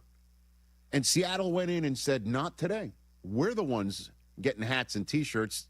Yours are being sent to some country you'll never hear of again. And we're going home. You're going to Philly. That's what the Seahawks did. And you got to give it up. Mike McDonald, the same way I said about Liam Cohen in hour number 1, Coach of the Year candidate. There's so many of them from which to choose. And the Seahawks are the 1 seed. And every year that they've been to 1 seed, they make the Super Bowl. They haven't won it every time, but they make it in the past. So you got to give it up. And I had them 4th on my power rankings. They'd now be 1. Going into the playoffs. Do I do that one more time? Yeah, I think you should. Okay. Yeah, So, I mean, Seattle, you've got my attention now 100% and completely. And enjoy the week off because the NFC playoffs are a you-know-what. Hey, it's Rich Eisen for Pella Windows and Doors. Sometimes teams take a timeout to regroup and call the right play. When it comes to your home, Pella Windows and Doors always has the winning game plan. They do it every day, and that's why your neighbors trust them. Visit Pella.com/Eisen today. Right now, Pella Windows and Doors of Greater Chicago and Northwest Indiana is offering buy one, get one 50% off and everyday 0% financing. Some restrictions may apply. See store for details. Offer ends January 31st, 2026. My name is Whitney Allen. I am a widow. My husband, Ryan, died. We never thought in a million years we'd have to use life insurance. The unexpected happened. With Ethos, it is so fast and easy. It's 100% online. You can get a quote in seconds, apply in minutes, and get same-day coverage. No medical exams, and you can get up to $3 million worth of coverage through Ethos. Get your free quote at ethos.com/game. That's ETHOS.com/game. Time spent on application may vary. Online health questions required. Hey, Chicago, headed to a game? Take the CTA. We'll get you to the game and back for just $5. That's less money spent on travel and more money in your pocket. No searching for parking, no random surge pricing on rideshare, no traffic. We'll do the driving for you. The CTA has train stations and bus stops within steps of all the major stadiums and venues in the city. Plus, we've got tap to pay available on all CTA trains and buses. There's no need to purchase a ticket ahead of time. Just tap and ride. Plan your next trip at transitchicago.com/plan-a-trip. Save money, do more, ride CTA. Hey guys, I get it. You'd love new windows, but you don't want to pay a fortune for them. Well, January is a great time of year thanks to Window Nation. Right now, they're more affordable during Window Nation's Buy 4, Get 4 Windows Free sale. Plus, you can get them with 0 down, 0 monthly payments, and 0 interest for 2 years. If you're feeling cold drafts from your windows, seeing fog or mold around the frame, or paying a lot more for your heat than your neighbors, it's time for new windows. Do not wait. Put an end to your window problems. Visit windownation.com now. Winter is here. Snowball fights, sledding, and more good times with your kids. What a great family you've created. You want things to stay just as they are. It's time to start thinking about the next step for your future, a vasectomy. Take that step with Vasectomy Clinics of Chicago, because experience really does matter, especially with this procedure. Vasectomy Clinics of Chicago makes it so easy with their 30-minute, no-needle, no-scalpel, in-office vasectomy. Log on to vasectomychicago.com, read their testimonials, and learn more about their procedure at Vasectomy Clinics of Chicago. 5 locations to serve you: downtown Chicago at Lake Point Tower, by Navy Pier, and with free valet parking. Also in Naperville, Tinley Park, Arlington Heights, and Barrington. Most insurance accepted. Visit vasectomychicago.com or call toll-free 877-877-4VAS. That's 877-877-4827. Hey guys, Jurko here for Mitch Lyons Wealth. Mitch is a former Pro Bowl player like me, but now he's a retirement pro, and he knows the value of a winning game plan. I want you to get Mitch's retirement toolkit for the Jurko special price of, wait for it, nada. That's right, it's free. This kit includes his book, Retirement of Steel, along with guides for Social Security, taxes, and more. Call 844-867-8335. That's 844-86-STEEL for your retirement toolkit. Mitch Lyons Wealth, your best game plan to protect, grow, and win retirement. Hey, this is Courtney Cronin. If you're injured, you want a legal representative that gets you and where you come from. Exactly. When you call us, you're not getting some out-of-town mega firm. You're talking to Chicagoans. That's Julio Costa of Costa Iavoni, and his partner Anthony is also here. Thanks, Courtney. We're proud of the trust we've built here in town. There's an immediate connection with Chicagoans. They know we'll take the time to understand what they're going through. And then we will fight to win. At Costa Iavoni, we get you. Costa Iavoni, your trusted local personal injury attorneys at 708-4-million. Beckett's amazing. He's a miracle child. In the mornings, he'll wake up and he'll roll the shades up and, Dada, it's time to get up. It's a bright, beautiful day. He started getting dizzy. At the first of the year, he started going, I have to sit down, I'm dizzy, Mommy. A month after his 3rd birthday, he got diagnosed with ATRT brain cancer. All you can think of is, the kid's not gonna live. The fact that St. Jude doesn't bill is a godsend. And the fact that we don't have to ask for help here makes things a lot easier to go through what we have to go through with Beckett. The fact that they are researching and they are saving these children, it's so important. We wouldn't be where we are without St. Jude, and in turn, we wouldn't be where we are without those people that have donated. They're the reason why my son's still alive. Finding cures, saving children. Learn more at stjude.org. From the State Street Studio, this is WMVP WTBC HD2, Chicago. A Good Karma Brands radio station. The College Football Playoff Semifinals, 7 Eastern, Thursday and Friday on ESPN Radio and on ESPN.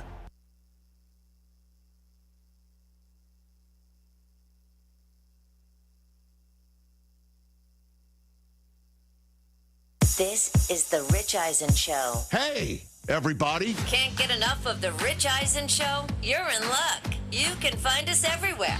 Watch us weekdays on Disney Plus from noon to 3 Eastern. Miss the show? We've got a podcast so you can listen anytime. But here's the best part. Our YouTube channel. Subscribe at youtube.com/Rich Eisen Show and you'll never miss a moment. Now, on with the show. Happy New Year, boys. This is the Rich Eisen Show. It's a little late, frankly, for the Happy New Year's, you know? Season on the line. Loop's kick is on the way. Loop missed it. Live from the Rich Eisen Show studio in Los Angeles. Earlier on the show, Jaguars head coach Liam Cohen. Coming up, full NFL playoffs breakdown, your phone calls, latest news, and more. And now, it's Rich Eisen.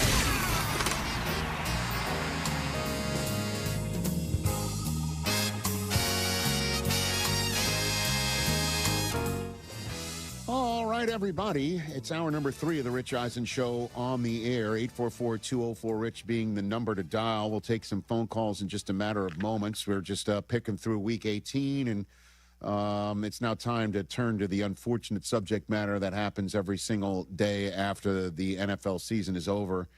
It's kind of sad, but it's always happens. I'm holding in my hands a 20-page document from NFL Network Research, which is the packet of coaches on hot seats and who is not and who is and who's gone and who's already been gone. It's sad because in this 20 pages are names of, again, coaches who thought better could happen, who get opportunities that they didn't think could happen maybe, that they earned through hard work, climbing up a ladder, and families who are now putting things in boxes right now. So I just want to just put that out there. I understand, that coach should be fired. This one should be that sort of other thing. But most people won't humanize it the way you just. I just wanted to say that because again, this is not fodder.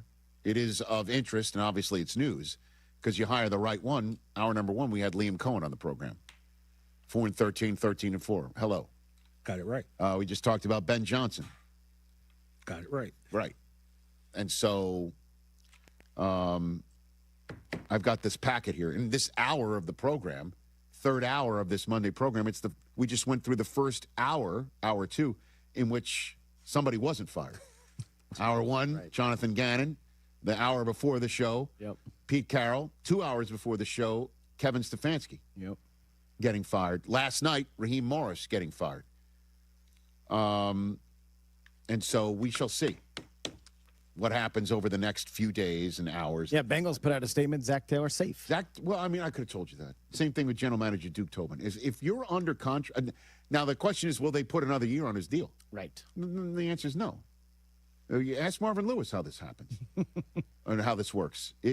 Mike Brown does not pay you to coach somebody else. Yeah, to not work. It just doesn't happen. Yeah. So I could have told you that. Bengals fans kind of in an uproar. I've read some. For sure. Like Nick Lachey wrote a very long, Nick Lachey. He, you went deep there. He is not happy with You don't want to piss off Nick Lachey, do you? No. He went to 99 degrees. Wow. This is like 110. Look at you. Thank you. You caught me with that one. I'm kind of staggered. I didn't see that one coming like Jake Paul. Hey, now. Oh, he saw it. That was he did. Well, not in the script, TJ. So, the question is why did these things happen, okay? And in the case of Jonathan Gannon, 3 years at the controls in Arizona, 3-14. Would you believe that's the most losses in a season in the history of the Cardinals? 14. Don't forget, there used to be only 16 games. Right. The Cardinals never cracked above 500 in each of Gannon's 3 seasons there. 8-9 was as close as they would come, and that was last year. Did they start 2-0 this year? They did, in case you're wondering. The Cardinals joined the 2013 Texans and the 1966 Houston Oilers as the only teams since the middle of last century to start the season 2-0 and finish with 3 or fewer wins. They lost 14 of their last 15 games. They lost their last 9. Longest Cardinals losing streak to end a season since they lost 10 in a row to end the 1944 season. Meanwhile, each of the 3 NFC West teams, the other teams in their division, had 12 or more wins and made the playoffs this year. So that kind of hurts your case, too. And in the middle of all of it, and we got an indication from the quarterback in question that something went down about Kyler Murray. And I understand he got hurt, and he got hurt. It was a foot injury on what looked like to be a snap that went off his face mask, and he stumbled after it, and we didn't see him play another down the rest of the year, right? And Jacoby Brissett comes in, and suddenly Michael Wilson looks like Marvin Harrison Jr. did in college. Yeah. Looks like his dad. And then we watched Trey McBride have an all-pro season at tight end. One of the best tight end seasons of all time. Right. World season. And Kyler Murray said something very cryptic, if you recall, at the outset of,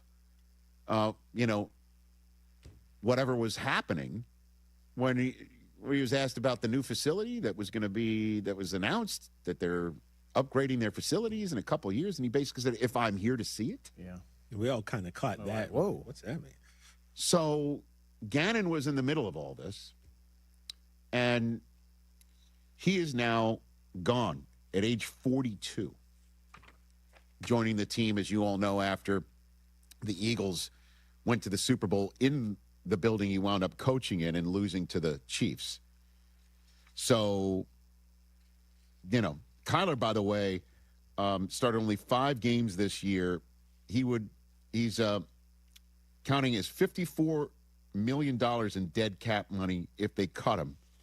Of another 2020 in the 2026 league year, he's guaranteed on the 5th day of the league year, $22 million.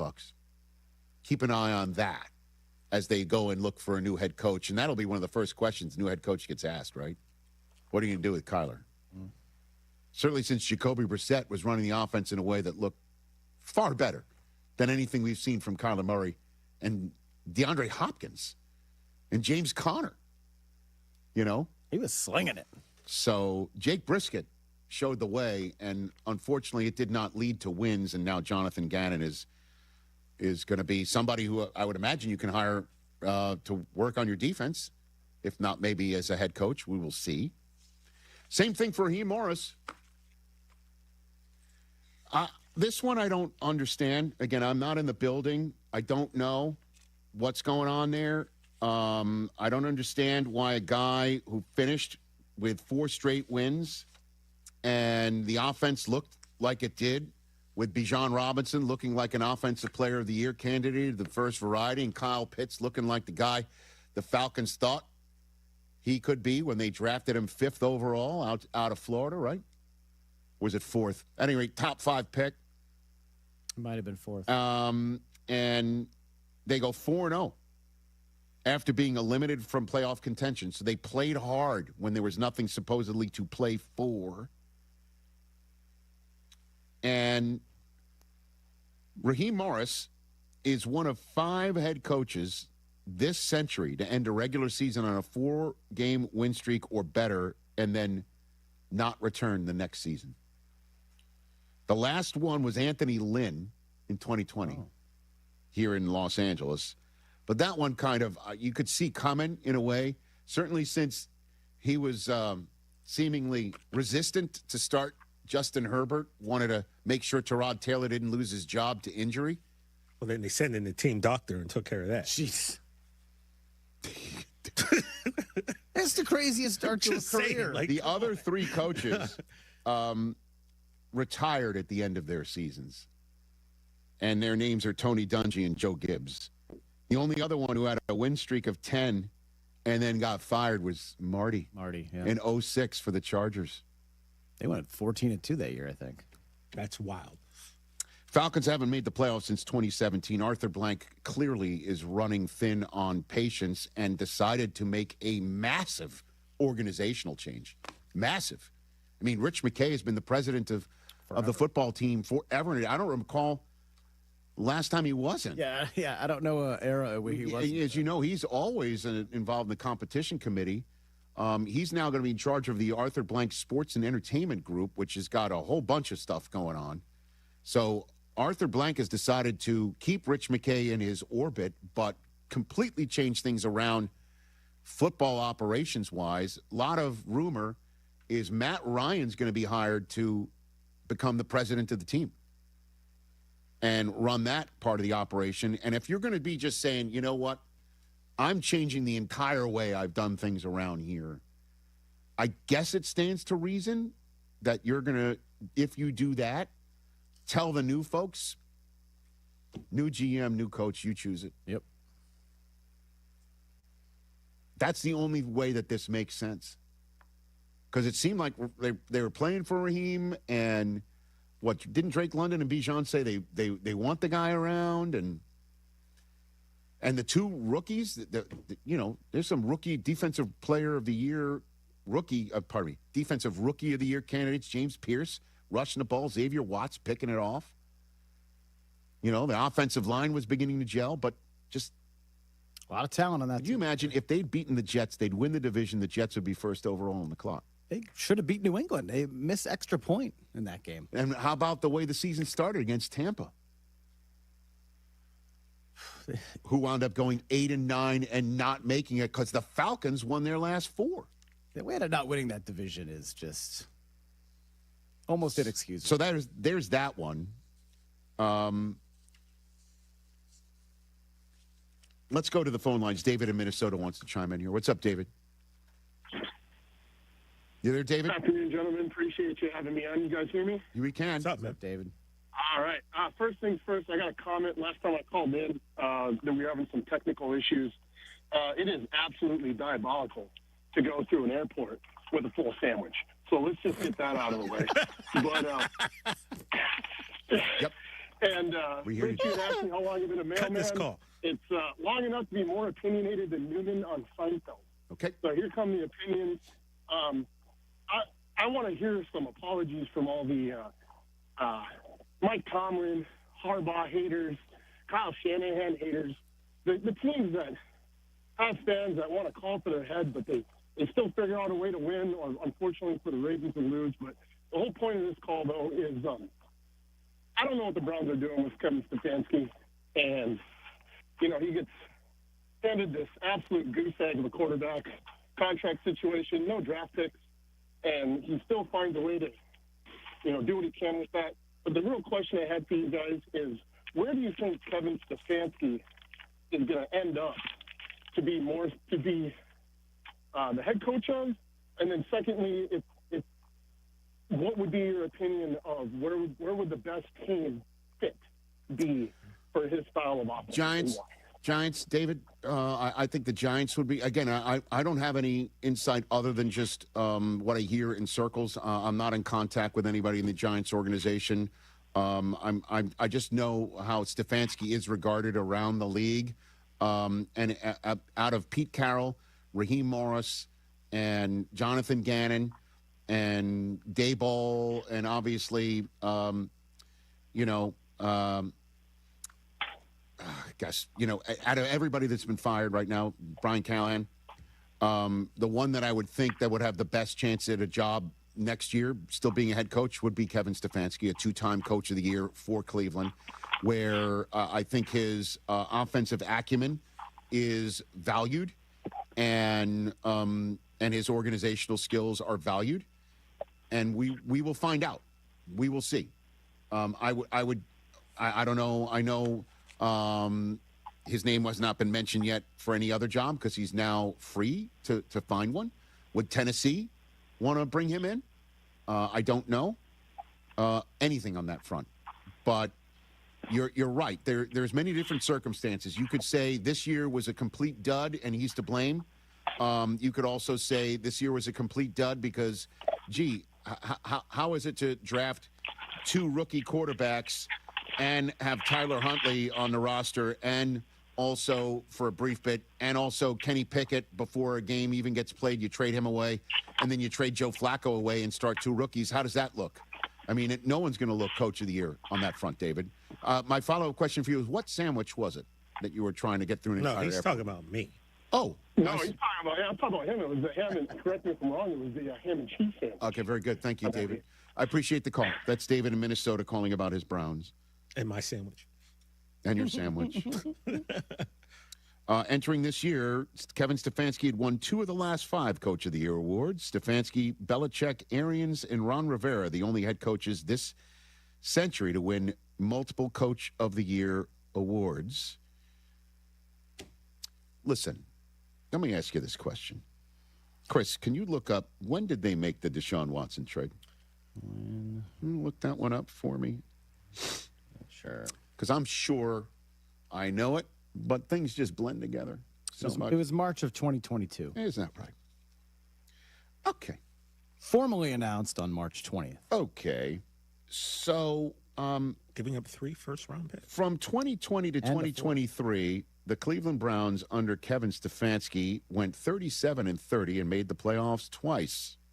Won a playoff game, right? It was the highest winning percent. Well, they won the COVID year, as you know. It was the last year that the Steelers won the division, and they were 12-4, and Stefanski was in his basement with COVID, and they went ahead and won that football game and then went to Arrowhead and gave the Chiefs a nice run for their money with Baker. And it's the highest winning percentage for the Browns over a 4-year span since the 86-89 Browns team. So, and then Deshaun Watson shows up. And that contract still stands the test of time. It's one of the worst ever awarded to anyone in the NFL. Now, the results, we're playing it. We're playing it. Because Watson, on the field, was so dynamite in Houston, I totally understand why people would fall head over heels for the guy on the field. The guy off the field, what was going on then, again, has to play into it because he did, miss 11 games one of the seasons. And that contract just still rules over the Cleveland roost. All of it. No question about it. his inability to be available, has killed the team. Killed it. He, when available, played well enough, it seemed. And sure enough, the new head coach coming in may have number 4 as his starting quarterback next year, the final year of his fully guaranteed contract.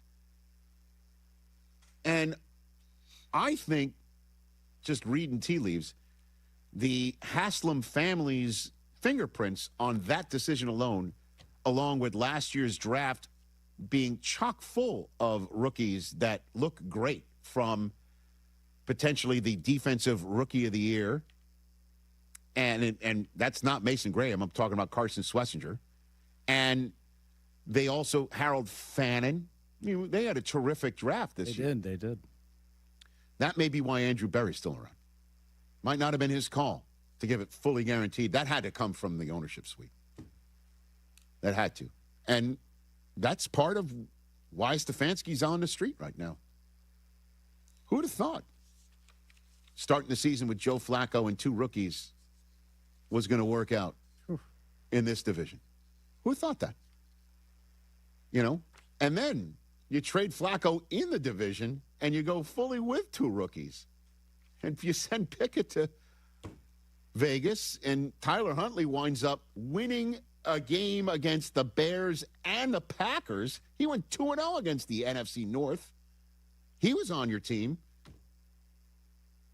Who'd have thought that was not going to work out? Literally anybody who could fog up a mirror and follows football. So we'll see. The Browns are going to be on their 11th head coach this century when they hire a new one. And if he is hired somewhere else, the rarity of that. There have been 4 head coaches since 2015 to be fired by one team and then hired by another team in the same offseason. The most recent one was Frank Reich, who didn't last the year in Carolina. Before that was the aforementioned Ron Rivera, went from the Panthers to Washington. Oh. Before that, these other 2 didn't work out. Chip Kelly going from the Eagles to the 49ers, only to be one and done there. And then from the Dolphins to the Jets, Adam Gase. Oh, then Andy Reid, though. Andy Reid's on that list. To go from since 2015. Oh, it's 2015, sorry. He predates that. He was 2012. The only Browns head coach to get another job in the season after coaching the Browns was Marty. Parted way with the Browns and then wind up with the Chiefs. That's how rare it is. So, but if there's anybody I think in the current coaching cycle that would get another job, it would be Stefanski, who I think is valued by a lot of front offices in this league. And we'll find out just how much. But the Browns are moving on. And whoever takes the job, it's like, hey, you got a bunch of fresh rookies who just balled out, okay? And the 6th overall pick. And also Deshaun Watson. Don't you think he's starting next year? I do. You'd think so, right? Why wouldn't they give it one last run? 50-something million reasons. For all your money that you've put in his pocket. Exactly. And he's ready to play. Let's see what you got. I mean, we've seen Rodgers at age 42, a year removed from an Achilles. And we've seen what Cousins looks like now, a year removed from Achilles, doing what he did in the last 4 games. Deshaun Watson's a spring chicken compared to those guys. Yeah, I mean... Best of luck. Remember how good Deshaun Watson was, Brock? Yeah, I do. He was unstoppable. He was unstoppable. Dude. But the guy's played in, since 2022, he hasn't played over 7 games. Like 20 games total? You know, like... That's the Browns right now. But they keep the GM, and they're keeping the GM in Arizona, and they fired the lot in, and they're keeping the GM in Vegas, and they fired the lot in Atlanta. House clean. And they fired the coach, but kept the GM and reorganized the front office in Tennessee, and they keep the GM in East Rutherford for the Giants, and they keep the coach but not the GM in Miami, presently. 844-204-RICH, number to dial. That's our check of the coaching carousel. We talked about Pete Carroll earlier. I'm happy to revisit if you want to chat. 844-204-RICH. Number to dial here on this edition of the Rich Eisen Show. When we come back, there's a new sack record, everybody. We'll stop the show for it. This college football moment is brought to you by ServPro. College football teams have moments they recovered from and made it like it never even happened. Like on October 2nd, 1993, when the University of California faced a 30-0 halftime deficit to Oregon. Cal went on a remarkable 42-11 run in the second half to capture a 42-41 victory, one of the largest comebacks in college football history.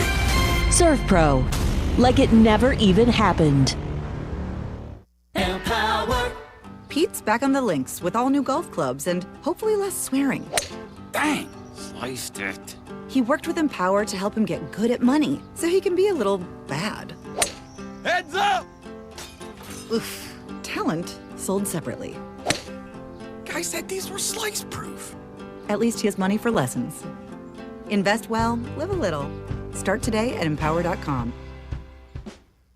Credit Union One, the official banking partner of Notre Dame Athletics, wants to reward you for everyday banking. CU One's high-yield checking offers the opportunity to earn competitive dividends when you make qualifying transactions each month. No monthly fees, no minimum or opening balance required. Plus, you'll be able to bank anytime and anywhere with 24/7 digital and mobile banking. Start making more of your money with Credit Union One. Open an account at cu1.com/Irish. Federally insured by NCUA.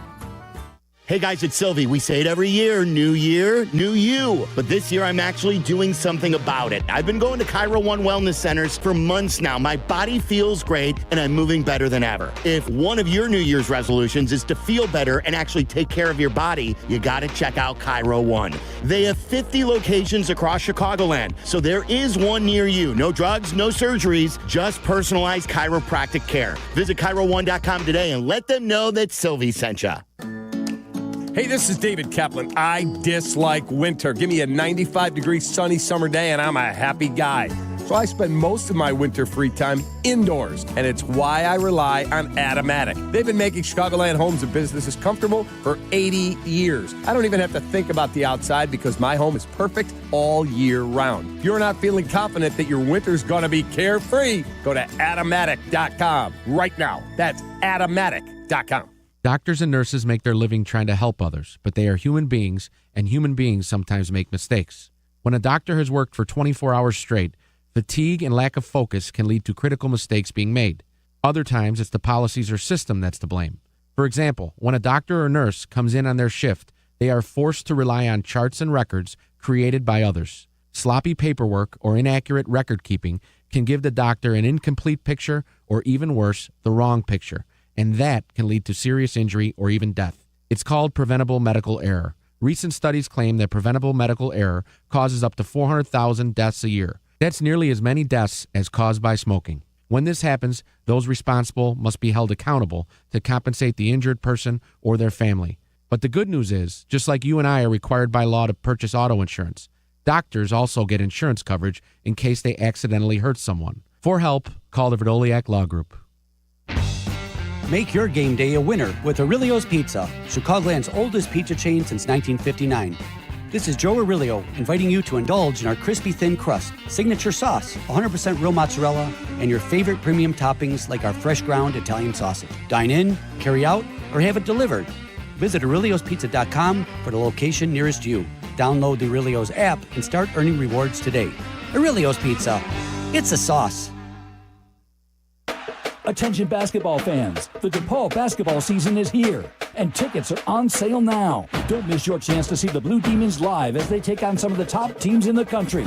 There's no better place to experience a game than Wintrust Arena, home of the DePaul Blue Demons. Get your tickets today at DePaulBlueDemons.com/tickets and be part of the action. That's DePaulBlueDemons.com/tickets. Go Blue Demons! Finding health insurance can be so confusing. People need help. That's why I work for Get Covered Illinois. We are the state's official health insurance marketplace. And we're here to help. With thousands of brokers certified by the state and hundreds of trained insurance guides, what we call navigators, available in communities across Illinois. All free. at getcoveredillinois.gov. We're here to help. Enough already. We can do more. Enough already. We can find a cure. Enough already. We can do better for our kids. Enough already. We are relying on you. Childhood cancer is the leading cause of death by disease for children in our country. We can do something about that.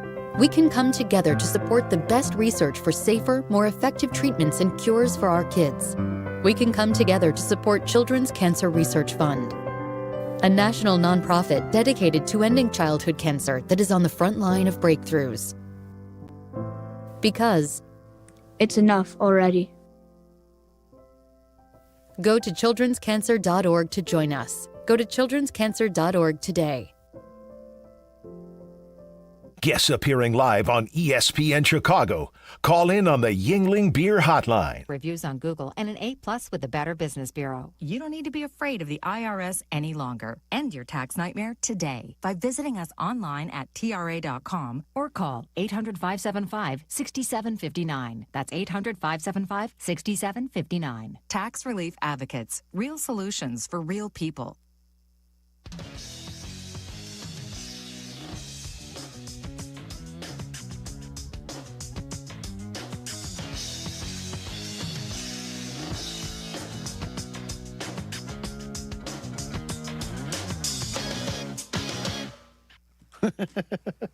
Eight 844-204-RICH is the number to dial here on the Rich Eisen Show. Where are we going to go here? Oh, Al in Dallas. All right, Al, you got the floor. Happy New Year, brother. Happy New Year. Happy New Year, gentlemen. And more importantly, congratulations to my brother from another mother, Mr. Chris Brockman. Okay. Fantastic news. I know. The Patriots are in the playoffs. That's true. Yeah. Looking for a ring. Hey. Yeah, exactly. What's on your mind, Al? Congratulations. Welcome to the party, pal. So, how fast should Stefanski have gotten a phone call this morning from where are they now? East Rutherford? Well, Al, I don't know if you heard the end of my first hour commentary on this program, but I said the Raiders and the Giants and anybody else should just take a YOLO shot at Signetti. Take a shot. Yes. What do you care? Yeah. What do you care? I agree. You just apologize for disturbing him at his moment of being the head coach of the biggest bullies on the college football block out of nowhere in Indiana.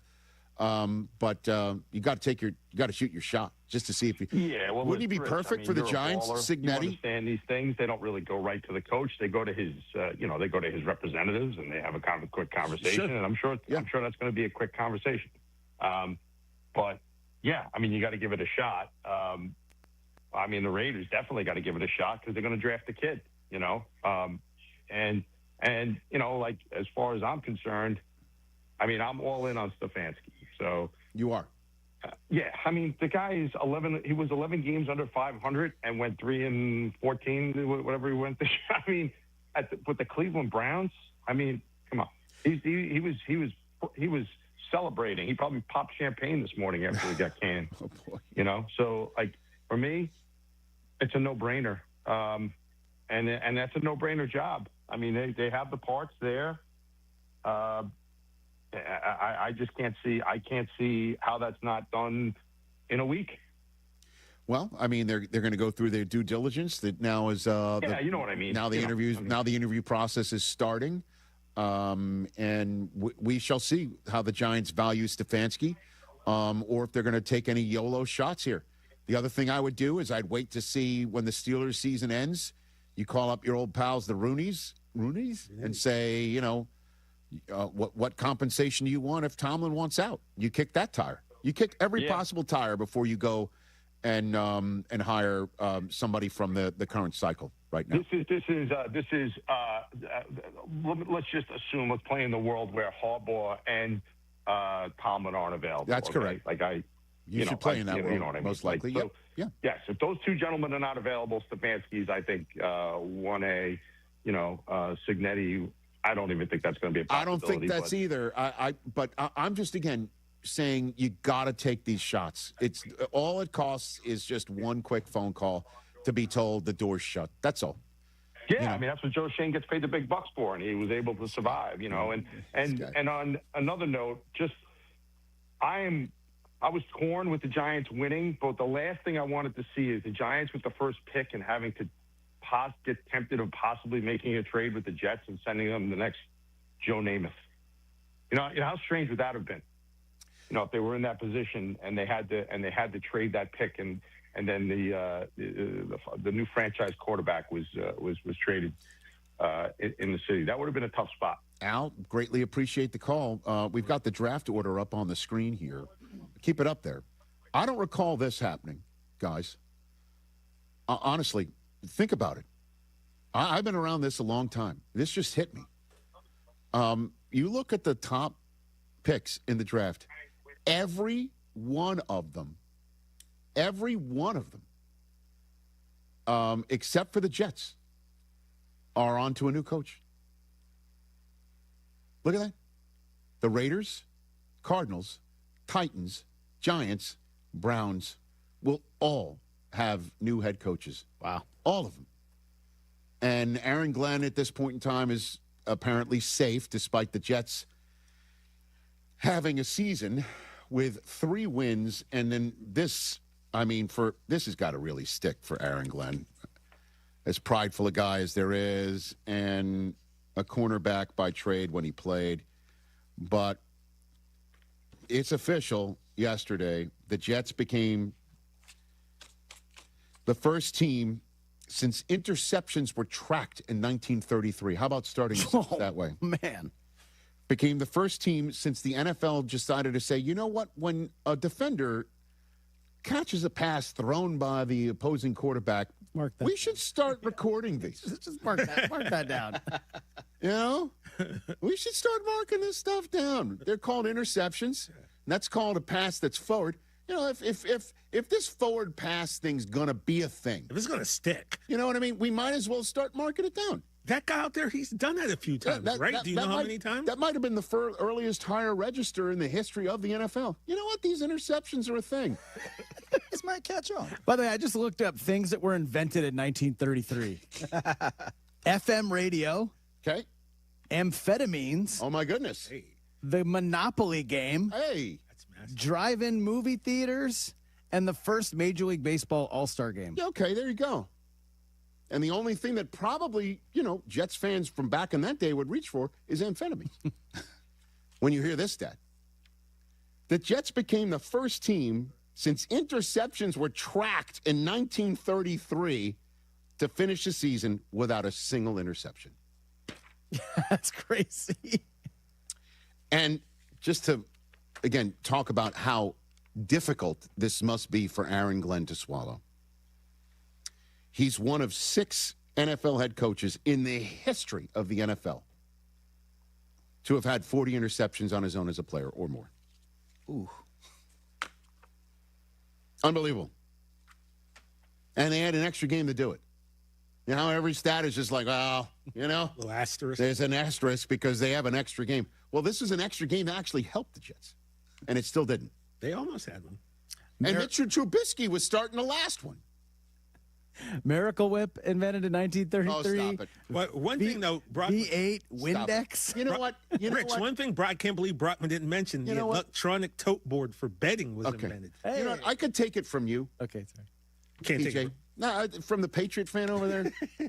It's not like he's enjoying this segment too much. Very, very much so. Yeah. But it's kind of crazy. Out of the top 6 picks in the draft, the Jets, despite winning 3 games, are the ones to have kept their coach. Do you and think everybody they should? else? Oh, absolutely. Come on, man. I don't know. Come on, man. A 3-win season and you have 0 playing at quarterback. Dude. But how's that the coach's fault? Well, it's not the coach's fault. He took the job, and they decided they took their shot at Justin Fields, who, is going to be one and done there. And of course, the second overall pick in the draft is in a draft where you don't even know who's going to be the second best quarterback available. Bottom line is the Jets should just keep trade out to somebody who wants Dante Moore if he comes out, and And save all your picks for a Manning. The Jets should look at their franchise like you do your trading card. At some point, it's going to be really valuable. Yeah. And we're going to strike it rich with them. Can you do this in the NFL? Remember back in, 78, 79? The Celtics drafted Larry Bird, even though he didn't come out. They can't do it. Imagine if you could do that in football. You know what? Use your pick on Arch. Honestly, if you could do it in football, I would advocate the Jets do it right now for Arch Manning with the 2nd overall pick. Yes. He's not going to come out for another year. Don't care. Doesn't matter. Don't care. Doesn't matter. Man. But, yeah, I mean, I don't look at this season and go, that's Aaron Glenn's fault. Really? Especially in the middle of the season, let's take a defensive-minded head coach and let's pluck their 2 best youngest players off of the roster in the middle of the season for future draft considerations. Let's do that. I appreciate. Come on, man. And then Garrett Wilson. Let's just sit him out the rest of the season. Did you see he led the Jets in receiving yards and only had 395? Okay. Exactly. That's Aaron Glenn's fault. Really? Come on now. Let's be honest. Couldn't be more honest. Not great. Don't usually start a stat with that. These touchdowns are a thing. We should start tracking them. When did they start tracking touchdowns? Was that from the very first game, I imagine? When? That guy's been like when the really Potsdam Pots took on whatever the hell, the Canton Bulldogs against the Potsdam Pots. Yeah, you wouldn't notice what we should do. Deacon Jones has been really hitting the other quarterback a lot and stopping them. Maybe we should keep track of how many times. Call them sacks. Yeah. The first touchdown was tracked since the beginning. Okay, good to know. 1920. Okay, Jim. All right, we take a break, and now we're going to stop the show for the sack record conversation. Brockman thinks it should not be celebrated. Well, that's not a shock that he was. Wait till you hear why. Oh, do you? Do you? All right, we're back on the Rich Eisen Show to wrap up this Monday show in a sec. Life is full of choices, some big, some small. And when you choose an H&R Block Tax Pro, you're choosing the largest network of tax expertise to be in your corner. For when your big ambitions need help with the small details. For when your 6 figures come from 6 different places. For when your gaming stream becomes your revenue stream. For when your business's year 1 needs 70 years of tax know-how. At H&R Block, we've seen it all. And we're here to help you make the most out of your money. For life outside the box. Get started at hrblock.com. Rich Eisen here. Hiring for your small business can feel like a full-time job, but LinkedIn Jobs AI Assistant takes the heavy lifting out of it. It filters applicants based on the criteria you set and suggests 25 great fit candidates daily, so you can invite them to apply and keep things moving. Hire right the first time. Post your job for free at linkedin.com/Eisen, then promote it to use LinkedIn Jobs' new AI Assistant, making it easier and faster to find top candidates. That's linkedin.com/Eisen to post your job for free. Terms and conditions apply. Then promote it to use LinkedIn Jobs' new AI Assistant, making it easier and faster to find top candidates. That's linkedin.com/Eisen to post your job for free. Terms and conditions apply.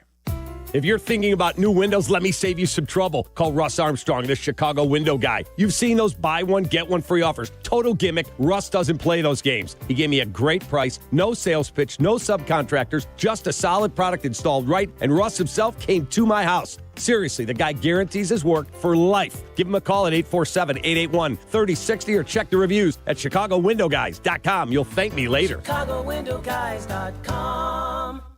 Hey, it's your friend Tom Waddle, and I drive a Hawk. The year-end sales event has been extended at all 12 Hawk Auto locations. Forest Park, St. Charles, Plainfield, Joliet, Carroll Stream, and now LaSalle, Peru. Shop thousands of vehicles from 13 brands and save with 0% financing for 60 months or make no payments for 90 days. Plus, get $1,000 to $2,000 holiday bonus cash. The year-end sales event is extended through Monday at HawkAuto.com. Drive what I drive. Drive a Hawk. HawkAuto.com. Financing on select models with approved credit. Back in my glory days, I always showed up ready to perform, whether it was on the field or off of it. Confidence, energy, swagger, I had it all. And yeah, even little Johnny was playing like an all-pro. Now, thanks to Blue Chew, those days don't have to stay in the past. Blue Chew's chewable tablets give you that extra boost of confidence when it matters most. Stronger, harder, longer lasting. Like someone gave you a pep talk right where you need it. And here's the best part. It's all online. No awkward doctor visits. No standing in line at the pharmacy. Their licensed medical providers help you find the right fit, and it ships right to your door in a discreet package. Made in the USA, less expensive than the pharmacy. So, fellas, when it's your time to perform, don't just hope for the glory days. Bring them back. Head to BlueChew.com. Use promo code ESPN, and your first month is free. Just pay $5 for shipping. Blue Chew. Chew it and do it.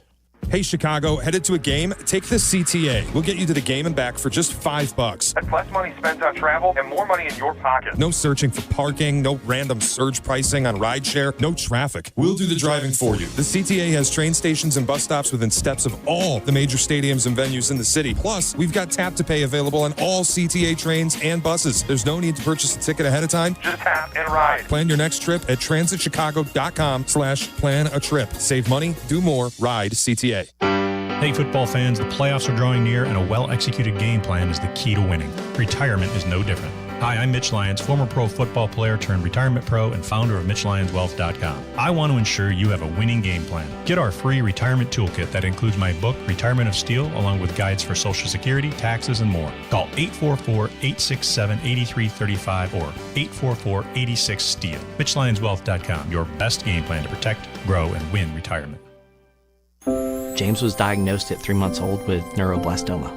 We went from thinking we had a healthy 3-month-old little boy, all of a sudden he had this super serious cancer. It was heartbreaking. He had chemotherapy until he was just under a year old, and at that point he was in remission.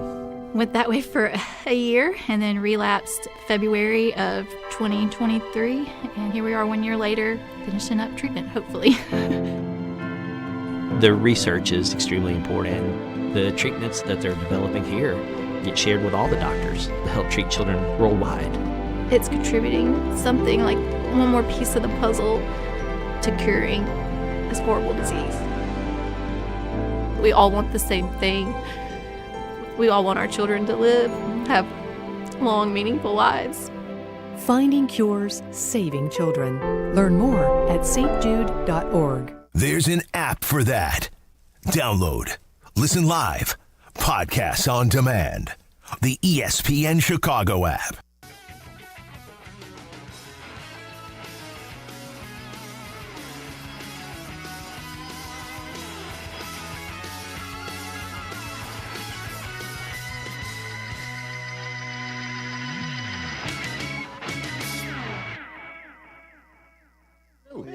All right, back here on the Rich Eisen Show. LinkedIn Jobs is stepping things up with their new AI assistant so you can feel confident you're finding top talent and hiring right the first time. Get this, employees hired through LinkedIn are 30% more likely to stick around for at least a year compared to those hired through the leading competitor. Get started by posting your job for free at linkedin.com/Eisen. That's linkedin.com/Eisen to post your job for free. Terms and conditions apply. So we're sitting here on the Rich Eisen Show. Understand this. There's somebody in the vicinity here with their dog that is barking, which is only fitting that we're about to talk about Myles Garrett. You know what I mean? Although this didn't happen in the dog pound. It happened in Cincinnati, Ohio, where the Bengals were not happy about losing to the Browns again. And they certainly weren't happy that Myles Garrett got the sack record against them. And certainly weren't happy that he got the sack record against them. And then the officials stopped the game for a few minutes because it was a moment. And Zach Taylor said, we didn't expect the game to be stopped. And I understand the frustration. You know who doesn't care? Myles Garrett. Yeah, well. You know? He showed us what he cares about. Which is the sack record. Yeah, Chris, hit it. And it was everything I expected. And it was so tough. I knew they were going to make it difficult, but I don't think I saw more than 3 singles on a real drop back the whole game. And I just knew that if I did, I had to make that moment count. And man, the feeling couldn't be better. Man, this remember McGuire toured the country for a long time trying to get the home run record? Mm-hmm. Remember that one? Yeah. This kind of felt like that. Where opponents just they didn't want to be that, they don't want to be on the video. Well, we saw how Pittsburgh approached it last week.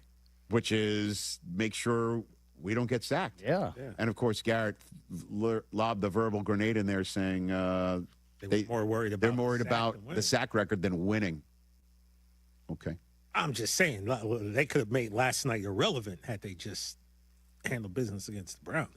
If I had told Myles Garrett when he came on the set saying, I don't want to play for the Cleveland Browns ever again at last year's Super Bowl, you'll get paid $40 million, you'll get the sack record, but your coach is going to get fired and it's a terrible season. Do you think he'd still sign? Yeah. Because it was $40 million. It's a lot of cream. I don't know. How about this? How about this? If he'd already seen Micah Parsons get his exit visa and get paid more, do you think he'd still do it? No, he would have waited, got traded, and gotten more money. So what? He would have got $2 more million? He cares about money. We all do. Let's not front.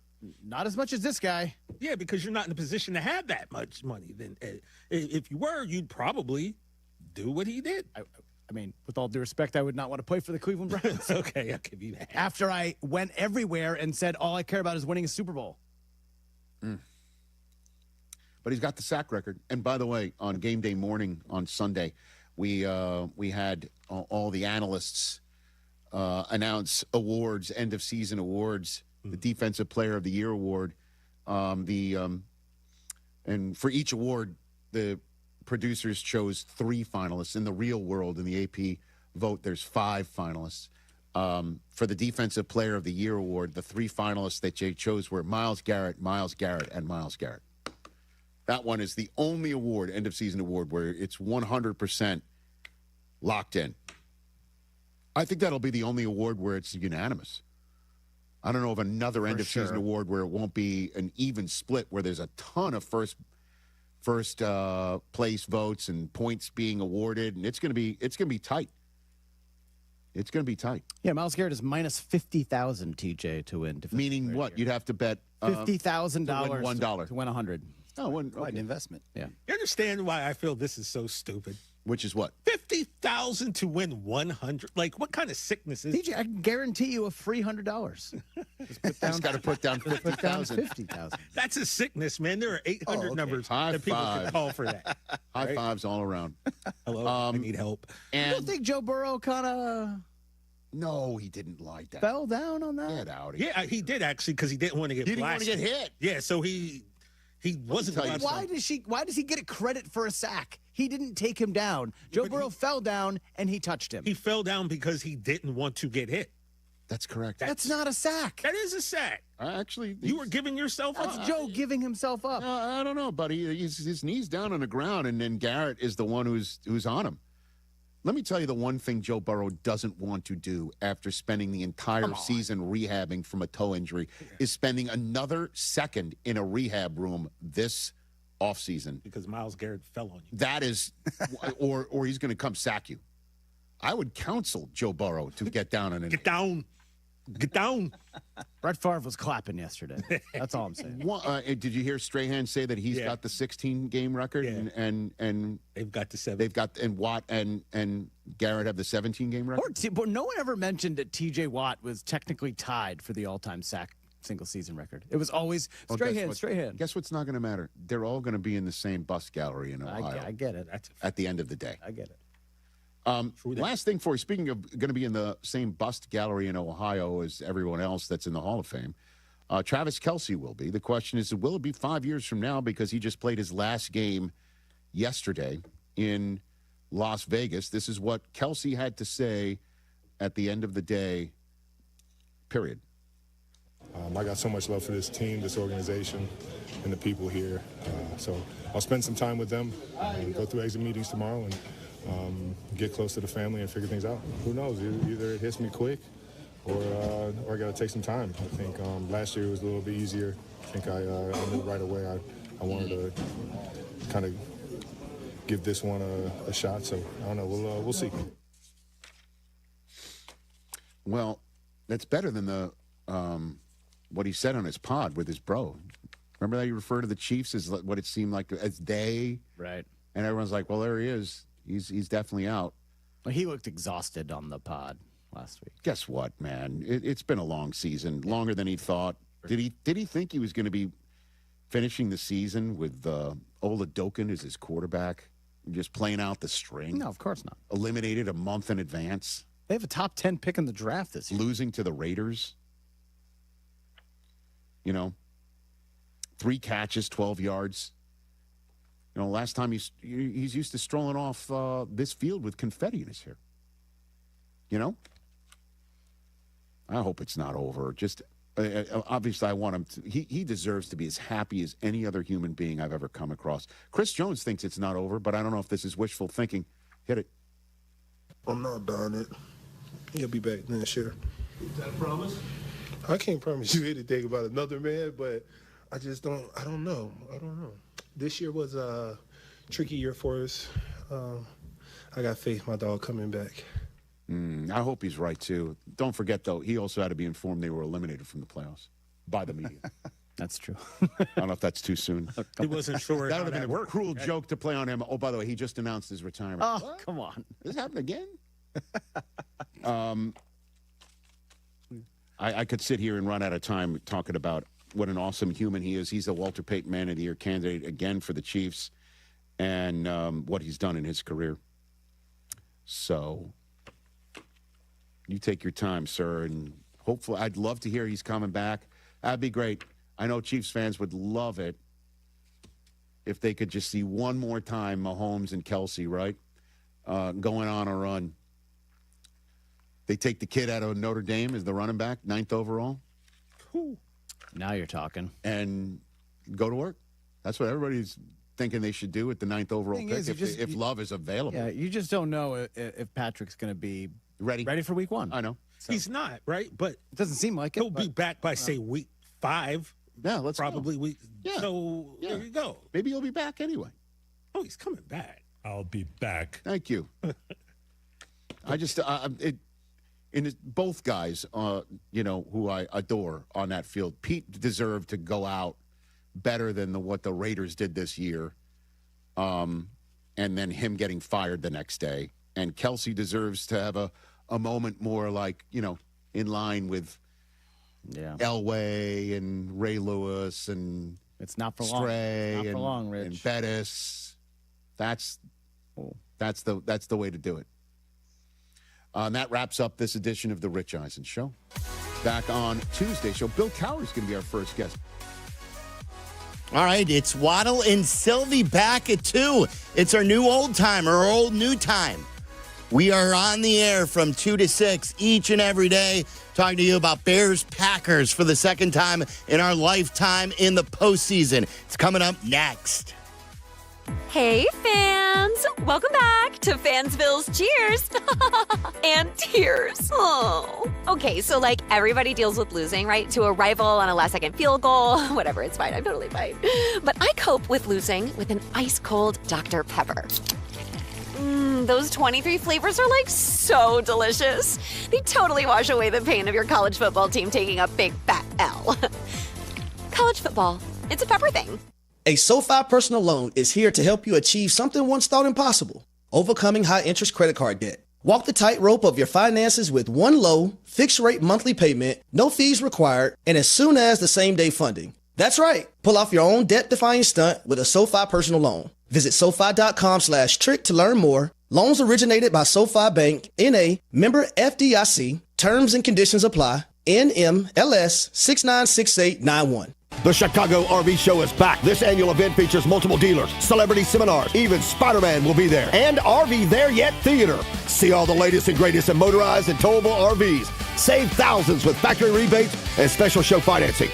Tailgating or traveling, there's an RV for you. Friday, January 9th through Sunday the 11th, there's free parking at the Schaumburg Convention Center. RVSupershows.com. That's RVSupershows.com.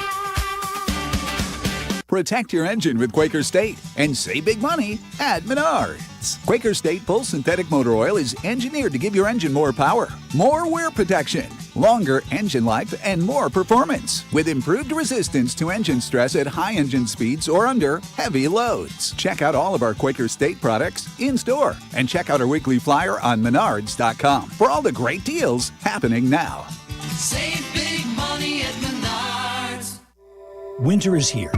Snowball fights, sledding, and more good times with your kids. What a great family you've created. You want things to stay just as they are. It's time to start thinking about the next step for your future. A vasectomy. Take that step with Vasectomy Clinics of Chicago, because experience really does matter, especially with this procedure. Vasectomy Clinics of Chicago makes it so easy with their 30-minute, no needle, no scalpel, in-office vasectomy. Log on to vasectomychicago.com, read their testimonials, and learn more about their procedure at Vasectomy Clinics of Chicago. 5 locations to serve you: downtown Chicago at Lake Point Tower, by Navy Pier, and with free valet parking. Also in Naperville, Tinley Park, Arlington Heights, and Barrington. Most insurance accepted. Visit vasectomychicago.com or call toll-free 877-877-4VAS. That's 877-877-4827. Just like a strong offense keeps moving the ball, Republic Bank of Chicago's business banking solutions can keep your company growing. Business checking, treasury management, commercial loans, big business, small business. Republic Bank has everything you need for your business. Our team is here to get you back in the game and moving in the right direction. Experience banking beyond expectations. Only at Republic Bank of Chicago. Member FDIC. Visit ourbankchicago.com today. Hey guys, it's Courtney Cronin. Picture this. She opens the box. The light catches the shine inside, but what you really see is her smile. That's the winning moment. That's what Rogers & Hollins delivers. Not just a ring or a necklace or a watch, a moment. A story she'll share every time someone compliments her. For 115 years, Rogers & Hollins has been the jeweler Chicagoland trusts. Because while the world changes, the power of giving jewelry never does. Visit your local Rogers & Hollins or go to fornowandforever.com. I slept in a lot of different rooms, different beds, but none of them really felt like mine. I spent 14 years in foster care, mostly in group homes. And I never had much stuff because I always had to be ready to move. Why get things if you just have to let them go? There are more than 100,000 children in foster care waiting to be adopted. The Dave Thomas Foundation for Adoption is working to help find them a forever family and a permanent home of their own. Now I have my own room with walls that tell my story. I love hanging out in here. I play dress up with my sisters and I sing and make videos. But the best part? Knowing I'll always have a place to go and a family that loves and supports me. If you have room in your home or your heart, see how you can help at davethomasfoundation.org. Live from State Street in the heart of Chicago, this is the home for every Bears game. ESPN Chicago. And this is Waddle and Silvy, WMVP, WTBC, HD2, Chicago, a good Karma Brands radio station. Yeah, we're playing to win this week. Goff's looking, is set to throw over the middle of the slant, caught 10-5, end zone. Gibbs, touchdown, running away from TJ Edwards. Snap is back, it's down, the kick is low, it is driving, it is up, and it is no good. Caleb with time, gonna launch, going deep to the left corner, and it's gonna be intercepted in the end zone. Intercepted as DJ Moore's route was cut off by Detroit. All right, name of the game today. Revenge. Williams in a tight pocket, throws deep into the end zone. Johnny Walker, touchdown! Touchdown Bears! Here's the snap, here's the handoff. Monungai! Mighty Monungai in for 2. Motion, the tight end, low snap, sticks in the belly of the back. Montgomery's going to throw. Montgomery being chased. Montgomery is hit. Montgomery goes down! High formation backfield, the take by Williams. Gonna throw over the middle, low, caught, Loveland, touchdown! Touchdown Bears! Caleb looking for somewhere to go with it, throws it over the middle, caught, Kmet, and he was whacked on the play. He hangs on, and the Bears tie the game at 16. Goff gonna rifle it over the middle, ball is tipped, intercepted, fired on the tip inside the 5 to the 10. To the 15, 20, 25. Bears have done it again.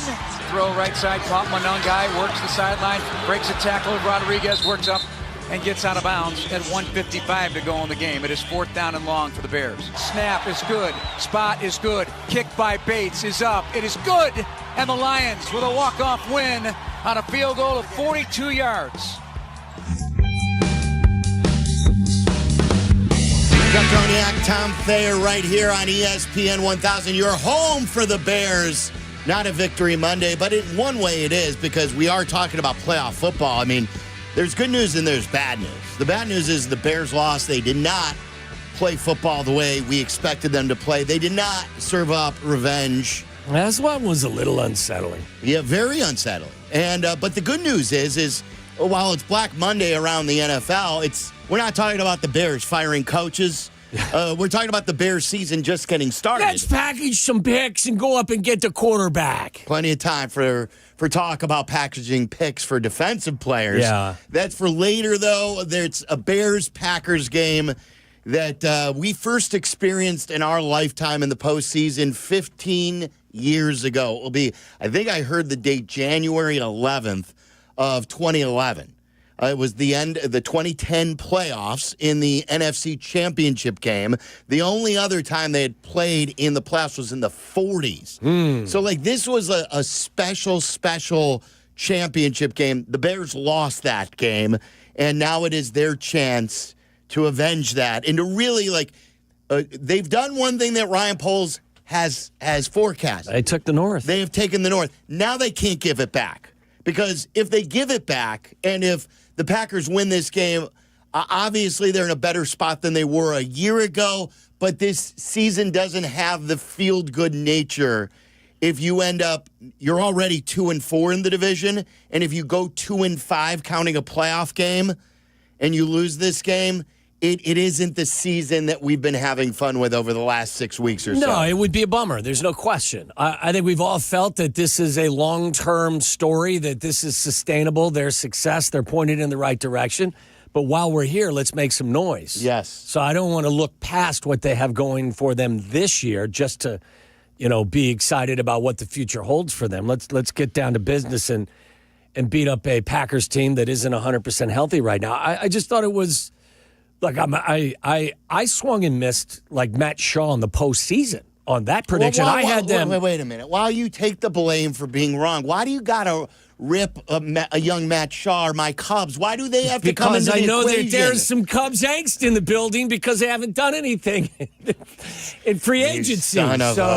So it's why don't you worry about getting your parking right, all right? Yeah, right. I'm you and on Carm that. are like the Hardy Boys of the parking garage right now. Carmen's out. We're moving, by the way. So not only are we moving times, if you've been with the Waddle and Silvy show. Oh, we've been all over the map. All over the map. And thank you for as many years as you've stood with us. This will be I said this a week or two ago.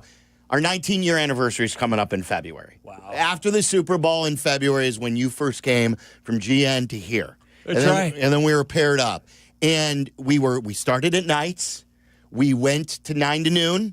Then we went to 9 to 1. Then we were moved to afternoon drive, which I think it was 3 to 6.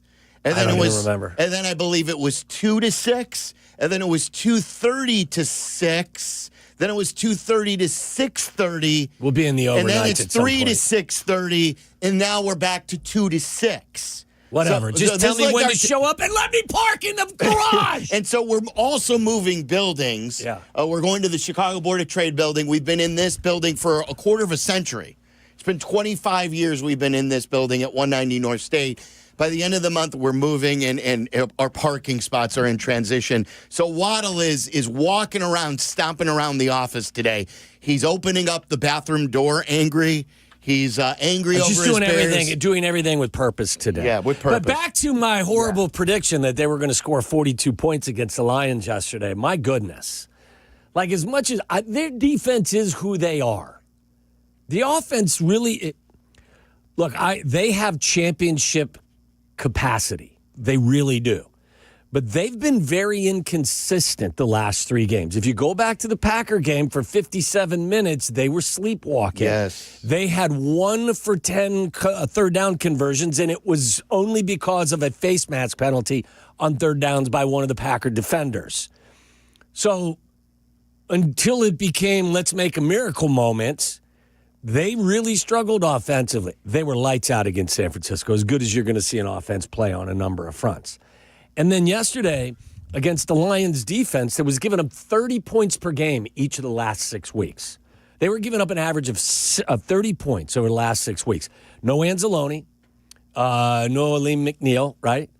You had nobody in your secondary that started the season. Their entire secondary has been replaced. They've been out for a while. And that's what you did offensively. I understand why the coach was upset. Now, again, I thought it was a really kind of vanilla, bland approach. And I think even you got some insight to that when he said, I think this is one of the easiest installs of the season, right? Something to that effect. Because I don't think that I thought that, hey, listen, we're going to play hard, we're going to play with purpose, but we're just going to keep it basic. And they basically accomplished nothing for the first half. Well, I think they're a product of their success where they think they can hit a button and come back. And they have. And like it's a great quality to see that when the bigger the moment, the bigger their success. And they've come back in a lot of these games. But they played like a team yesterday who thought they could just turn it on when they wanted to. And they played like a team who knew that they weren't playing for much. Like, it was the big deal difference between the second and the third seed. And if they lost, it didn't cost them a playoff spot. They played that way. And they played with zero urgency. That's surprising to me because I think one of the characteristics, the most impressive characteristics of this organization has been the focus of their coaching staff and the players and how they've related to each other. I was a little surprised to see how, and that's why I think you see a pissed off head coach. He's furious. And I think I don't want to overstep here, and we're going to carry Ben Johnson at 3. To me, like, I've not heard a less confident answer than I did today from Ben Johnson in the Joniak interview. First of all, he said at the podium yesterday that we need to turn the page. And then he said it is in his interview with Joniak today, we need to turn the page. I think he's trying to talk himself into turning the page because I think he's stewing, and I think he is finding himself pissed at his team for the effort and the lackluster performance and the lack of energy. And he's almost saying it out loud so he believes it, because otherwise, if this was mid-season, I think he'd put his team through the ringer. Be a long film session, be a hard Wednesday practice. But they know now they've got a short turnaround. They don't have a regular practice week. They're playing Saturday night. And he can't rip them because he needs to build them back up to face the Green Bay Packers. Listen, I want you to listen to this answer first. But Joniak asked him the question, the key to beating Green Bay. Remember, this is the most confident and smartest guy in the room. Yeah. He's always confident. And the question was, what's the key to beating Green Bay? Yeah, I wish I had a great answer for that. You know, we're going to go out there and we're going to compete. You know, defense has got to play well, offense has got to play well, special teams has got to play well. So we need all three phases playing their best football here this week. He has had very little coach speak this year. He went into coach speak. We got to play offense, we got to play defense, we got to play special teams. His lead after the question was, I wish I had an answer for you. He's not over the loss. Yeah, I'm with you. I think he's kind of reeling about what he saw. Yeah. Look, I'm more confident that they'll be able to answer the bell offensively than defensively. I think defensively they are who they are. And there are some really, disturbing trends, but it is what it is. I do think that probably the most disappointing part of what they saw is after this offensive line leading the way the entire year, they probably had their worst game in months. For whatever reason. They didn't create any space in the running game. I think that, maybe Ben will look at what they've done the last 3 weeks. You realize, I think between their running backs and their wide receivers, they're only averaging, I want to say, like 19 carries per game. 19 carries per game the last 3 weeks. So they really haven't kind of focused on running the ball. And I know you were in a shootout against San Francisco, but that wasn't a case against Green Bay 3 weeks ago, and it wasn't the case yesterday. So maybe they'll get back to business on that front. But I heard the good kid talking about it, and I was shaking my head, nodding yes, all. They struggled on the offensive line, something we haven't seen, against a defensive line that really had several backups playing. So I think that is something where they can address what transpired against the Lions and expect it to be a lot better on Saturday night against Green Bay. I'm confident about that. I don't know that Dennis Allen is going to be able to find a whole lot of answers to some of the issues that they're having on defense. So, but we'll take 19, right? Oh, yeah. You even though they drove us crazy during the game, where they were moving the ball up and down the field. Well, you'll take what you did against Green Bay as well. I mean, Green Bay ran it for 192 yards. Malik Willis had a 140 quarterback rating. And because Green Bay was 0 for 5 in the red zone, and I believe yesterday the Detroit Lions were 1 of 4, you were able to keep the point total down. Now, That's the way I would play defense if I was them. I would not be getting into man-on-man and blitzing guys and exposing myself to big plays. I'd make you go the length of the field, and it may be frustrating, but then hope to God that you make a play in the red zone or they make a mistake in the red zone and force them to go the length of the field. Go back to the first Green Bay game. What did they do to us? We went after them with 6- and 7-man rushes, and they hit us with man-to-man routes. Beat us big on big plays. Go to the second game against Green Bay. What was one of the big plays in the game? You found C.J. Gardner-Johnson man-to-man against, who was it, 87, I think, and they beat you. Dobbs beat you on a deep route. Right. Like, beat me with paper cuts, not with, slicing your head off. Slicing my head off. That's good. I didn't know where to go. The worst analogy. No, I know, but you could tell I was struggling with it, so I'm going to go with that. I'm just slicing your head off. Yeah, I mean, beat me that way because not good. There is one thing that I can kind of hope for, and that is that somebody will make a play. Look, I'll go back to even that Green Bay game. Nashawn Wright stole the ball away from Josh Jacobs, but on the first red zone trip, Jordan Love absolutely blows the read. There's a corner route wide open. He tries to make this low percentage throw on an out route, to the sideline. And then when Malik Willis got in the red zone for the first time, it was like the defensive line parted like the Red Sea, and all he had to do was take a 7-yard stroll into the end zone. He tried to make a low percentage throw. So while you've done some really good things in the red zone, it's harder on the offense. Sometimes they implode because it's a compacted field. It's harder to operate. So if I was them, I wouldn't get all risky. I would make you go the length of the field and somehow, some way. And then force the turnover. And that's what's happened against whether it was the Packers or it was against the Lions. The reason why the total for the opponents stayed down was because both teams struggled mightily in the red zone. 0 for 5 from the Packers, 1 for 4 from the Lions. If either team is even remotely better in the red zone, those games are put away. Yeah. For me, it's like the formula is what you talked about with the D. I was surprised with how many calls I got at halftime that they were mad at the defense. My buddy Perry at the end of the game was texting me how we do this every week. We text each other how much we hate this defense. But he was texting me yesterday about it, and I said, look, they gave up 19, and the reason they gave up 19 is because they held them to 16 and they needed the game-winning field goal. Or, if you scored there, you may have held them to 16 on that last possession, and then you ended up giving the ball back. To me, why they lost yesterday's game and the way they're going to advance, if they're going to advance, is their offense has to be like it was in San Francisco, like it was in the second half against Green Bay in the first matchup. I said this, I thought they played a better brand of football up in Green Bay in the second half than they did for 57 minutes against Green Bay here. No doubt. They can't sleepwalk against any team. They're not good enough. They're not there yet. They have got to be on their P's and Q's. They have to come out ready to play. They cannot wait until the last minute. Green Bay has led every minute of both games until the Bears have never had a lead in this. They won it in overtime and on a walk-off play. So don't do that again because they're going to play with fire and they're going to get beat. You have to be great from the start. That's why I was really disappointed in what they were doing offensively yesterday. And again, I will move on. I will trash that and move on. But I thought that they were going to have, and I thought it was their approach and their goal was to have a big day offensively so you go into the postseason on a high note. Not just memories of having to rally back from, insurmountable deficits because you weren't very good for the first 2 or 3 quarters. So I thought they would come out against the Lions defense that was hamstrung by injuries and had given up 30 points a game the last 6 weeks. Go hang 35 or 40 on them and go into the postseason feeling good about yourself. Not having to try and rally again to beat a bad Lions defense. So that's why I was a little disappointed. And because, look, when you get to the postseason, it's a different animal. You can't just rely that you're going to reach into your bag of tricks and pull out another miracle. Yeah. You know what Big Cat used to call it? Spin zone.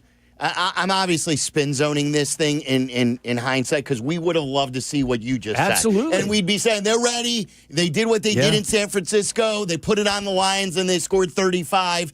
But, is this another eye-opener for the team that while everyone was proclaiming championship-level offense, because we knew the defense was at fault, championship-level offense, that no. You're not there yet, and you have to do everything well in order to be that good. And this was another reminder. Hey, guys, you haven't won crap yet. Yeah, blessing in disguise, maybe. You can't sleepwalk. You can't play without a lack of urgency. You have to be intense like your coach is. And I thought it was a bad look, but hopefully they'll take this like they've taken other things during the year, and they'll learn from it. Well, by the way, I have all this confidence in the offense. It's an offense that has gone scoreless in the first half of each of their last 2 home games. Yes, and the last time they scored an opening drive touchdown Cincinnati was the Bengals game. Look how long that was. The weather was still nice. The World Series was going on. So maybe this is the conversation Ben is having with his team right now. Listen, I'm thrilled they're 11-6 and going to the postseason. But when you get to this point, your level of expectation is elevated. So, I hope he has a good stern talking to his team most of this week and gets them ready to go on Saturday night so that they come out and they're more prepared to go than they were yesterday. I want to make this clear, and this isn't like the trash talk up with the Wisconsin people. I am absolutely positively not scared of the Green Bay Packers. No, I'm not either. I am scared of what my team has in store for us. Yeah. If they lose, it will be on because of the Bears. I'm not worried at all that the Packers are some insurmountable team or that they should beat them. If they do things like they're capable of doing, the Bears should beat the Packers. I've heard, be careful what you wish for, Silva. You wanted the Packers again. This, to me, is not a thing where if the Packers do win, it's because of the Packers. This is a Bears issue. And they will win if they do their things well and play up to their capabilities offensively. And if they don't, they're going to lose. Yeah. And it didn't matter if it was the Rams or the 49ers or whoever. But I want the Packers, and I want to step on their throat, and I want to take another step in showing them that, hey, this rivalry will be different going forward. I think you made a good point. Like, they're not good enough to just stretch their legs and get away from you unless you're the Cleveland Browns. And I think yesterday was probably a good reminder for me. And I've been one that has said to myself constantly, hey, look, they're too good to get blown out. They're not good enough to blow anybody out. So just, don't get ahead of yourself. And I got ahead of myself thinking that they were going to put a big one on Detroit with all of Detroit's issues. They're still finding themselves right now. So, that was like, I don't blame you because what you saw from Detroit and what we saw from the Bears against the Niners, I didn't think that was a possibility. I didn't think 16 points by the half maybe. 16 points for the game? It's unfortunate it almost feels like you have to rattle their cage offensively to get their attention. That's what And once you rattle their cage, then it's like, okay, it's on.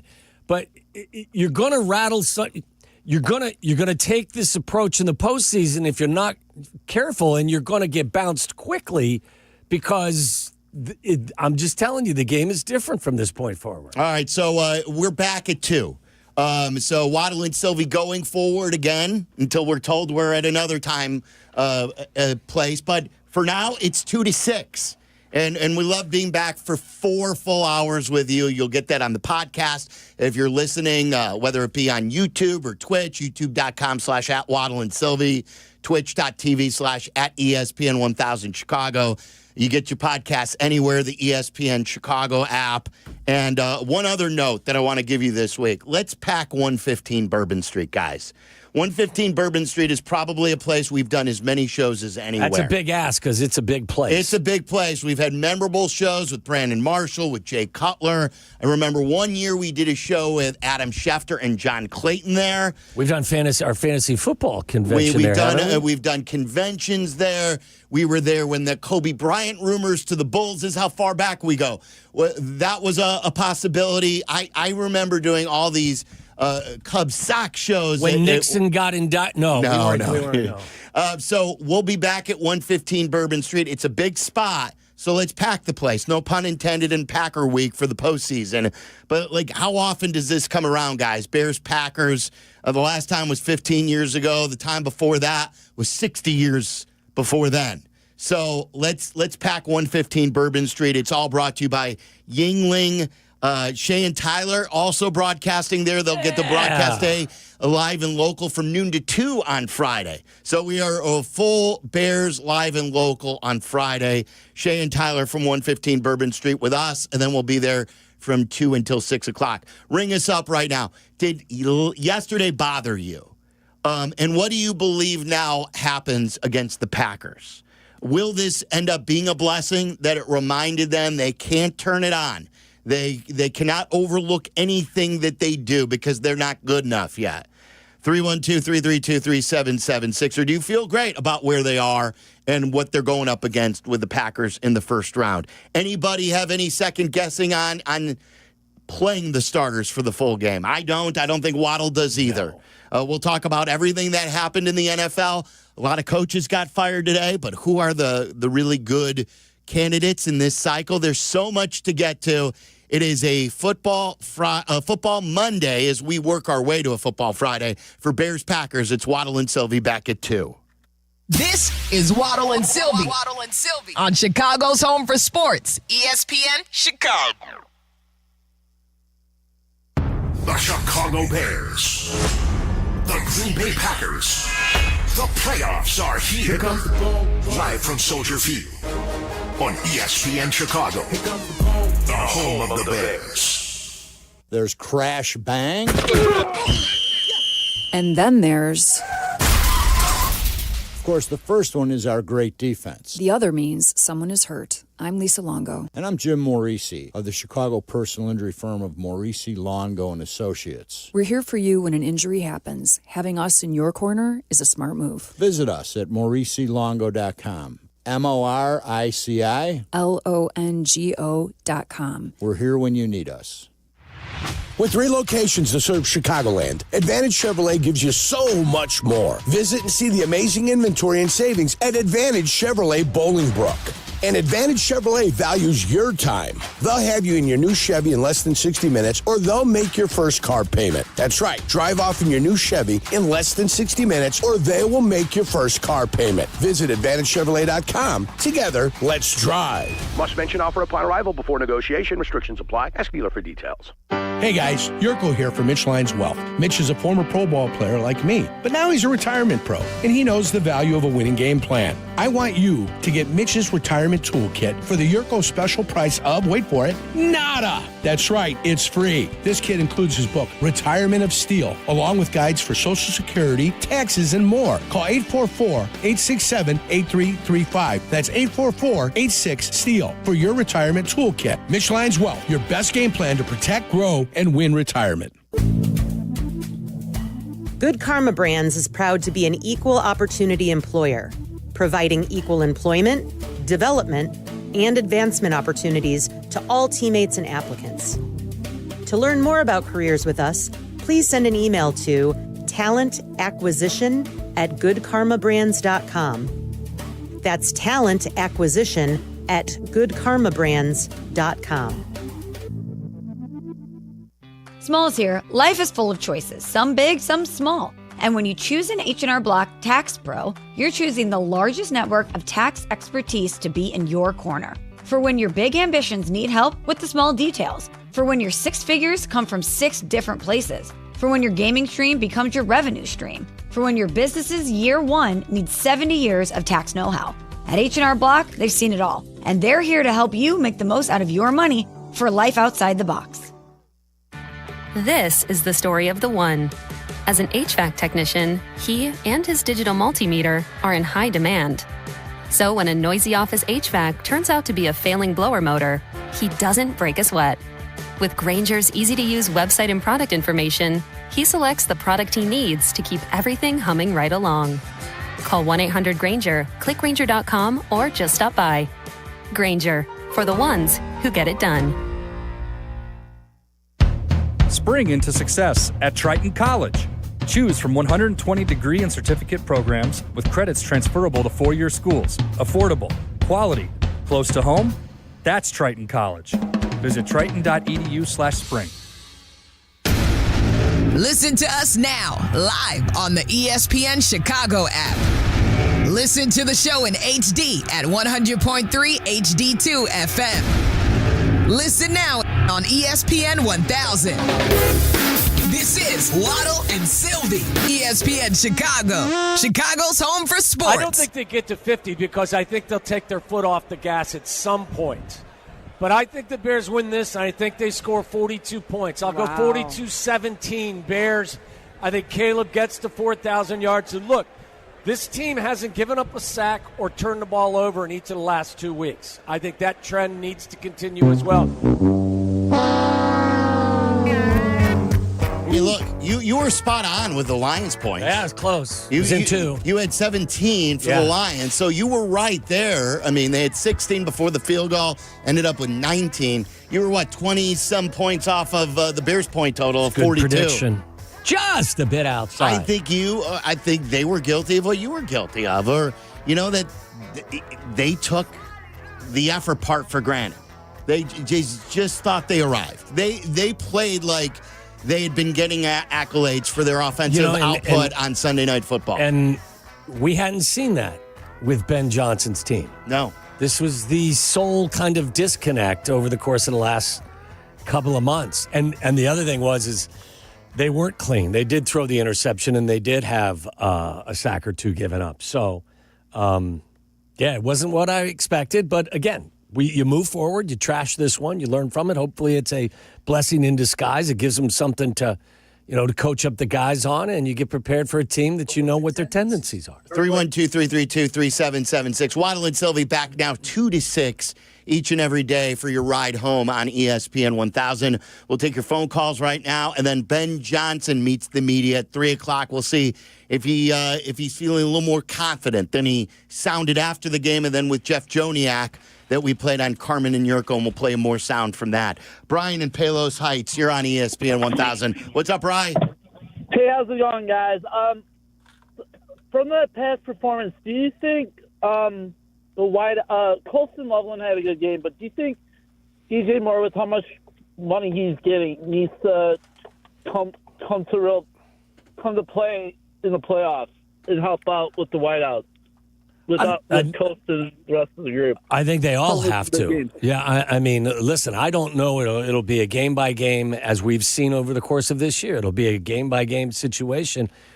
One game, Rome will be targeted, hopefully, if he's able to play a ton. The next game, it'll be Luther Burden. I mean, it's all a matter of what the defense is presenting to them and how they go about attacking that defense. So, look, I would say they all have to deliver. Did they have a few drops yesterday? They did. Plays that should have been caught. Listen, the weird again, angle. With Colston Loveland, both are contested catches. But again, when you see how good he is, your level of expectation goes up. It's like with Rome. If you're going to be a 1, I expect you to make these contested catches much in the way you did as a rookie, where I believe he was top 5 in the league with contested catch percentage. One of them, got batted away. I thought the one that looked almost like a fumble was a ball that Colston's got to catch. Yeah, the Loveland. Yeah. And then Burden had one. I know that Caleb put a little heat on it, but... Well, that Colston one you mentioned, that was on fourth down. Yeah. So, look, I'm still going to ride with these rookies, but... Yeah, you got to make those plays. Because he's feeling really comfortable with Loveland now as far as the targets are astronomical. Fourth down, that's his guy. Yeah. He led the team in receiving this year. Yeah. Which, it blew me away.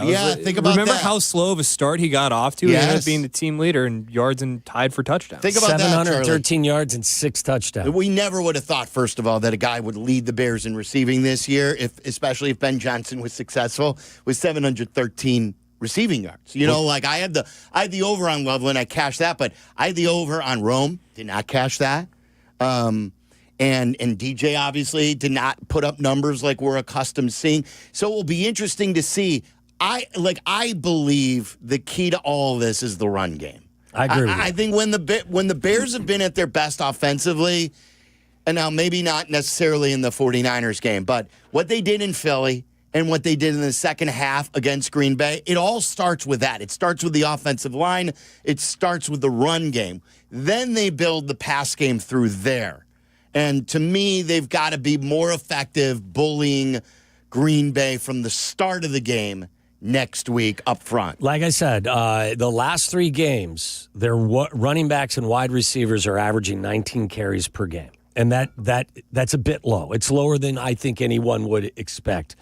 And like you mentioned, the key to me is sometimes your best defensive option is to keep them on the sidelines with your team controlling the clock and the pace of play. Do you realize that over the course of the last 3 weeks, opposing offenses are averaging 36 minutes of possession in 70 plays per game over the course of the last 3 weeks? So is that the combo, or is that the Bears aren't controlling it more? Or is it more that the defense isn't getting off the field and making a play? That's mostly the defense, because the opponent has controlled the football 36 minutes on average each of the last 3 games. And think about all the drives I've talked about, 6 drives of 50 yards or more against Green Bay and another 6 drives of 65 yards, all ended up at touchdowns against the 49ers. The defense is first and foremost responsible for themselves, but when they can't handle themselves, then you have to rely on your offense to do a little bit of cleanup on aisle 3. So I'm with you. I would come out, especially against a Green Bay defense that gave up over 300 rushing yards 2 weeks ago to Baltimore. Establish your running game. Let the play action come off of that. In the meantime, try to control the pace of the game. Try to win time of possession and make sure that your defense, which is the weakest part of your team, isn't on the field for the majority of the game the way they have been the last 3 weeks. It's such a cliche, the complementary football, but that's the definition of complementary football right there. Yes, your offense is the best part of what you have going right now.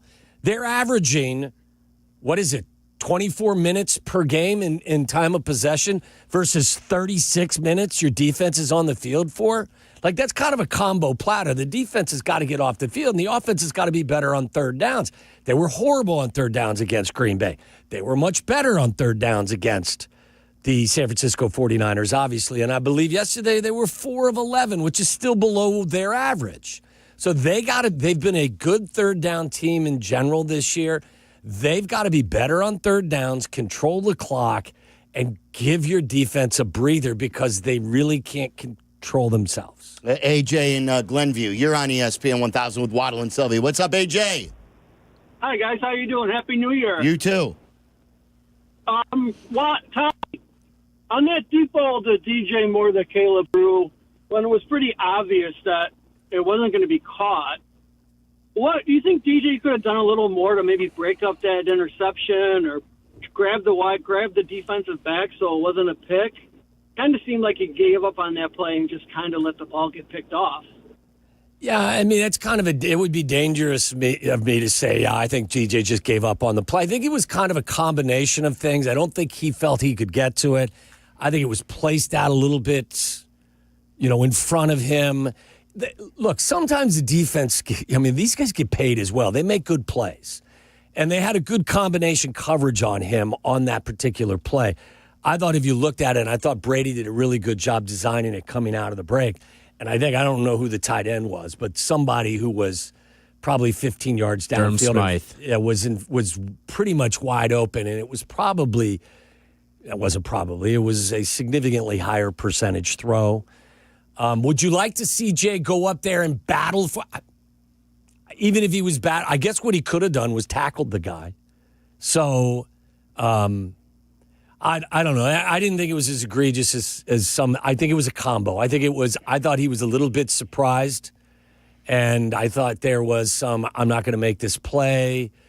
I thought the defense made a good play. I thought the ball was thrown out in front. It's just one of those things that too many bad things were on display for you. Yeah. Let's go to Julian in Lindenhurst. What's up, Julian? Julian. Hey, guys. Hey, you guys get extra money for working the extra hour now? No, we're only working like a half hour longer. Half hour. And we've worked 4 hours before. We're still in shape. Yeah, that's good. Hey, just to recap a little bit, I think we got to look back, take a step back, and give them some accolades because, we thought maybe 9 wins, 8 wins, 2 games in the season. I'm calling with, only 10% of NFL teams make the playoffs after going 0-2, and here these guys come and they win 11 games. Hopefully they listen to Tooney a little bit. He tells or telling to listen to him a little bit, and he talks about the Patriot days and the Kansas City Taves and these guys get going, and yeah, Tommy, they got to run the ball. They got to run the ball down the throat and stay on the field more. Go Bears, and I'm so glad they're playing the Packers. Yeah, me too, Julian. I can't wait. It's Saturday nights. I'm surprised that it's Saturday night. I think we all were. I think we were banking on Sunday night or Monday night. It has to be the deep pockets of Amazon allowed them to select this game. That's the only explanation I could give you, because I would think that the premier spot would be Sunday Night Football, and I believe the premier game, especially for the viewing audience, is going to be the third version of Bears and Packers. That will get the most people to buy Amazon Prime if they don't have it and go to the streaming service, right? Like, all these games are going to do well no matter how you consider the Carolina matchup or, Houston, is usually the early game. No matter what you think of any of these, they're all going to rate because it's the NFL playoffs. Yeah. But if they can get a really juicy matchup on Prime, like someone said, because I was joking, like Al Michaels is doing a Bears playoff game. What can go wrong there? Because obviously double doink. He didn't do the Bears' last playoff game because we always forget the 2020 game, but he was on the call of the double doink game.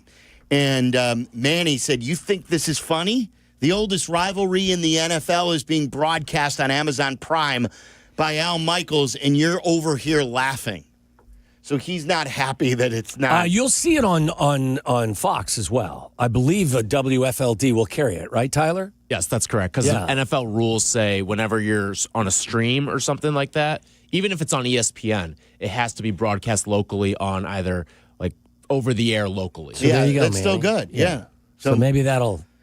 I still like Al. I understand what people are saying. We hope to have Al on. We have a great relationship with Al, but it's about the game to me, not the announcers either. Well, I would just tell you, if you're watching at home, turn down the volume and turn on Joniak, Thayer, and Jason McKee. Yeah, you could do it with the app where it's a little behind and then sync up your TV exactly there you go. To the sound. There's all sorts of cool ways to do it. Oh, yeah, baby. That's right. We got this from Tom Brady yesterday. 1 of 7 on third down. Here's Williams. Back, drives it. It is caught. That's a first down. And Luther Burden, his first catch today, had that touch before. That went down as a run, and that goes for 10 and moves the chain. Yeah, that's the piss missile we're looking for right there. That is a hot one. And Burden's got to stick his fingers out there and try to catch it in the cold weather. Basically, a little double catch. Enough for the first down. Caleb has some heat on this.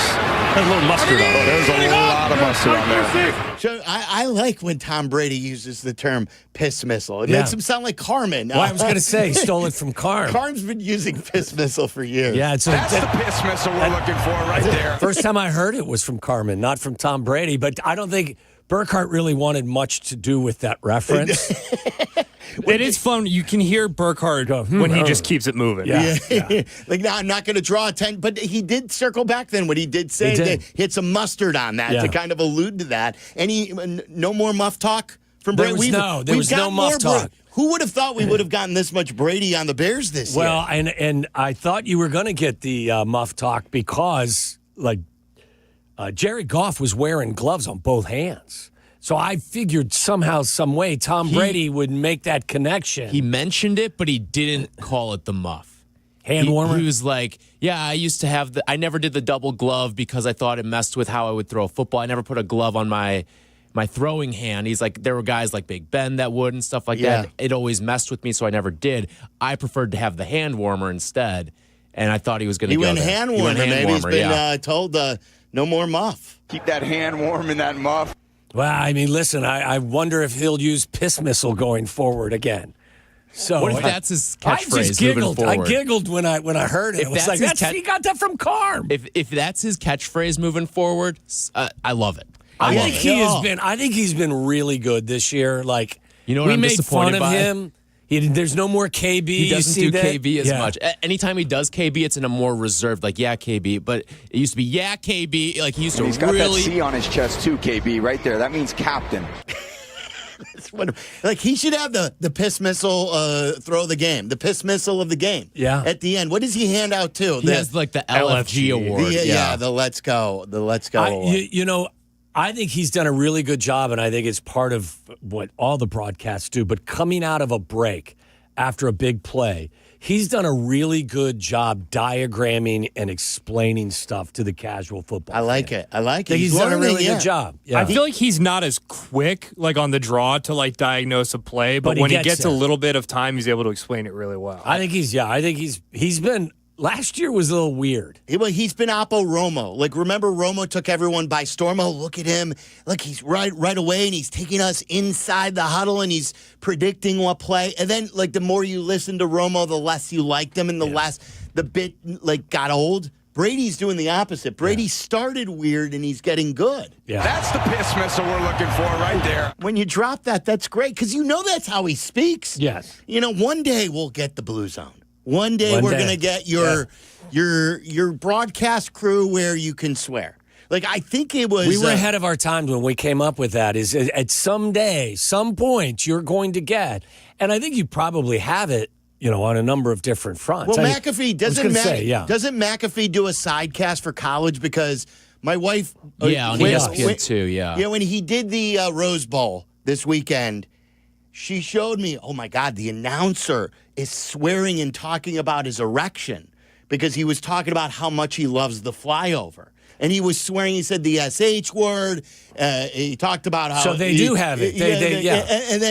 And I'm like, no, that's on probably either on his YouTube channel that he's broadcasting this or on one of the side networks. I think it was probably just ESPN2, wasn't it? ESPN2, yeah. I It was love a it. sidecast. Yeah, let's do this. Well, we were the first ones to do this. I'm fine with heart. Yeah. Oh, by the way, did you see that our guy in Tampa is retiring?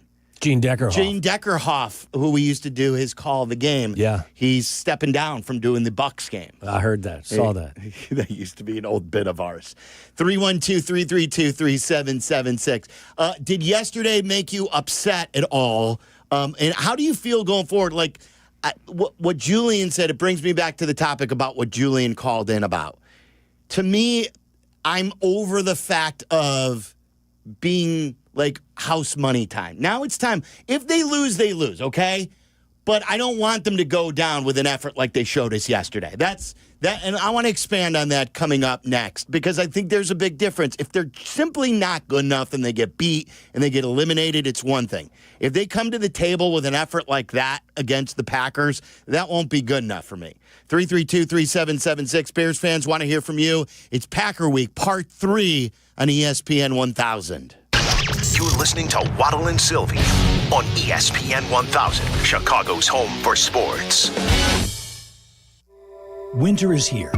Snowball fights, sledding, and more good times with your kids. What a great family you've created. You want things to stay just as they are. It's time to start thinking about the next step for your future, a vasectomy. Take that step with Vasectomy Clinics of Chicago, because experience really does matter, especially with this procedure. Vasectomy Clinics of Chicago makes it so easy with their 30-minute, no needle, no scalpel, in-office vasectomy.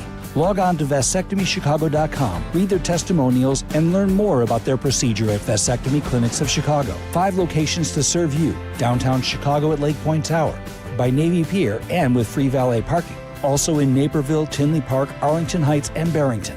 Most insurance accepted. Visit vasectomychicago.com or call toll-free 877-877-4VAS. That's 877-877-4827.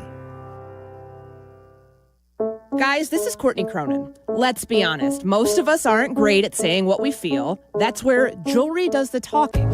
And nobody does it better than Rogers & Hollins, family-owned since 1910. From engagement rings to stunning jewelry and watches, whether it's a gift that speaks for you or something that elevates your look, they've got it all. Jewelry says it best. Rogers & Hollins makes it last. See the Rogers & Hollins difference at a store near you or go to fornowandforever.com. Hey golfers, it's Tyler. It may be winter in Chicago, but golf season will be here before you know it. And if you want to be ready when the weather turns, you've got to plan now. That's where Golf on Any Tee or the GOAT app comes in. GOAT is a golf membership that gets you unlimited golf all year long at 20 courses across Chicagoland. No greens fees, no cart fees, just unlimited golf. Sign up now and book a tee time for the first day courses open. Visit golfonanytee.com or download the GOAT app today and golf like me, golf on any tee. What if your instincts could pay off? With Robinhood Prediction Markets, you could put your knowledge to work on the events that matter to you. Prediction Markets isn't just sports.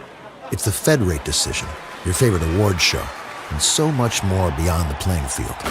Trade events with Robinhood. Visit Robinhood.com/predict. That's Robinhood.com/predict. Futures and cleared swaps trading involves significant risk and is not appropriate for everyone. Event contracts are offered by Robinhood Derivatives LLC, a registered futures commission merchant and swap firm. Update your home for the new year with help from Menards. Organize your home with Closet Made. We carry everything you need to maximize your space in closets, pantries, laundry rooms, and more. Find the closet solution that's right for you and save big money. Check out all our Closet Made closet kits in store. Plus, check out our weekly flyer on Menards.com for all the great deals happening now. Save big money at Menards. Out on the course, they're the PGA Tour's best players. But in the arena, they're prime time. And Season 2 of TGL presented by SoFi is back with lights, cameras, action. We're talking big moments, big personalities, big names in the stands, all on the big screen. Big-time matchups with shot clocks, hammer drops, timeouts, overtime, and playoffs. It's city versus city, squad versus squad. The sport just hits different under the lights. It's TGL presented by SoFi. Keep up. It's golf. Tune into every match. Only on ESPN. Whether you're building a single roof or a successful roofing business, roofing contractors like you need the right tools for the job, and software is no exception. Service Titan is on a mission to be the most powerful software platform for the trades, with purpose-built technology proven to maximize revenue, streamline operations, and deliver 5-star customer experiences. We are taking roofing companies like yours to the next level and beyond. Service Titan, we are built for this. See what we can do for roofers at servicetitan.com. $2.4 million. The Verdoliak Law Group wins again for their clients. That's right. The Verdoliak Law Group recovered $2.4 million for a client who was injured in a train accident. If you're injured, make sure to call the Verdoliak Law Group. Hey, it's your pal Tom Waddle. Winter in Chicago? Yeah, it's no joke. If your windows are drafty or your doors are letting in that cold wind, it's time to call the good folks at Window Works. They've got custom windows and doors that not only look great, but help keep the warm air in and your energy bills down. Right now, it's buy one window, get one free. But hurry, this winter savings event won't last long. Just dial pound 250 on your phone and say Waddle to schedule your free consultation. That's pound 250 and say Waddle. Follow Chicago's Home for Sports on Instagram at ESPN_Chicago. This is Waddle and Silvy. Listen now in HD on our app and on ESPN 1000. I was hoping we'd talk about the muff. Here's Carm was disappointed. About the piss missile. He's talking about the hand warmer. We got the piss missile. That's the piss missile we're looking for there. Tom Brady on Fox 32 yesterday. It was Lou Canellis hooked him up at Avli, his restaurant. They were all out there. I think he had the Detroit radio crew. Did he really? Out there. I think Brady went for a pregame dinner. Nice. Saturday. By the way, I don't think it's going around audio-wise. I don't know if anyone has audio on this, but all the beat writers tweeted out the quote from Jaquan Brisker yesterday, who, by the way, came away with a very good game. He graded out pretty well on Pro Football Focus in that game. But this is what he said after the game on the Lions scheme. He said, "We were playing a whole bunch of man today, no help in the middle, a lot of picks and rubs. Really, they schemed us up, and we had to do a better job covering.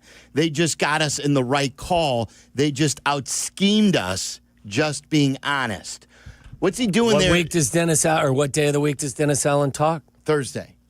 Which will be Wednesday this week, because it's a Saturday game, so everything's a day early. I hope somebody brings that up to him. I hope someone brings it up to Ben. But at first he said, we have to do a better job covering, making it sound like they didn't execute the man coverage as well. Well, they didn't.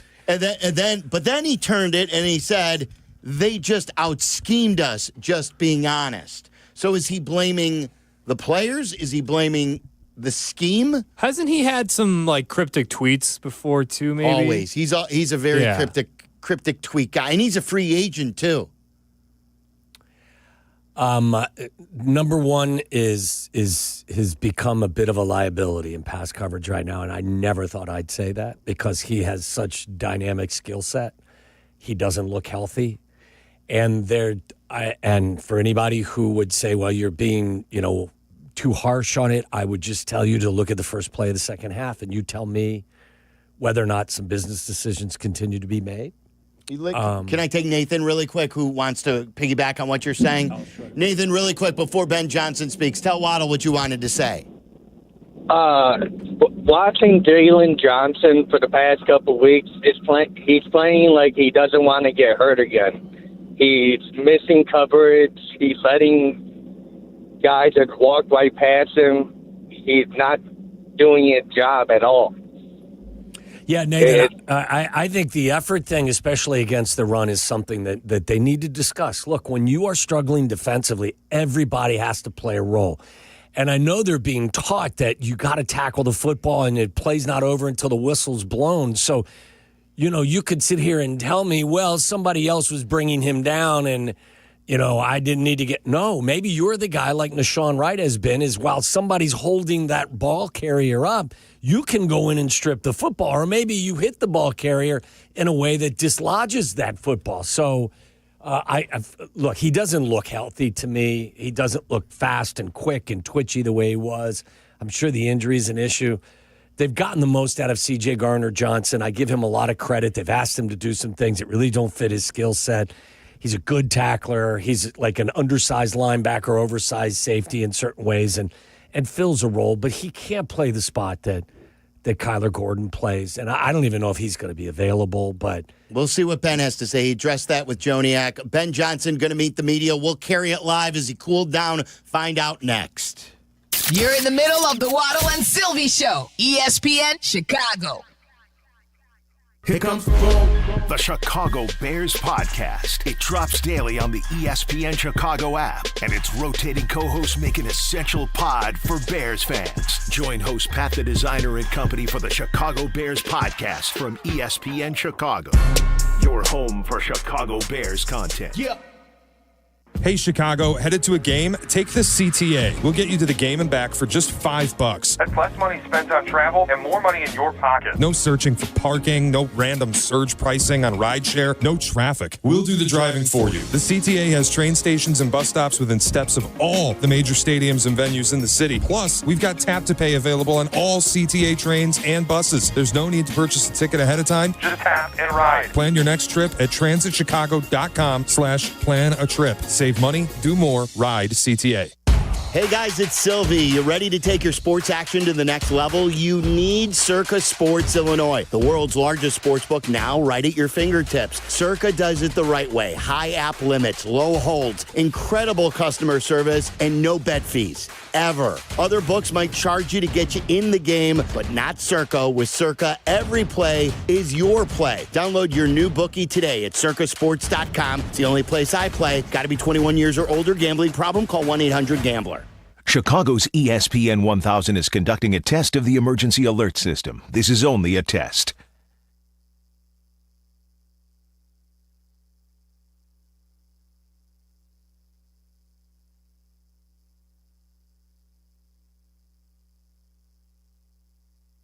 A SoFi personal loan is here to help you achieve something once thought impossible: overcoming high-interest credit card debt. Walk the tightrope of your finances with one low, fixed-rate monthly payment, no fees required, and as soon as the same-day funding. That's right, pull off your own debt-defying stunt with a SoFi personal loan. Visit SoFi.com/trick to learn more. Loans originated by SoFi Bank N.A. Member FDIC. Terms and conditions apply. NMLS 696891. Switching to Progressive is a game-winning call. And that reminds us of other game-winning calls in the history of sports. So it was the fourth quarter and we're down by 5. Sweat pouring down my face. Suddenly it hit me. If only I could wrap part of the towel around my forehead.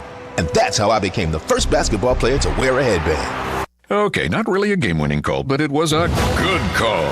You can make one too. Switch to Progressive and you could save hundreds. Progressive Casualty Insurance Company and Affiliates, not available in all states. Hit the road in a brand new Acura in less than 1 hour. At Advantage Acura Naperville, you can sign and drive away in 60 minutes or less. Seriously. Or they'll cover your first car payment. Every new Acura is backed by the Advantage Plus program. Advantage Acura Naperville. Restrictions apply. See dealer for details.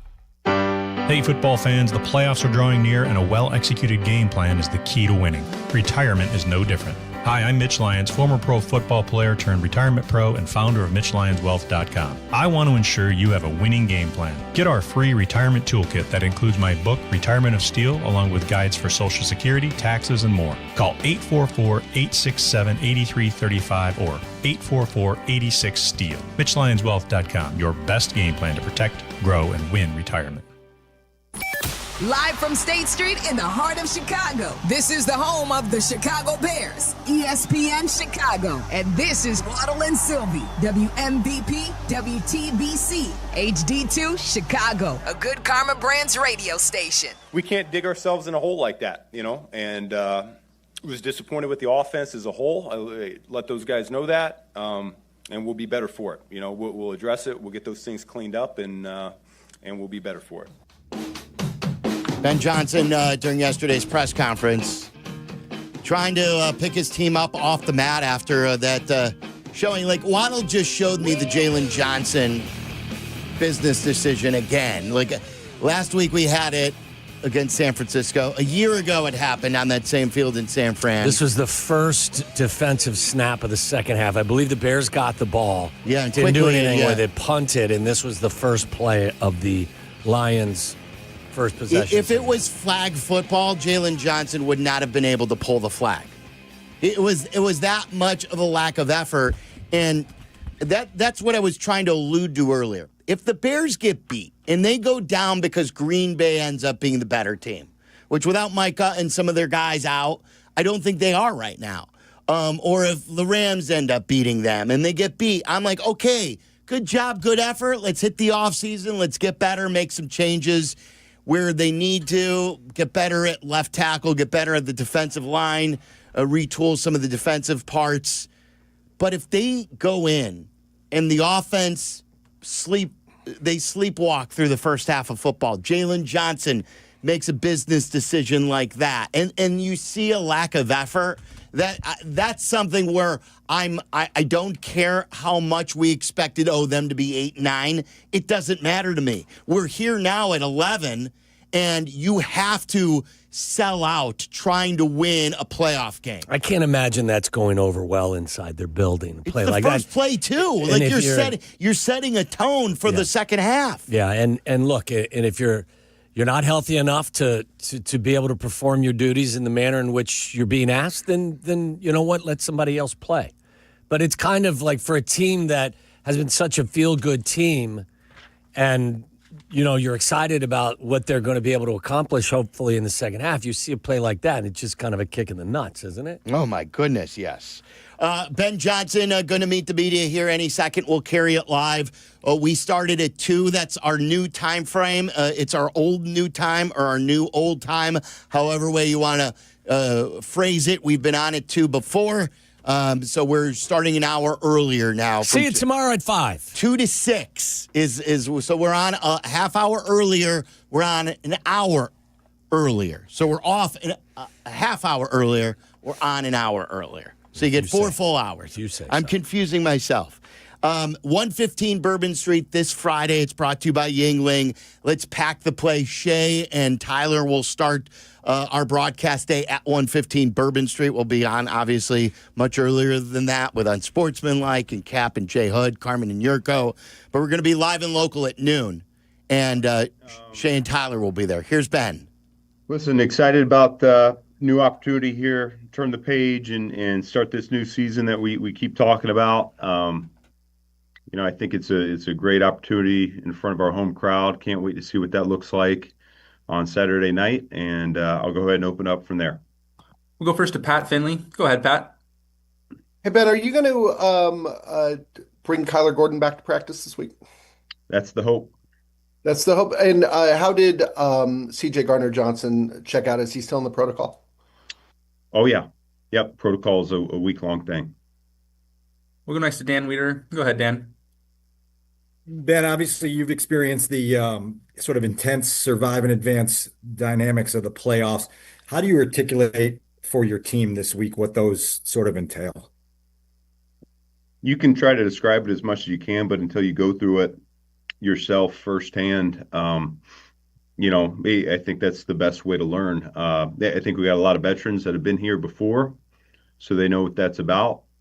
And they can certainly share those experiences with the younger guys. But my experience has been this is where the details and the fundamentals come out to the forefront. As simple as it is, it's the blocking, it's the tackling, it's the proper catching of the football, ball security, taking the ball away. It's all those little things that show up the most when the lights are the brightest. Some of your veterans have sort of echoed that sentiment that there's obviously the big game juice that comes with these types of moments, but you have to convert it into precision. Do you have a formula for getting guys to understand how to turn that sort of energy into the fundamental execution that you need? No, I wish there was a secret sauce. I think it's really it starts with the type of people that you have in the building, and that's kind of been something that we've highlighted. The guys that we brought in, both from a free agency perspective, but also with these draft picks, that they're going to be poised under pressure and that they're going to rise to the occasion when the lights are bright like this. Next to Courtney Cronin. Go ahead, Courtney.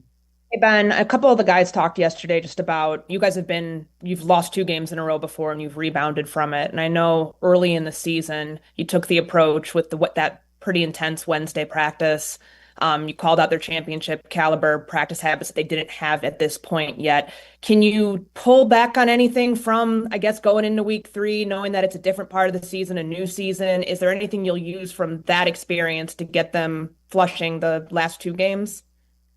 No, I mean we're a different team. I think the end of the regular season and the start of the postseason is just a natural new start, and so I think early in the season we didn't know who we were quite yet, and we were just in a race to improve, and that was really what the messaging was about. This is a little bit different because we're going to be on a short week against an opponent that we know really well. They know us, we know them, and so, yeah, it is a little bit of a different deal, but I expect these guys to come in tomorrow as we get going in our prep. And, it's a long season, early bye week and all that. And yet I expect them to come in and have a new sense of energy about them because I think it's going to feel a little bit different. And is there any way to identify the most correctable thing on defense right now on a short week? I mean, we got a number of areas that we could play better, but at the same time, I mean, the number one thing is that we're looking to limit the opponent with their points, and you're saying you left that game with a good offense, and they only scored 19 points, 16 up until the last 2 minutes of the game there, and so I thought our defense played well enough for us to win that ball game, and I know we want to clean up the yards and we want to get off the field faster and we want to create more possessions for our offense. Those are all part of it, and there's ways to get that done. But at the end of the day, the number one objective is to limit their points, and so I'm gonna keep that the main thing with our defense. Go next to Kevin Fishbane. Go ahead, Kevin. Hey, Ben, I know every game is its own entity. With some of the slow starts, how do you approach that this week? Obviously, every game you want to start fast, but especially home playoffs, considering the struggles you guys have had early on, how do you kind of attack that this week? I don't think there's anything different. I trust the process that we put in. I'm not gonna all of a sudden start changing up the calls. It's we work all week on these things. We practice them and we feel good about them going into the game, and so. I think it's just like anything that we've done all season long is if there's something that needs to be addressed, we bring it up, we make it a point of emphasis, and the guys usually do a really good job of finding a way to fix it. Along those lines, what is your message to the guys tomorrow in terms of what happened yesterday? Obviously, that game's done and you really have to turn the page quickly, but there are some correctable things. I mean, how do you approach it with the guys tomorrow when they walk in the building? Yeah, we'll make our corrections and then we'll quickly turn the page. We don't have time to sulk on what happened yesterday, and they understand that. We talked about that at the end of the game, and so I think we're gonna be good turning the page. But the things that need to get cleaned up, we're gonna clean up. Go next to Jason Leisure. Go ahead, Jason. Ben, I have two questions for you about your communication with players. You had said after the game yesterday, when you talked to us, that you had already made very clear to the offense your feelings on how things had gone. How was that received? Fairly well. We'll see what it looks like here this week. That's really the end all be all is the response we'll get over the course of practice. These guys, they're pros. They know. I didn't tell them anything that they didn't already know. So we're capable of a lot on offense. The standard is very high, and when we as a unit feel like we've fallen short, we call it out, we address it, and we get better from it. And you've picked different times this season going back into the summer to light a fire under the team about something. How do you decide when is the right time to do that? Yeah, I wish I had you just trust your gut. And like I said, it's the role of the head coach is not to be a cheerleader. It's to say it like it is. And so, if something pops up and I feel like it needs to be said, then I say it. If I don't, then we keep it moving. But, I think we got a great group of guys. We got a prideful group. We've earned a division title. We've earned the number 2 seed in the NFC. Those are things that we're certainly proud about. And at the same time, the season's not over. It's just starting for us, and our guys understand that. We can play better than what we played at the end of the season, and that's really our expectation here going forward. Go next to Phil Thompson. Go ahead, Phil. Thank you, Ben. So my question is, with this being Caleb's first playoff experience, how do you manage that in terms of his mentality or mechanics? What conversations do you need to have with him to guide him into this? He's played in a lot of big games over the course of his life. I think he's primed and he's ready to go. He was built for these moments. He plays his best when we need him to, and so there's really not a whole lot that needs to be said. He just needs to be him. And then, secondly, with facing the Packers a third time, is there a chess match that kind of goes on where you have to tweak things with your game plan or pull out certain things? Like, how do you manage that with seeing a team that many times in short order? Yeah. I mean, there's certain things that we'd like to highlight and we'd like to attack. We know them, they know us, personnel-wise, scheme-wise at this point. And so the good news is in the National Football League and really anywhere, there's a million different ways you can run plays and a million different types of plays that you can run. And so I don't think we're going to have any shortage of ideas here this week on offense, defense, or special teams. Go next to Adam Johns. Go ahead, Adam. Hey, Ben, kind of going off that, last night after the game, you described your offensive plan as one of the simpler plans of the season. I was hoping can you expand on that and add more context to what that actually means? Yeah, we ended up going into that one wanting to play fast, and we knew that their defense created a lot of multiplicity, and so we wanted to be sound. And because of that, we had a little bit less shifts and motions going into that game plan than what we've had probably since the bye week. And that's really what the simpler game plan was talking about. Go to Pat Finley. And then on Caleb's interception, when you look back at Caleb's interception in the end zone, where does Durham Smythe maybe fit in the progression for Caleb on that one? Yeah, if he feels like he doesn't have the deep ball, then he'll throw it to Durham Smythe. Go to Pat Finley. Hey, Ben, Tyreek Stevenson didn't play at all yesterday. That's obviously a change. What prompted that? We felt good about where Shawnee and where Jalen were, and we wanted those two guys to take the bulk of the snaps. Go to Dan Wiederer. Go ahead, Dan. Ben, you're obviously bothered by yesterday's offensive performance. When you went back through the video review of it, what do you find most notable that can be addressed quickly? Oh, it can all be addressed. We're not far away. You never are in this league. You're really close. And so we just got to clean up some of the mental errors that we had. I think in the first 11 plays, we counted 6 mentals as an offense. And when you're facing a good team, you can't do that. And so we'll clean that up. We'll be a lot sharper here going forward, and we're going to be okay. But when you have 8 possessions and 3 of them are 3 and outs, it's just not the recipe for good football.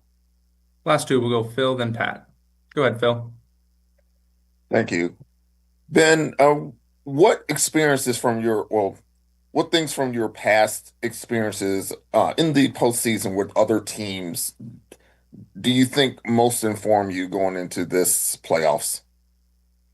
Yeah, I think it goes down, like I said before, I think when the stakes are higher, I think you got to focus on the little things a little bit more. And so catching the football when it comes your way, making sure you're tucking it properly, making sure that we play with good pad level, making sure that we're tackling well in space, all those things that, once again, aren't necessarily the most fun to talk about to the casual observer. Those tend to get highlighted even more in the playoffs, in my opinion. We'll go last one here to Dan. Go ahead, Dan.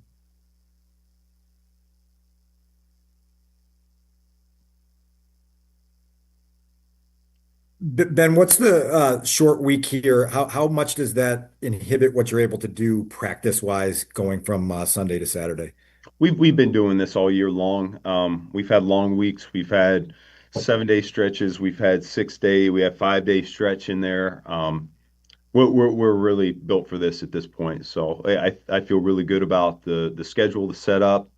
I know our guys will be prepared. I think the biggest challenge anytime you get on a short week like this is just making sure physically that the guys are doing everything they can to get their bodies recovered. But they've done that all season long. I would expect this week to be no different.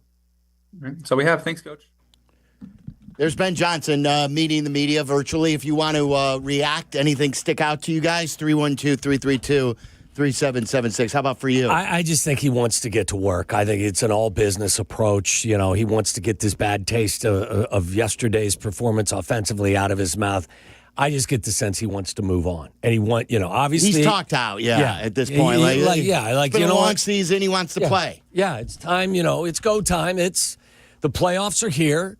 Talk to my guys about all of the things we did wrong yesterday and things we got to get right. But I think as a player, you have to be more dialed in, more focused, more prepared for the postseason because all the nonsense is gone. Like all the extra, ancillary stuff has got to be pushed to the side. Same for coaches. Like as much time as they put into all of this, they become even more hyper-focused on things in the postseason. So I'm not surprised at all that you get the sense that maybe there's, he's very polite and he's always very patient. But he has a bad taste in his mouth from his postseason game last year. I'm sure. That was the only game against Washington, wasn't it? I think so. They lost that home game when they got a bye, and that defense did not stop Washington at all. They turned the ball over offensively. But what stood out to me, a couple of things, was him saying, what did he say in the first half? They broke it down that there were 6 mental errors. Yeah. That there were 6 mental mistakes in the first half. Like, that to me, you can't lose that way. It's what I've preached so far in the first hour of the show. If you get beat because you're not the good enough team, that's fine if the Bears are a year early. It's not fine if you lose a playoff game because you're not doing your mental assignment correctly. Or then he went on to expand, like the Loveland drop, like you were talking about. That's a physical mistake. That's not what he's charting up. But then he hit on catching the ball, tucking it where you're supposed to.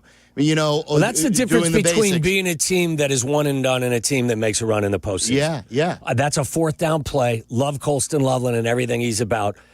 If you're going to extend your run in the postseason, you got to make that play more times than not. I think that's kind of what he's looking at. Look, if you told Ben Johnson going into this game against his former team that offensively against that defense that was giving up 30 points per game the last 6 weeks and is playing with a host of backups, probably 6, probably half of their starting lineup or more defensively is guys that weren't their starters when the season began. That you were going to rack up 270 yards and 16 points, he would have told you were crazy. Crazy. And coming off of their best offensive game of the year. Yes. And that's why I think, he's a little pissed off more than I'm not even like I'm not surprised at all that he's not happy. I want to know about he mentioned Tyreek Stevenson getting benched. That's a good question. And I want to know about Jay. Well, first of all, I want to know does he have a chance to play, and what does he think about Jalen Johnson? Because then he was talking about the fundamentals too, tackling in space.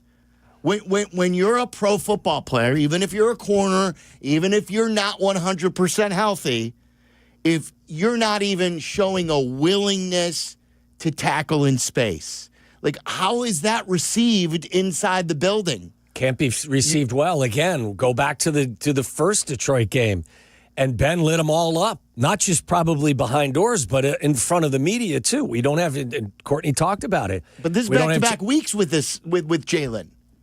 Yeah, I mean, my guess is that these are some difficult conversations they're having inside that building. You got to be better than that. You have to show us the effort. What if he's the last line of defense? That's the difference between, again, advancing the little things. And it's not even a little thing. That's part of the fabric of being a football player is bringing it regardless of what you're being asked to do. Whether you're being asked to cover their number one receiver or support the run on the weak side.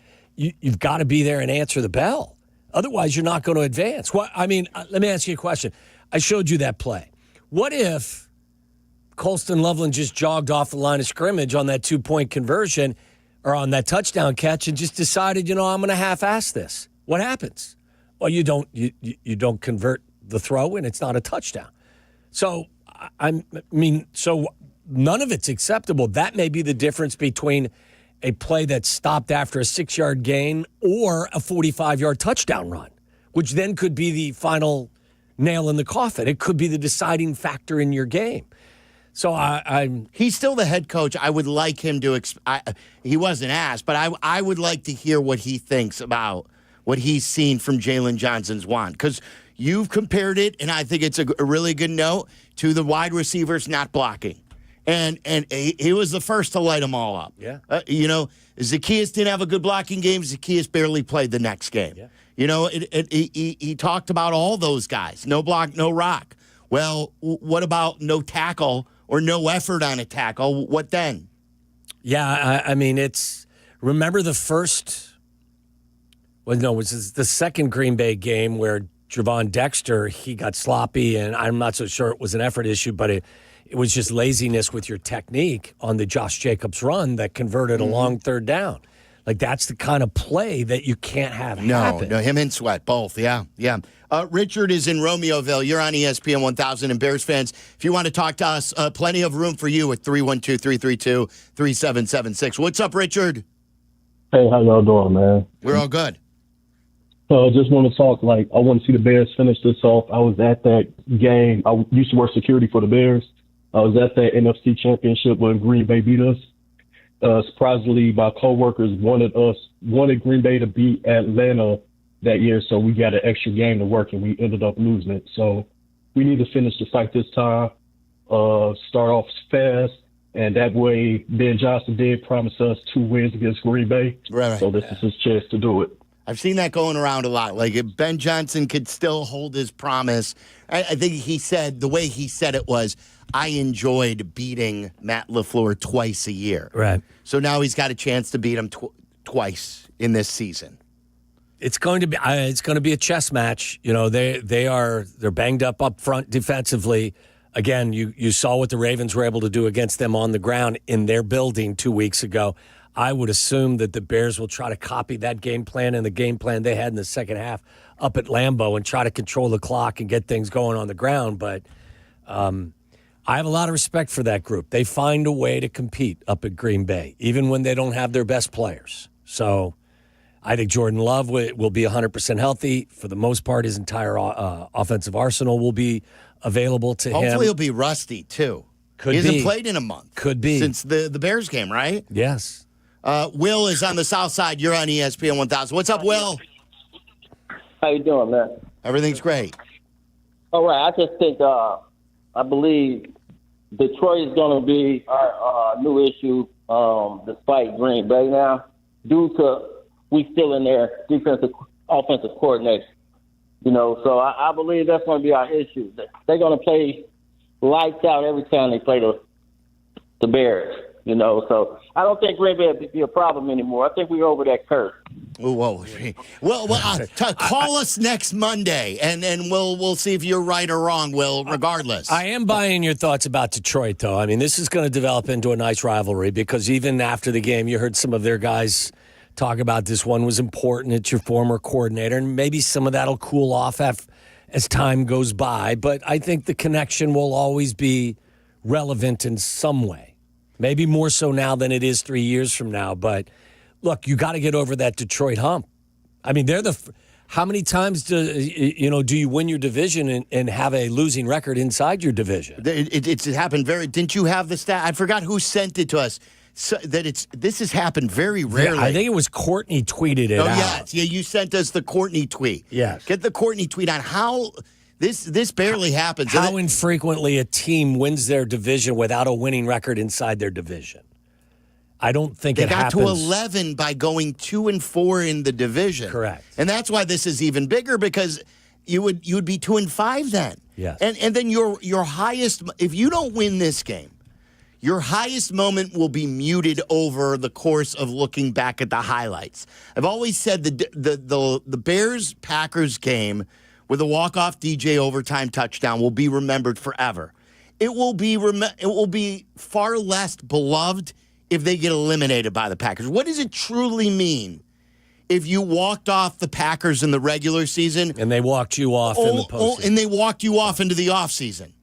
That it doesn't weigh as high. But if you beat them in that fashion in the regular season, then you double dip your chip and you eliminate them from the postseason. Yeah. Now you can say we took the North and we ain't giving it back. Right. It's happened 4 other times since 1970, since the merger, according to Courtney. 1970s. The 1970s. It's happened 4 other times. That's how that's 55 years. Yeah. I mean, it's been one of those seasons, man, where there's a lot of stuff that has occurred that hasn't happened, and just keep the miracle ride going is all I can say. Yeah. I would like to see them start a little faster so we don't need a miracle. 312-332-3776. Really, they've played a very similar fourth quarter in virtually every one of these games. The outcomes have been different, but the way, they lost in the last seconds against San Francisco. They lost in the last seconds against Detroit. They beat Green Bay in the last seconds. They hung on against the Steelers here as well. They came back to beat the Giants.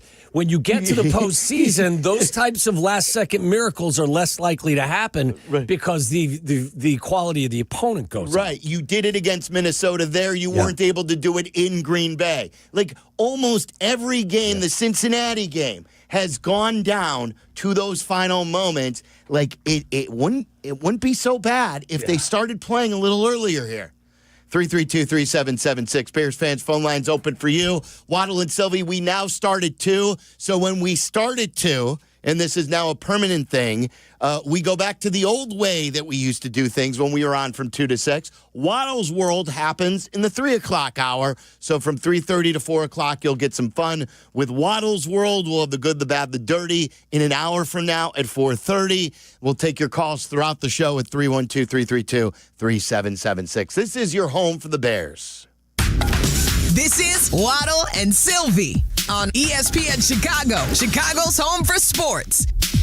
ESPN Chicago will be live from 115 Bourbon Street for Football Friday. It's a mega broadcast celebrating our return to the playoffs for the first time in 5 years. Catch Tyler Rocky and Shane Norling live from noon to 2. Then keep the party going as Waddle and Silvy take over from 2 to 6. Brought to you by Flight by Yingling. Let's take flight because the playoffs are back in Chicago. The ESPN Chicago mega broadcast live from 115 Bourbon Street in Marionette Park. Friday noon to 6. Please Friday responsibly.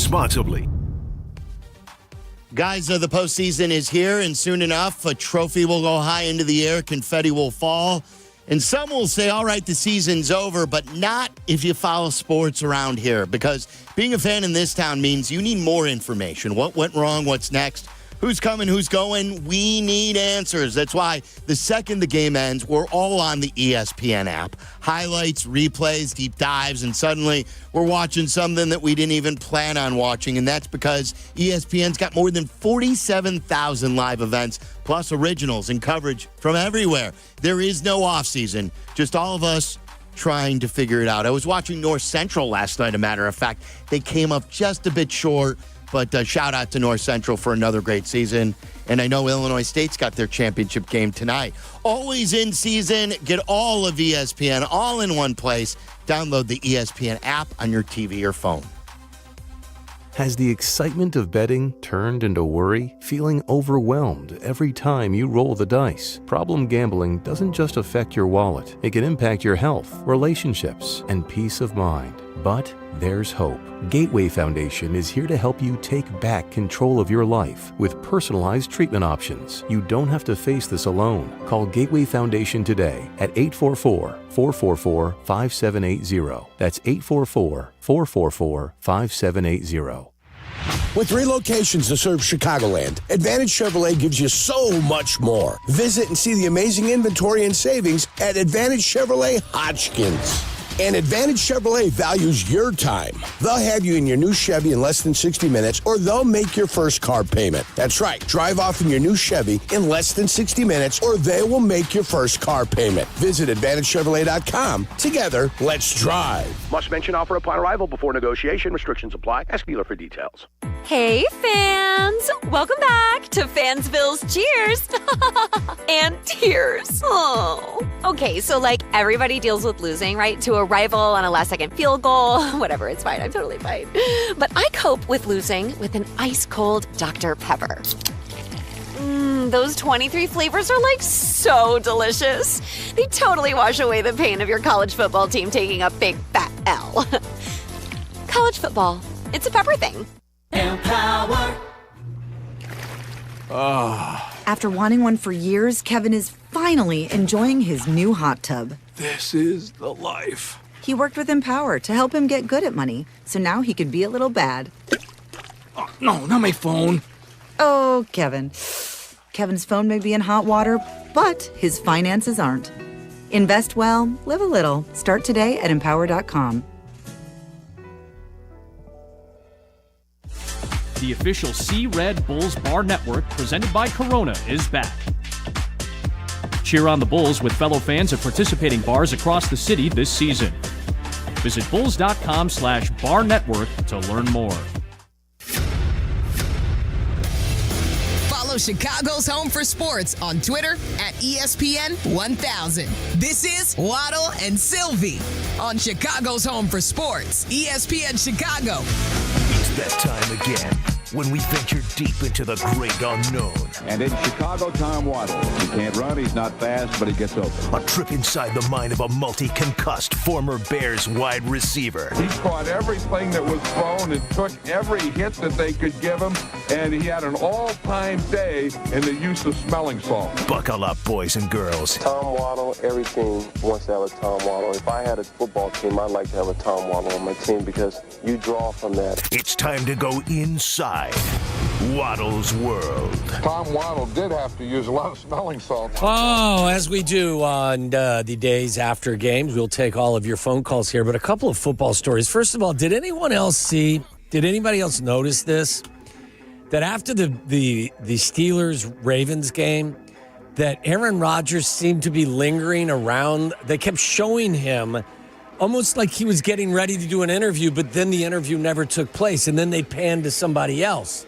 Did you guys not notice that at all? Did you not stay with it? He did the interview. Did he eventually? On NBC. You talking about on NBC? She asked him about his future, and like he said that he was getting emotional, and she says, "Does this mean that this is it? You're ready to ride off in the sunset?" He goes, "No, it's just been a long time since I've been in the postseason." But I don't think that interview took place right away, did it? Because I saw him just kind of lingering around. He was waiting for an interview. interview. He ran out of guys to hug with, and and to talk with. I think it was him and Hayward who they talked to afterwards. Did you notice that? Were you watching? No, I did. We went over to a friend's place last night to watch the game because my roommate's a Steelers fan, and I did not. So we left like right after the game ended. But yeah, I didn't notice that. I texted Big Cat last night because I said, "Are you rooting against Rodgers?" Because I felt dirty. I was kind of rooting for him. And being a Bears fan, well, it's also because Charlie had the Ravens. Right, but I sort of knew at that very point. little the Ravens could have done to pull me out of the abyss last night. Charlie lost cover 5. It went down to the last week. We were virtually tied going into the week. And I got like a positive 25 points, one of my better weeks. And who did you in, Charlie? Dallas? That would be the Dallas Cowboys and Matt Eberflus. You know, I had Dallas originally picked, and on game day yesterday, I changed it. I opted out of Dallas. I think real happy for it. I think you were you just trying to hit a home run? Is that what you're trying to do? Well, like it's week 18, so like it's tough. Yeah, you never really know. Week 18, you got to dig because if you followed some of the breadcrumbs, you knew they were pulling Dak after he had to like break the Cowboys passing record or something. First of all, you knew the Patriots had to win to maintain so why didn't you have the Patriots playing against a Miami team with half of their offense wasn't playing? They were starting Quinn Ewers, and the game was in 20-degree weather in Foxborough. Did you have the Patriots? I don't know. I didn't have the Patriots. Yes. Oh, good. What do you mean you didn't have the Patriots? Didn't have the Patriots. You dummy. Neither did I. Where did you finish? Because you were in the top 50. 20-something? I finished 27th. Is that bad that I was, I wasn't 191 and a half points. It's really good. That's a really good year. But is it weird that I was rooting for Aaron Rodgers? It was just what the heart sort of wanted. Because I don't know why, though.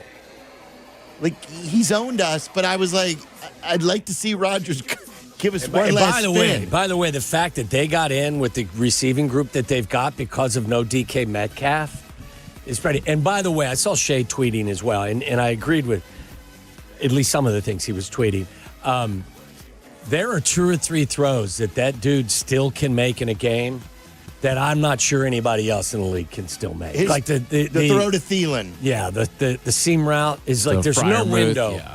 There's nowhere to put it. He's not as like Houdini as he used to be, like physically moving, but there's still, when there's a lane for him to step up and run, he can still move. He turns back the clock a couple times a game still. It's unbelievable what, sometimes with some of the throws. All right, especially when there's no pass rush, too. Yeah. What a great finish, though, again. Like, we have been, this year in the NFL has been as unpredictable as ever. Yeah. And we have gotten some thrillers, like some terrific games on national TV this year. Last night's game was kind of, I'm sure if you don't like kickers, you kind of chuckled. But it's just heartbreaking to see guys miss kicks like that. That was the first kick that kid missed inside of 50. Right. He'd made every one of those types of kicks since he's taken over. And he missed it exactly the way that the Steelers kicker missed his extra point. And when he missed the extra point, I was just like, you got to be kidding me. Aaron Rodgers, they panned to him over on the side. And then when Likely makes that catch, you're just like, it's over, yeah. Unbelievable. It's over. And then he misses the kick. That was a hell of a throw, too, by Lamar, wasn't it? It was fantastic, yeah. It was a great catch, but it was also a good throw. So crazy. All right, Black Monday has arrived, and I believe at this point there are 6 coaches, right? And I have a question about Baltimore, one more about coaching, too, after you go through this. Well, Jonathan Gannon is out in Arizona. Pete Carroll's out in Vegas. Kevin Stefanski, 2-time Coach of the Year. Kevin Stefanski's out in Cleveland. Do you think he's going to get the New York job? Yeah, I'm not so sure he's, I'm sure it sucks to, pick up roots and move with your family, but I bet he's not heartbroken about leaving. Isn't it kind of crazy with Stefanski? Pretty much any job he takes, if he takes one, he's probably walking into a better situation. No doubt. Yeah, for sure. Well, and there's a chance that the Giants' job isn't bad. I think it might be the best of the cycle. You got some talent on that roster. We've been saying that there's some talent on this Giants roster for like 3 years now. Yeah. But I do like the quarterback if he can stay healthy. Anyway, Brian Callahan obviously was relieved of his duties in Tennessee. Dable was relieved of his duties in New York, the Giants, earlier as well, and Raheem Morris lost his gig.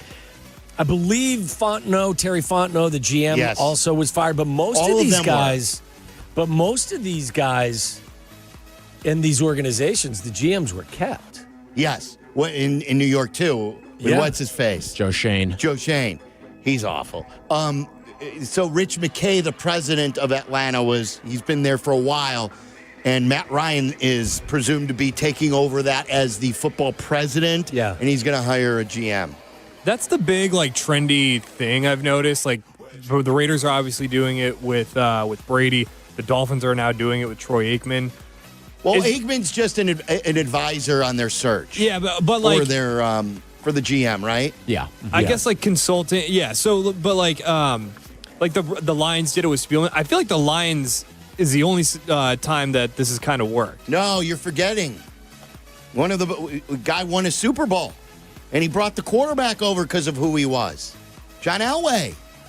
Oh, that's the other one. John Elway ran things in Denver, and he brought Peyton Manning, and they won a bunch of games with John Fox before that. Yeah, and he was the Elway's not a part of that organization anymore. Is he? It hasn't been for a while. You got to watch the documentary. I started it and then fell asleep, but it was very good to begin with. He was just on the Shannon Sharp podcast because obviously they have a great friendship from their time together in Denver, and Elway was raving about Caleb.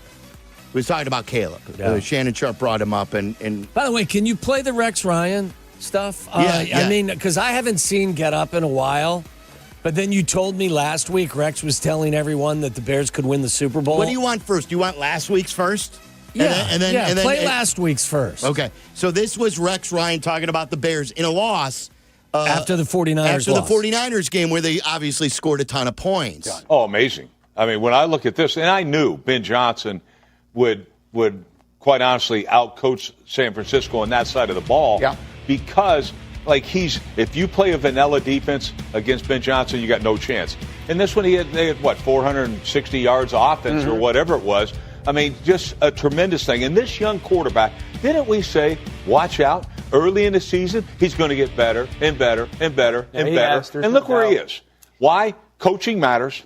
This kid tells you right now that he's doing all the preparation. Look, Ben Johnson is very demanding, and this guy's been all in, and we see him benefit. He was a college quarterback up until this season. This season, he learned how to play the NFL game from underneath center, and he's phenomenal. And you look at the athleticism, all those type of things he has. Here's the scary thing about people in the NFC North. You got to worry about this team forever. Yep. Look at the young players. Look how good the young players are doing. Start with Caleb Williams, but look at Burden.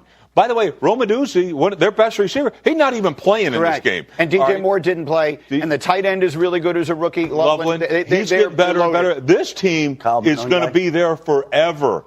All right, so that was last week. A week ago today. Did he also say that they could win the Super Bowl? I thought somebody told me that Rex had mentioned that they were a Super Bowl candidate. Well, he just said that he put the NFC North on notice, and he said that unless there was another one. But that was the bite we played last week. Today he wasn't as excited about them. Bears defense, Rex. No, I mean, what defense? I mean, when I look at them, they want you to say we're orchestrating all those takeaways. No, you're not. Like that's part of it. It happens. Great. Okay, yeah, you run to the football. That's fantastic. This defense is awful. And by the way, why don't you tell everybody what you're in? Hey, they're in cover one. Oh, they're in cover two. They don't disguise anything worth a darn. I think this defense is horrendous. It's going to hold them back. And to me, I don't see them winning a playoff game. And I just think, and by the way, when you said you watched that Detroit game, which one? The one they hung 52 up on them? Yeah. Like, don't this thing, this time of year, you want a team that can play defense in the playoffs. And we always say defense wins championships. Good luck with this defense. Well, they can run the football to keep their defense off the field. Well, that's one thing that they can do. They 100% can do that. This isn't about their offense. I don't think it's about the quarterback. It's about that defense. So Rex would say, though, in the first bite last week, he never mentioned the defense. He was only talking about how great their offense and Ben is. And then this time he's just – but he sounded like he's got some Dennis Allen issues, too, that they don't They don't hide their coverages. They don't disguise them. Do you agree with that or disagree with that? Is this what Brisker was talking about? Yeah, I'm not. I would have to go back and watch every snap to know that. I don't think there's a whole lot of hiding you can do with what they're dealing with right now. I think you're at the mercy of a pass rush that doesn't get to people enough and an injured secondary. So I just thought it was funny that I hadn't heard Rex from previously the week before when he was very effusive with his praise, and obviously he was focusing on the offense, but then I heard him say they're not going to win a game in the postseason. I think Damian Woody said the same thing, didn't he?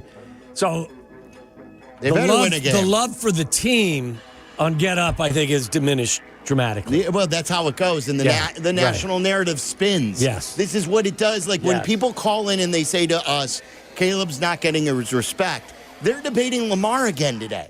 Lamar has won the MVP twice. Yeah. They debate, can Josh Allen win the big game?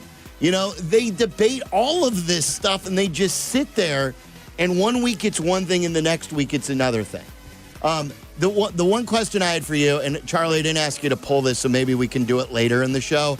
Can you pull Lamar's answer? Rich Eisen played it in the first hour of his show, or at the noon hour at least, where Lamar didn't go to bat for John Harbaugh. But he said, look, he goes, my mind, I can't wrap my head around that now because I'm still stunned over what happened. Do you remember their last two? I heard Carmen and Jurko talking about this. The last 2 years, they have gone out of the postseason race.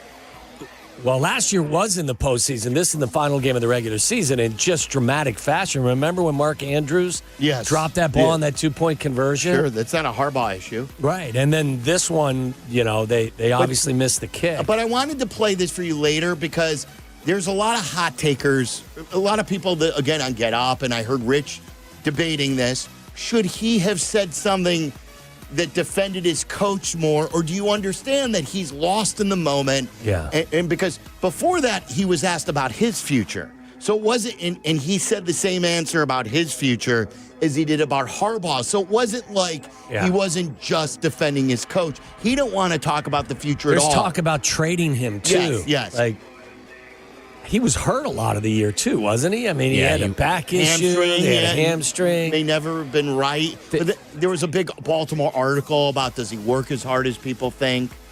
And with a lot of, sourcing. Go ahead, Tyler. What were you going to say? Think about how their season was bookended, too. Remember, they they were played disaster Sunday Night early. Football the first game of the season against Buffalo. A heartbreaker there. I mean, that was the collapse of all collapses. And then what happened in this game, you missed the field goal. I don't want to say it was a chip shot, but it very makeable. Very makeable, and Tyler Loop had made those all season long.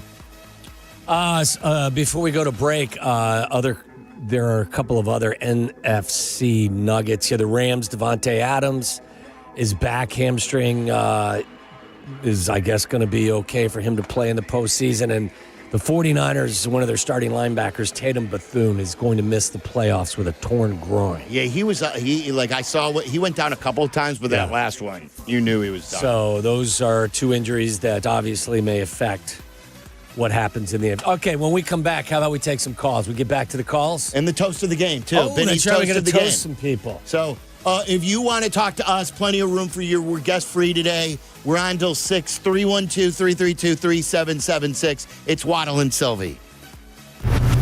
Waddle and Silvy on Chicago's home for sports, ESPN Chicago.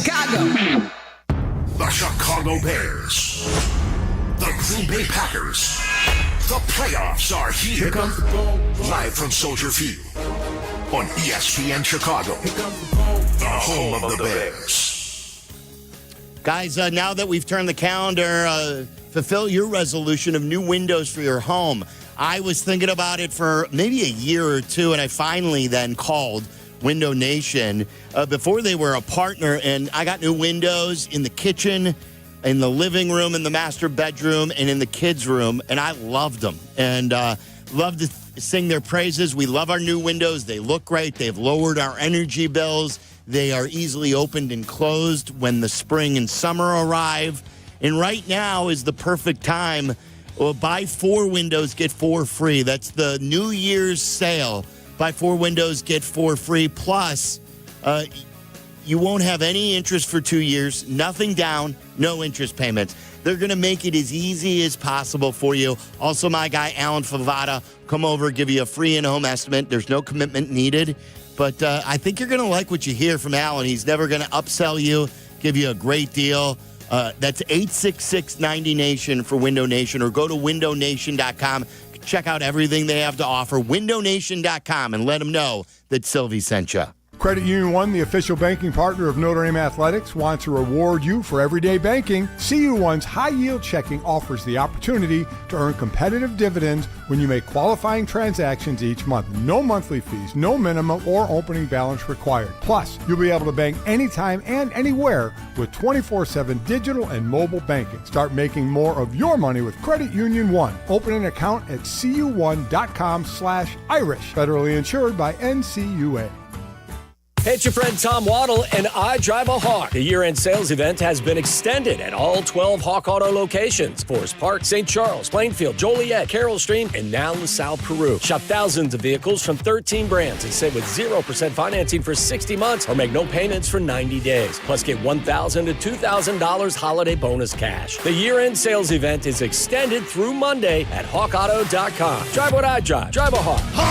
hawkauto.com. Financing on select models with approved credit. Texting enrolls you into recurring automated text messages. Consent not required to purchase. Message and data rates may apply.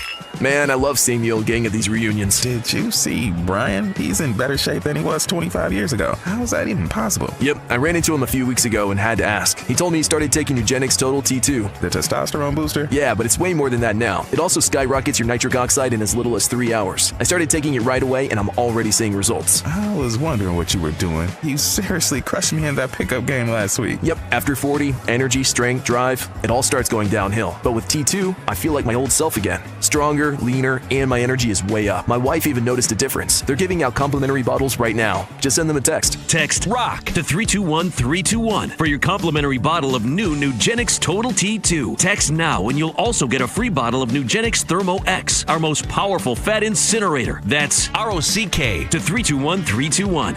These statements have not been evaluated by the FDA. Product not intended to diagnose, treat, cure, or prevent any disease. Hey, it's Rich Eisen for Pella Windows and Doors. Sometimes teams take a time out to regroup and call the right play. When it comes to your home, Pella Windows and Doors always has the winning game plan. They do it every day, and that's why your neighbors trust them. Visit Pella.com/Eisen today. Right now, Pella Windows and Doors of Greater Chicago and Northwest Indiana is offering buy one, get one 50% off and everyday 0% financing. Some restrictions may apply. See store for details. Offer ends January 31st, 2026. My name is Whitney Allen. I am a widow. My husband, Ryan, died. We never thought in a million years we'd have to use life insurance. The unexpected happened. With Ethos, it is so fast and easy. It's 100% online. You can get a quote in seconds, apply in minutes, and get same-day coverage. No medical exams, and you can get up to $3 million worth of coverage through Ethos. Get your free quote at ethos.com/game. That's ETHOS.com/game. Time spent on application may vary. Online health questions required.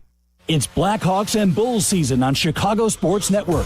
Visit chsn.com/radio to sign up for your 7-day free trial of their all-access plan. Over 300 live games per year. Chicago Sports Network, your home stream advantage. High formation backfield. The take by Williams.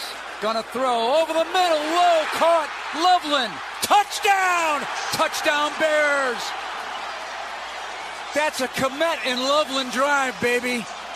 Caleb Williams finding his big timber.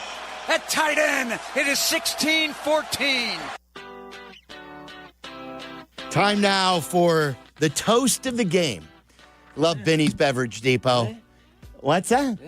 What? Who we toasting in a loss? Well, you got to toast to somebody.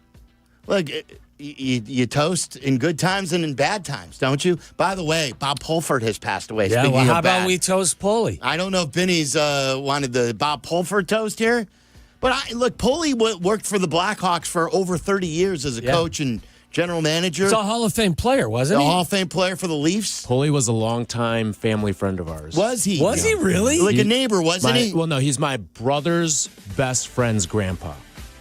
Your brother's my best friend, grandpa. Yeah, Okay. so we would go over to their place all the time. We went to their place in Florida. Great family. Didn't and you I know say when Carmen used to call Yes. in and impersonate him that your mom got angry once? My mom has made me turn off the station one time in my entire life. Has made me turn off the station Give one us time. a call, Carm.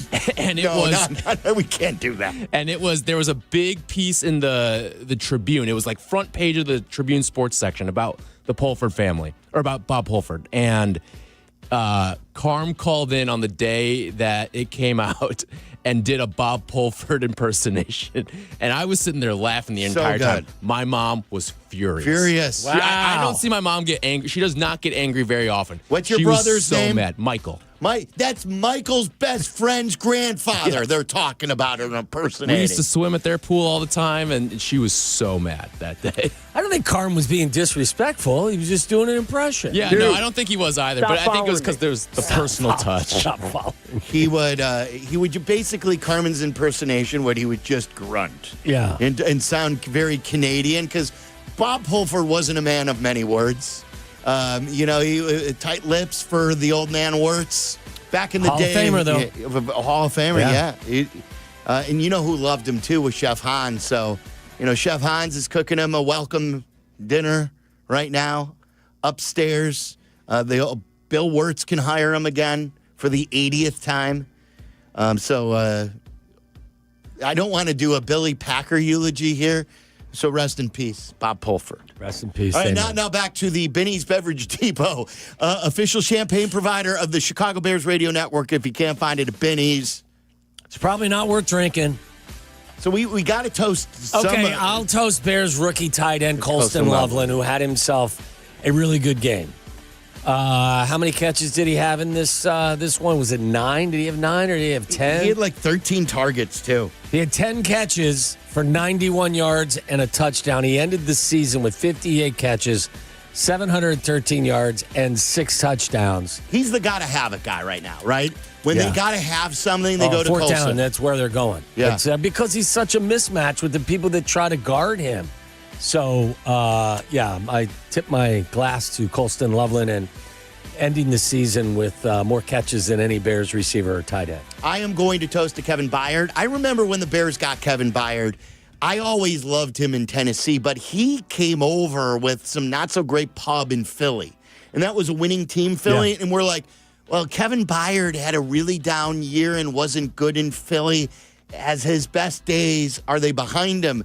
He's lived up to everything that you were hoping for, especially this year. He's been a great leader for young and old guys in that locker room.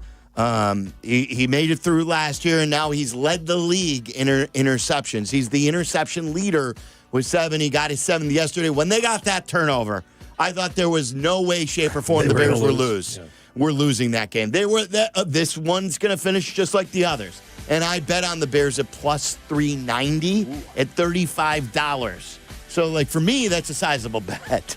And it was disappointing. But toast to Kevin Byard for a great year. Tyler? My toast, I'm going to give it to Ja'Day Walker. He caught the touchdown in this game, also caught another nice pass earlier in the game as well. In a game that there weren't many bright spots, I thought he made a couple of nice plays. And just to have a guy like that out of nowhere who it seems like Caleb actually trusts, too. He's trusted him in a couple of big moments so far this season.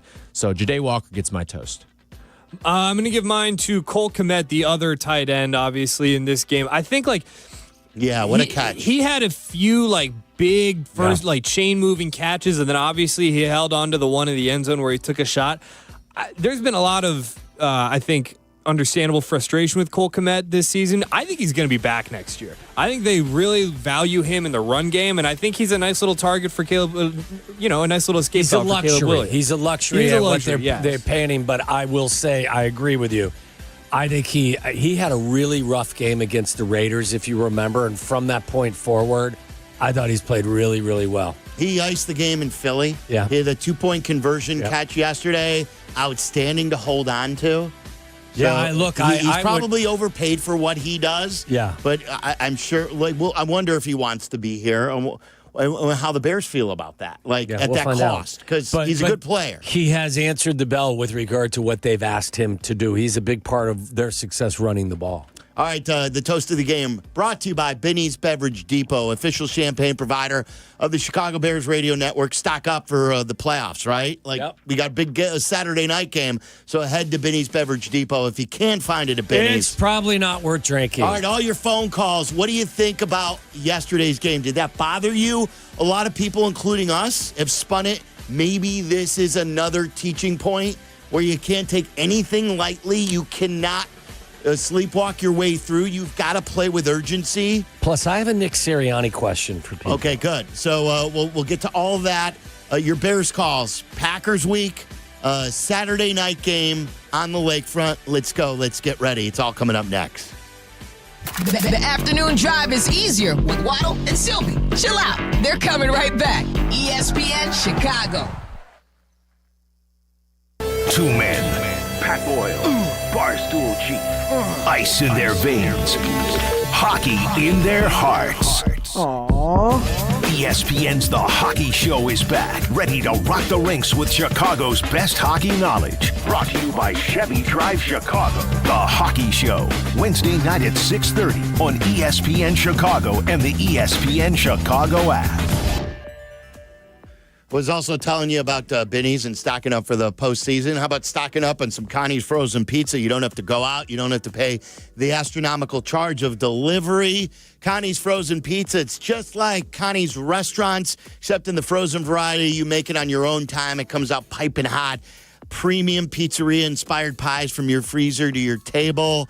Connie's brings that delicious cornmeal dusted thin crust, premium toppings, unmistakable flavor that says, sure, I could have gone out, but why? We've got games all weekend, starting with the college games and then into the pro playoff games. So stock up on Connie's frozen pizza.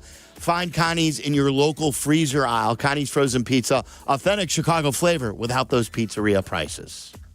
If people have said to you that you look like your favorite current Chicago football coach, have we got a contest for you. The Coach Johnson Lookalike Contest at the Wintrust Sports Complex in Bedford Park this Thursday, January 8th from 5 to 8 p.m. with amazing prizes for the good, better, and best costumes, including a $1,000 Visa gift card, round-trip ground transportation to the game within 60 miles from OML Worldwide Transportation, and free car washes for a year from Gas and Wash. Moretti's will be providing a complimentary food buffet. Learn more at villageofbedfordpark.com. What if your instincts could pay off? With Robinhood Prediction Markets, you could put your sports IQ to work on the games you know best. It's not you against the house. It's you participating in a live market. Buy or sell your predictions all game long. Trade every play with Robinhood. Visit Robinhood.com/predict. That's Robinhood.com/predict. Futures and cleared swaps trading involves significant risk and is not appropriate for everyone. Event contracts are offered by Robinhood Derivatives LLC, a registered futures commission merchant and swap firm. Good Karma Brands is proud to be an equal opportunity employer, providing equal employment, development, and advancement opportunities to all teammates and applicants. To learn more about careers with us, please send an email to talentacquisition@goodkarmabrands.com. That's talentacquisition@goodkarmabrands.com. Progressive knows RV owners like to travel at a nice, relaxing pace. Just like this commercial. They're not rushing to a departure gate at the airport because they depart from their driveway. And they can relax even more knowing they're protected by Progressive. Now here comes the fast part. Progressive Casualty Insurance Company and Affiliates. Hey, fans! Welcome back to Fansville's Cheers and Tears. Oh. Okay, so like everybody deals with losing, right? To a rival on a last-second field goal. Whatever, it's fine. I'm totally fine. But I cope with losing with an ice-cold Dr. Pepper. Those 23 flavors are like so delicious. They totally wash away the pain of your college football team taking a big fat L. College football, it's a pepper thing.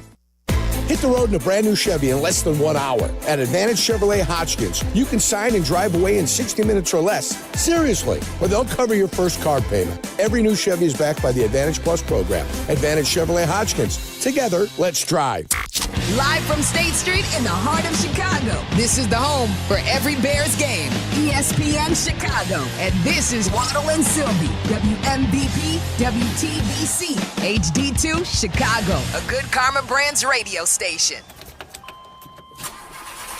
Caleb going to turf it in front of Monangai because it was sniffed out by Muhammad on that potential screen to the right for Monangai. So Caleb wisely turfed it. It's 4th and 9, and the Bears will come up empty on this drive. Torrey Taylor to come in to punt.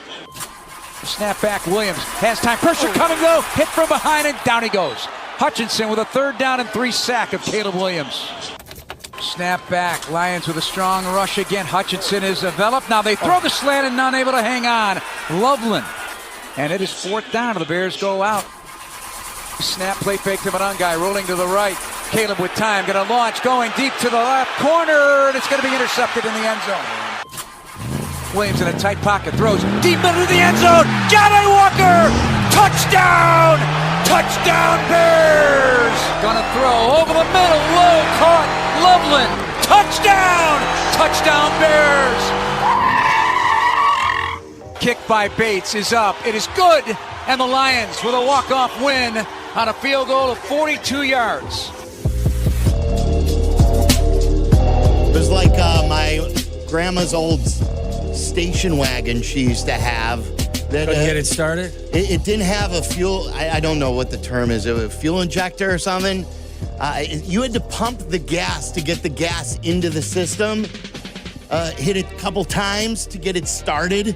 And it wouldn't start right up. I'm not a car guy, so I don't know the reason for that. I don't know either. I'm not a car guy. Car guy, tell me because you car guy, Charlie? Absolutely not. I would have to get the gas in there. Like usually with advanced technology now, that's standard. But Tyler, back then you it a car wasn't guy? standard. I've never owned a car in my life. Would you know how to change a tire? No. Cars are a total blind spot. Would you know how to check? Not change the oil, check the oil. No. Now that was my dad was a stickler on that. I would check the oil. When you fill up, you check the oil. Well, you make sure the oil's to the top. Now you have a gauge in your car that tells you everything's fine. So you don't need to check the oil every time you pull it. But yeah, when you used to go into full service gas stations, they used to clean your windows and check the oil. Well, I would check the oil myself. That was the only thing I could do on the car. I'd pop the hood, reach in, I'd get the dipstick, a dipstick with a dipstick, and you wipe it down with the so you get the clean reading. Then you dip it, and you see to where the line went to. And then all I knew is because of the rejoin that I had to pump the gas to get fuel in there, then turn the key a few times before it started. Doesn't sound safe. I don't even know what the oil does. What's the point of it? I think it lubricates the engine. Yeah. It does? Okay. Yeah, I think. It's like your joints are lubricated. Right. You know? I mean, same thing No, with I car mean, I know what parts. that word means, but yeah. Yeah. What, oil or lubrication? Lubrication. Oh, okay. You good with the lubrication? Yeah, think so. Yeah. I just want to make sure. Yeah, I mean, what else did you used My to do? joints feel good. You could definitely change the tire. The problem is these there's days. no way. I don't think Charlie, me, or Tyler could change Here's the thing. tire Of course together. you could. You just have to have, like, the only problem I have now with, especially with SUVs, is they give you these little tiny, jacks that you don't feel comfortable. I wouldn't even know where to holding. find that. It's That'd be a good punishment for Cover 5 next year. I was just going to say, you have to change the tire. I don't know where the spare tire or the jack is. I think it's underneath the trunk. I think if you It open up depends your on the trunk, car. All right. I think there's a latch there, and I think there's a spare tire with the jack Or in it's there. underneath your, the car chassis itself. of the car. Yeah, Next in the back. year, I think the punishment should be Dad Olympics, where we do I like it. change a tire, something handy in the house, like just Dad Olympics, mow a lawn or something like that. I think something like that should be the punishment next year. Yeah, I Do that like in the it. summer. I listen. I think the tire changing is dangerous now because the jacks that they include in these cars aren't, in my humble opinion, aren't safe enough to get these things, to hold the weight of the vehicles. That's why you call AAA, right? Or I have whatever. AAA, yeah, whatever. AAA is great. Yeah, for sure. So anyway, that the point of all that was the engines didn't get started till late in the game offensively. Yeah. And it was hugely disappointed. If you were going to play and you were trying for the number 2 seed, that was a lackluster effort. The urgency, that's the term that I continue to go back. It just seemed like a lack of urgency from everybody, and that better not happen against Green Bay. Last time they played Green Bay here, we all remember the miraculous finish, but they didn't score in the first half in that game either. It's 2 games in a row, home games that they have not scored in the first half. Listen, it's been exciting. It's been fun to watch them as they rally from deficits, but I think you get to the postseason where every opponent is significantly better than the next, and it's gonna bite you in the rear end. For sure. Don't forget, we're at 115 Bourbon Street on Friday. That's a football Friday. It's a playoff football Friday. This is 5 years in the making, guys. The Bears haven't been in the postseason since the 2020 season. That was a fake postseason. They added a team that year because of COVID. Crowds were very low. We weren't having like big group outings, but that's all changed. Everything's back to normal. We have a team that we can be proud of. More people have more pride in this team than any since 18. Like the 2020 team was not a beloved team. This one's an exciting team. I think people are excited about this team, not just for the future, but for the here and the now. Tyler and Shay will be leading into our show, won't they? Yeah, 12 to 2. Noon to 2. So it will be Tyler and Shay at 115 Bourbon Street. That's a huge place. Plenty of Yingling on hand for you. They present Shay and Tyler and Waddle and Silvy back-to-back at 115 Bourbon Street. So we'll be on the south side. So calling all Bears fans, let's pack that place. Text your friends now. Say, hey, all the guys are going to be at 115 Bourbon Street. This is not just any football Friday. This is Bears-Packers for only the 3rd time in the postseason in the history of the National Football League. This is like Haley's Comet. Comes around on an average of every 76 years. So come on out, and is that what Haley's Carm will coming? show up? Sure, Carm will show up. You think the good kid will show up? A little team support? I don't think they will. I got the best job, Carm. Yeah, your meatballs are very good, by the way. Does the 115 Bourbon Street have meatballs? They have good food, though. We'll find out. Yeah. Carmen, when he didn't show up to the Naperville, his old hometown, he didn't show up. He's not showing up to 115. Where did Carm go? Street. He was he was in a warm climate. Dominican. Oh, he did? Yes. He went to the Dominican. All right. Did he go to Punta Cana or did he go to La Romana? He went to Punta Cana. Okay. I'll be going there after the Super Bowl as well. There you Punta Cana go. this year.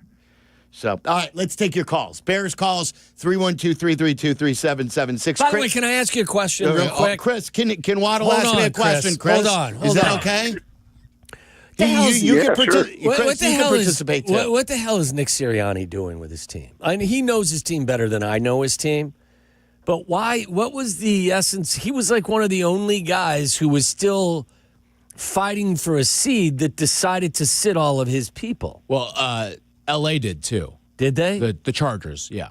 They could. They could have moved up and down. Well, a little bit they too. have they've had injuries. Their quarterback's got a broken left hand. I would say this though. Do you think it was all Nick Sirianni, or are we just doing that because he's the one wearing the dunce cap? Yes. It's that's Howie Roseman. Howie Roseman. It's an organizational thing. Chris, you okay there? Yeah, I'm good. You're still on hold. Yeah. And I heard Eisen bring this up. It was a year ago where, remember, Saquon could have gone for the record, and they rested him too. So they've done this. But were they the number 1 seed last year? Were they? Were they number 1? Because this one would have provided them, like the Bears, an opportunity for at least a couple of home games. You want to hear? Did you play against Seth Joyner, or was he before you? Wasn't Seth Joyner? Seth was great. Seth was a great player. Was he a safety? What was Seth? No, he was a linebacker. Linebacker. Seth Joyner. He's in the Philadelphia media now, and this is what he said about that move. Resting your damn players who only play 17 weeks out of 52 weeks in a year is more important than going to get the 2 seed? Then to make matters even worse, you got the Detroit Lions to give you exactly what you want. See, for all this is the right move. They need to know. You could have had the number 2 seed and get a beat-up Green Bay to come in here, who you've beat the last 3 times in a row, and have all of your playoff games right here at home, unless you have to go to Seattle for the NFC Championship. And if they get knocked off, guess what? You get it at home. The stupidity that you see being exhibited from a 2-time Super Bowl head coach and his staff, it just befuddles me. Yeah, by the way, I did play. I forgot it. He was with the Eagles from 86 to 93. And then I with feared him. Cardinals, He 94. was great. He was a fantastic player. He was 2-time second-team All-Pro, 3-time Pro Bowler. I agree with his rationale. Now, I don't know where they're at with some of their injuries and some of their stuff. Did you hear what Sirianni said? No. Sirianni said, look, they could have played and they may have lost. They could have played, they could have won. The one thing that he knew before the game was at least our guys will be healthy in round one. But he did play Devontae Smith because they tried to get him to 1,000 yards, and he stayed in the game until he got his 1,000 yards and got pulled. Interesting. All right, Chris, you're up now. Thanks for being patient. Chris. Not a problem. So I have a question about cover 2. I understand it's bend, don't break. There's benefits to that. Don't give up the long ball. But I can count 2, maybe 3 games in the second half of the season where we lost on 15-yard in routes, slants, digs, crossings, and they just blow right. They catch the ball 5 yards in front of our safeties. The Christian Watson catch at the end of the first Green Bay game, the Juwan Jennings touchdown in San Francisco. Those touchdowns should have never happened. And teams are figuring this out, and they're taking advantage of it. And I want to know what we can do. Yeah, the Christian Watson catch. The first one was, or the second one was, it was a slant route where they had him matched up with C.J. Gardner-Johnson, and the other one he was matched up. Was it Byard or like they were in man coverage? They weren't in cover 2. You know, cover 2 is. I mean, if you have 2 man where you're underneath corners or playing man with 2 safeties in the middle of the field. Look, I am more of an advocate of them laying off and forcing teams, Chris, honestly, to go the length of the field and then hoping that either they make a mistake in the red zone or you tighten things up in the red zone versus giving up the big plays. And I would reference the first Green Bay game where, in fact, we did try to bring some pressure. We found ourselves manned up with our safeties on some of their speed receivers, and we got our doors blown off. And then if you go back to the second meeting on that Saturday night game, one of the big plays of the games, Dobbs is singled up on the outside with C.J. Gardner-Johnson, and he gets behind him. So I would prefer more of them just, keep everything in front of you. A zone. Yeah, I think you're asking for trouble. If you play man, you better get there. What about if Gordon's healthy? And because then now all of a sudden you got a really good player who could cover, who could blitz. I still want you. Listen, how much confidence do you have that he'll play? First of all, he's coming back from the second stint on IR, right? What kind of pitch count does he have to be on? It's a great question. He's barely played this year. Are you confident that C.J. Gardner-Johnson's going to be available? He's in concussion protocol. Oh, so, it sounded the way Ben said it. It's a week-long thing. I would suspect that CJ's not going to be ready for Saturday. I don't want to. I'm not saying that I know anything there. The way Ben answered that, he was asked the question, is CJ still in protocol? He goes, oh, yeah, this is a week-long thing. Yeah, how much? I thought that their second matchup with the Packers, there were fewer huge plays. Now, there were some deep crossers to tight ends. There was a deep crosser also to one of their receivers, and obviously the Dobbs touchdown. But the more you make them go the length of the field and just have to be perfect over the course, and teams have done it, don't get me wrong, I know. Especially with a rusty quarterback. Yeah, I mean, so, look, you want to bring the pressure and try to heat him up. Good luck having your safeties matched up with Christian Watson and Romeo Dobbs and Matthew Golden and some of the guys that can run. I think you're asking for trouble. Let's go to California. That's where Matt is. Matt, you're on ESPN 1000. Hey guys, I'm going to be really quick because I got some points. I just want your opinions on all of it. I think they should have gone for the field goal in the first half. That was crucial. It seems like teams have the recipe to beat us. Short passes, get the run game going, and then just eat the clock, take the offense out of it. But I'm hoping Johnson's got the playbook, the special playbook ready for the playoffs, so he just didn't want to reveal too much going into these last 2 games. And then the drop passes, killer on both ends.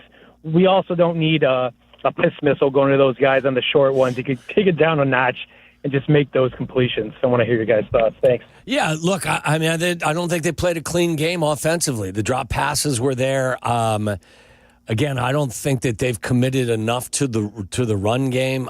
Swift had 10 carries. Monangai had 6. Burden had 1 on a nice little reverse. They did not get their running game going. They weren't sharp. Like their offensive line didn't play well. I mean, I don't know what else to tell you. It was one of those days where I was expecting them to put up a big number, and they put up nothing. Well, I don't. Going back to his first point, I've supported Ben on 4th and short in field goal range. Go for 6 instead of 3. I understand there's still a lot of. I heard Bob, our guy, Bear fan Bob, calling. He was furious about not taking the points.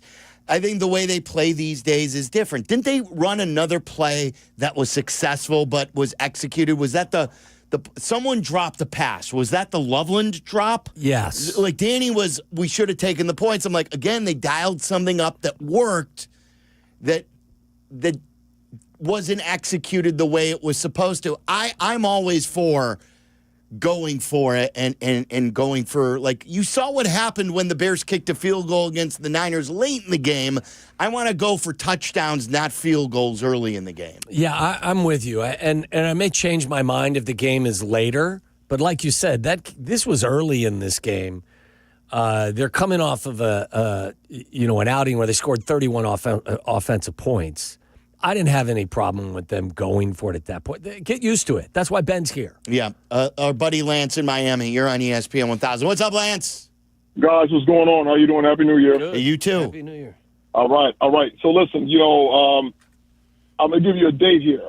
And you tell me if you remember this date and what this date means. December 31st, 2006. December 31st, 2006. Is that when the Bears were playing the Packers in the regular season finale? Was it the Rex Grossman game? Where remember the Rex Gross? Yeah, New Year's Eve. Everybody was peed off about how everybody just looked like they were just out there ready to get to their New Year's Eve party. Okay. Remember that year? When that game came on yesterday, I sat down and I watched the game. I got 5 minutes into the game, and then I got up and then I started doing something else. I already knew the guys. Those guys were playing yesterday, man, and guys didn't want to get hurt. And that's all that was. Their mind was already on this week. And you know what? I think Kap kind of hit it on the head earlier this morning when he said it too. Like, it was almost like a setup game for a letdown. And you knew it, and it is what it is. But what I will say is this right here. I think that it's more on Green Bay, man. I don't think it's on us anymore. And I know I heard a caller earlier on here that stated that they think the Lions is going to be more of a problem going forward. And I know you kind of replied back by saying, let's have that conversation next week. I think Silvy, man, I think the days of us worrying about Green Bay being the big bad wolf or the boogeyman coming out of the closet, I think those days are behind us, man. Yeah, you got to look at it from. Lance, I said earlier. Yeah, I said earlier in the show, Lance. I don't want to cut you off. I'll keep you on here. I said earlier that I don't fear Green Bay. I fear a letdown with the Bears and a slow start because they have started slow, even in games besides yesterday where they may have been playing because and they're in the holidays and it didn't mean a lot, or they were just trying to stay healthy. Whatever the case, like they didn't start off well the first game in Green Bay. They didn't start off well here against Green Bay. They were scoreless at the half. There's been far too many slow starts. So if the Bears have got to be on their best game to beat them, and if they do, I don't fear Green Bay, but I fear another slow start by the Bears and just a team that knows how to handle the Bears taking advantage of that if the Bears don't get started quickly. Yeah, no, and I get that, and I agree with that. So I'll say these last two things. Like, Green Bay has not played the Bears at full capacity on offense. Like, we have not. One game we were missing Rome, another game we were missing Luther. You're going to get all of these guys back. Hopefully Rome plays this week, but they'll be able to be at full capacity on offense. They've got they've kind of got the belt to the, from Ben for the performance this past week. And I believe that they're going to score, and they're going to score fast, and I believe they're going to score a lot on Green Bay. And the last thing I will say is that out of all of the teams that are in the NFC playoff, man, I truly believe that the Bears are the one team that nobody wants to play when it's all said and done. I believe Seattle's going to drop the ball on that first game up there in Seattle after they come out of that bye week. And I believe the NFC Championship is going to come through Chicago. From your lips, Lance. Yeah. I don't think it will be any fun playing the Rams. I don't think that there are any teams in the NFC, Packers included, that are fearful of this Bears defense. In fact, I think that they feel that they match up well with them. 49ers, after getting blanked basically by Seattle, they would love to play the Bears again. Again, I go back to the game that the Bears miraculously won in the second matchup with the Packers. Packers ran it for 192 yards. They ran it right down our throats. Like Malik Willis, you lose Jordan Love, no problem. Malik Willis stepped in. They were 0 for 5 in the red zone. Otherwise, they put you completely to sleep. So I would say, look, I don't think I think the days of the lopsided Bears-Packers rivalry, I think those days are gone for now. But let's be honest with ourselves. They've outplayed us the vast majority of the first two games. They outplayed us for 57 minutes in the second matchup, and they outplayed us at least in the first half. And I would say their offense got the best of us as well, our defense in the second half. So I would be a little bit cautious about celebrating, the death of the Green Bay Packers. We'll see that in years to come. But I don't think that we're fearful. I think that the fear of the Packers is kind of gone because you can play them at a pretty level spot. Remember what you used to tell me where Dent and others used to come to you guys in big games and say, look, just don't turn it over. Just hold them. Yeah. Just hold them. Like, they knew that if you guys scored 10, 13, 17, they'd win. It's now like the opposite mentality. Just don't give up 28 on the defense because it's up now to the offense to carry the day. The offense has to win this game for them. Like a timely turnover or two, but the offense has got to carry the day. Scoring 17 is not good enough to win anymore. You have got to score 31 and just the defense keeping them in check, and then they should win. But it's up to the offense to carry the day. There's no doubt. I mean, their defensive issues are on full display. I mean, if you look at some of the numbers that they've struggled with now over the course of the last several weeks, they've given up. They gave up 880 yards, and now you give up 4. So you're looking at 1,200 yards that they've given up the last 3 weeks. Teams are going up and down the field. Their teams are 50% on third downs over the last 3 weeks. Last 3 weeks, teams are averaging 419 yards against them. As I mentioned to you earlier, they're holding the ball for 36 minutes. And teams are averaging 70 offensive plays a game over the last 3 weeks. And the offense could help in that some of those stats, too. You have to. All right, 332-3776. More of your calls. We'll do a quick, a good, bad, and dirty things from the weekend. A lot was going on, too, outside. I've got more bad than good, that's for sure. There's a couple of teams that I just want to rake over the coals, if that's the right term, including my favorite baseball team. I'm there now. You kept asking me in November, December, am I frustrated? I'm pissed off now, I especially with the intel that I'm getting about my favorite baseball team, and I'll relay that to you next. In the good, the bad, the dirty, and more of your Bears phone calls. This is Waddle and Silvy on ESPN Chicago, Chicago's home for sports. Got a few minutes? Check out our shorts. YouTube. Got an hour? Watch interviews and silly show moments. YouTube. Got nothing going on now? Join us on our live stream. It's all on YouTube right now. Subscribe at ESPN 1000 Chicago. Now's the perfect time for new windows from Window Nation. Do what I did. Get new windows for your home. Save money in the long term for a variety of reasons. First of all, get 4 windows when you buy 4. So you get 8 windows for paying just for 4 of them. Plus, nothing down, no monthly payments, no interest for 2 full years. That will pump money right back into your pocket. When you buy these new energy-efficient windows, especially here in the winter, you're going to save money on your energy bills. The warm air used to leave my home because my windows weren't sealed properly, and they were skyrocketing with the energy bills. After I made the change, I saved 30% year over year on my energy bills. Call Window Nation today at 866-90-NATION or you can go to windownation.com. Get a free in-home estimate with no commitment. You're going to love what you hear, though.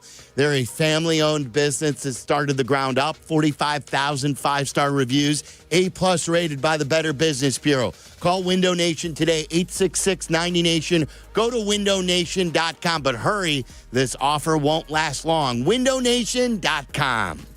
You've heard their name around town, Costa Iavoni. And I'm talking with personal injury attorneys Julio Costa and Anthony Iavoni.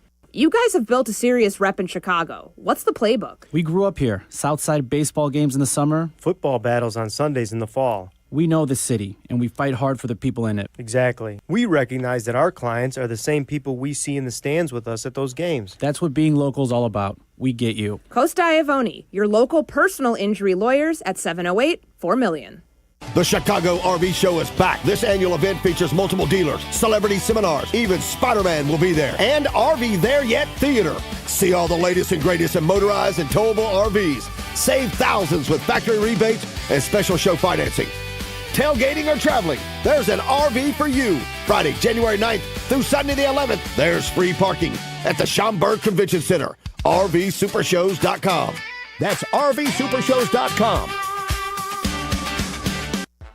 Score more with the college-branded Venmo debit card. Rep your team with every tap and earn up to 5% cash back through Venmo Stash, a new rewards program where the more you do, the more you get.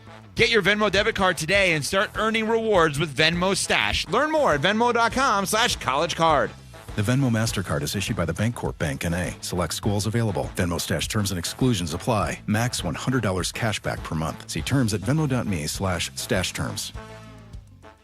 Hey, it's Rich Eisen for Pella Windows and Doors. Sometimes teams take a time out to regroup and call the right play. When it comes to your home, Pella Windows and Doors always has the winning game plan. They do it every day, and that's why your neighbors trust them. Visit Pella.com/Eisen today. Right now, Pella Windows and Doors of Greater Chicago and Northwest Indiana is offering buy one, get one 50% off and everyday 0% financing. Some restrictions may apply. See store for details. Offer ends January 31st, 2026. Hey Bulls fans, looking for a new way to enjoy Bulls games? This season you can sit in Benny's Splash Zone by Jewel Osco. Tickets allow fans to experience Benny's famous popcorn spill up close in specially marked seats and include complimentary popcorn. Visit bulls.com/splash zone to learn more. The good. It's gone!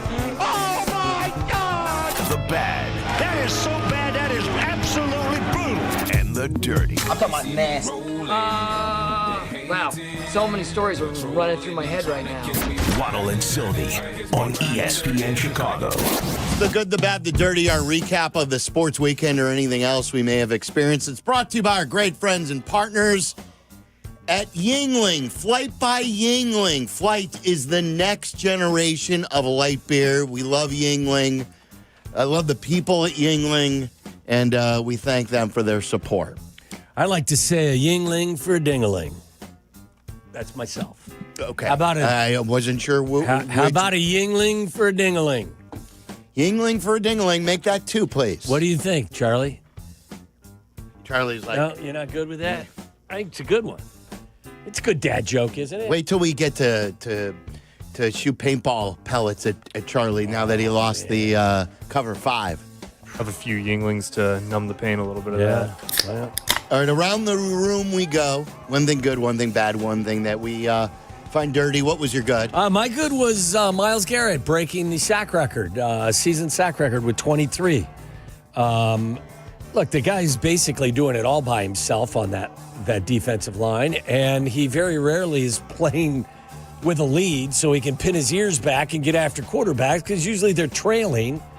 I thought that Zach Taylor being pissed off about how they celebrate it was kind of weak. Did you hear Jamar Chase, too? I've got the Jamar Chase audio. Listen to this. Same thing as Zach Taylor. They stopped the game. They allowed all the Browns to go onto the field while the Bengals were trying to drive and win the game. This is Jamar Chase. There were some people who were upset. You seem to be one pointing down the field when the Browns were celebrating the sack. That was during the middle of the game. Do that. I never knew you could let the whole team get on your field. That's like me catching my 10th pass and the whole team running on the field.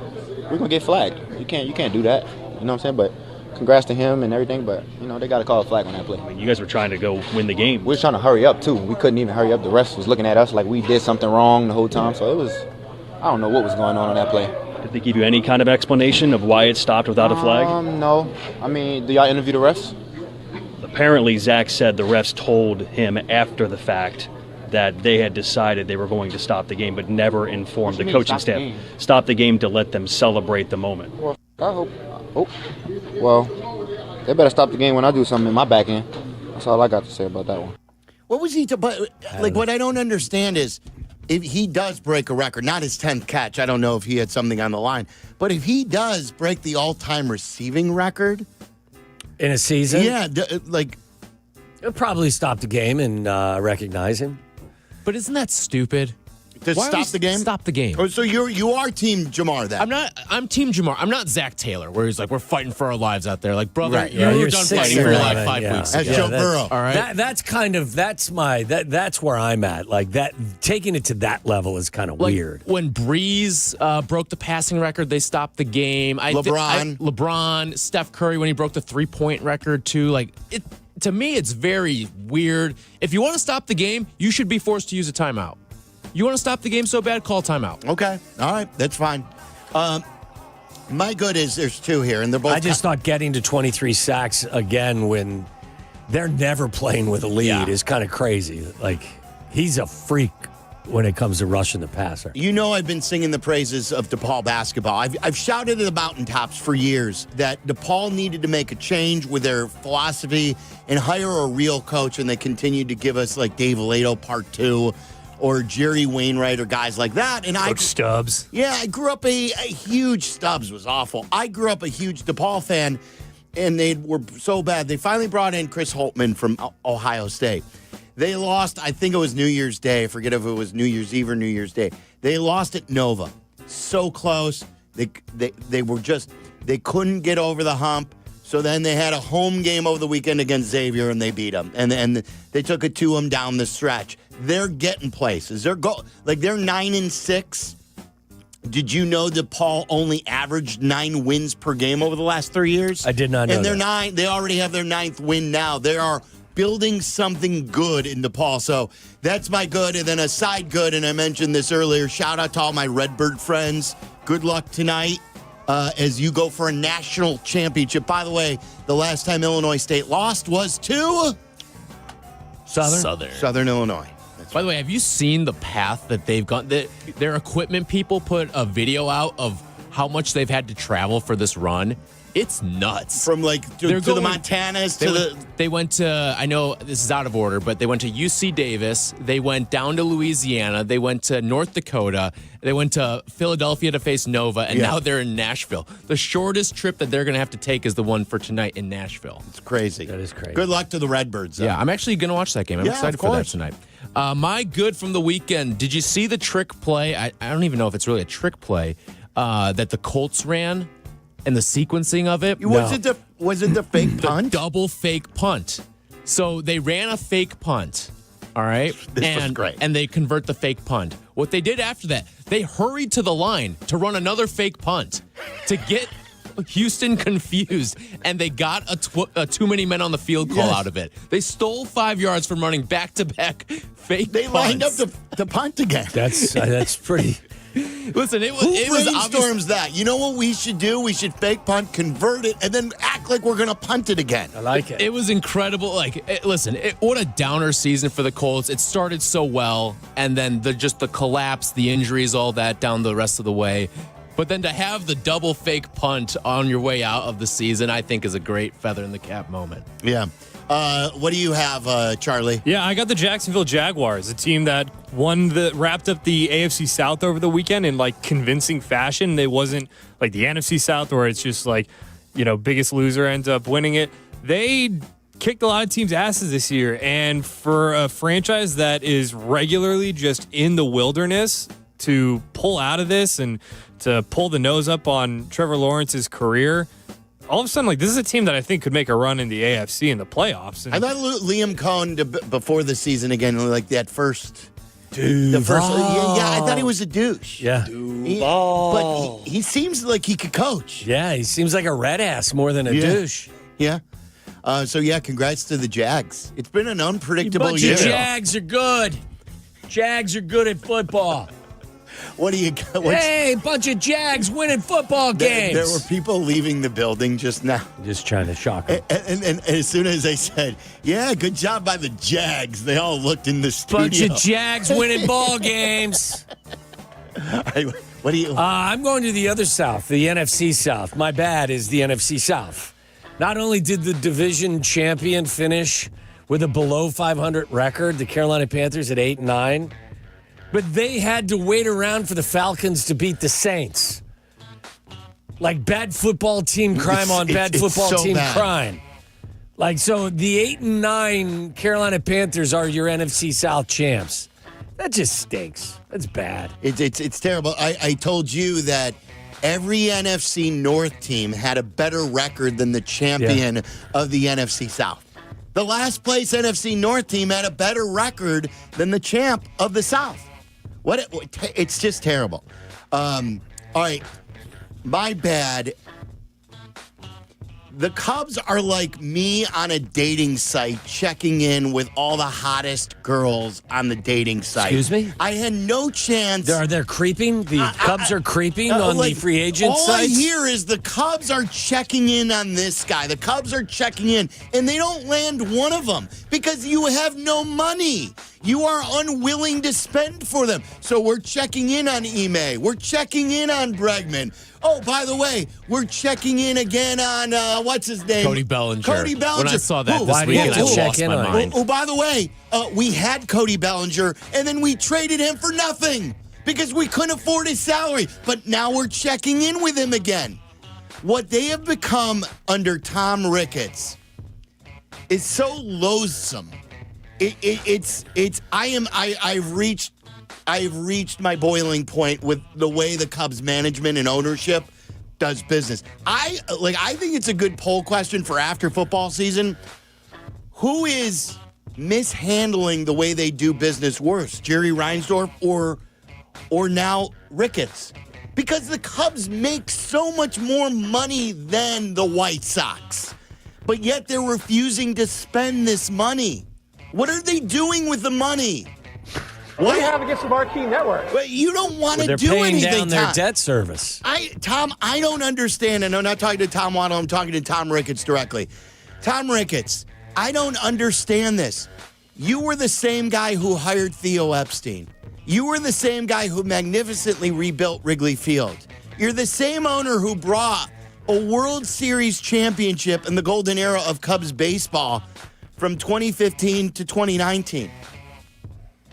Why did you become this? What happened? I genuinely am interested in finding out what happened here. Why did you change? Why did you turn into Jerry? Why don't you care? I thought you were just a fan who wanted to win baseball games, who happened to own the team that he grew up loving. It has to be for paying down the debt, right? Isn't that it? I'm not saying that it's the right answer, but it is the answer, isn't it?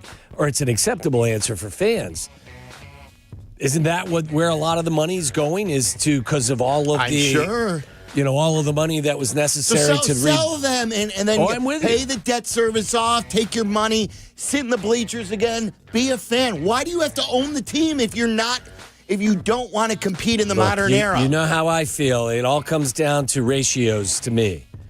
And when you bring in X amount of money and you only spend 35% of that on player salaries compared to a Blue Jays organization that spends 75% of their revenues on player salary, that's the only way I can judge equity. If only there was a collection of papers with possibly graphs that show how much money is coming in and how much is coming out. If only there was something like that. Yeah, where that we they could hold them present to the accountable. public and show us. And 2020, all right, everyone dealt with the 2020 pandemic. If you can't rally back from that at this point. Right. Well, 2026. Why do they want to continue to charge us? I know the answer is because they can. It's like the dog question. Why does a dog,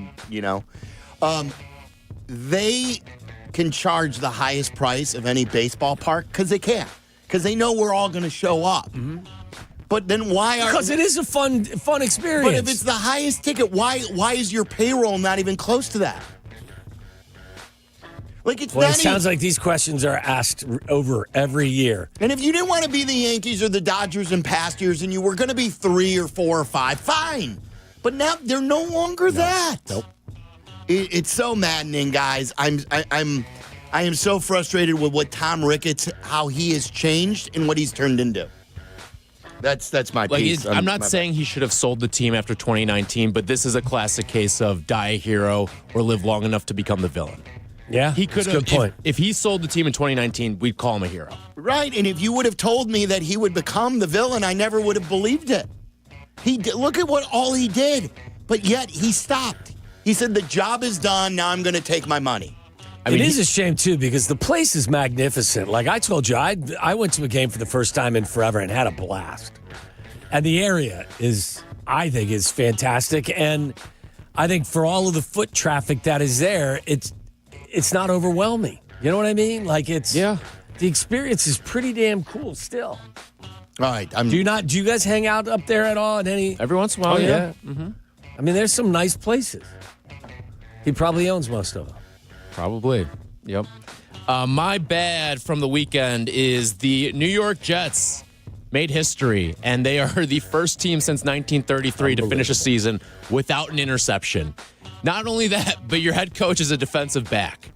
It's crazy, isn't it? Crazy irony that this team, of all teams, who had 17 Sauce games. Gardner for a good chunk of the year, too, by the way, it finished. I don't think we'll ever see this again in our lifetimes. I don't either. I think you're right about that. This is actually insane. 17 games, and as much as teams throw the football these days, this is one of those records that is. All it takes is one deflected pass. Yeah. Pop up, you get a bounce that goes your way. Did I see this right too, Tyler? Their defense gave up an average quarterback rating of 110?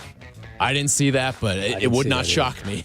Because no picks, you know. No, yeah. I'm sure. I seriously do not think we'll ever see this broken in our lifetime. Nice, this fair. is unthinkable. The next lowest teams all had 6. There were 3 teams that each had 6 interceptions. You think you fall ass backwards into one a year, at least. At least. What's your bad, Charlie? My bad is the life of a New York Giants fan. This is something that Shay's been on. They talked a lot about it today on Kap and Hood. The Giants have 9 total wins the last 3 years between weeks 1 through 16. They're 4-2 in weeks 17 and 18. In that time, they could have lost 1 or 2 of those games, maybe end up with Drake May. But instead, they are in their current state of affairs where they're keeping the GM for some reason, and they're not going to get that premium draft pick. Sure, they got Abdul Carter. They had Malik Neighbors fall into their lap, but this is a frustrating thing if you are a Giants fan. I think it's another piece of the kind of miserable existence that the Giants have created for themselves. It's institutional malfeasance in the world of the NFL. You got to swallow your pride and just hey, let's call off the dogs this week. Yeah. My dirty, did you guys see how the Green Bay Packers covered 13.5? Sure did. Oh, my God. They called timeout with 2 seconds to go in a game where they were trailing by, 16 to nothing. 16-0. The line on the game was 13.5. To kick a field goal? With 2 seconds left, they called timeout to run on their kicker, McManus, and he kicked a field goal, and the final in the game was 16-3. What's the rationale there? Just to make sure, to see he could get a rep? I guess they didn't want to be shut out. I don't know. He's a veteran. Spread. He's a veteran kicker too, McManus. Yeah, I know. So I mean, if you had the Vikings minus 13.5, that's crazy, and you lost in that manner, you have to be angry. Wow. I think that game opened at 7.5, and then they announced that J.J. McCarthy was playing. So if you got 7.5, you were sitting pretty. Can you imagine, too, when the clock is winding down and they call timeout with 2 seconds left down 16? Field goal? Yes. That's crazy. I did not know that. Oh, yeah. My dirty, have you ever gone to social media and you think you're looking at something that's fake because it's so ridiculous, but it's true? And there's a lot of animal things like that, aren't there? AI generated hey, is animal this AI? things? Is someone goofing with me? I think this really happened. Uh-oh. Vooch got mad again over a late game dunk. Second time in like a week and a half. I did not know that. It was to Charlotte, and it was to Ball. LaMelo took the ball. They were already up. They were winning, and the Bulls were playing it out too. And he dunked the ball, and Vooch gave him a talking to after. What is Vooch doing? What are the Bulls doing about this stuff about if the game's still going on? Like, this isn't calling a timeout and kicking a field goal. There's still time left on the clock. Yeah, this is... Why are you getting mad? Well, because the Bulls play 47 minutes. That's their new motto. We're a 47-minute team. You score within, outside of 47 minutes, we have a problem with you. I couldn't believe when I saw that. Go ahead, guys. Wrap us up. My dirty. How do you guys feel about this? Josh Allen, for the last couple of years now, has come in Week 18, taken one snap, and pieced out to keep his consecutive games played streak intact. I don't care. I really don't care. Yeah, it doesn't bother me. I think it's dumb. Just don't play the game then. Can I give you a side nugget on that? Go ahead. Would you guys have any interest if the game was earlier in the year and going to see Bears-Bills next year? Do you see the Bills? New stadium? New stadium. They're on the schedule. They're a road team for the Bears next year. I think that may be an interesting trip. Bring Gene Greco. Check out the new... Well, if Gene Greco's going on... New stadium, show us around town. If he's not, I'm not. We did a homecoming in Cincinnati this year. We could do a homecoming for Gene Greco. I will say one of my biggest regrets of college, the Bears played at Buffalo in 2018, and they crushed them that game. This was like before Josh Allen was good or even there, maybe. The Nathan Peterman game. And one of my biggest regrets of college was not going to a Bills game. Yeah, it's a cool... Really? That pretty town close loves to football. Syracuse, isn't it? Yeah, it's like an hour and a half, 2 hours. I think the Bears have a good road slate next year for I don't need road to go. trips. If Gene Greco's in, I'm in. If not, I'm out. Okay. Yeah. You don't like Bears football? Not in Buffalo. I don't like it in Buffalo. I just don't want to go in Buffalo. All right, wrap us up, Charlie. My dirty is the Falcons' just complete inability to separate themselves from statistical improbabilities. They were eliminated from the playoffs on December 7th, and they finished tied for first in the NFC South on Monday. They were done for a month. I looked it up. They're 12-5 in games where they're already eliminated from the playoffs. It doesn't make any sense. And then obviously they clean house today. Yeah. That's what you get. That's the good, the bad, the dirty. By the way, the Raiders GM did speak today about Max Crosby. We got to talk about that before we leave. New hours for Waddle and Silvy, the new old hours, or the old new hours, as I continue to say, 2 to 6. So we start at 2 now every day. We go until 6. We'll be at 115 Bourbon Street on Friday for a Bears-Packers Football Friday. It's brought to you by Yingling. Come out and see us at 115 Bourbon Street. Shay and Tyler will be out there as well from noon until 2. So come out and see us. We'll take your Bears phone calls. There is a guy, I think he's still on hold. Yes, he is. This could be categorized under a dirty. He wants us to help pay off a bet, I believe. Or he's asking us to go in with him on a bet. We'll take his call coming up next. You're listening to Waddle and Silvy on ESPN 1000, Chicago's home for sports. The Chicago Bears. The Green Bay Packers. The playoffs are here. Here comes the ball. Live from Soldier Field on ESPN Chicago. The home of the Bears. Hey guys, it's Silvy. You know me, I hate the cold, and I don't like dealing with cold drafts in my house. That's why we called Window Nation a few years ago, and the difference, incredible. Right now, it's a great time for you to do the same. Window Nation's Buy 4, Get 4 Windows free sale is going on now. Plus, you get your new windows with 0 down, 0 monthly payments, and 0 interest for 2 years. So if you feel drafts, see fog or mold around the frame, and your heating bill keeps on jumping, it is time. Do not wait. Visit windownation.com today. Hey, it's your friend Tom Waddle here, and I drive a Hawk. The year-end sales event has been extended at all 12 Hawk Auto locations in Forest Park, St. Charles, Plainfield, Joliet, Carroll Stream, and now LaSalle, Peru. Shop thousands of vehicles from 13 brands and save a 0% financing for 60 months or no payments for 90 days. Plus, get $1,000 to $2,000 holiday bonus cash. The year-end sales event is extended through Monday at hawkauto.com. So drive what I drive. Drive a Hawk. Financing on select models with approved credit. Getting health insurance that fits your budget isn't easy. At Get Covered Illinois, we are here to help. We are the state's official health insurance marketplace. A place where health insurers compete for your business. A website where you can compare multiple health plans and pricing in one place. And where you can connect to financial help and free in-person assistance. Because you deserve insurance. GetCoveredIllinois.gov. We're here to help. When a trophy is raised, it can feel like the season's over, but on the ESPN app, it never really is.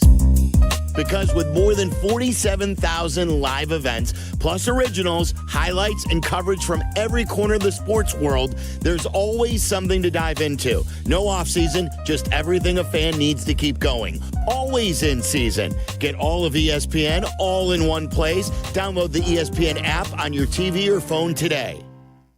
Crash, bang, suddenly you are on the DL. If that happens as a result of somebody else's negligence, we can help. I'm Jim Morisi, Chicago personal injury lawyer. Our experienced attorneys and support staff will talk with you during a free consultation, tell you your options, and ensure that you take the right steps throughout the entire process. Visit us at MorisiLongo.com. That's MoriciLongo.com. Your future is our priority. Rich Eisen here. LinkedIn Jobs is stepping things up with their new AI assistant so you can feel confident you're finding top talent. Get this. Employees hired through LinkedIn are 30% more likely to stick around for at least a year compared to those hired through the leading competitor. Hire right the first time. Post your job for free at linkedin.com/Eisen, then promote it to use LinkedIn Jobs' new AI assistant, making it easier and faster to find top candidates. That's linkedin.com/Eisen to post your job for free. Terms and conditions apply. Some people just know you can save money on car insurance by checking Allstate first. Like you know to check if they're going for it on 4th down, before going to the concession stand. Yeah, give me 3 hot dogs, 2 jumbo touchdown, baby! What? Hey, buddy, you want cheese with those? Yeah, checking first is smart. No. So check Allstate first and see what you could save. You're in good hands with Allstate. Potential savings vary, including based on how you buy, subject to terms, conditions, and availability. Allstate North American Insurance Company and affiliates, Northbrook, Illinois. Prizes, flyaways, even cash money. You want it? We've got it. Find a list of all contests and official rules by visiting ESPNChicagoContests.com. That's ESPNChicagoContests.com. Guests appearing live on ESPN Chicago. Call in on the Yingling Beer Hotline. Yingling, America's oldest brewery, brings the excitement with traditional lager, light lager, golden pilsner, black and tan, and flight. Chicago, raise a Yingling and enjoy the full lineup. ESPN 1000, Chicago's home for sports. You're listening to Waddle and Silvy. Watch us and join the chat. Follow ESPN 1000 Chicago on twitch.tv or the Twitch app.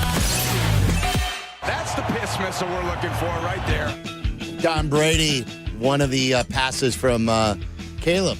Piss missile. I love that we're using that on network TV now. I don't think you'll hear it again. You don't? You think the kibosh will be placed on that? Mm-hmm. I say let Tom be Tom. I agree, but I think there'll probably be more pushback for the piss missile versus the muff conversation. What? Oh, I can't believe we're talking about warm in that muff. Yeah, you can hear him also. He's like old man chuckle when he says it. Listen to it.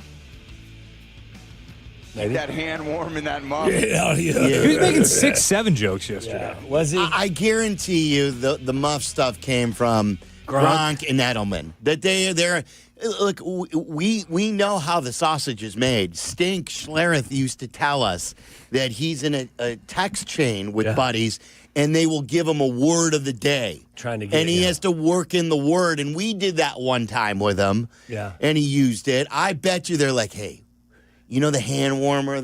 Call it a muff. It's the technical term. That would be funny. And he does it. Wait till I say piss missile.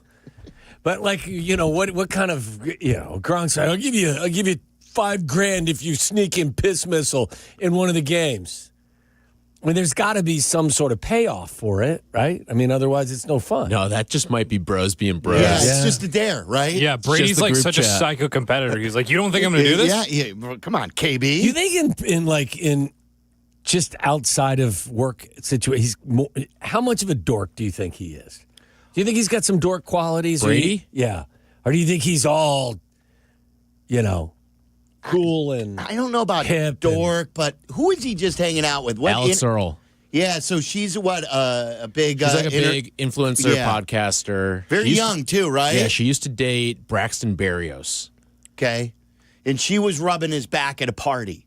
Excuse me? Where were they? Tyler's got a take on this. Tyler's got a take on this? Whoa, okay. I don't think it's him.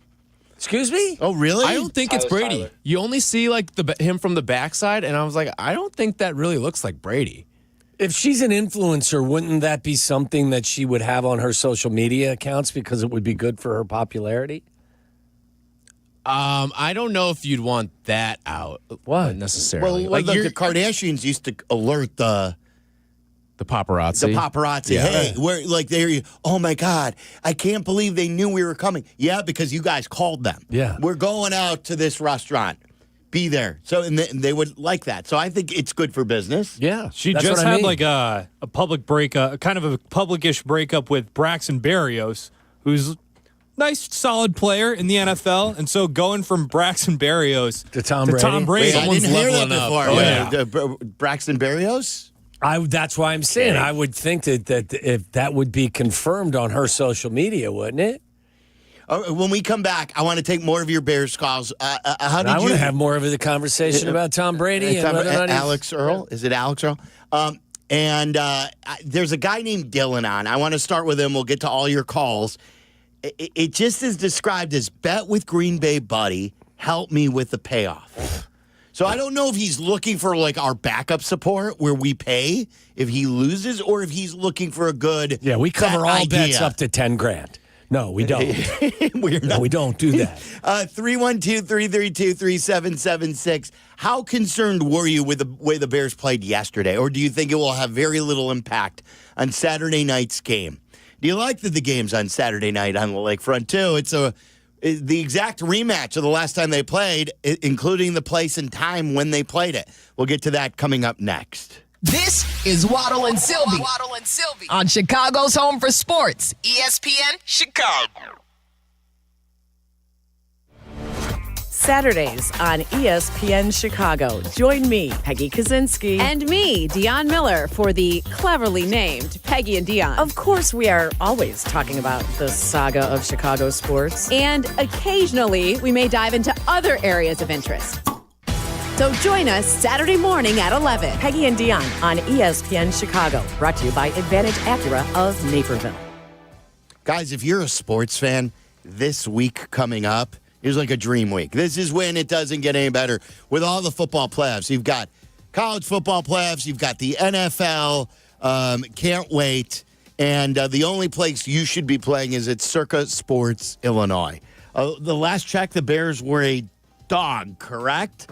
I mean, I'm playing the Bears regardless. I think it depends on where you're at, but yes, I think that I've seen them as much as a 1-point favorite or a 1-point underdog. So go to Circa Sports, and they want you to comparison shop. Check the other books because they know they're always going to have the best value for you, whether it's no bet fees ever or high limits, low holds.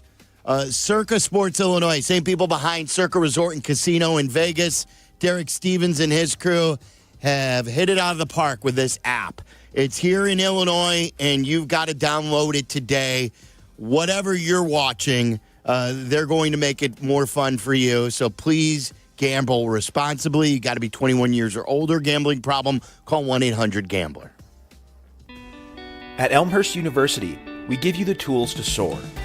Whether you're undecided on your future, exploring a new path, or looking to level up your career, here you'll find support, skills, and opportunities as limitless as you are. Go beyond with a community of care and support. Do more with knowledge that's timeless. It all starts at Elmhurst. Go far, do well. Start today at elmhurst.edu. The Chicago RV Show is back. This annual event features multiple dealers, celebrity seminars, even Spider-Man will be there, and RV There Yet Theater. See all the latest and greatest in motorized and towable RVs. Save thousands with factory rebates and special show financing. Tailgating or traveling, there's an RV for you. Friday, January 9th through Sunday the 11th, there's free parking. at the Schaumburg Convention Center. RVSupershows.com. That's RVSupershows.com. Progressive knows there's so many great things about being a sports fan. Like scoring the company box seats. How great is that? Trick plays that actually work. Prevent defense when your team is winning by a lot. And even more preventative prevent defense as they're hanging on by a thread. And of course, saving money when you bundle your home and auto with Progressive. That's pretty great. Just like trick plays that actually work. Yeah, but how often does that happen? Complaining about sports. Not so great. Progressive Casualty Insurance Company affiliates and other insurers. Not available in all states or situations.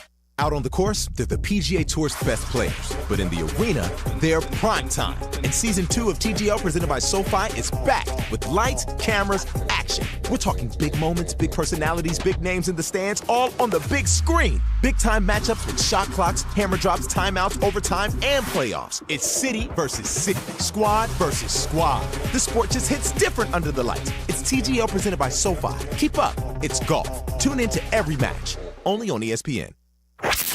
Live from State Street in the heart of Chicago, this is the home of the Chicago Bears, ESPN Chicago. And this is Waddle and Silvy, WMVP, WTBC, HD2 Chicago, a good Karma Brands radio station. Yeah, we're playing to win this week. Goff's looking, he's set to throw over the middle of the slant, caught 10-5 end zone. Gibbs touchdown, running away from TJ Edwards. Snap is back, it's down, the kick is low, it is driving, it is up, and it is no good. Caleb with time, gonna launch, going deep to the left corner, and it's gonna be intercepted in the end zone. Intercepted as DJ Moore's route was cut off by Detroit. All right, name of the game today. Revenge. Williams in a tight pocket, throws deep into the end zone. Johnny Walker, touchdown! Touchdown Bears! Here's the snap, here's the handoff. Monungai! Mighty Monungai in for two. Motion, the tight end, low snap, sticks in the belly of the back. Montgomery's going to throw. Montgomery being chased. Montgomery is hit. Montgomery goes down! I formation backfield, the take by Williams. Gonna throw over the middle, low, caught, Loveland, touchdown! Touchdown Bears!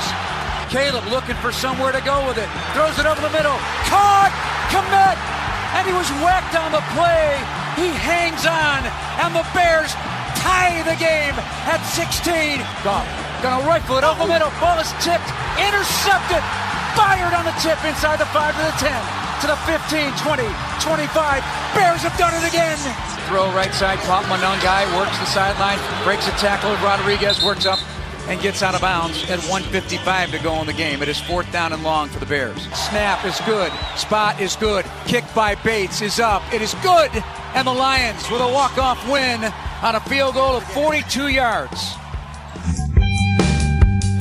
Well, if you told us the Bears would only come up with 16 points in that game, when Ben said, as you just heard, we're playing to win the game. How about 270 total yards? Like, that's one of their lowest yardage outputs of the year, isn't it? Yeah, it was bad. They weren't able to. They had very few possessions, like you said. The defense didn't help. They didn't help by staying on the field. It was a huge letdown coming off the San Francisco game. Now, the defense did their part with the point total. That's what Ben did not harp on the defense. We know. And I know the defense is not good, and I expect the offense to play like a championship offense. You're playing with fire if, in fact, you continue to let teams go up and down the field and just hope that you're going to shut them down once they get in the red zone. They've had some success doing that. They've also been stung 5 for 5 2 weeks ago by the 49ers. So it's a bit of a risky kind of bet that you're making that, we'll just, once we get into the red zone, we're just going to tighten things up. Okay, be careful, especially in the postseason with relying on that. You said, Tyler, that was the lowest yardage for the Bears offense this year? Yep, lowest, 270 yards. They had 271 against Vegas. And remember talking about that game, what an offensive slug that was? So to have that in your final game of the season, when you think, this was a more than a subtle surprise to me. I thought that they were going to come out and put a number on the board and go into the postseason feeling good about themselves.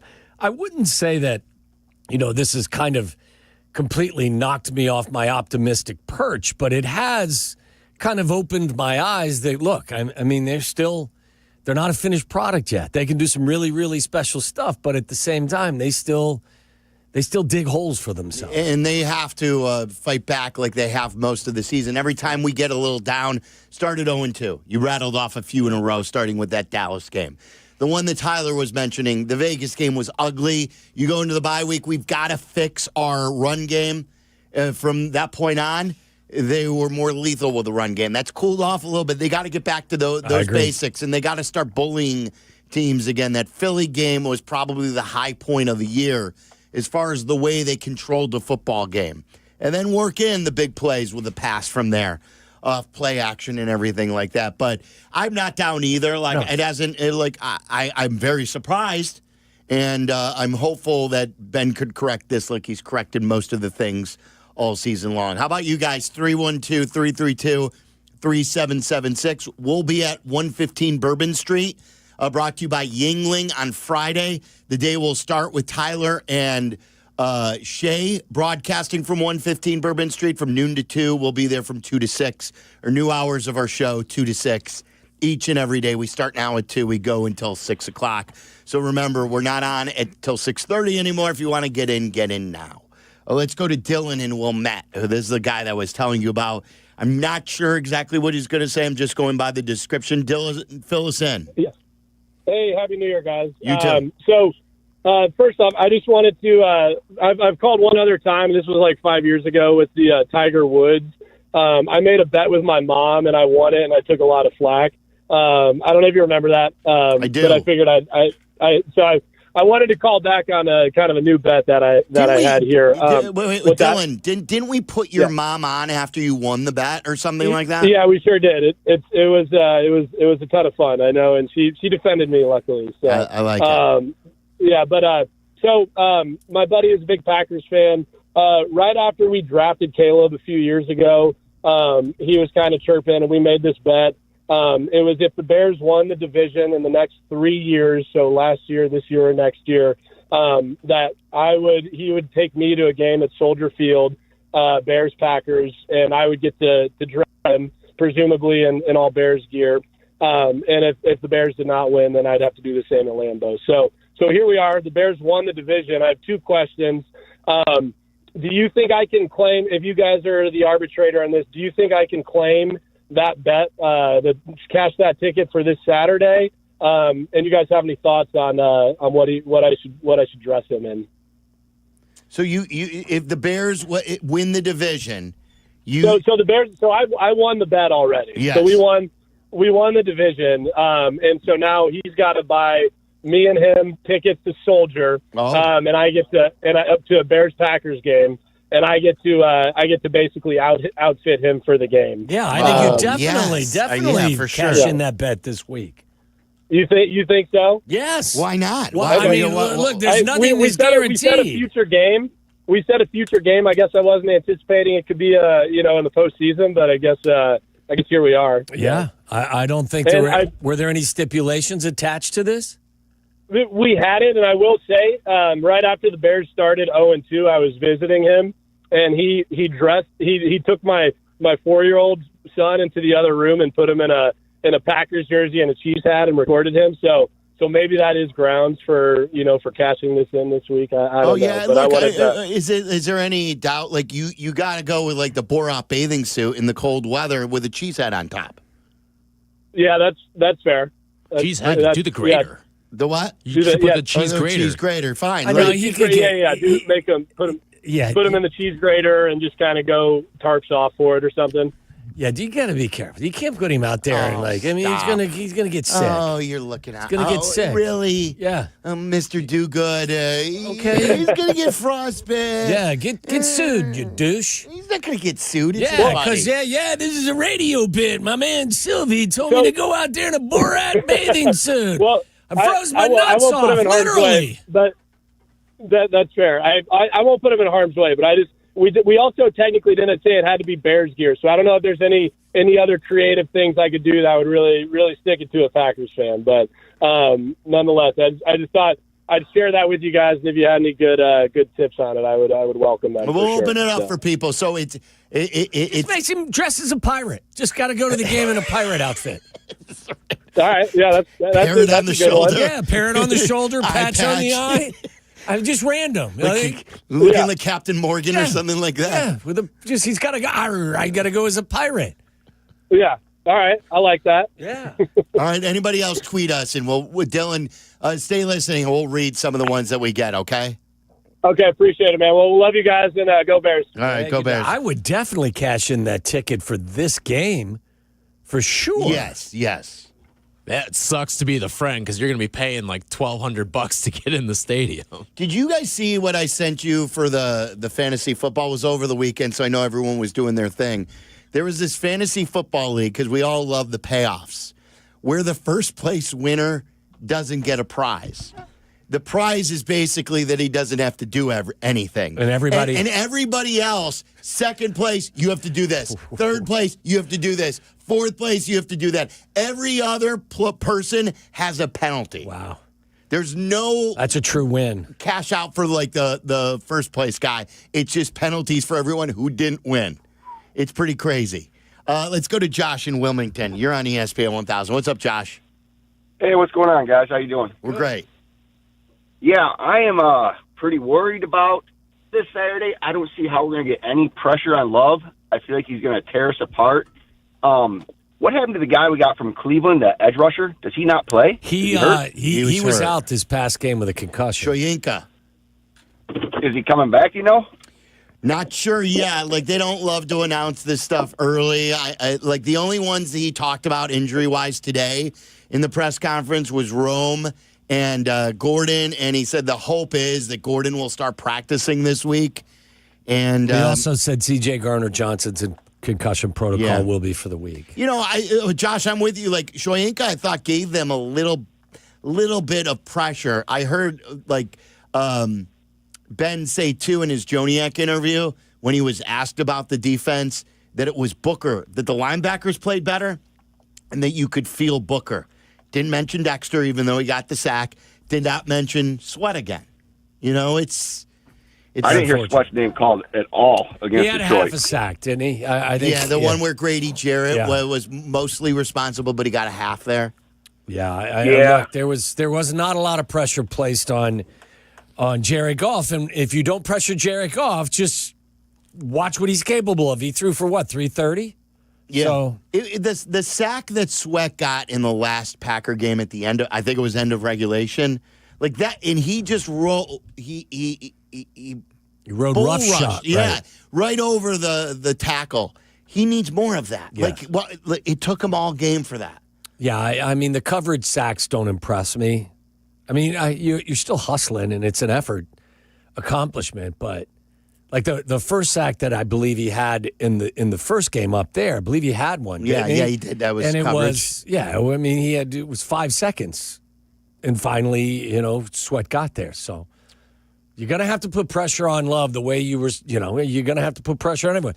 You saw what Purdy was able to do if you didn't pressure him. You saw what Jared Goff was capable of doing if you don't pressure him. We've seen Jared or Jordan Love and how good he can be if you don't press. The way he rolls out and then will throw on the run. Tim in Manuka, you're on ESPN 1000. What's up, Tim? Hey, guys. How you doing? We're great. Sound great today, Tim. All right. Well, it's good to talk to you guys again. You know what? After watching them with San Fran, the defense, I know the offense just was awesome that game, but the defense allowed, over 40 points. And then yesterday, I'm kind of worried about, just to elaborate on your question, I'm worried about this next game because I don't know if they can contain the Packers. It seems like every game I've watched the past 3 games, receivers are wide open, whether it's they catch it 8 yards and run for 7 more or 6 more or whatever. It's like everybody's wide open. I don't know how they can recover from that. I mean, Tom, you played. Is there something where when you get to the playoffs, do these players change and it's like they can be like 120% instead of 100, 90, or 100. No, I listen. The change is the teams you're playing are consistently better. Look, I think that they're fixing their defense is not a 2025/2026 right in the here and the now issue. It's an This is offseason. something they're going to do in the offseason. You They have what to. you have now. Exactly. And you got to find a way. You got to keep asking guys to take the ball away. Again, this is the first time since, the 2010 New England Patriots that a team led the league in takeaways and fewest number of turnovers. How about that? I mean, that's been an enormous accomplishment. Caleb Williams has cut down his sacks to 24 this year and has taken care of the ball all season long. It's just been remarkable. And defensively, as many warts as they have, they led the league in takeaways. I remember the conversation we had with the sack total. We thought going from 68 into the low 40s would be an accomplishment. Went to 24. It's incredible. It's a testament to everybody, to Caleb, to the line, to the play calling, to everybody. It's been insanely impressive, for sure. Yeah. I want to play you this, speaking of solutions for next year. I know we're focused on Green Bay, but like you said, like the pass rush thing may not happen to the offseason. Carmen's wish, I heard this discussion, it was good, is that Poles can go out and he can find his own young, cost-controlled pass rusher. I think that's always the ultimate wish by anybody. I don't think he has shown us any sort of... I don't think this organization, not just Poles. When was the last good pass rusher the Bears drafted? Well, Alex Brown was a fourth-round pick, and I think he's third or fourth in all-time sacks for this team. And Alex was good. Like, Alex, he was never an all-pro. I'm talking about, like, a difference-making pass rusher. Finding, like, I think Carms is always Jared, like, go get a guy like Jared Verse. Where was Jared Verse drafted by the Rams? Not high. He ended up falling in the draft. Was he 20-something?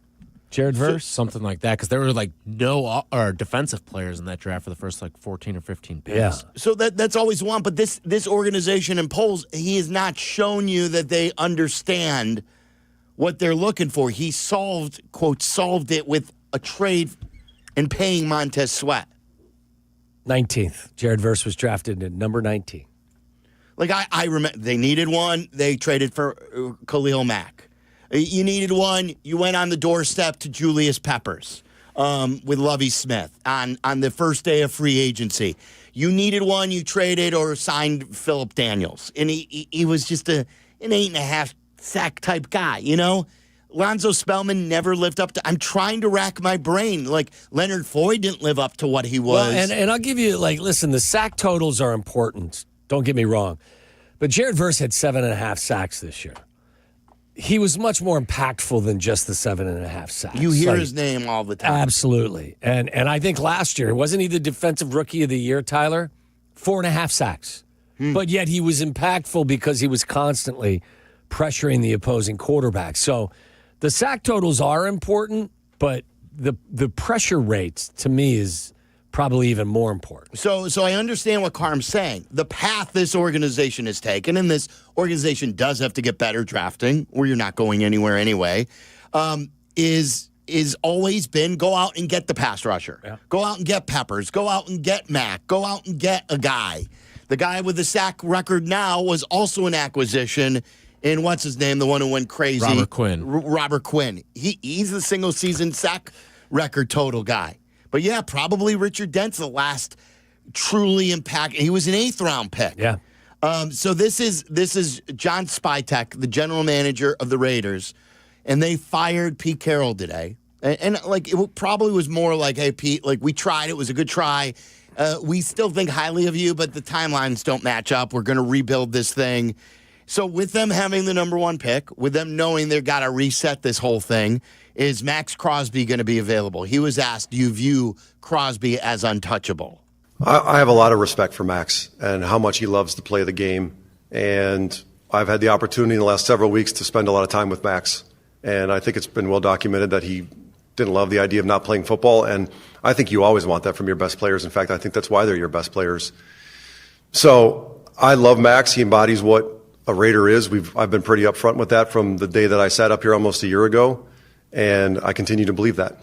That was as non of an answer as you can get. Like when you are asked, is Max Crosby untouchable? And you say, I have a lot of respect for Max. like, your answer is if Max Crosby is untouchable. Then your answer should be no. Max Crosby is a Raider, will be a Raider. We are not trading him. He's not going anywhere. And even then, sometimes when they say that, I remember the Raiders said that about Khalil Mack, and you got him. I believe Max Crosby's going to be available, and I believe the Bears should push chips in to go get him. And I think he's the perfect guy. He's the high motor, high primetime type player. Not only is he a great player, but he's a high motor player too. He's got an infectious way of doing his business. Yes. It could be because we were there and like we're paying so close to his game against the Bears. It's been a while since I've seen a player like single-handedly eviscerate a game plan. Game wrecker, They couldn't do anything with him on the field. So I believe he'll be in play. But that's next year. Bob in Des Plaines, you're on ESPN 1000. What's up, Bob? Bob. Hey, Bob. Yo, Bob. Bob. I can hear you, Bob. Bye, Bob. What did it say? It said time of possession is an issue. I pointed that out earlier that defensively their third down defense has dropped pretty precipitously over the course of the last half of the season. The last 3 games, the opponents are managing the clock well, holding it for 36 minutes a game, and running an average of 70 plays per game the last 3 weeks.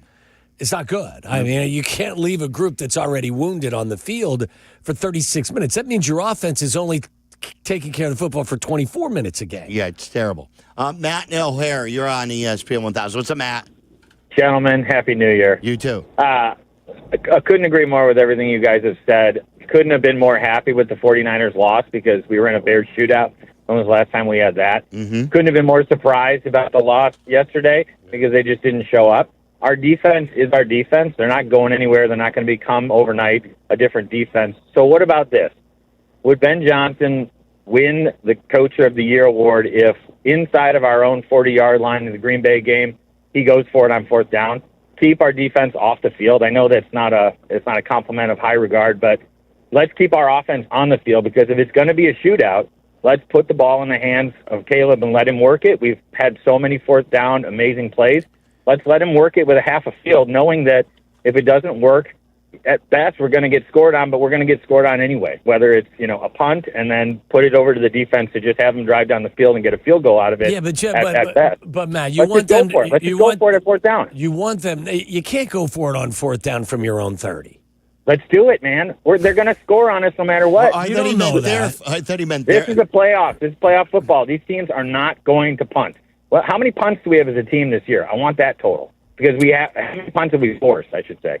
We are like you said, Waddle. We're third and out. We can't get them off the field. So if they're going to score, let's just go stop for shot. How many punts have the Bears forced this year, opponents, and where would that rank? It has to be drugs of the league. It has to be.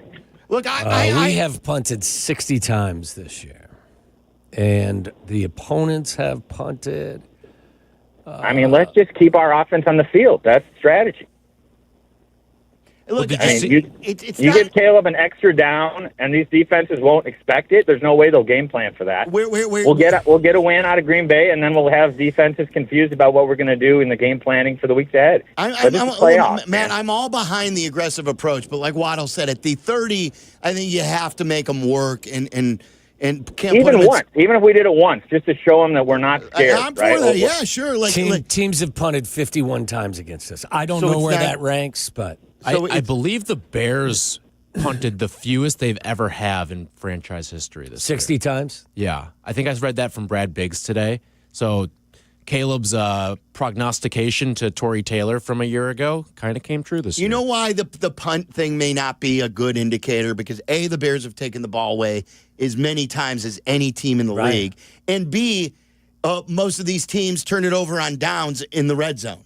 Because they're going for it like the Packers did. They were, 1 of 5? 0 for 5. 0 for 5. In the red zone. So, they were in the red zone. Those are 0 punts. Right. They're going for it, But they're not scoring or scoring touchdowns. So you know what I mean? Like, I don't think... I understand his concern that you want to rely more on your offense than your defense, or his pledge that that's what you want to do. I'm not punting from my own 30-yard line on 4th and 12. Yeah. I'm just not. Not that. But what about midfield at 4th and 4? Considering on how the game is going, yeah, I could definitely. I'm open to all of it. I could just tell you that some of it would be a categorical no. Punting from going for it from I'm not what is his name? Brendan Staley, who used to go for it on 4th down regardless of where he was at all times. How did that go for him? He's a DC now somewhere, not a head coach. How'd punting go for the Bears in that spot?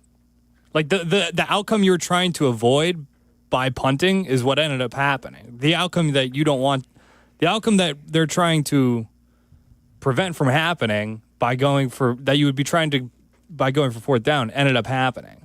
Like they marched down the field and then they got it. Who's that? The Bears when they punted away on that possession after they went 3 and out following the interception.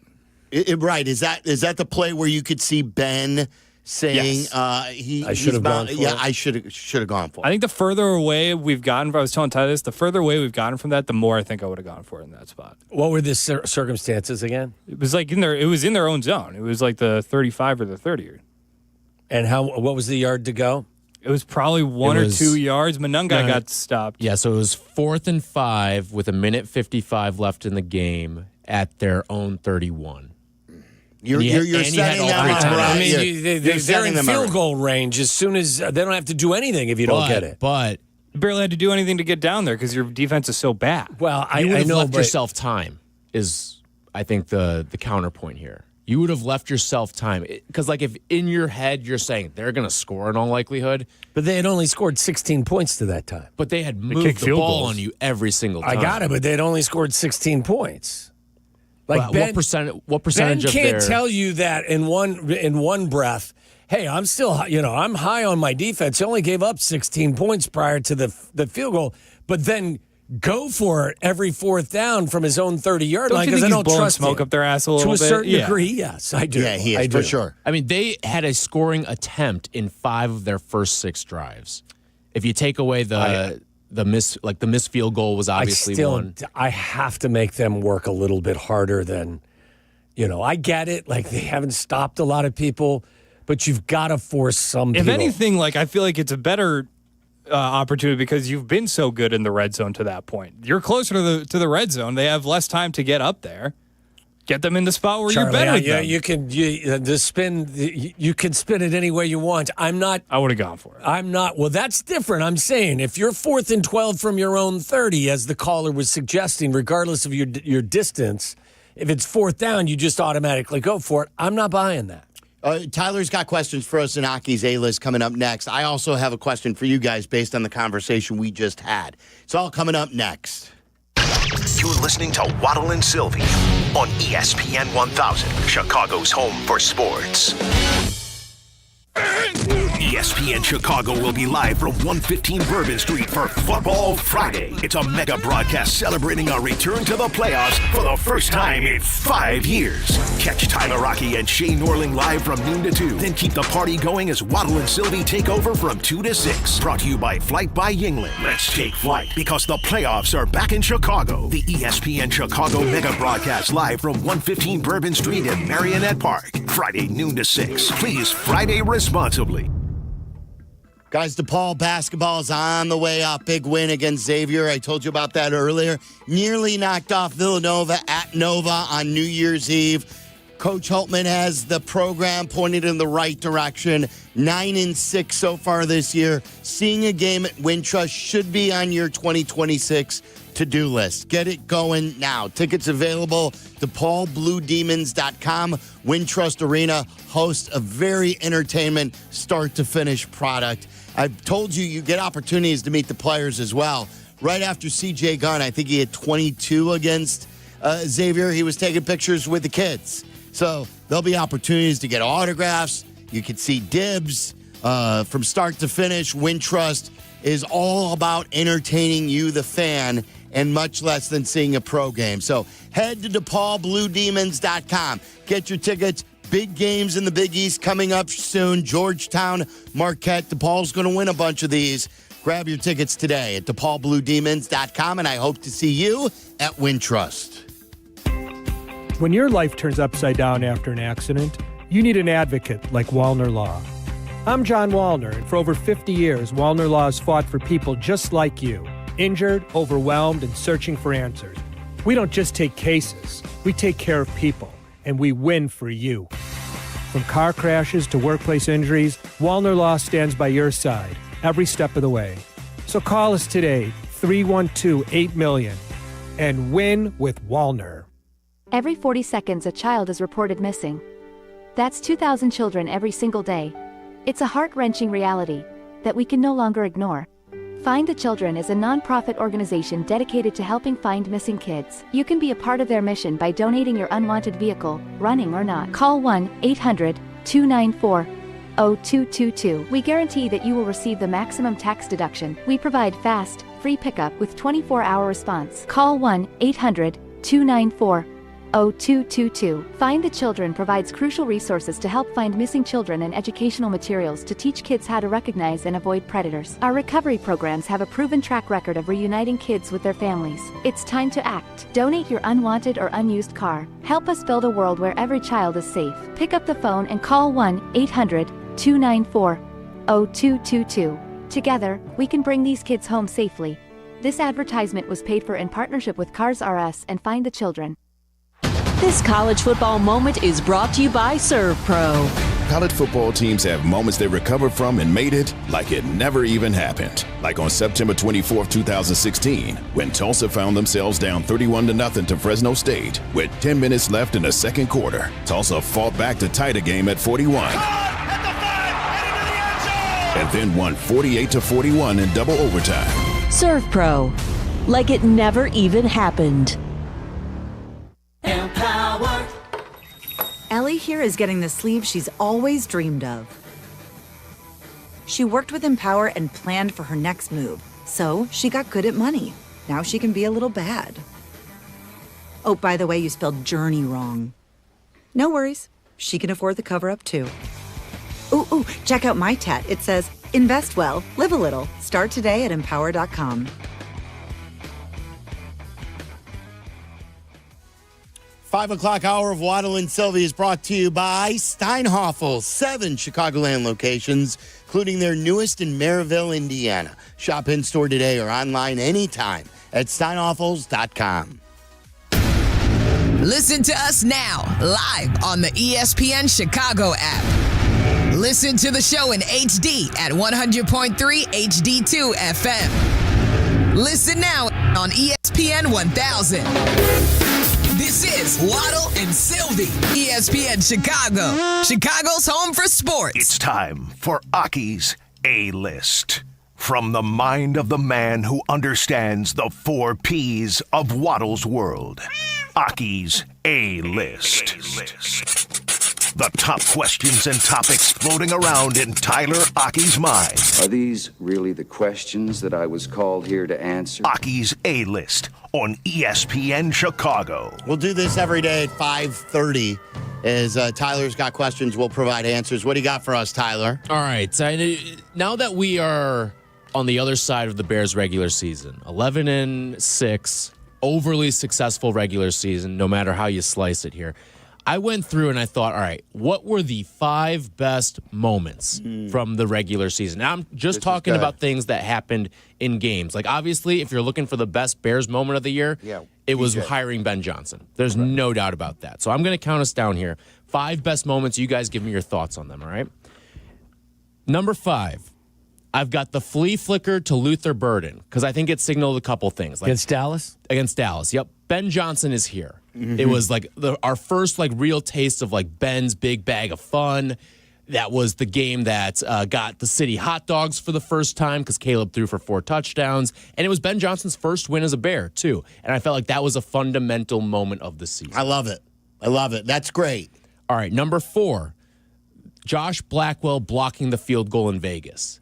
And maybe it's the bias of we were there, but that was a pretty big game. Oh, yeah. If he doesn't block that field goal, that Bears team falls to, in all likelihood, 1-3. going into the bye week, and we're asking a lot of questions about this thing.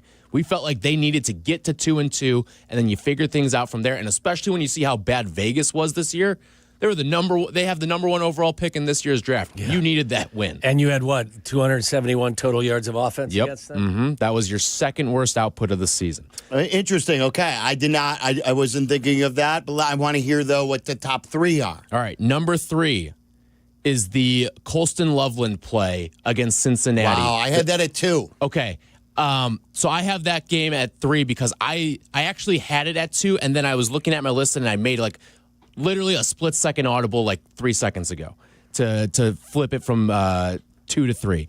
My number 2... And really quick about the Loveland play, any other year, any other Bears season, that's probably the number 1 play. Yeah. Yes. But with all the magic that happened this year, that's 3. Think about that. It's crazy. It is truly nuts that play. And that was kind of like the taking off point for Colston Loveland, too, for the rest of his season.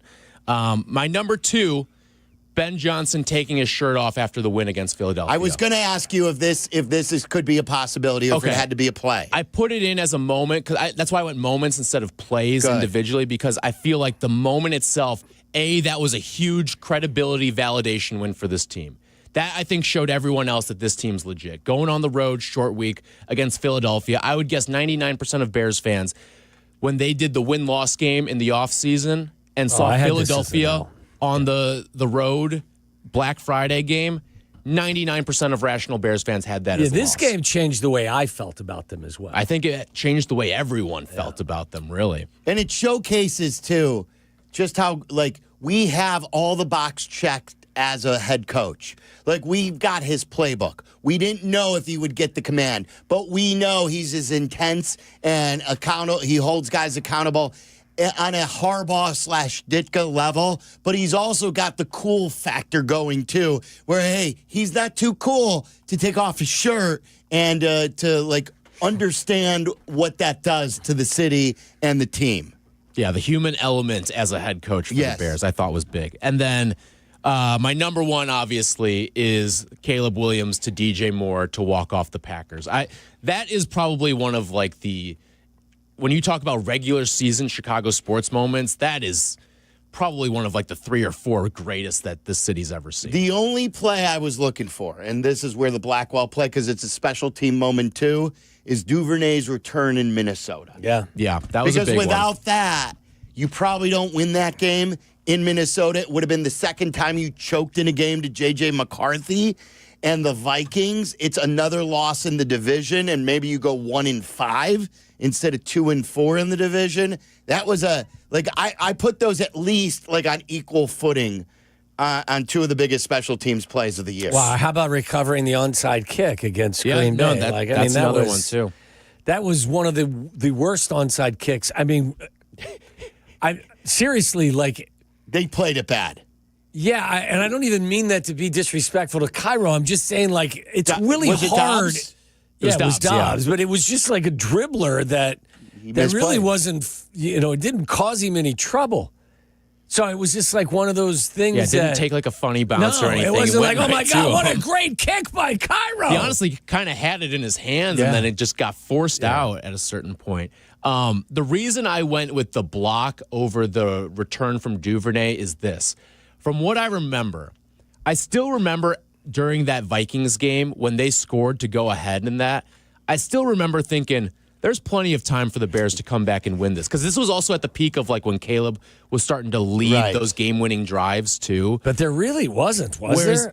In that game at that time? I thought there was still a decent amount of time, and they maybe had a timeout or 2 left. Whereas the blocked field goal against Vegas, that's you don't expect a blocked field goal. That's a really sort of special play. Oh, yeah, for sure. That was a miracle. I had that chalked up. Oh, but boy. that, if I'm doing my outside looking in, that one right there is certainly one of them. They had 40 after the kickoff return for 56 yards. They had 42 seconds left on the clock. And I think a few timeouts, didn't they? Because they ran the ball and they didn't pick up a first down. They had 2 timeouts left. So, all right, good stuff. That's good. What else? All right, so that was my list there. This is something that I've noticed lately with the Bears, really since that Philly game. Do you feel like the Bears are abandoning the run a little too early? A little bit. Because ever since that Philly game, it feels like, especially if you kind of take into account the game script, like the Cleveland game, you obviously were going to run the ball more because it was negative something degrees outside and you were up big pretty much the entire game. So they had a few more runs in that game at a certain point, but pretty much ever since, the number of run plays that they've had has gone down pretty much every single game. And in the second half against Green Bay, they did run the ball very well. It's why I was getting mad in the second Green Bay game when they tried the trick play. Was that the second Green Bay game? The Monungai because snap. Their identity is just to run the ball. With the interior of your line, you've got good running backs who are hitting the hole. You're blocking for them well. Why make it trickier? Why not just run it down their throat when that's your identity? That's what you're known for. And I felt like they got away from it in that play, and they tried to trick it up, and they've slowly but surely got away from the identity of being a running football team. Against the Cleveland Browns, DeAndre Swift had 18 carries for 98 yards. Kyle Monungai had 11 carries for 33 yards. They combined for 29 carries in that game. Since that game, their running backs and receivers have averaged 19 total carries a game the last 3 weeks. To highlight your point that they just haven't. Now, again, against San Francisco, it became a shootout and you were throwing it. But even then, like, go back and look at how many times McCaffrey carried the football. They ran the ball. We didn't run it as frequently as maybe we were used to. It was a shootout against San Francisco, but it's never like the game was out of hand where you had to throw your way into it. You could have done the same thing and just run the football instead of throwing averaging 19 attempts from their running backs and receivers the last 3 weeks, which is much lower than I would have thought 5 weeks ago. And like, even though, not that the game fell out of hand against Detroit, but even though Detroit had a big lead, like, it was still always within a 2-possession game. Yep. Always within a 2-possession game. So it's just something I've noticed. And like we were just talking about that Philly game, that was the big validation, credibility, and like kind of culture win that they had. And it feels like they've strayed further